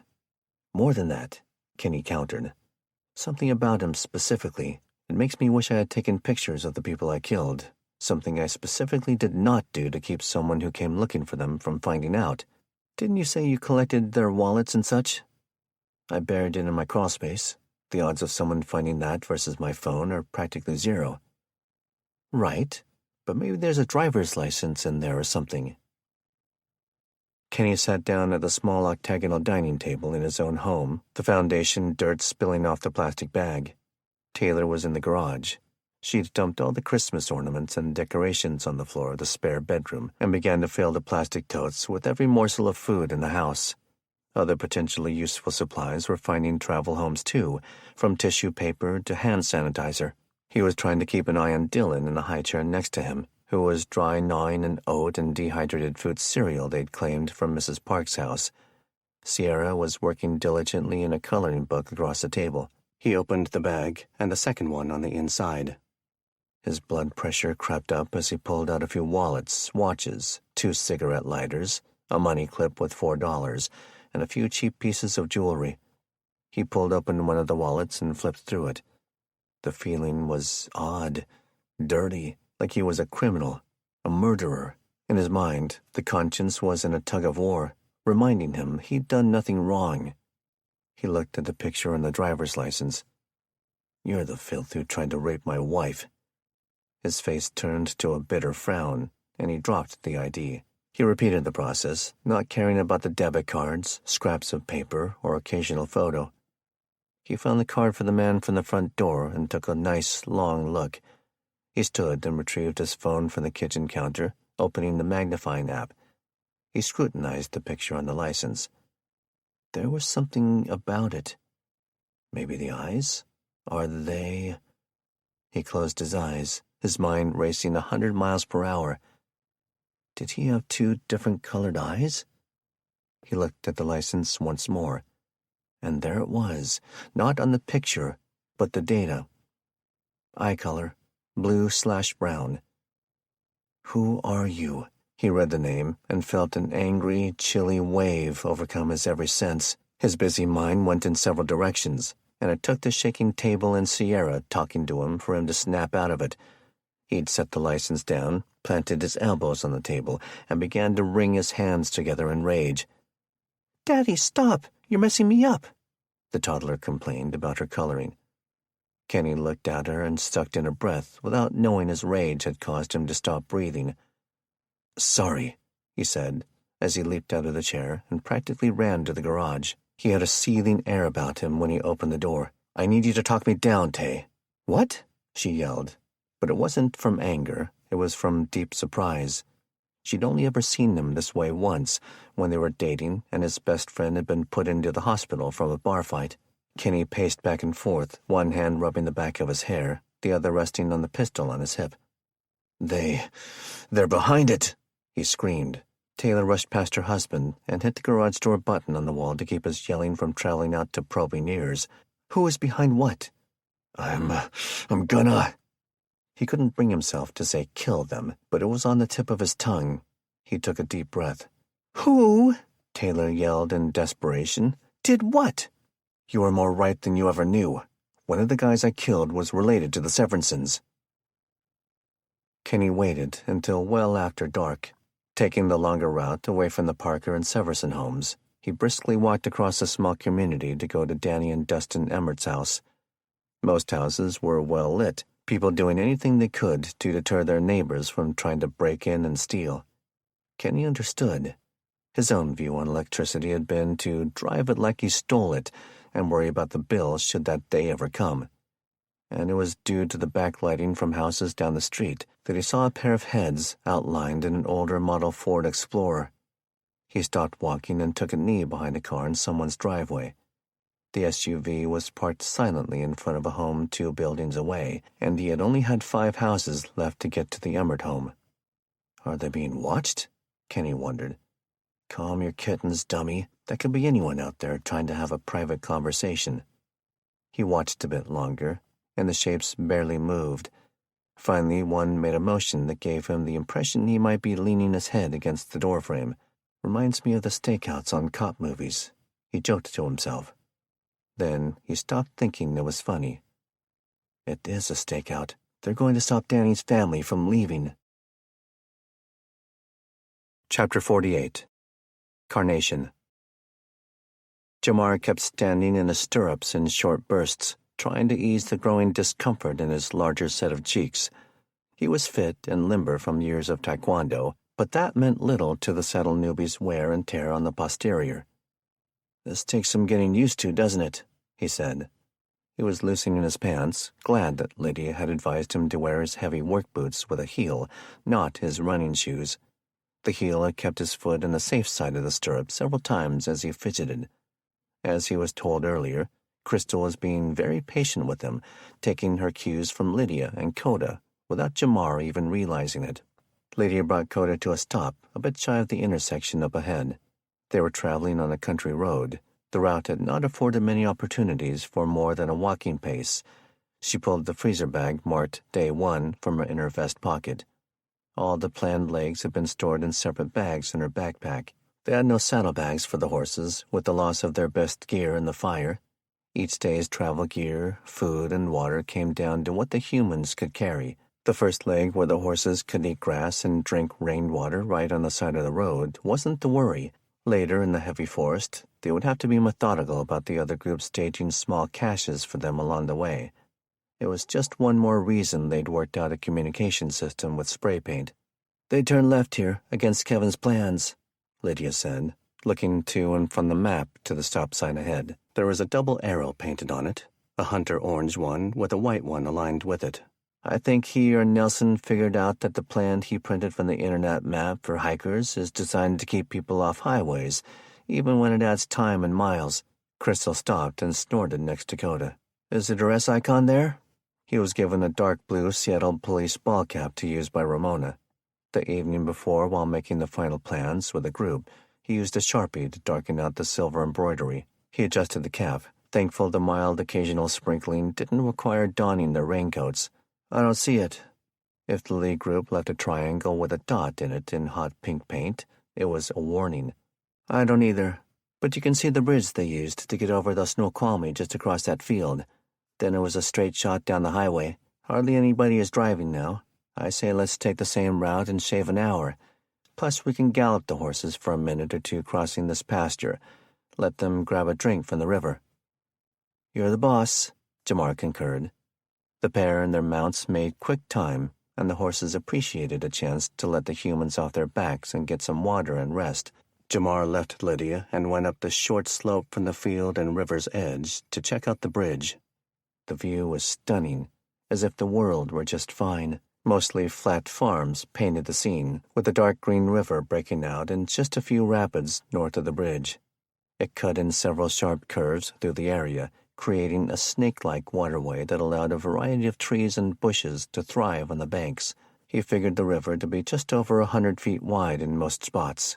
East of the bridge, less than a half-mile away, was a small Highway 203 they would travel southeast on for a few miles before heading up the back roads into the foothills. A person caught his attention. "I need to keep an eye on you," Jamar thought. The intersection between the road they were headed toward and the small farm road he was standing on was a roundabout. In it was a scrawny, lanky man in a trash-bag raincoat, pedaling a bicycle like he could see a pot of gold at the end of a rainbow. The cyclist made it through the unused intersection and headed west for the river crossing and Jamar. He stepped off the pavement and hid himself behind the end of the faded blue steel arch structure that held the bridge. The cyclist would be there in a minute at that rate. "That looks like the mountain bike. Is that Keith?" "Hey!" he yelled down to Lydia. "I think something's going on." She looked up at him and saw he was staring down the road, but she was close to 20 feet down the grade from him. "I can't see it," she called back up. She took control of the animals, leading them through a few trees, and mounted Coda. Leading Crystal, they trotted across the pasture to the road's shoulder several yards down from the bridge. "Keith!" Jamar yelled, waving his arms. Keith Richardson's eyes grew wide at the sight. He hit the brakes, breathing heavily, his face ashen and sweaty. "Why can't you people just leave me alone?" He looked around quickly. Without any time to plan, he turned the bike around and started pedaling it hard back the direction he came from. He turned sharply right down a gravel driveway. Lydia rode up to Jamar and handed him the reins to his horse. "Is that the tweaker brother you were briefing me on?" Jamar grunted as he got up onto Crystal. He gave his new friend a look of annoyance. "Yeah, he's been a real joy, let me tell you." He heeled the horse, who was surprised at her human's new riding confidence, but she was all in. "Kia!" he said, imitating cowboys from the few westerns he'd ever watched. Horse and rider took off across the bridge, the metallic shoes clacking loudly. "Kia?"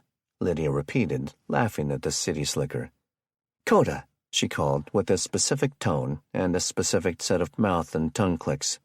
The stallion Palomino was already eager to prove himself to the mare ahead of him and took off quickly. Crystal responded to Jamar's pull on the reins and moved down the driveway. There was but one small farmhouse off to the right. The gravel lane clearly ended a few hundred feet past at a public fishing spot. He reached the rider, who was exhausted and riding on adrenaline, just as they passed the home. "Dude!" Jamar yelled in irritation. Keith hit the brakes and had to put both feet down on the road surface as the tires locked and slid on the gravel. He started to turn again when Lydia and Coda came to a tempered stop about 10 feet away. He looked back and forth at the two, huffing and puffing wildly. A look of defeat covered his face, drenched from the soaked, sweaty blonde hair above. He let the bike fall and wobbled over to the field across the lane and fell in the grass. By then Jamar had turned and come back over. The horses were flaring nostrils just a bit, the sprints reminding them that there was more to life than walking trails in a state park. He dismounted the chestnut and held the reins as he walked over to the Richardson brother lying flat on his back. He feared the worst, having seen this look on quite a few prisoners' faces in his short career. "What'd you do, man?" Keith looked winded, exhausted, and desperate. Nothing." He had to talk in short stints as he gasped for air. You're saying everyone's okay? Nobody got hurt? Just my little brother's pride. You know you have to come back, right? Keith's face morphed. You can't make me.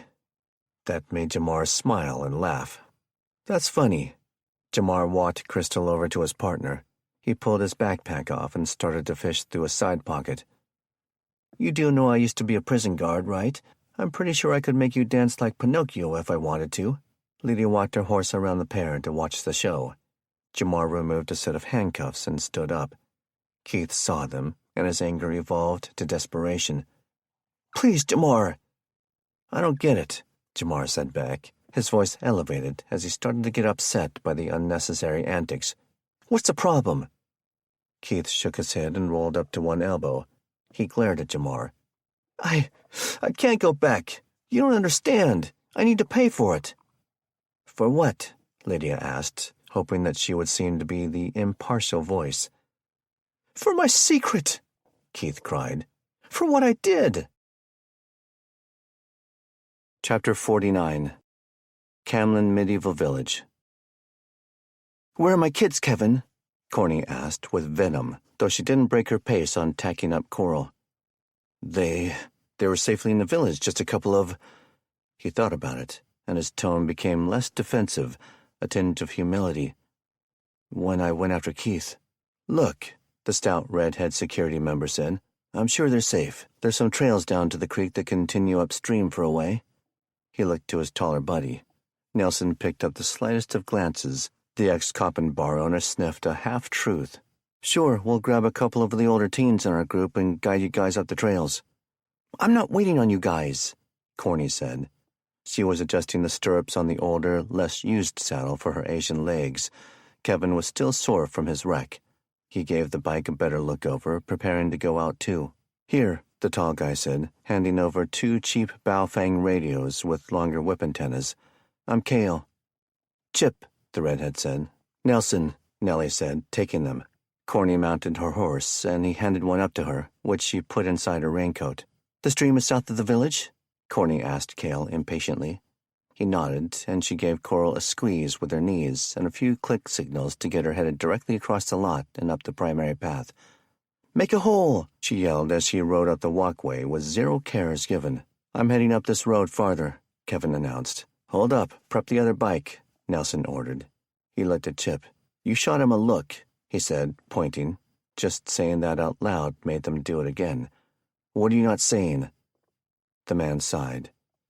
I'm sure it's nothing. Try me. We've got these neighbors, Kale explained, rolling his eyes. Just a different breed altogether. Real deliverance types, Chip said. Nelson became concerned. You guys have a history? We've taken them to court, Kale said. They're always messing with the creek, trying to divert it to some holding pond they built, without permits, he added emphatically. Yeah, these guys aren't the ask government for permits types, Chip said. I mean, beyond what I would call a normal prepper type. It's like a junkyard up there. A couple of acres of old trucks and cars, buses, broken equipment, vicious dogs, you name it. Kevin walked the other e-bike over after getting it out of the trailer. Even guys like that don't generally want to hurt kids. The 2 villagers shuddered. I don't know, Chip said skeptically. They've gone ballistic on a couple of our guests who wandered too close in the past. Families with kids. And they're up the road to the northeast? Nelson confirmed. He took the bike from Kevin and pocketed the radio Kale had given him. Yep, you definitely won't miss it. The 2 men pivoted and walked quickly back across the lot to organize a search party. The 2 were about to mount their bikes when Nelson said, I think I'm going to bring that rifle and magazines we took from those bodies at the stables. He went into the back of the Humvee. Better to have it and not need it than the other way around. Good call. He grabbed his big rucksack and opted for a shotgun. Why the ruck? The odds are better someone is hurt or stuck in a ravine than they got kidnapped by some hicks. Nelson nodded at the logic. The 2 AWOL State Guard members, still in uniform and giving an appearance as soldiers, mounted their bikes and moved out to the road. They kept silent and settled on 8 miles per hour, keeping their eyes and ears open for noise, bright colors, movement, or any sign at all. Kevin had spent over 2 years volunteering for his county's woodland search and rescue team. He knew also to look for broken branches, beaten foliage, the smell of smoke, and other signs like that. They came to a gravel road, and a chill went up both men's spines. It went into the woods and curved up out of sight quickly, but the owner's desire for privacy couldn't have been stated more clearly if he had been there screaming it in person. The trees and even a few installed posts held almost 24 signs. Most were sun-faded and tattered from the wind and rain. A few no trespassing, beware of dog, and private property signs were commercial. Many were simply painted boards. The biggest was a full sheet of plywood in the vertical position. It read, "Sovereign man, sovereign land and nation, we are supreme authority on these lands."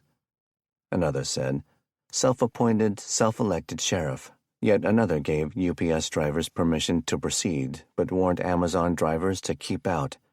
A faded American flag was displayed upside down. Nelson and Kevin were quiet as they stopped and read them. "They spelled sovereign 2 different ways," Nelson quipped. "We have a few places like this back home," Kevin said. "Mostly good folk that just want to be left alone." Nelson had a more experienced, bitter perspective. Try dealing with clowns like this when they've just beaten their wives or started a brawl in a bar you own. "What do you want to do?" "I think we should ride more slowly and head back," Nelson said. "Unless they were grabbed by someone in a rig, unlikely to kidnap 5 kids in 1 car, they probably didn't make it past this property in the woods in the given time." "That was my thought too," Kevin said. "I want to find a good spot about halfway back to park the bikes and head into the woods." Nelson nodded. They only made it 100 or so yards back down the road when Kevin yelled, "Lewis!" He stopped and parked the bike and then took off the clunky backpack and shotgun.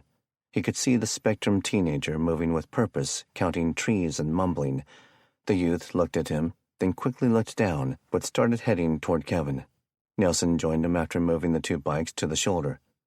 "Lewis?" Kevin asked, stepping in front of him to keep him from walking past. He knew better than to touch him unasked, especially when he was stressed. "Where are the others, pal? This is important. Are you hurt?" The boy shook his head in the negative. "Tank," he said, his voice a bit strained, but his face very worried. "He's in the tank." "Who is in the tank?" Nelson asked. "He's in the tank," the boy repeated with emphasis. Just then the radio Nelson was carrying crackled. "You guys hear me? This is Corny." Nelson pulled it out of his cargo pocket. "We got you, Corny, and we have some news." "Me too. We found Jackson, Felicity, and Missy. They said they got separated about a half hour ago." "He's in the tank," Lewis said calmly.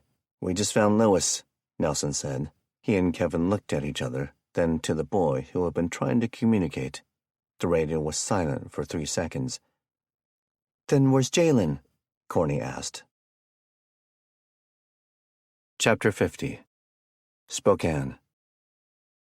Kenny had kept himself kneeling behind the car for much longer than he wanted, stuck in a counter-surveillance mode. He contemplated his moves. "If I walk back out in the street, there's a good chance I get seen.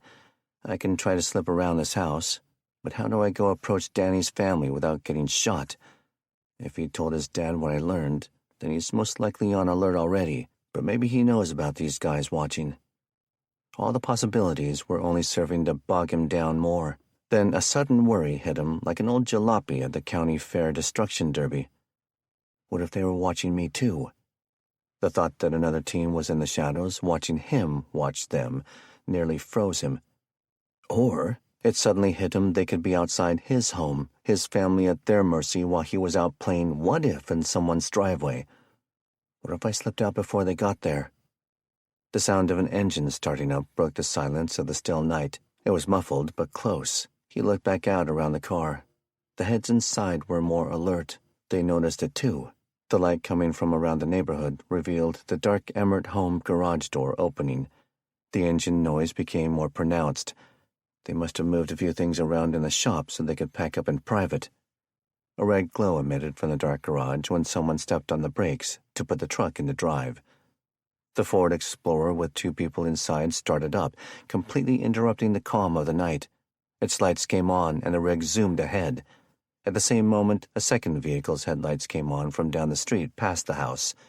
The two vehicles converged and slammed on their brakes, blocking the end of the Emmert's driveway with barely 2 feet between their bumpers. Kenny couldn't believe his eyes as the two pair of men jumped out of the rigs. They pulled pistols and kept them trained at the ground near the bottom of Dustin Emmert's black Chevy Silverado. One of the men approached the driver's window cautiously. It rolled down, and a Saiga semi-automatic shotgun barrel protruded and blasted the man in the chest. Kenny watched in horror as the other three began to fire into the truck with ferocity and zeal. All three of them emptied pistol magazines, reloaded, and kept firing into the cab's windows and doors. No! He thought his head was going to explode as the shock and disbelief of what he just witnessed hit him. He turned and sprinted across the width of the front yard he'd been near. "We have to get out of here." Chapter 51. Republic. B.D. Baker sat in the Richardson home living room, straddling a hard-backed dining chair backward. On the old, stained taupe couch sat 17-year-old Kendra. Her face was splotchy from crying, her eyes showing comprehension of the true danger of the situation. When her boyfriend Seth released the captured mayor from the burning state patrol cruiser, it had put a nasty course of action into play. He, his sister Chloe, hadn't even made it 10 feet before being swarmed by BD's supporters. The man knew instantly it was the women who were behind it. He'd never been shy about telling anyone who asked what he thought about his sons, and he knew that he'd let Marguerite baby the youngest too much. "Just a month or 5 too long sucking on a tit," he'd told his cousin Dwight more times than either could remember. His boy would do anything that a girl who batted her eyes at him asked, and for BD, that was a character flaw he knew he would be forced to address someday. That day had arrived. He shot the mayor in the head himself, just so that any of the dozens to hundreds of gawkers lining the road could all agree on one truth. Brian David Big Dog Baker ran Republic now. He left his associates in town to deal with the corpse and clearing the blackened hulk out of the road. Billy Ray, Dallas, Dwight, and Cody rounded up the 2 young ladies and Seth. After dropping off his own disappointing offspring at his property, he and Billy Ray took Kendra home. This time there were no pleasantries. After all, he was the mayor now. They barged in, which caused Papa to trip on his medical air hose on the way back from the trip to the restroom. Granny received a hard backhand the moment she started to chew the man out. Elizabeth was tending to her deceased husband's parents, both of whom were on the floor. When Kendra tried to help her mother, she was put into her place. While Billy Ray threw the teen down onto the couch, B.D. situated himself in a chair in the middle of the living room. Elizabeth Richardson let more than a few choice words fly at the man, not caring about any consequences. She got the scalp bleed on Papa under control with a paper towel, then left him leaning against the ottoman to his chair to kneel by and help Granny. "You and yours have always been just a little bit prissy with my family, Liz," Beatty said. After once again explaining to him what act he could go to perform on himself, Elizabeth said, "There's workers and there's takers in this world, and everyone in town has always known exactly what the Bakers are." Beatty looked off in memory. "It weren't always like that, though. Your boy used to play with Dallas when they were boys. Thick as thieves, those two. Then, one day, nothing. Personally, I think it was that vanilla straight-arrow old man of yours." He paused long enough to make her look up at him, relishing the pure hatred he saw. The thought of swapping out his current wife for her had occurred to him, but that thought went as fast as it came. She was nearly his age, which was going the wrong direction. He always went back down the scale for something with fewer wrinkles and less inhibitions. "But that's not why I'm here." "What?" Elizabeth chided as she held an ice pack to Granny's head, while the old woman held a bag of frozen corn to her cheek. "Killing half the town not good enough for you?" She saw his eye twitch. "You want the whole valley and mountain for yourself?" He gave a mild laugh. "I was having a meeting this morning, and this one," he motioned toward Kendra, "instigated my boy into making a really stupid choice. Something I'll have to set straight in front of." He chuckled as he thought about it. "Well, the whole damn town, I guess." "Seth is old enough to make his own damn choices," Elizabeth spat back. "Now, that's obviously true with a grown man like Billy Ray here, or even Dallas. But you and I both know that little girl of yours sitting there has that stupid kid of mine wrapped around her finger with the power of the P." Elizabeth's mouth dropped in disbelief. "You're just a special kind of stupid, aren't you?" "Oh," Beatty said. He played a role of fake shock. "You didn't know them two were doing the deed, did you?" He saw her face setting in stone. "That's right. Like a couple of months now. Right out in the pile of wood chips in my shop." "That's a lie," Kendra yelled, drawing a wicked laugh from Billy Ray. "Quiet, girl, or I'll show you what a real man can do," the convict said. Elizabeth finally broke and lost it. "Why are you in my house, BD?" "This is your chance, Liz," he said. He pushed off the chair and gently put it back near the dining table. He nodded for his son to get set to leave. "I'll take care of mine. You set her straight for what she did." The man headed out the front door, but he paused in the threshold and looked back. "Or Billy Ray will." Chapter 52. Camlin Medieval Village. Kevin's entire group was in the main dining building of the village, a large room with 2 long rows of tables pushed end to end and benches for people to sit. A gap between 2 tables allowed servers dressed as jesters and wenches in between the rows during the weekend public dining hours. The room itself had large round-top picture windows and murals painted on the walls. The tables were covered in white cloths, stainless steel goblets, and wood bowls. A suit of armor stood on a stand in the corner. They had been accompanied not just by Cale and Chip, but the property and business owners and a few long-term employee actors. They'd just gotten a full summary of the events from Missy, Jackson, and Felicity. Corny had reunited with Lewis and kept him with the horses to calm him down. The children had squabbled a bit about which way to go. Jackson and Felicity admitted to being a bit interested in ditching the other 3 to have some early teen flirting time. But Felicity had also taken responsibility for Missy, and so she allowed her to tag along. They moved across the stream after Jalen and Lewis had continued north and pulled away about 50 yards. By the time the kids were repeating the story, they agreed it had been at least an hour, but not 2, since they'd seen them. "Look," said Lem Robeson, one of the owners of the business. "We're sorry about your missing boy, but we don't need more trouble with Jeff McGinty and his kind." "They're a bunch of dangerous armed thugs," his wife Angela chimed in with detest. "You all can use this as a base of operations," Lem said. "But if this blows back on us, we're going to have problems." Kevin saw Chip shift a bit. He looks like he wants to say something, but won't. Nelson spoke directly to Kevin. "We're wasting time here. Let's just attach the trailer and take the Humvee up there, right now." "Wait," Chip said. He'd been leaning against the wall, arms folded. "I'll go with you guys." Lem about choked on his spit. "Chip, you're our guest. I can't guarantee you a spot here if you get involved." "What if they recognize you?" Angela asked. "I'm a veteran," he said. "You guys have been heavily reliant on me to help guard this place. Now that a kid is missing, you're acting like this?" "Babe," a woman about his age said. He ignored her and continued to stare at Lem. "I'll go too," Cale announced. "I may not have training," he said to Kevin and Nelson, "but if enough of us go, they'll back down. They're like coyotes. They only go after easy targets." "Great," Nelson said, talking over the owner's continued objections. "Let's get going." The 4 men left the restaurant and started down the main path to the parking area, the children following behind, depressed and quiet. "I think we should go on foot," Kevin said. "The Humvee is loud." Nelson thought about that. "You may have a point, but it is also a great cover if this thing goes south, which is more likely to happen if we roll up uninvited in a Humvee," Kevin said.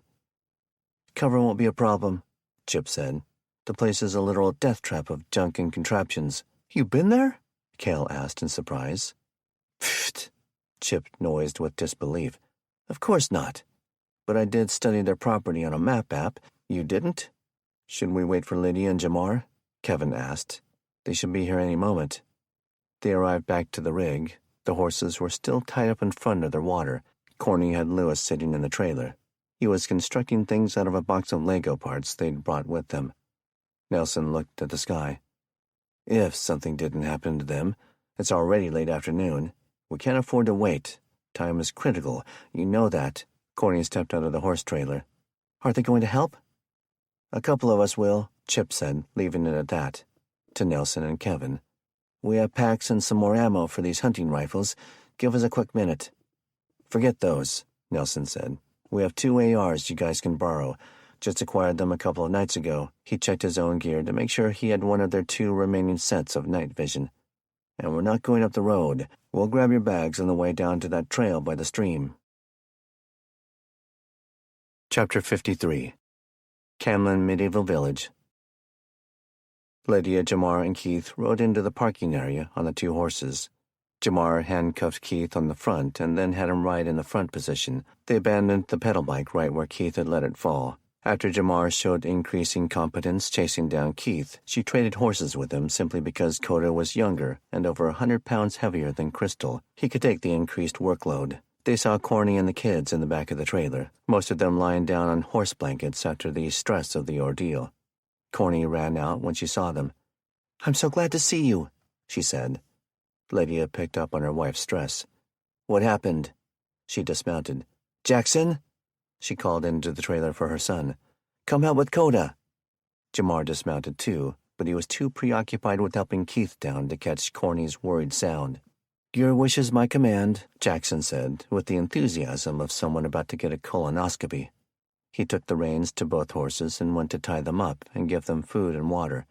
Jamar and Lydia both ditched their weapons and backpacks. "Jamar, you need to hear this," Corny said after the married couple exchanged a long hug and kiss. She went into the full detail of the story. As it unfolded, Jamar took a long look into the trailer. He became worried.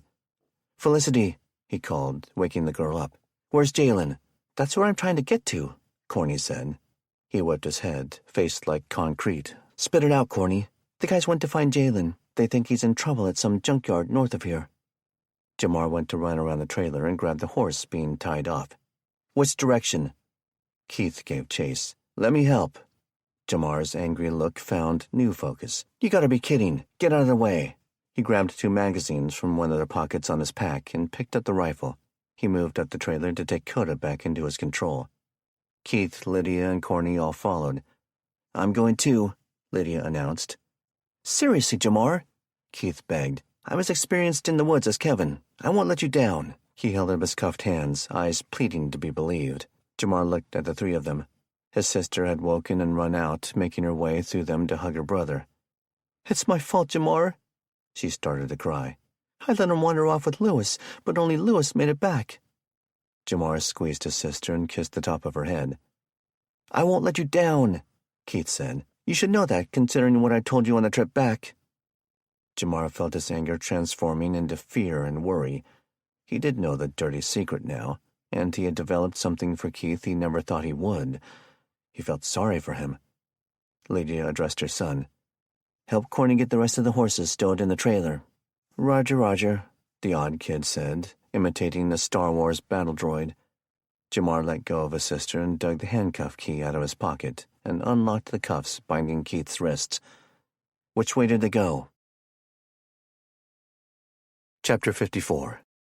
Spokane. After just a few yards, Kenny was forced out to the dark of the street by folks from about half the homes coming outside to find out what was happening. Many were armed. He sprinted as fast as he could, taking the 2 right turns he needed to get back to his own house. He was wheezing and tiring from the fast run. "Need to see if there's a team by my house." He tried to control his heavy breathing as he slowed to a fast walk. "Hey!" he heard from an unfamiliar voice. He shot his eyes right and saw an older man in a bathrobe holding a pistol.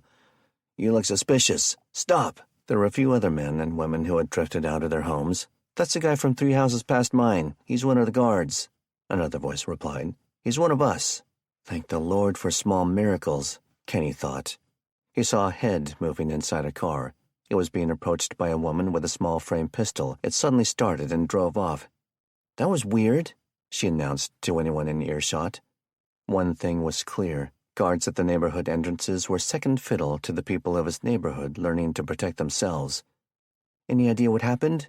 the woman called to Kenny as he continued to jog home. "They just waxed the entire Emmert family," he said, hardly believing the words that came out of his mouth.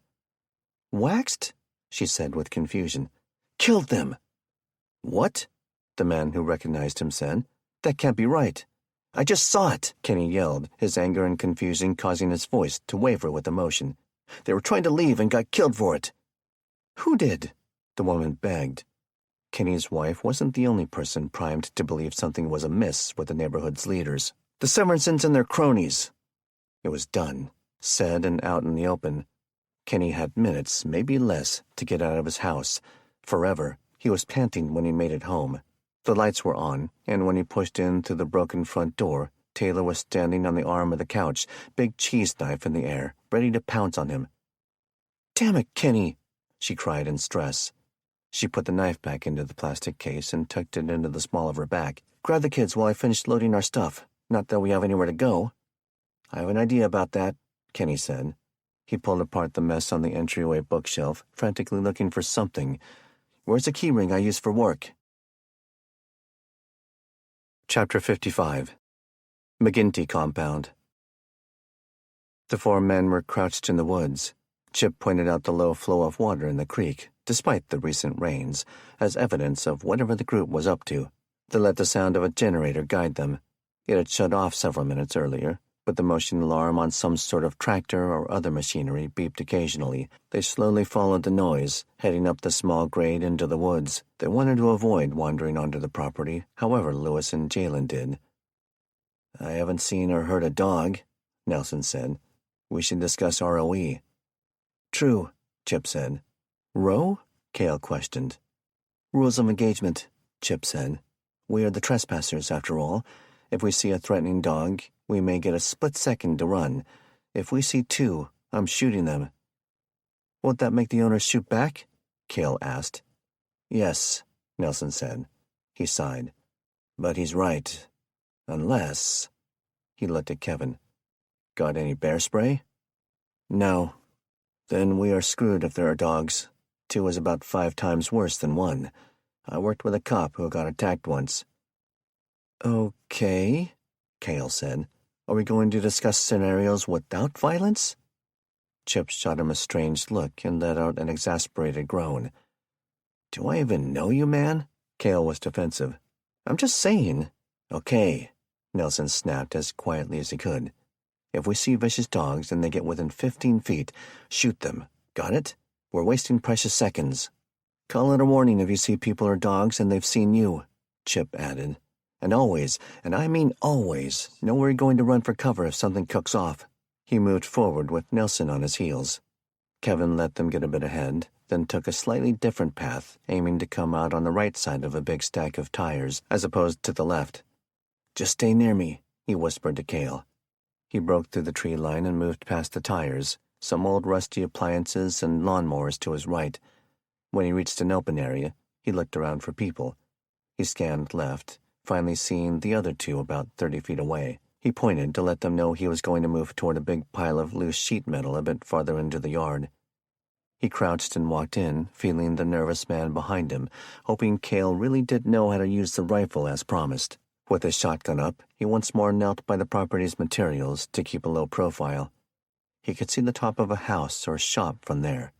It had an old, thin trough made out of rebar legs and structure over it, some custom mod that had been welded out of parts.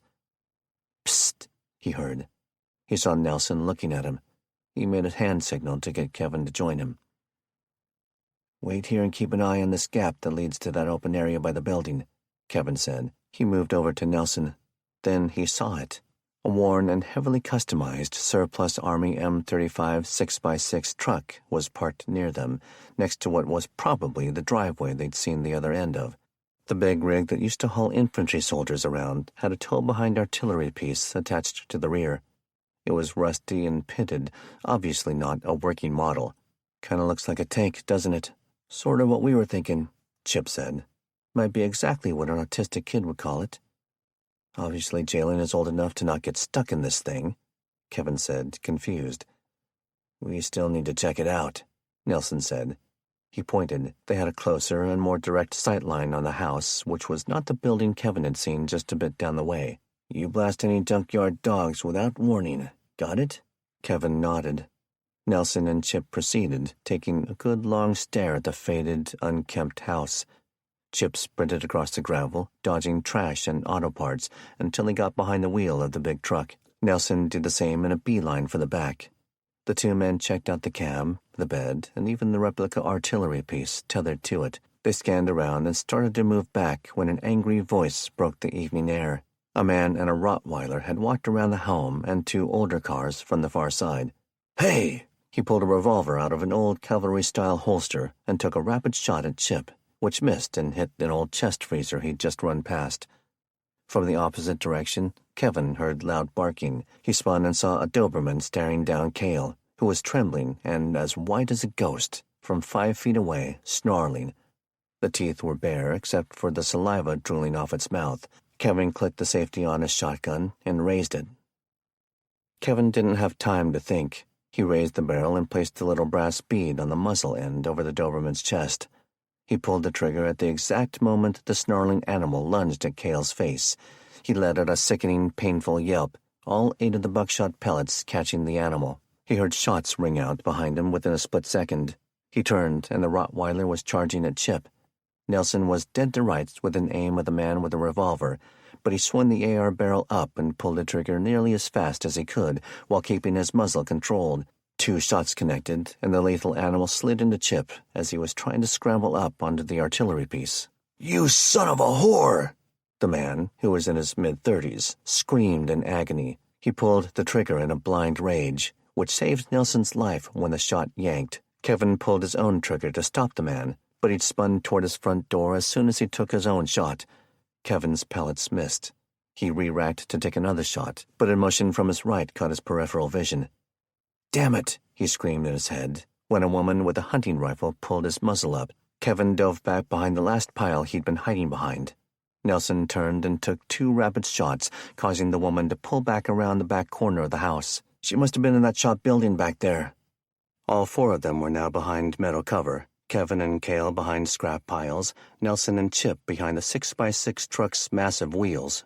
Shots started to explode from 2 different windows, the back corner of the house and the top of the shop's roof.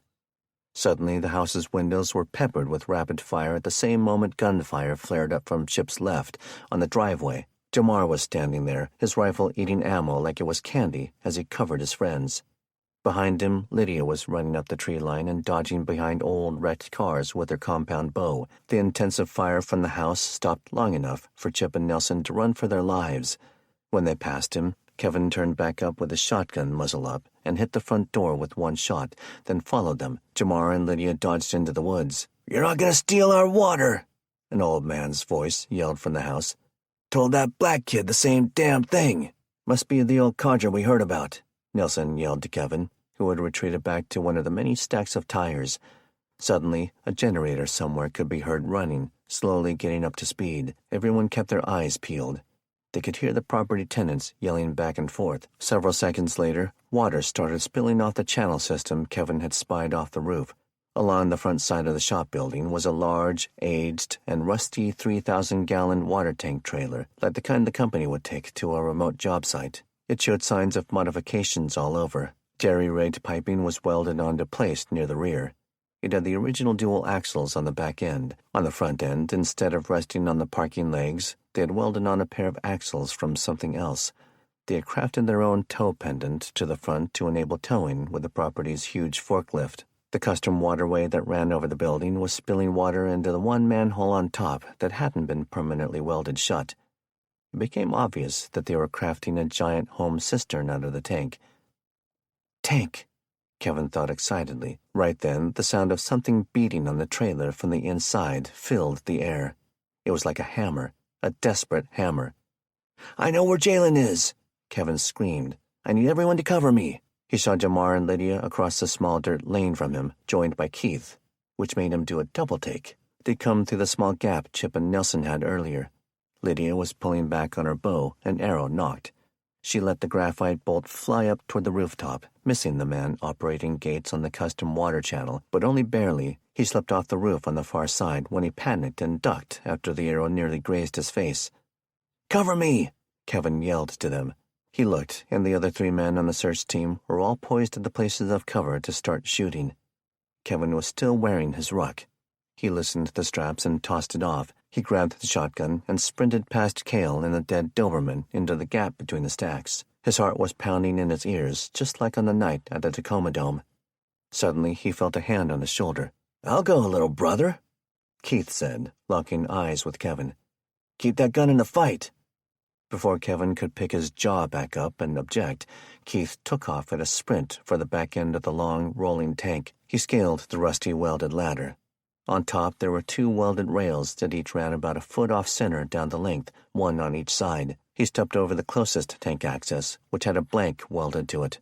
He ran down the center to the next one. Suddenly, Kevin and Jamar started shooting at the shop. Then Chip and Jamar added their own gunfire to the gap between there and the house. Someone was trying to get into position to take Keith out. He reached the middle access. "Jalen!" "I'm in here!" the teen yelled. Keith looked at the gridded metal grating on top of the hole. 2 heavy hinges had been poorly welded on one edge, and a thick, rusty, sliding-style deadbolt on the other. Somehow the lid had fallen, and the barrel hasp became latched, or the men had trapped him in on purpose. "Where are you?" Keith yelled over the gunfire, roaring nearby. He got to his knees and put his head and back into the heavy stream of water. The top of the tall shop was over 8 feet higher than the top of the big tank. The water poured off the channel it flowed through with enough speed to run out a few feet as it fell, where most of it was landing directly on the grating and filling the vat. Keith beat on the rusty barrel bolt to slide it so he could open the grating cover. "I hurt my leg," Jalen said, "and I'm stuck." He managed to open the hasp and move the grating up. He found Kevin with his eyes. He was a few feet farther down the pile, reloading the shotgun with shells from a pocket on the pack he ditched. "Kevin!" He yelled it 3 times before getting Kevin's attention. He cupped his hands around his mouth. "He's hurt!" Keith pointed down and then stuffed his legs into the hole. He put his hands on the lip of the manhole, then lowered himself until he dropped the rest of the way. That was the moment Kevin realized there was a real problem. That tank is going to fill with water. Around from the gap between the shop and the house hit a piece of old commercial vent pipe near him, forcing him to duck and remember where he was. He scooted closer to the gap to keep low and take a better look at the tank trailer. "Empty weight, 10,500 pounds, he read, and that is before they added their pipes and the front axles. He looked around, remembering he'd heard machinery earlier. They must have a way to tow this thing. He also noticed water leaking from the cracks and bad wells in the unfinished project, but it paled in comparison to the volume pouring in from above. "Come on, Keith," he yelled, willing his brother to hurry. "Something's wrong." "Hey!" Kevin waved to Chip.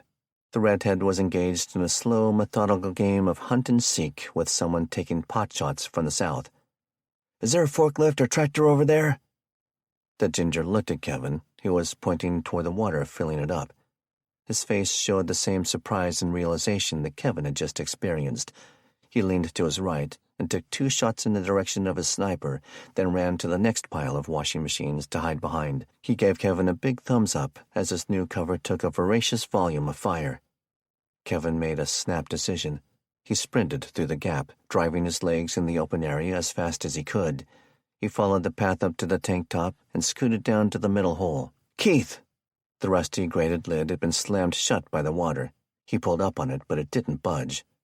"Kev, I need help in here. There are all these pieces of steel here they've been welding into place, like baffles maybe. But Jalen hurt himself, and I need help moving one of these loose ones off him.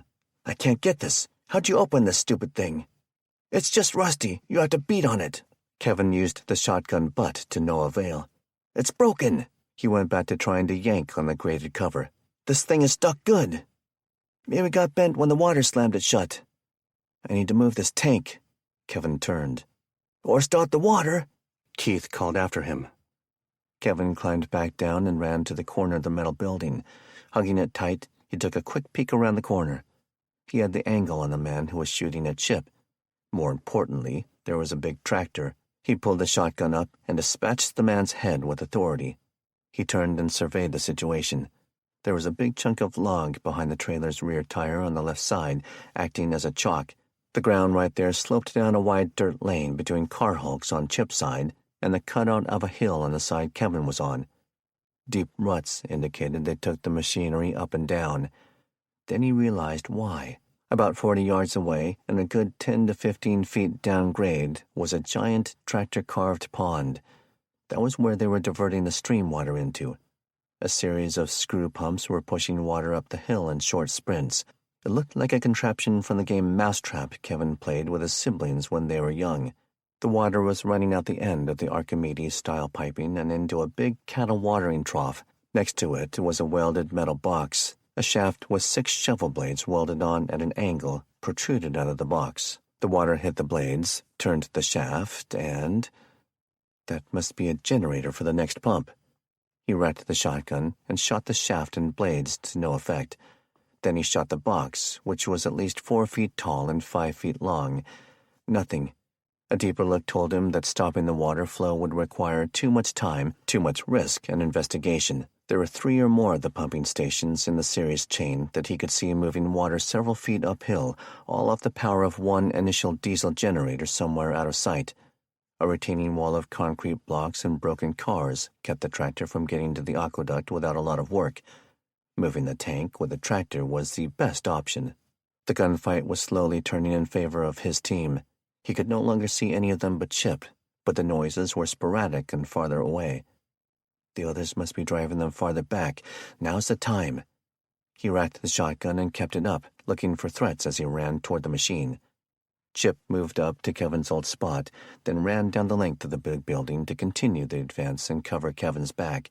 Kevin reached the green machine and saw keys hanging in the ignition. "Hold on, Keith." Chapter 56. McGinty Compound. "You're bleeding," Jamar yelled to Lydia. "'Tis nothing but a flesh wound," the woman yelled back in an English accent. Jamar gave her a look. Even in the stress of battle, the lady and mother about twice his age had a level of calm he didn't understand. More importantly, he now knew where Jackson learned his intelligent but ill-timed quips. Jamar took another shot under the body of the old cement hauler where their quarry was hiding. "Oh, we're quoting movies now. You ain't got time to bleed?" The woman grinned at him and glanced at her upper arm. "I got a tiny piece of ricochet. It's fine. I'm getting back into the woods. I can't take the time I need to dial in a shot here in the thick of it."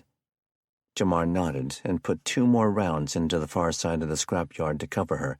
It forced him to reload. Last mag, he thought with concern, which was probably true for all parties, explaining why it was the slow tempo of a standoff at this point.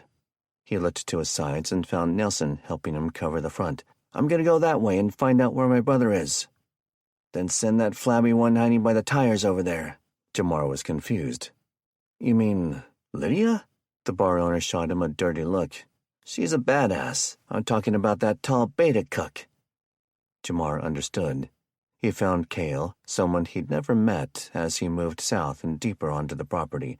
The deer in headlights look was a dead giveaway. "Nelson needs you that way," Jamar pointed without stopping.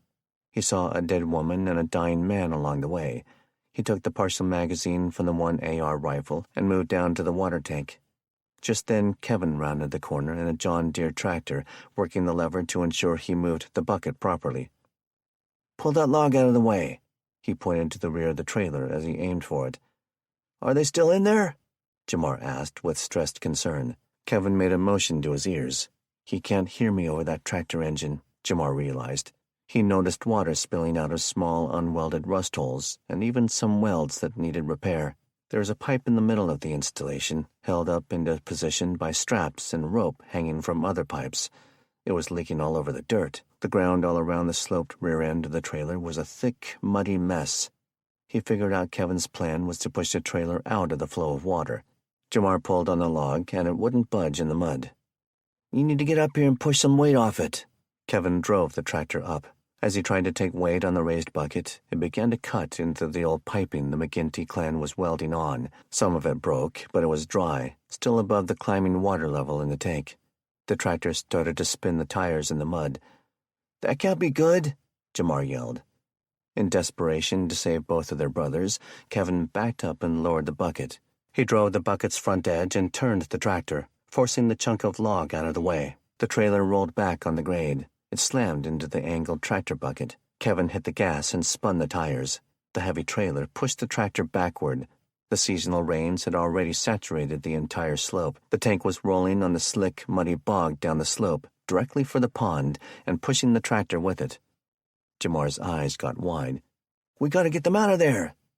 Just then, an arrow flew past him and into the body of a man creeping up from behind an old sandblast unit. Lydia sprinted up and knocked another arrow directly over the screaming man as he lay on the ground, writhing. She shot him in the heart from just a couple of feet away, nicking his aorta with a broadhead hunting tip. He died, showered in his own blood, a few seconds later. She retrieved both arrows and looked at Jamar, who had gone back to watch Kevin. The tall kid from Republic was shifting gears and turning the wheels, trying everything he could think of to stop the massive trailer from slowly rolling down the long, shallow slope. Nothing was working. Jamar left Lydia and scaled the trailer. As it rolled downhill, he slowly crawled down the top to the tank access cover. Like Kevin had discovered, no amount of beating was getting the lid to open. The tractor was screaming, Kevin redlining it in every failed attempt to push the trailer back up the muddy slope. Jamar climbed back off, and Lydia ran down to him. "We have to go get the horses." "What?" Jamar screamed, confused. "Not them," Lydia said. She knew he was thinking of the ones they'd been riding all day. "We'll take them back and grab the trailer. The draft horses are the only thing that'll save them." Jamar flashed back to the side of the giant Duncan, nearly scaring him into dirty pants mode. How he thought that God touched the magnificent beasts' bodies with a little extra magic sauce when they were born. "You go. I need to find a tool or something to get that tank open." "I need you, Jamar," Lydia pled. "It takes strength and height to tack them up. You have to help me while Corny drives us back. It's the only way." With one last desperate look at the slow-motion tragedy in progress, he knew she was right. The pair sprinted back up the slope toward the main driveway, toward Coda and Crystal. Chapter 57. Medina, Lake Washington Eastern Shore. The four Bloods had removed all jewelry and gang colors.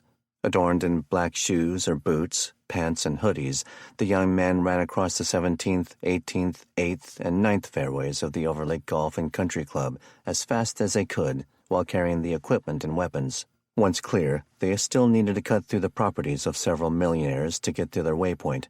Up north, two other FIT members were sprinting across the 15th, 14th, 6th, and 5th fairways on an identical mission. Once Doughboy had heard the well-equipped plan, with the world's most famous modern mansion as the potential prize, he committed his crew. He'd help his old friend and get the crown jewel of Seattle estates in return. Wade shared with them almost everything, his list of weapons and tech, the intel dossiers on the judge and the billionaire, even the fact that he was purely in this as a debt owed to the cartel. The one card he kept to his chest was the fact that until the job was done, he was now on the cartel's hit list himself. With his scouting trip on the boat, Wade understood that the tech mogul's security was much better trained and hidden than anyone knew. With the cartel's expensive file in hand, he had numbers, locations, tactics, and strategies, even a few of the names and profiles. Assuming the man had doubled his security in the last 2 weeks, he had at least 20 operatives, the vast majority of which had a decade or more of experience in the various special operations branches. But in the end, they weren't a military force. They were a protection detail at the end of a winding road and backed up to a giant body of water.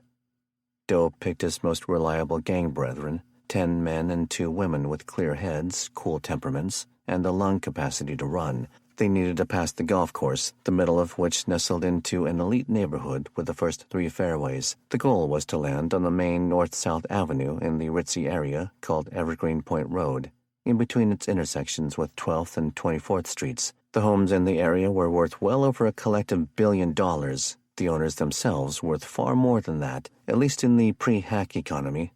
But since most of the sheep refused to admit the coming simple truth, they had still retained their influence despite all money being erased. Each of the 2 main intersections held a police squad car with 2 officers. It was assignments such as these that were one of the main motivators for cops to even go to work anymore. Most had been bribed to become part of the affluent area's personal police force. They were told they could house their immediate spouses and children in the few homes with which the owners were unaccounted for. Doe could only spare a dozen people for the mission, and this leg took 6 of them, so timing was key. He wasn't willing to strip his Winco of all the guards, and too many of them moving about would have drawn the wrong attention. The team north of the 12th Street intersection, Team 1, had to be well past Evergreen Point Road before the plan went into motion via a hacked email. Thanks to a video downloaded to a hard drive many years earlier, Wade and a gang member who had been in the infantry years earlier were able to teach the crews how to set and trigger Claymore mines. What was a seemingly simple process was complicated by the dark of night. While the 700 grams of C4 created a lethal explosion for nearby bodies, it was the 700 ball bearings that extended that lethality to 50 meters, but the weapon would be staked just inches off the ground. It had to be aimed slightly up to reduce loss of effect to the earth, and the item to be destroyed had to be in the front plane of the parabolic shape, as dictated by the box sight on top. One of Doughboy's most trusted troops came up with a unique solution. The crew had been messing with each other by placing vinyl blow-up sex dolls in each other's bunks. The plastic ladies would be left in the road as a decoy to get the cops to stop in the kill zone. After Team 1 set up the kill box for the Southern police car, they divided into two pair, with one remaining to operate the mine when the time came. The other ran west to set up the next trick. Team 2 set up an identical kill box closer to 24th Street. Half of Team 1 proceeded west through the trees, custom marble walls, and plush lawns of 3 more mansions. The PC billionaire lived on the north fork of a small road along the water.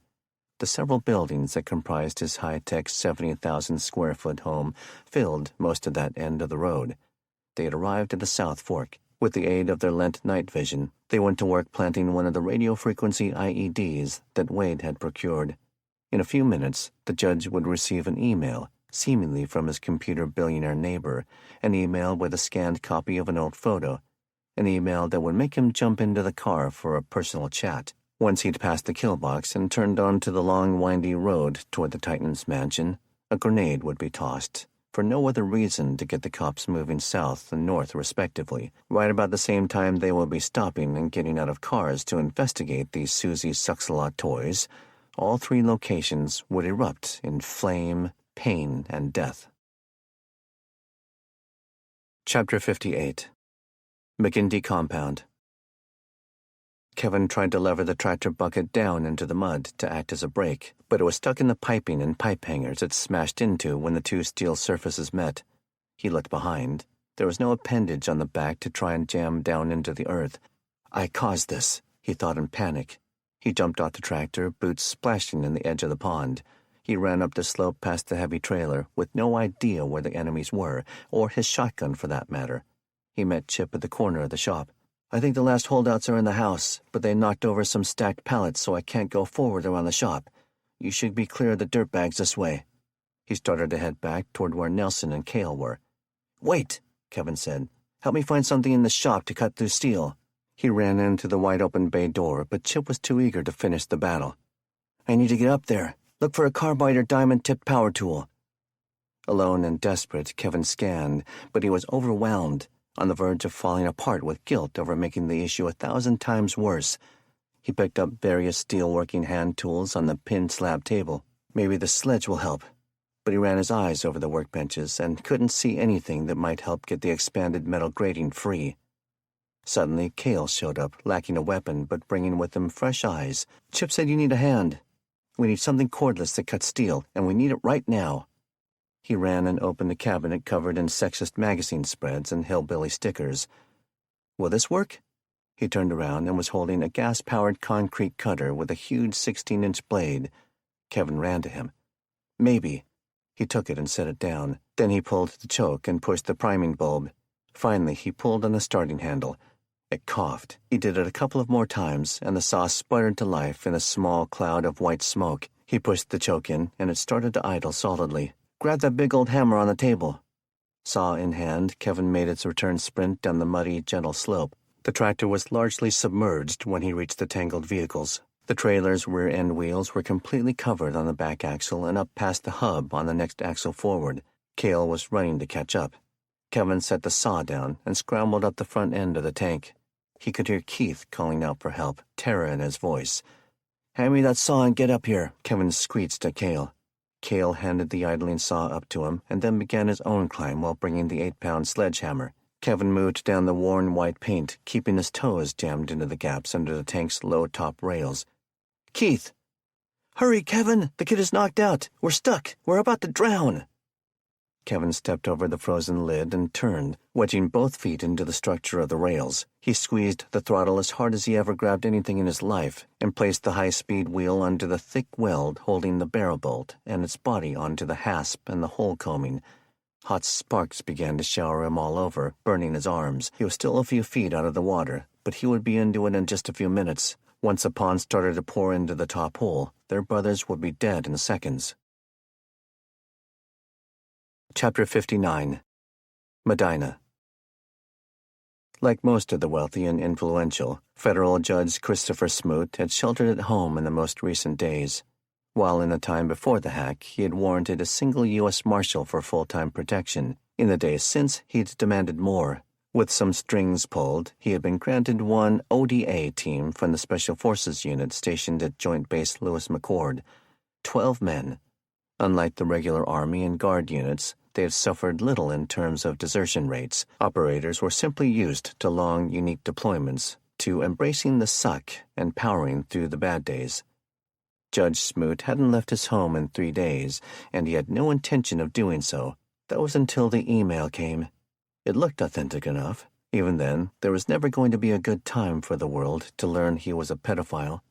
But as badly as he didn't want the photo to leak, it was the address that sent it that bothered him. He lived less than 1 mile from the leading PC expert in the world, and it was his personal email address that had sent it to him, with a direct threat to release the pic typed in clear terms. This demanded an explanation, in person. The first lieutenant in charge of the team strongly objected to the decision to travel in the night. Whoever sent the photo may be trying to draw you out, the man only 2 years out of college argued, but he was overruled. "Stop crying and do your job. We're going 20 houses down the road." The officer and his NCOs relented and kept one 4-man fire team at the judge's mansion to ensure that the property wasn't going to be sabotaged. The rest took 2 GMC Yukons out the Iron Gate, taking it right onto Evergreen Point Road. None of them noticed the small collection of ferns and holly on the side of the road, hiding a mechanical and chemical device. 2/3 of a mile away, the lead SUV turned right on 18th Street and crept down the winding road, traveling 15 miles per hour past several multi-million-dollar homes. 2 members of the South Seattle Bloods hid in the underbrush, hearts picking up tempo as the headlights showed up within the window they were told to expect them. A second set of vehicle lights was just something they might have to contend with. Unlike cell phone IEDs, they were warned, there would be virtually no lag in the detonation when you hit transmit. Right as the first vehicle passed the correct shrub, a gang member set the coup in motion from a distance of just over 300 feet south down the other leg of the road. The 4 pounds of C4 exploded, rupturing the bodies, cabs, and fuel tanks of both Yukons. Both blew to the right. The trailing vehicle wound up in the yard of the corner estate. The lead vehicle pushed down 73rd toward the billionaire's gate and surfing quarters, grinding nearly 100 feet. The judge and 3 A-team members were fully engulfed in flames, their organs scrambled from the concussion of the bomb. Roughly a minute later on the main road, police officers had exited their patrol cars, driving to investigate the obvious low-grade explosion of a sole hand grenade somewhere in the distance. What they found were sex dolls and one last chance to crack a few immature jokes before the Claymores turned their spouses into widows.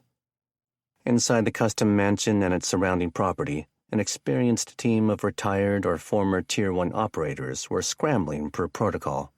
The megalomaniac owner had never built a heliport directly on the property, much to his team's objection. Their plan A was to use the tennis courts. They'd drilled on the maneuver monthly for years. Some would pull down the tennis court nets. Others would use powerful hydraulic cutters and a vehicle-mounted winch to make the fence disappear in minutes, and others still would cut down 2 trees. They estimated the court would be clear 5 to 10 minutes before the helicopter showed up to whisk their primary to the safety of one of his 4 private jets. In the event something happened to the Eurocopter EC-135 luxury helicopter, the plan B was either an evacuation via the property's speedboat or an SUV extraction depending on the circumstance.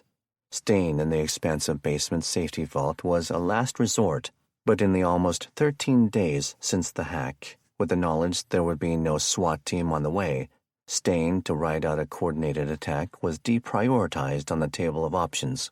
When the explosions happened right down the road, and the ones just a bit over the horizon at nearly the exact same moment, Retired Sergeant Major Neil Nomena put his men into action. The plan went smoothly.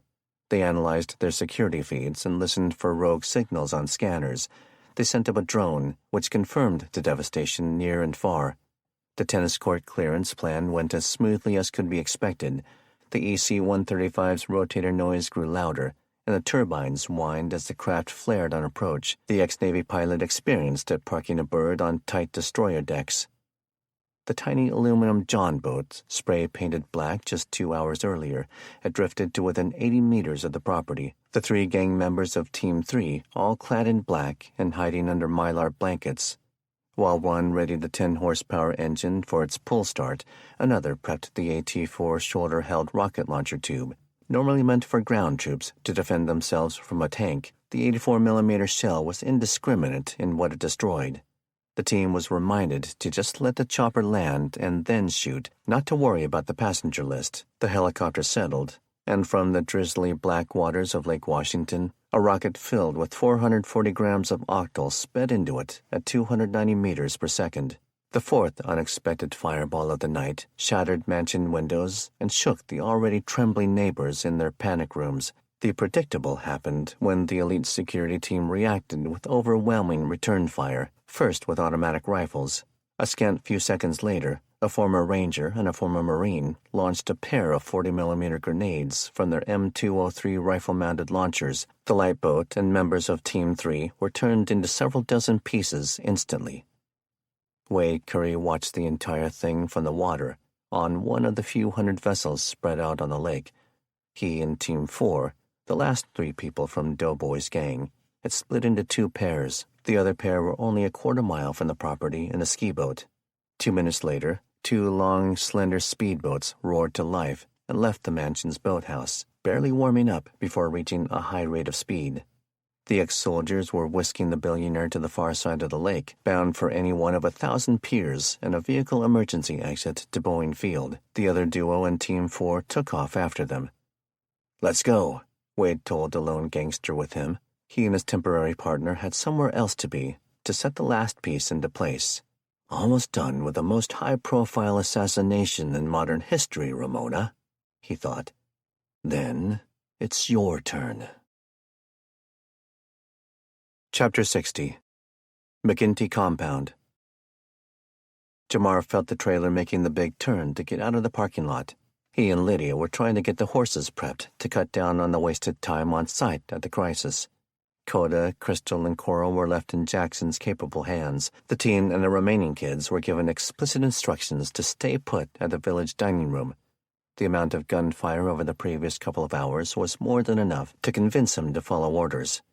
Jamar was told to place the collar on Jazz, the slightly smaller of the animals. "They'll listen to you, Jay. They respect confidence above all else, and you have that after today, right?" She pumped him up. With a bewildered, nervous look, Jamar nodded and took the heavy, padded leather horse collar from the pile at the front of the trailer. "Holy hernias," he said. He squatted to get his legs involved. Jazz knew what was happening. "These guys weigh well over 5,000 combined," Lydia said. "And they're smart and love to work. Just tell them what you want." She was on her knees in the very front, pulling apart the pile of connecting straps, buckles, and hardware pieces. "Head, Jazz," Jamar said, with way more assuredness than he felt in the jostling trailer. The horse lowered his head down and stooped just a bit. "Here," Lydia said, as she shot up next to them. She disconnected the securing leads to the halter to let the big collar slide down past the face and settle on the shoulders. The horse vibrated with anticipation when he picked his head back up. Duncan became excited, too. Each horse was a few inches taller at the rump than Jamar's fully erect height of 5'11". Their heads were easily over 7 feet off the ground, their hooves almost the size of dinner plates. Jamar picked up the second collar, and Duncan didn't even need to be asked to put his head down. The pair worked together to get the collar down to the shoulders once more. Lydia walked Jamar through the next steps. They felt the truck slow and turn onto the curvy gravel driveway. "We're almost there," Jamar said, his nerves about to explode. Corny took the tandem rig down the junkyard as far as she could. Nelson waved her down. "The threat's been neutralized," he and Chip promised. They had turned on the spotlights mounted to the side of the shop and found a big floodlight on a wheeled stand to move closer to the scene. The rig had barely stopped when the rear doors flew open. "Hurry," Chip said. Lydia guided the big animals out. "Jamar," she called him over. He took the animals by the collars while she finished tethering them together. They were amped, bouncing in the energy they felt from the humans. "Hold them," Lydia yelled after she nearly lost a hand trying to cinch straps and buckles.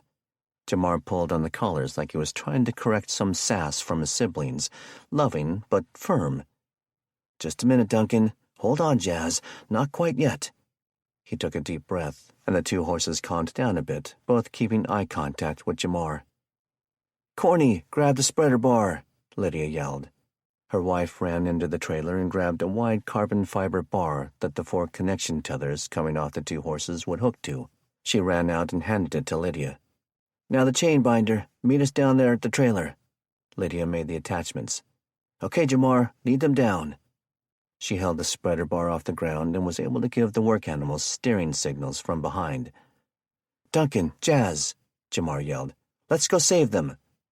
He pulled on the 2 collars, and the horses immediately started prancing in excitement. Several of the medieval village's residents had filtered in from the woods and the driveway, many holding rifles, bats, and even shovels. The presence of an audience only energized the work team all the more.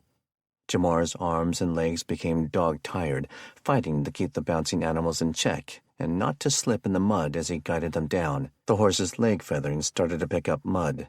They knew they were in for a sweat-inducing workout. They could sense the fear and importance of this pull. They would do their job or die trying. Nearing the bottom, Jamar and Lydia worked together to turn the team. The loud roar of the diamond blade saw suddenly ended. Kevin was standing knee-deep in water, which was starting to lap at the axis's combing. He handed the saw to Cale in exchange for the hammer. Exhausted but desperate, he took 3 blows to knock the welded swivel grating off. He handed the hammer to Cale and descended into the dark, wet void. "Back!" Lydia yelled to get the team to back up to the welded toe pendant on the trailer. "Whoa!" The horses stopped, their knees bounding in pride and anticipation. Corny struggled with the heavy chains. Chip jumped in and helped Lydia get the final connection made. "Okay, Jamar." Jamar spun and let go. Facing the horses, he took a step back. "Let's go! Pull, Duncan! Pull, Jazz! Let's save them!" Lydia gave them commands from the back as well. The giant beasts stepped into the harnesses, already sweating from the excitement. They snorted and strained. Leather, fiber rods, and steel all tensed as the team tackled the heaviest load they had ever felt. Huge hooves stomped down a foot into the mud until they felt hard clay. The horses bowed their heads as they synchronized their movements, stepping together, knees buckling. Each time they fought to get back together, not wanting to fail their partner with too much of the nearly impossible load. The trailer stopped, rolling backward. "Kia!" Jamar yelled, for not the first time that day. Duncan and Jazz continued to groan and grunt, wild exhaust blowing snot out of their nostrils. Still, they dug. And dug. They had arrested the roll. Pulling it out might be a bit tougher. Jamar thought he was seeing things at first. A man dressed in medieval garb walked into the pond carrying a trucker's strap with knots tied into it. Then another did, this time carrying rope. Several more followed. Some men and women found handholds on the trailer. Others ran straps and ropes up to their friends on the muddy incline. Some in the village were not oblivious to the battle that had been fought to make their little corner of Washington safer.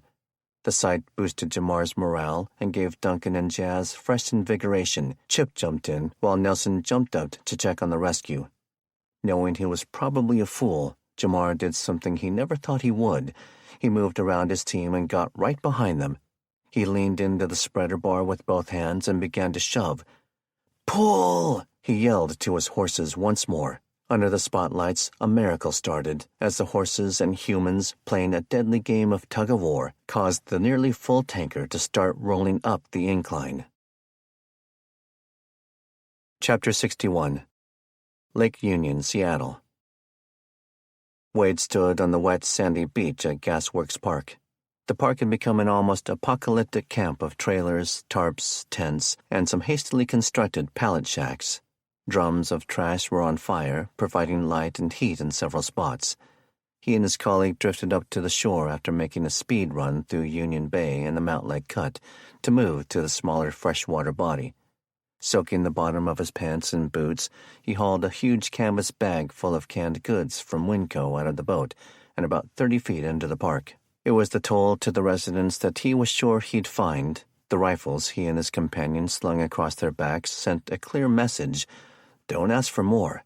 He tied the bow off to a log-sized piece of driftwood and helped his gangster teammates set up the large drone. Gorilla tape applied to the red and green LEDs assured it will remain invisible in the night sky. "Do you want me to set it up?" the young man asked. Wade scanned the Ship Canal Bridge to the northeast. It carried due north at the sharp horseshoe bend in Portage Bay, the last waterway for the quick transit they themselves had just taken. He felt the pain in his chest return from holding the binoculars up. "With the cargo, how long do you figure the batteries on that drone to last?" "Maybe 40 minutes, the man said, looking for seagulls or anything that might give him an idea of the early morning winds. Wait. Wade thought he saw a boat peeking under the bridge. Of course. He laughed to himself. You bug out in style, I'll give you that. "Yeah, send it, just like we talked about." He switched from binoculars to the night vision and tested both modes. He was sure he was looking at the 1930 Chris Craft commuter from the dossier, a nearly 50-foot brown wooden cabin cruiser.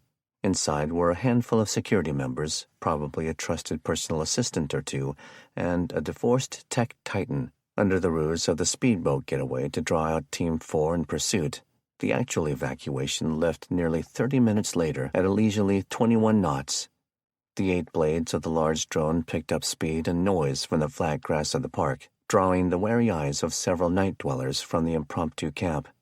The 2 men connected the package.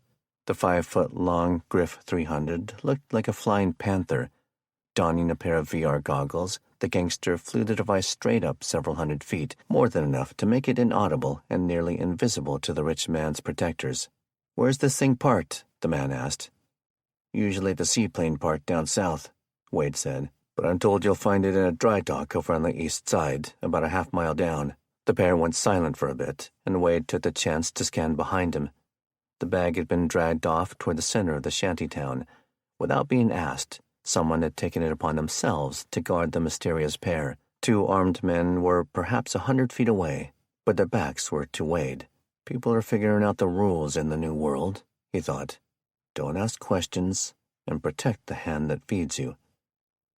"Got it," the man piloting the one-way trip said, with a nonchalant sound. "Shoot, dog. Whitey's even got a helicopter on it already."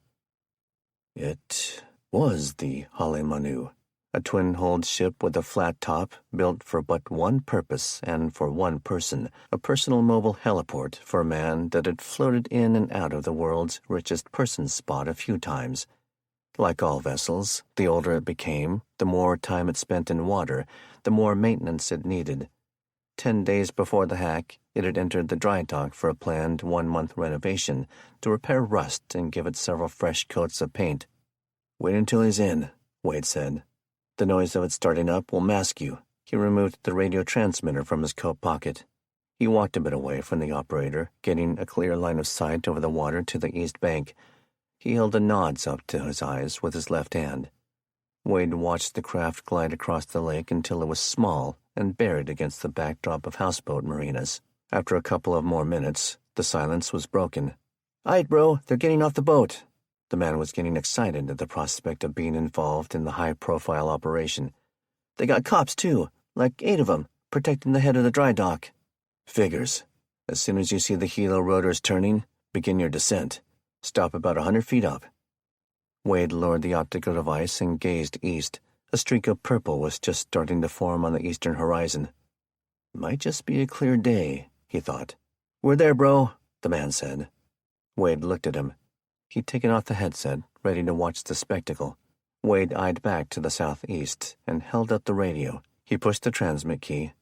2 seconds later, the IED hanging under the drone exploded directly over the helicopter, showering it and the entire area with several pounds of plastic explosive. The secondary explosion rocked the entire ship askew in its dock setting, sending pieces of helicopter in every direction for hundreds of feet. The crowd behind Wade went silent, and looked up at the glowing orange fireball across the water.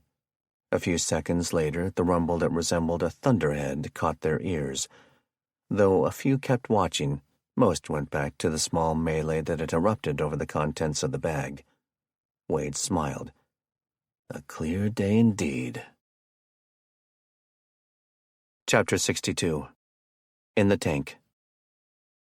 Already wet and cold, Kevin dropped into the tank and nearly twisted an ankle on an unseen obstruction. With a gentle slope, he was uphill a few feet, standing in shin-deep water. "Keith!" It was dark, the faint light mostly coming from the hole he'd just dropped through, but seeing small rays of the nighttime spotlights penetrating a couple of cracks in the crude hull. "Back here!" his brother yelled. He choked, his voice sounding exhausted. Kevin moved down about 1 foot and stumbled on something that shifted, causing him to slip with a splash. "What the?" He figured out what the issue was when he reached down and found a plate of metal, heavy and cumbersome. "There's loose metal all over in here." Keith's voice was in pain, full of desperation. He choked on water again. Kevin moved down the tank, balancing speed with caution, the water quickly up to his waist, then his ribs. His eyes were adjusting. He was starting to make out the shapes when he ran smack into an unmovable piece of steel that was welded to the tank in what would normally be an upright position, running from the bottom up about halfway. "I can't. What are these?" he called out in frustration. "I think they keep the water still," Keith yelled. "You need to hurry. Grab Jalen. I can't hold his head up much longer." The little light coming from the tank access disappeared entirely. Cale wiggled his thick booty through the hole and dropped in with a thud and an oof. "Grab that saw," Kevin ordered in near panic. He reached toward Keith's voice and couldn't feel anything but water and steel. "He sounds so close." He leaned his torso over the half-wall obstacle and put his hands down as he fell over into the next subcompartment. He refound his footing in the angled, slippery tank hull and stood. His feet slid down to a pile of loose plates that he stood on. Keith screamed out in pain, choking once more on the water. "Get off! Get off!" his brother cried. Kevin reached back uphill and found the submerged baffle he'd just crawled over with one hand and did his best to find a new foot placement. "My legs and left arm are trapped under the pile. I think they're broken." The light returned as Cale had finished propping himself back up long enough to grab the gas-powered saw and pull it into the void with him.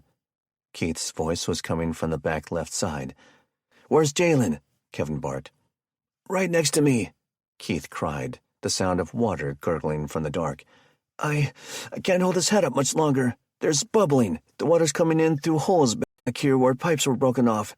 Kevin found a good handhold and moved his legs back up under him, as if he were about to swim. With his free left hand, he reached farther into the black hole and felt an arm. "I got him." He pulled, and the arm started to float forward with him. Keith choked and gurgled, struggling to keep his face in the last pocket of air. "I think so." The water shifted and sloshed suddenly, filling his face and mouth. He choked and gagged even worse. "The tank's moving!" Cale yelled from the front. Kevin continued to pull on the youth, feeling the bumps of Jalen's legs hitting stuff transmit through his body and arm and into Kevin's hands. He spread his legs back out from under him, knowing he had to do it. He stood on the pile of metal plates lying askew in the black water. Keith groaned in severe pain, afraid to open his mouth.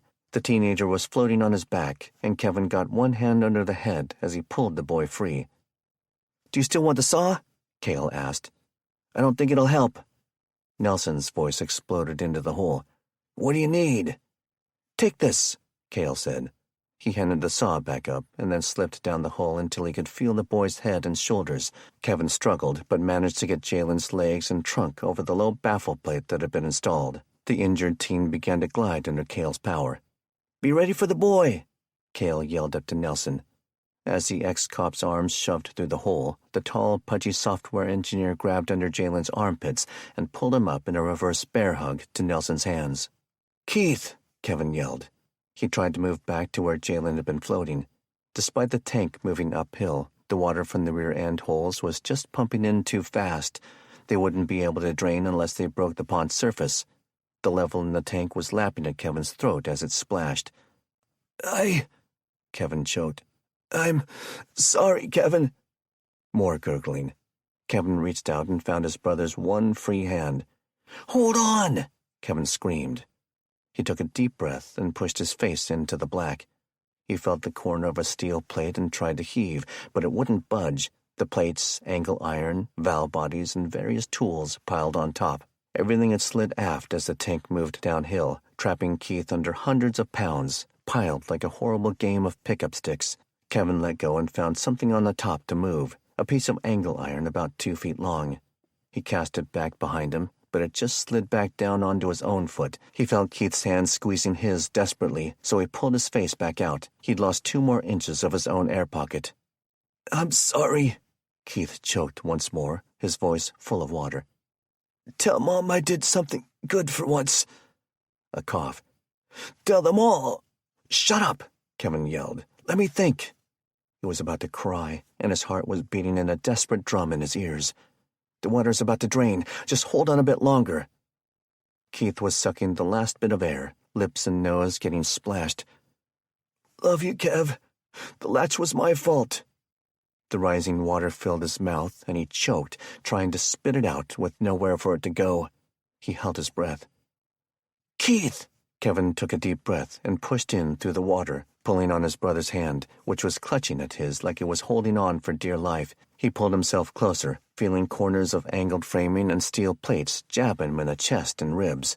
He got his second hand up to Keith's head, which was flailing as he drowned. To Kevin's horror, he felt the head stop moving. Kevin's hand relaxed its grip on his brother's. Kevin heard a gurgle. Keith Thomas Richardson died within arm's grasp of Kevin, and there was nothing he could have done to stop it. Chapter 63. Spokane. Kenny left Taylor's black Nissan Rogue and felt for the keyring in his coat pocket. The eastern sky was breaking dawn, though the day looked like it would be an overcast one. Over the previous few days, Taylor had used a piece of plastic tubing from Mrs. Park's garden irrigation supplies to siphon off every bit of gasoline she could from the red Mazda 3, 1 painful gallon at a time. It helped replace some of what she'd wasted idling the small SUV in the garage in the hours after they were attacked. They'd burned through 1/8 of a tank driving in random neighborhoods, making sure that the tyrants taking over their old community hadn't followed. He unlocked the chain-link fence to the housing development, wondering if the appearance of security was a facade. When the 1,400-home development became drastically behind schedule, his boss had assigned him to work here daily for several months, to help the project managers with code interpretations and work through unplanned obstacles. The former farm field was due east of a Costco and nestled into a triangular piece of land south of the intersection of Highways 2 and 395, about a half-hour north of downtown. Several of the homes were nearing their final phases of completion. When the hack hit, Kenny had been scheduling the city inspectors for them, and that's where they would spend a day hiding, resting, planning. Taylor pulled through, and he closed the rolling chain-link gate. "Drive really slowly," he advised once back in the car, "and kill the headlights. I thought we'd try the office trailers, but now that we're here, we could hide a little more out of sight in one of the finished units." Taylor drove from gravel onto a recently paved section of road that was to be named DuPont Drive. He was worried about the red glow of her brakes. Every home was dark, even the ones in a finished portion of the suburb that were getting their final electrical certifications. As they progressed, the homes transitioned from lots getting foundations to raw skeletons to homes with Tyvek underlayment ripped by the wind, flapping in the breeze. After another 5 sites, they reached the completed units. Kenny had her pause while he got out and walked around, listening, looking, even smelling. He picked a house with a working garage door and waved her inside. She had the foresight to back in. The need to be ready for a rapid escape would be burned into her psyche for a long, long time. "Shall we just let them sleep in the car?" he asked. "Yes. Why wait them to go to sleep on a floor that hasn't even had the carpet installed yet?" I just wanted to say..." Kenny gulped. Taylor pulled off her seatbelt and stood up in the garage, which still smelled of drywall and freshly curing concrete. I don't have the words, but I'm glad you had all this ready to go." "That was yesterday," Taylor said, perhaps the calmest she'd talked to him since he retrieved her at the hospital nearly a week earlier. "What are we doing today? Tomorrow?" "The way I see it, we have 2 choices. My mom or your parents. I don't see how we could possibly make it to Nashville." And you've let go of the idea of going to your friend's place near downtown? She looked away and crossed her arms, nodding. It was the closest he would get to an admission from the proud nurse that her idea had been a bad one. Republic is about 120 miles. He let out a frustrated sigh. Think we can get there on the gas we have left? We'll be lucky to get 50, she said. She leaned onto her husband and let him wrap his arms around her. But at least we have a plan now. Less than a mile south, along the southern edge of the chain-link fence, sat an abandoned Kaiser aluminum plant and several desperate people who watched a set of headlights drive into the community under construction and turn off. Chapter 64. Bellevue. Former Seattle police officer Brian Sherman walked back into Ramona's house. "Definitely scarecrows," he said, "all over the place." Ramona was on the couch, trying to take over her own wound care under the tutelage of Diana Johnson and Charcoal the Mutt. The long-term effects of the permanent injury were starting to truly hit her. Her anger with the cartel over murdering her husband was slowly being replaced with an intense desire not to just kill Wade Curry, but to do it as slowly as possible. He'd tried to kill her daughter, then Ramona herself. He'd beaten her knee into an irreparable pulp with a bludgeoning tool of her own making. Now she was fully reliant on the work of others to simply survive. The room was filled with a static and monotonous drone of an AM radio anchor discussing the chaos erupting across America. "Where do you think they came from?" "No idea. It could be a prank, but it strikes me as something more, something warped." He and his rookie trainee had been under their sergeant's mentoring at SBD. They came to visit Ramona the afternoon before, and he wound up staying. Both were in the process of quietly abandoning their jobs. They knew Ramona had been shot, lost her husband, and had to rescue her daughter from a kidnapper. Tanya had parents and a boyfriend to be concerned with. She dropped Brian off and pledged to try and come back, but no promises. Brian was single. His parents, siblings, and their extended families had headed for their hunting property in eastern Oregon early in the crisis, so he committed to stay a bit longer. That morning, James reported hearing weird noises for a good portion of the night from his perch in the garage. He described it as calls, like animals using sounds to communicate. An hour or so later, Walt ran over to his house for a bit and found a scarecrow in his neighbor's front yard. Brian took a stroll and was gone for a few hours, checking out the suburb and the nearby park. "I don't like it," Diana said. "It's probably them folk who dabble in witchcraft and such." Ramona was skeptical. "More likely they just want people to think that." The bland beeps of an alert tone played from the tiny emergency radio speaker. Brian went over to it after taking off his raincoat and messed with the two metal antennas to get a clearer sound. "This is a special report from Homeland Security just in. The reporting—" Click. The radio turned off. "Turn it up, Sherman," Ramona said, slipping back into sergeant mode. He clicked the dial on the radio a few times. "It's dead. I didn't turn it off." Chapter 65. Republic. Brian Big Dog Baker stood on the small pier next to the boat launch, fishing. It was Friday afternoon, a pair of weeks since the prison doors all suddenly opened. Life is good, he thought. In that time, his oldest son, the only one of his children he'd ever really liked, had found his way home. And though the small town was running out of beer and liquor, it had plenty of small farms and homesteads. He and his family would not starve in winter, something he'd assured simply by taking power where nobody seemed to want it. "Shame that the electricity went off, huh?" Billy Ray said as he made another cast of the rod.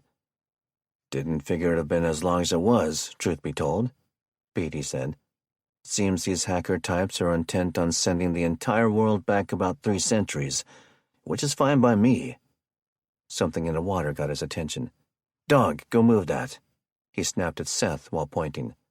His most disappointing offspring was behind his father. The boy's face winced as he moved. Seth whined in true, deep pain when he tried to stand. "Did I say you could stand up, dog? Get your butt back down." The teen made a snort as he cried and sucked in air, crawling to the edge of the small dock with a boat oar he'd been provided. Chains rattled whenever he moved. "And quit sniveling." Seth reached out with the oar at the same time trying to keep from sitting back too hard on his feet, where the searing pain was radiating from.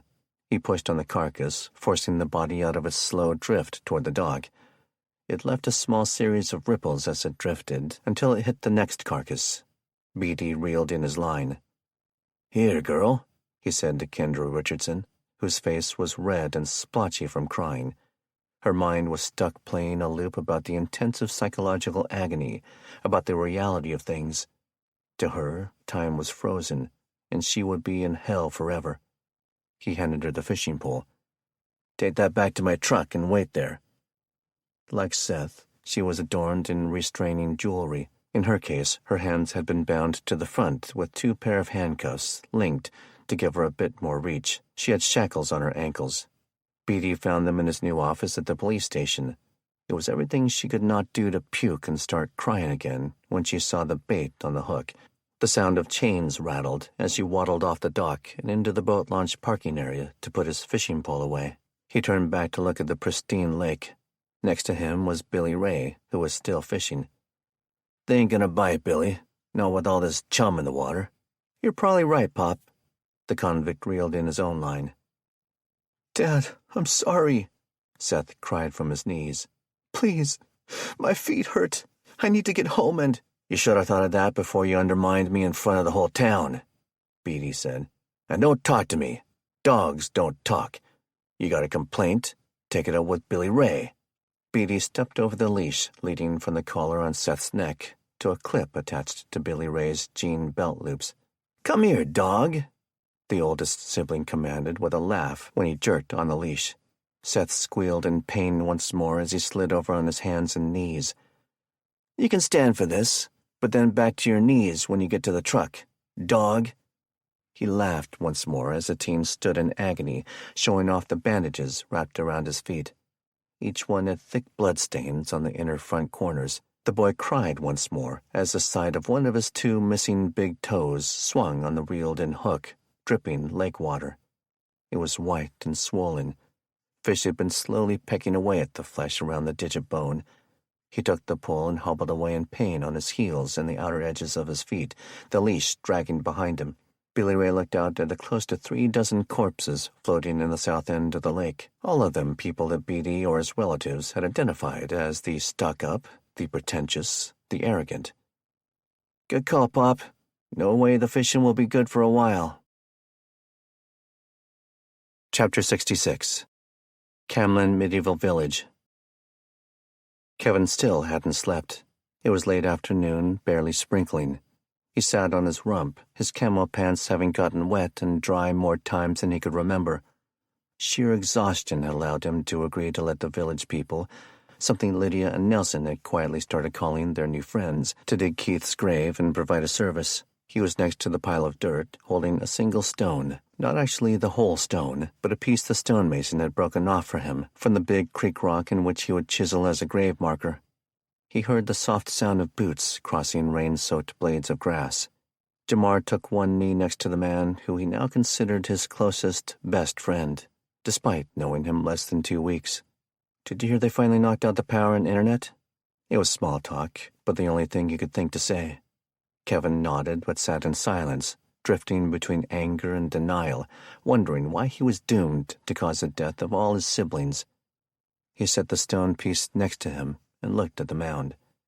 The villagers had done a nice job, all things considered. The mound was a near-perfect rectangle, set in a spot in what Kevin had been told was a beautiful flower garden in midsummer. The dirt had been shaped to resemble the 2 long sides and 2 short eaves of a roof, then covered with flower seeds. He was told that after the mason had finished the marker, a few of the gardeners would pick out the perfect rocks to form a perimeter. The service, attended by over half of the villagers, had been generic in denomination, but of sufficient solemnness to convey the proper tone for a man none of them had met. The minister, a parts inspector for a Boeing contractor in the old world, had worked up a nice little sermon on the greatest love and laying down one's life so another may live. Jalen was recovering well from his concussion. His worst physical injury was a pair of sprained ankles, suffered when the men on the property dropped him into the tank to teach him a lesson about snooping. "You should grab a bite and a nap, Kev," Jamar said, "especially if you're still dead set on leaving tomorrow." Kevin picked up a small stick out of the soil from the grave and started to break it into 1,000 tiny pieces. "How am I going to tell my family?" "We'll be there, man. We'll help. Keith saved Jalen." Kevin shook his back to get Jamar's carrying hand off it. "It should have never happened, Jamar. I moved the tank and caused this." "Jalen snooped on someone's property, bro. This ain't all on you. Those men were evil bastards. He would have never been there if I had been doing my job. You don't know that." Kevin stood and wiped the water and grass from the seat of his pants as he turned and held up 2 fingers. Jamar stood too. "2 of them, Jamar. This is the 2nd time I've caused one of my siblings to die." Jamar went silent. His eyes shifted to the side as he chose his words. Kevin couldn't get the sound of Keith's dying voice out of his ears. He wanted to cut off his hands to erase the memory of feeling the life leave Keith with them in the cold, black water. "How am I supposed to live with that?" "Things aren't always that simple, Kev." "Meaning?" He was superbly tired, and just tired of everything and everyone. "Keith lived his life in a way you and your family never understood." "Well, no kidding, Sherlock." "It's called self-medicating," Jamar said. "He told me something yesterday, something that may help you understand why he fled to Seattle to begin with, why he was into drugs so heavily."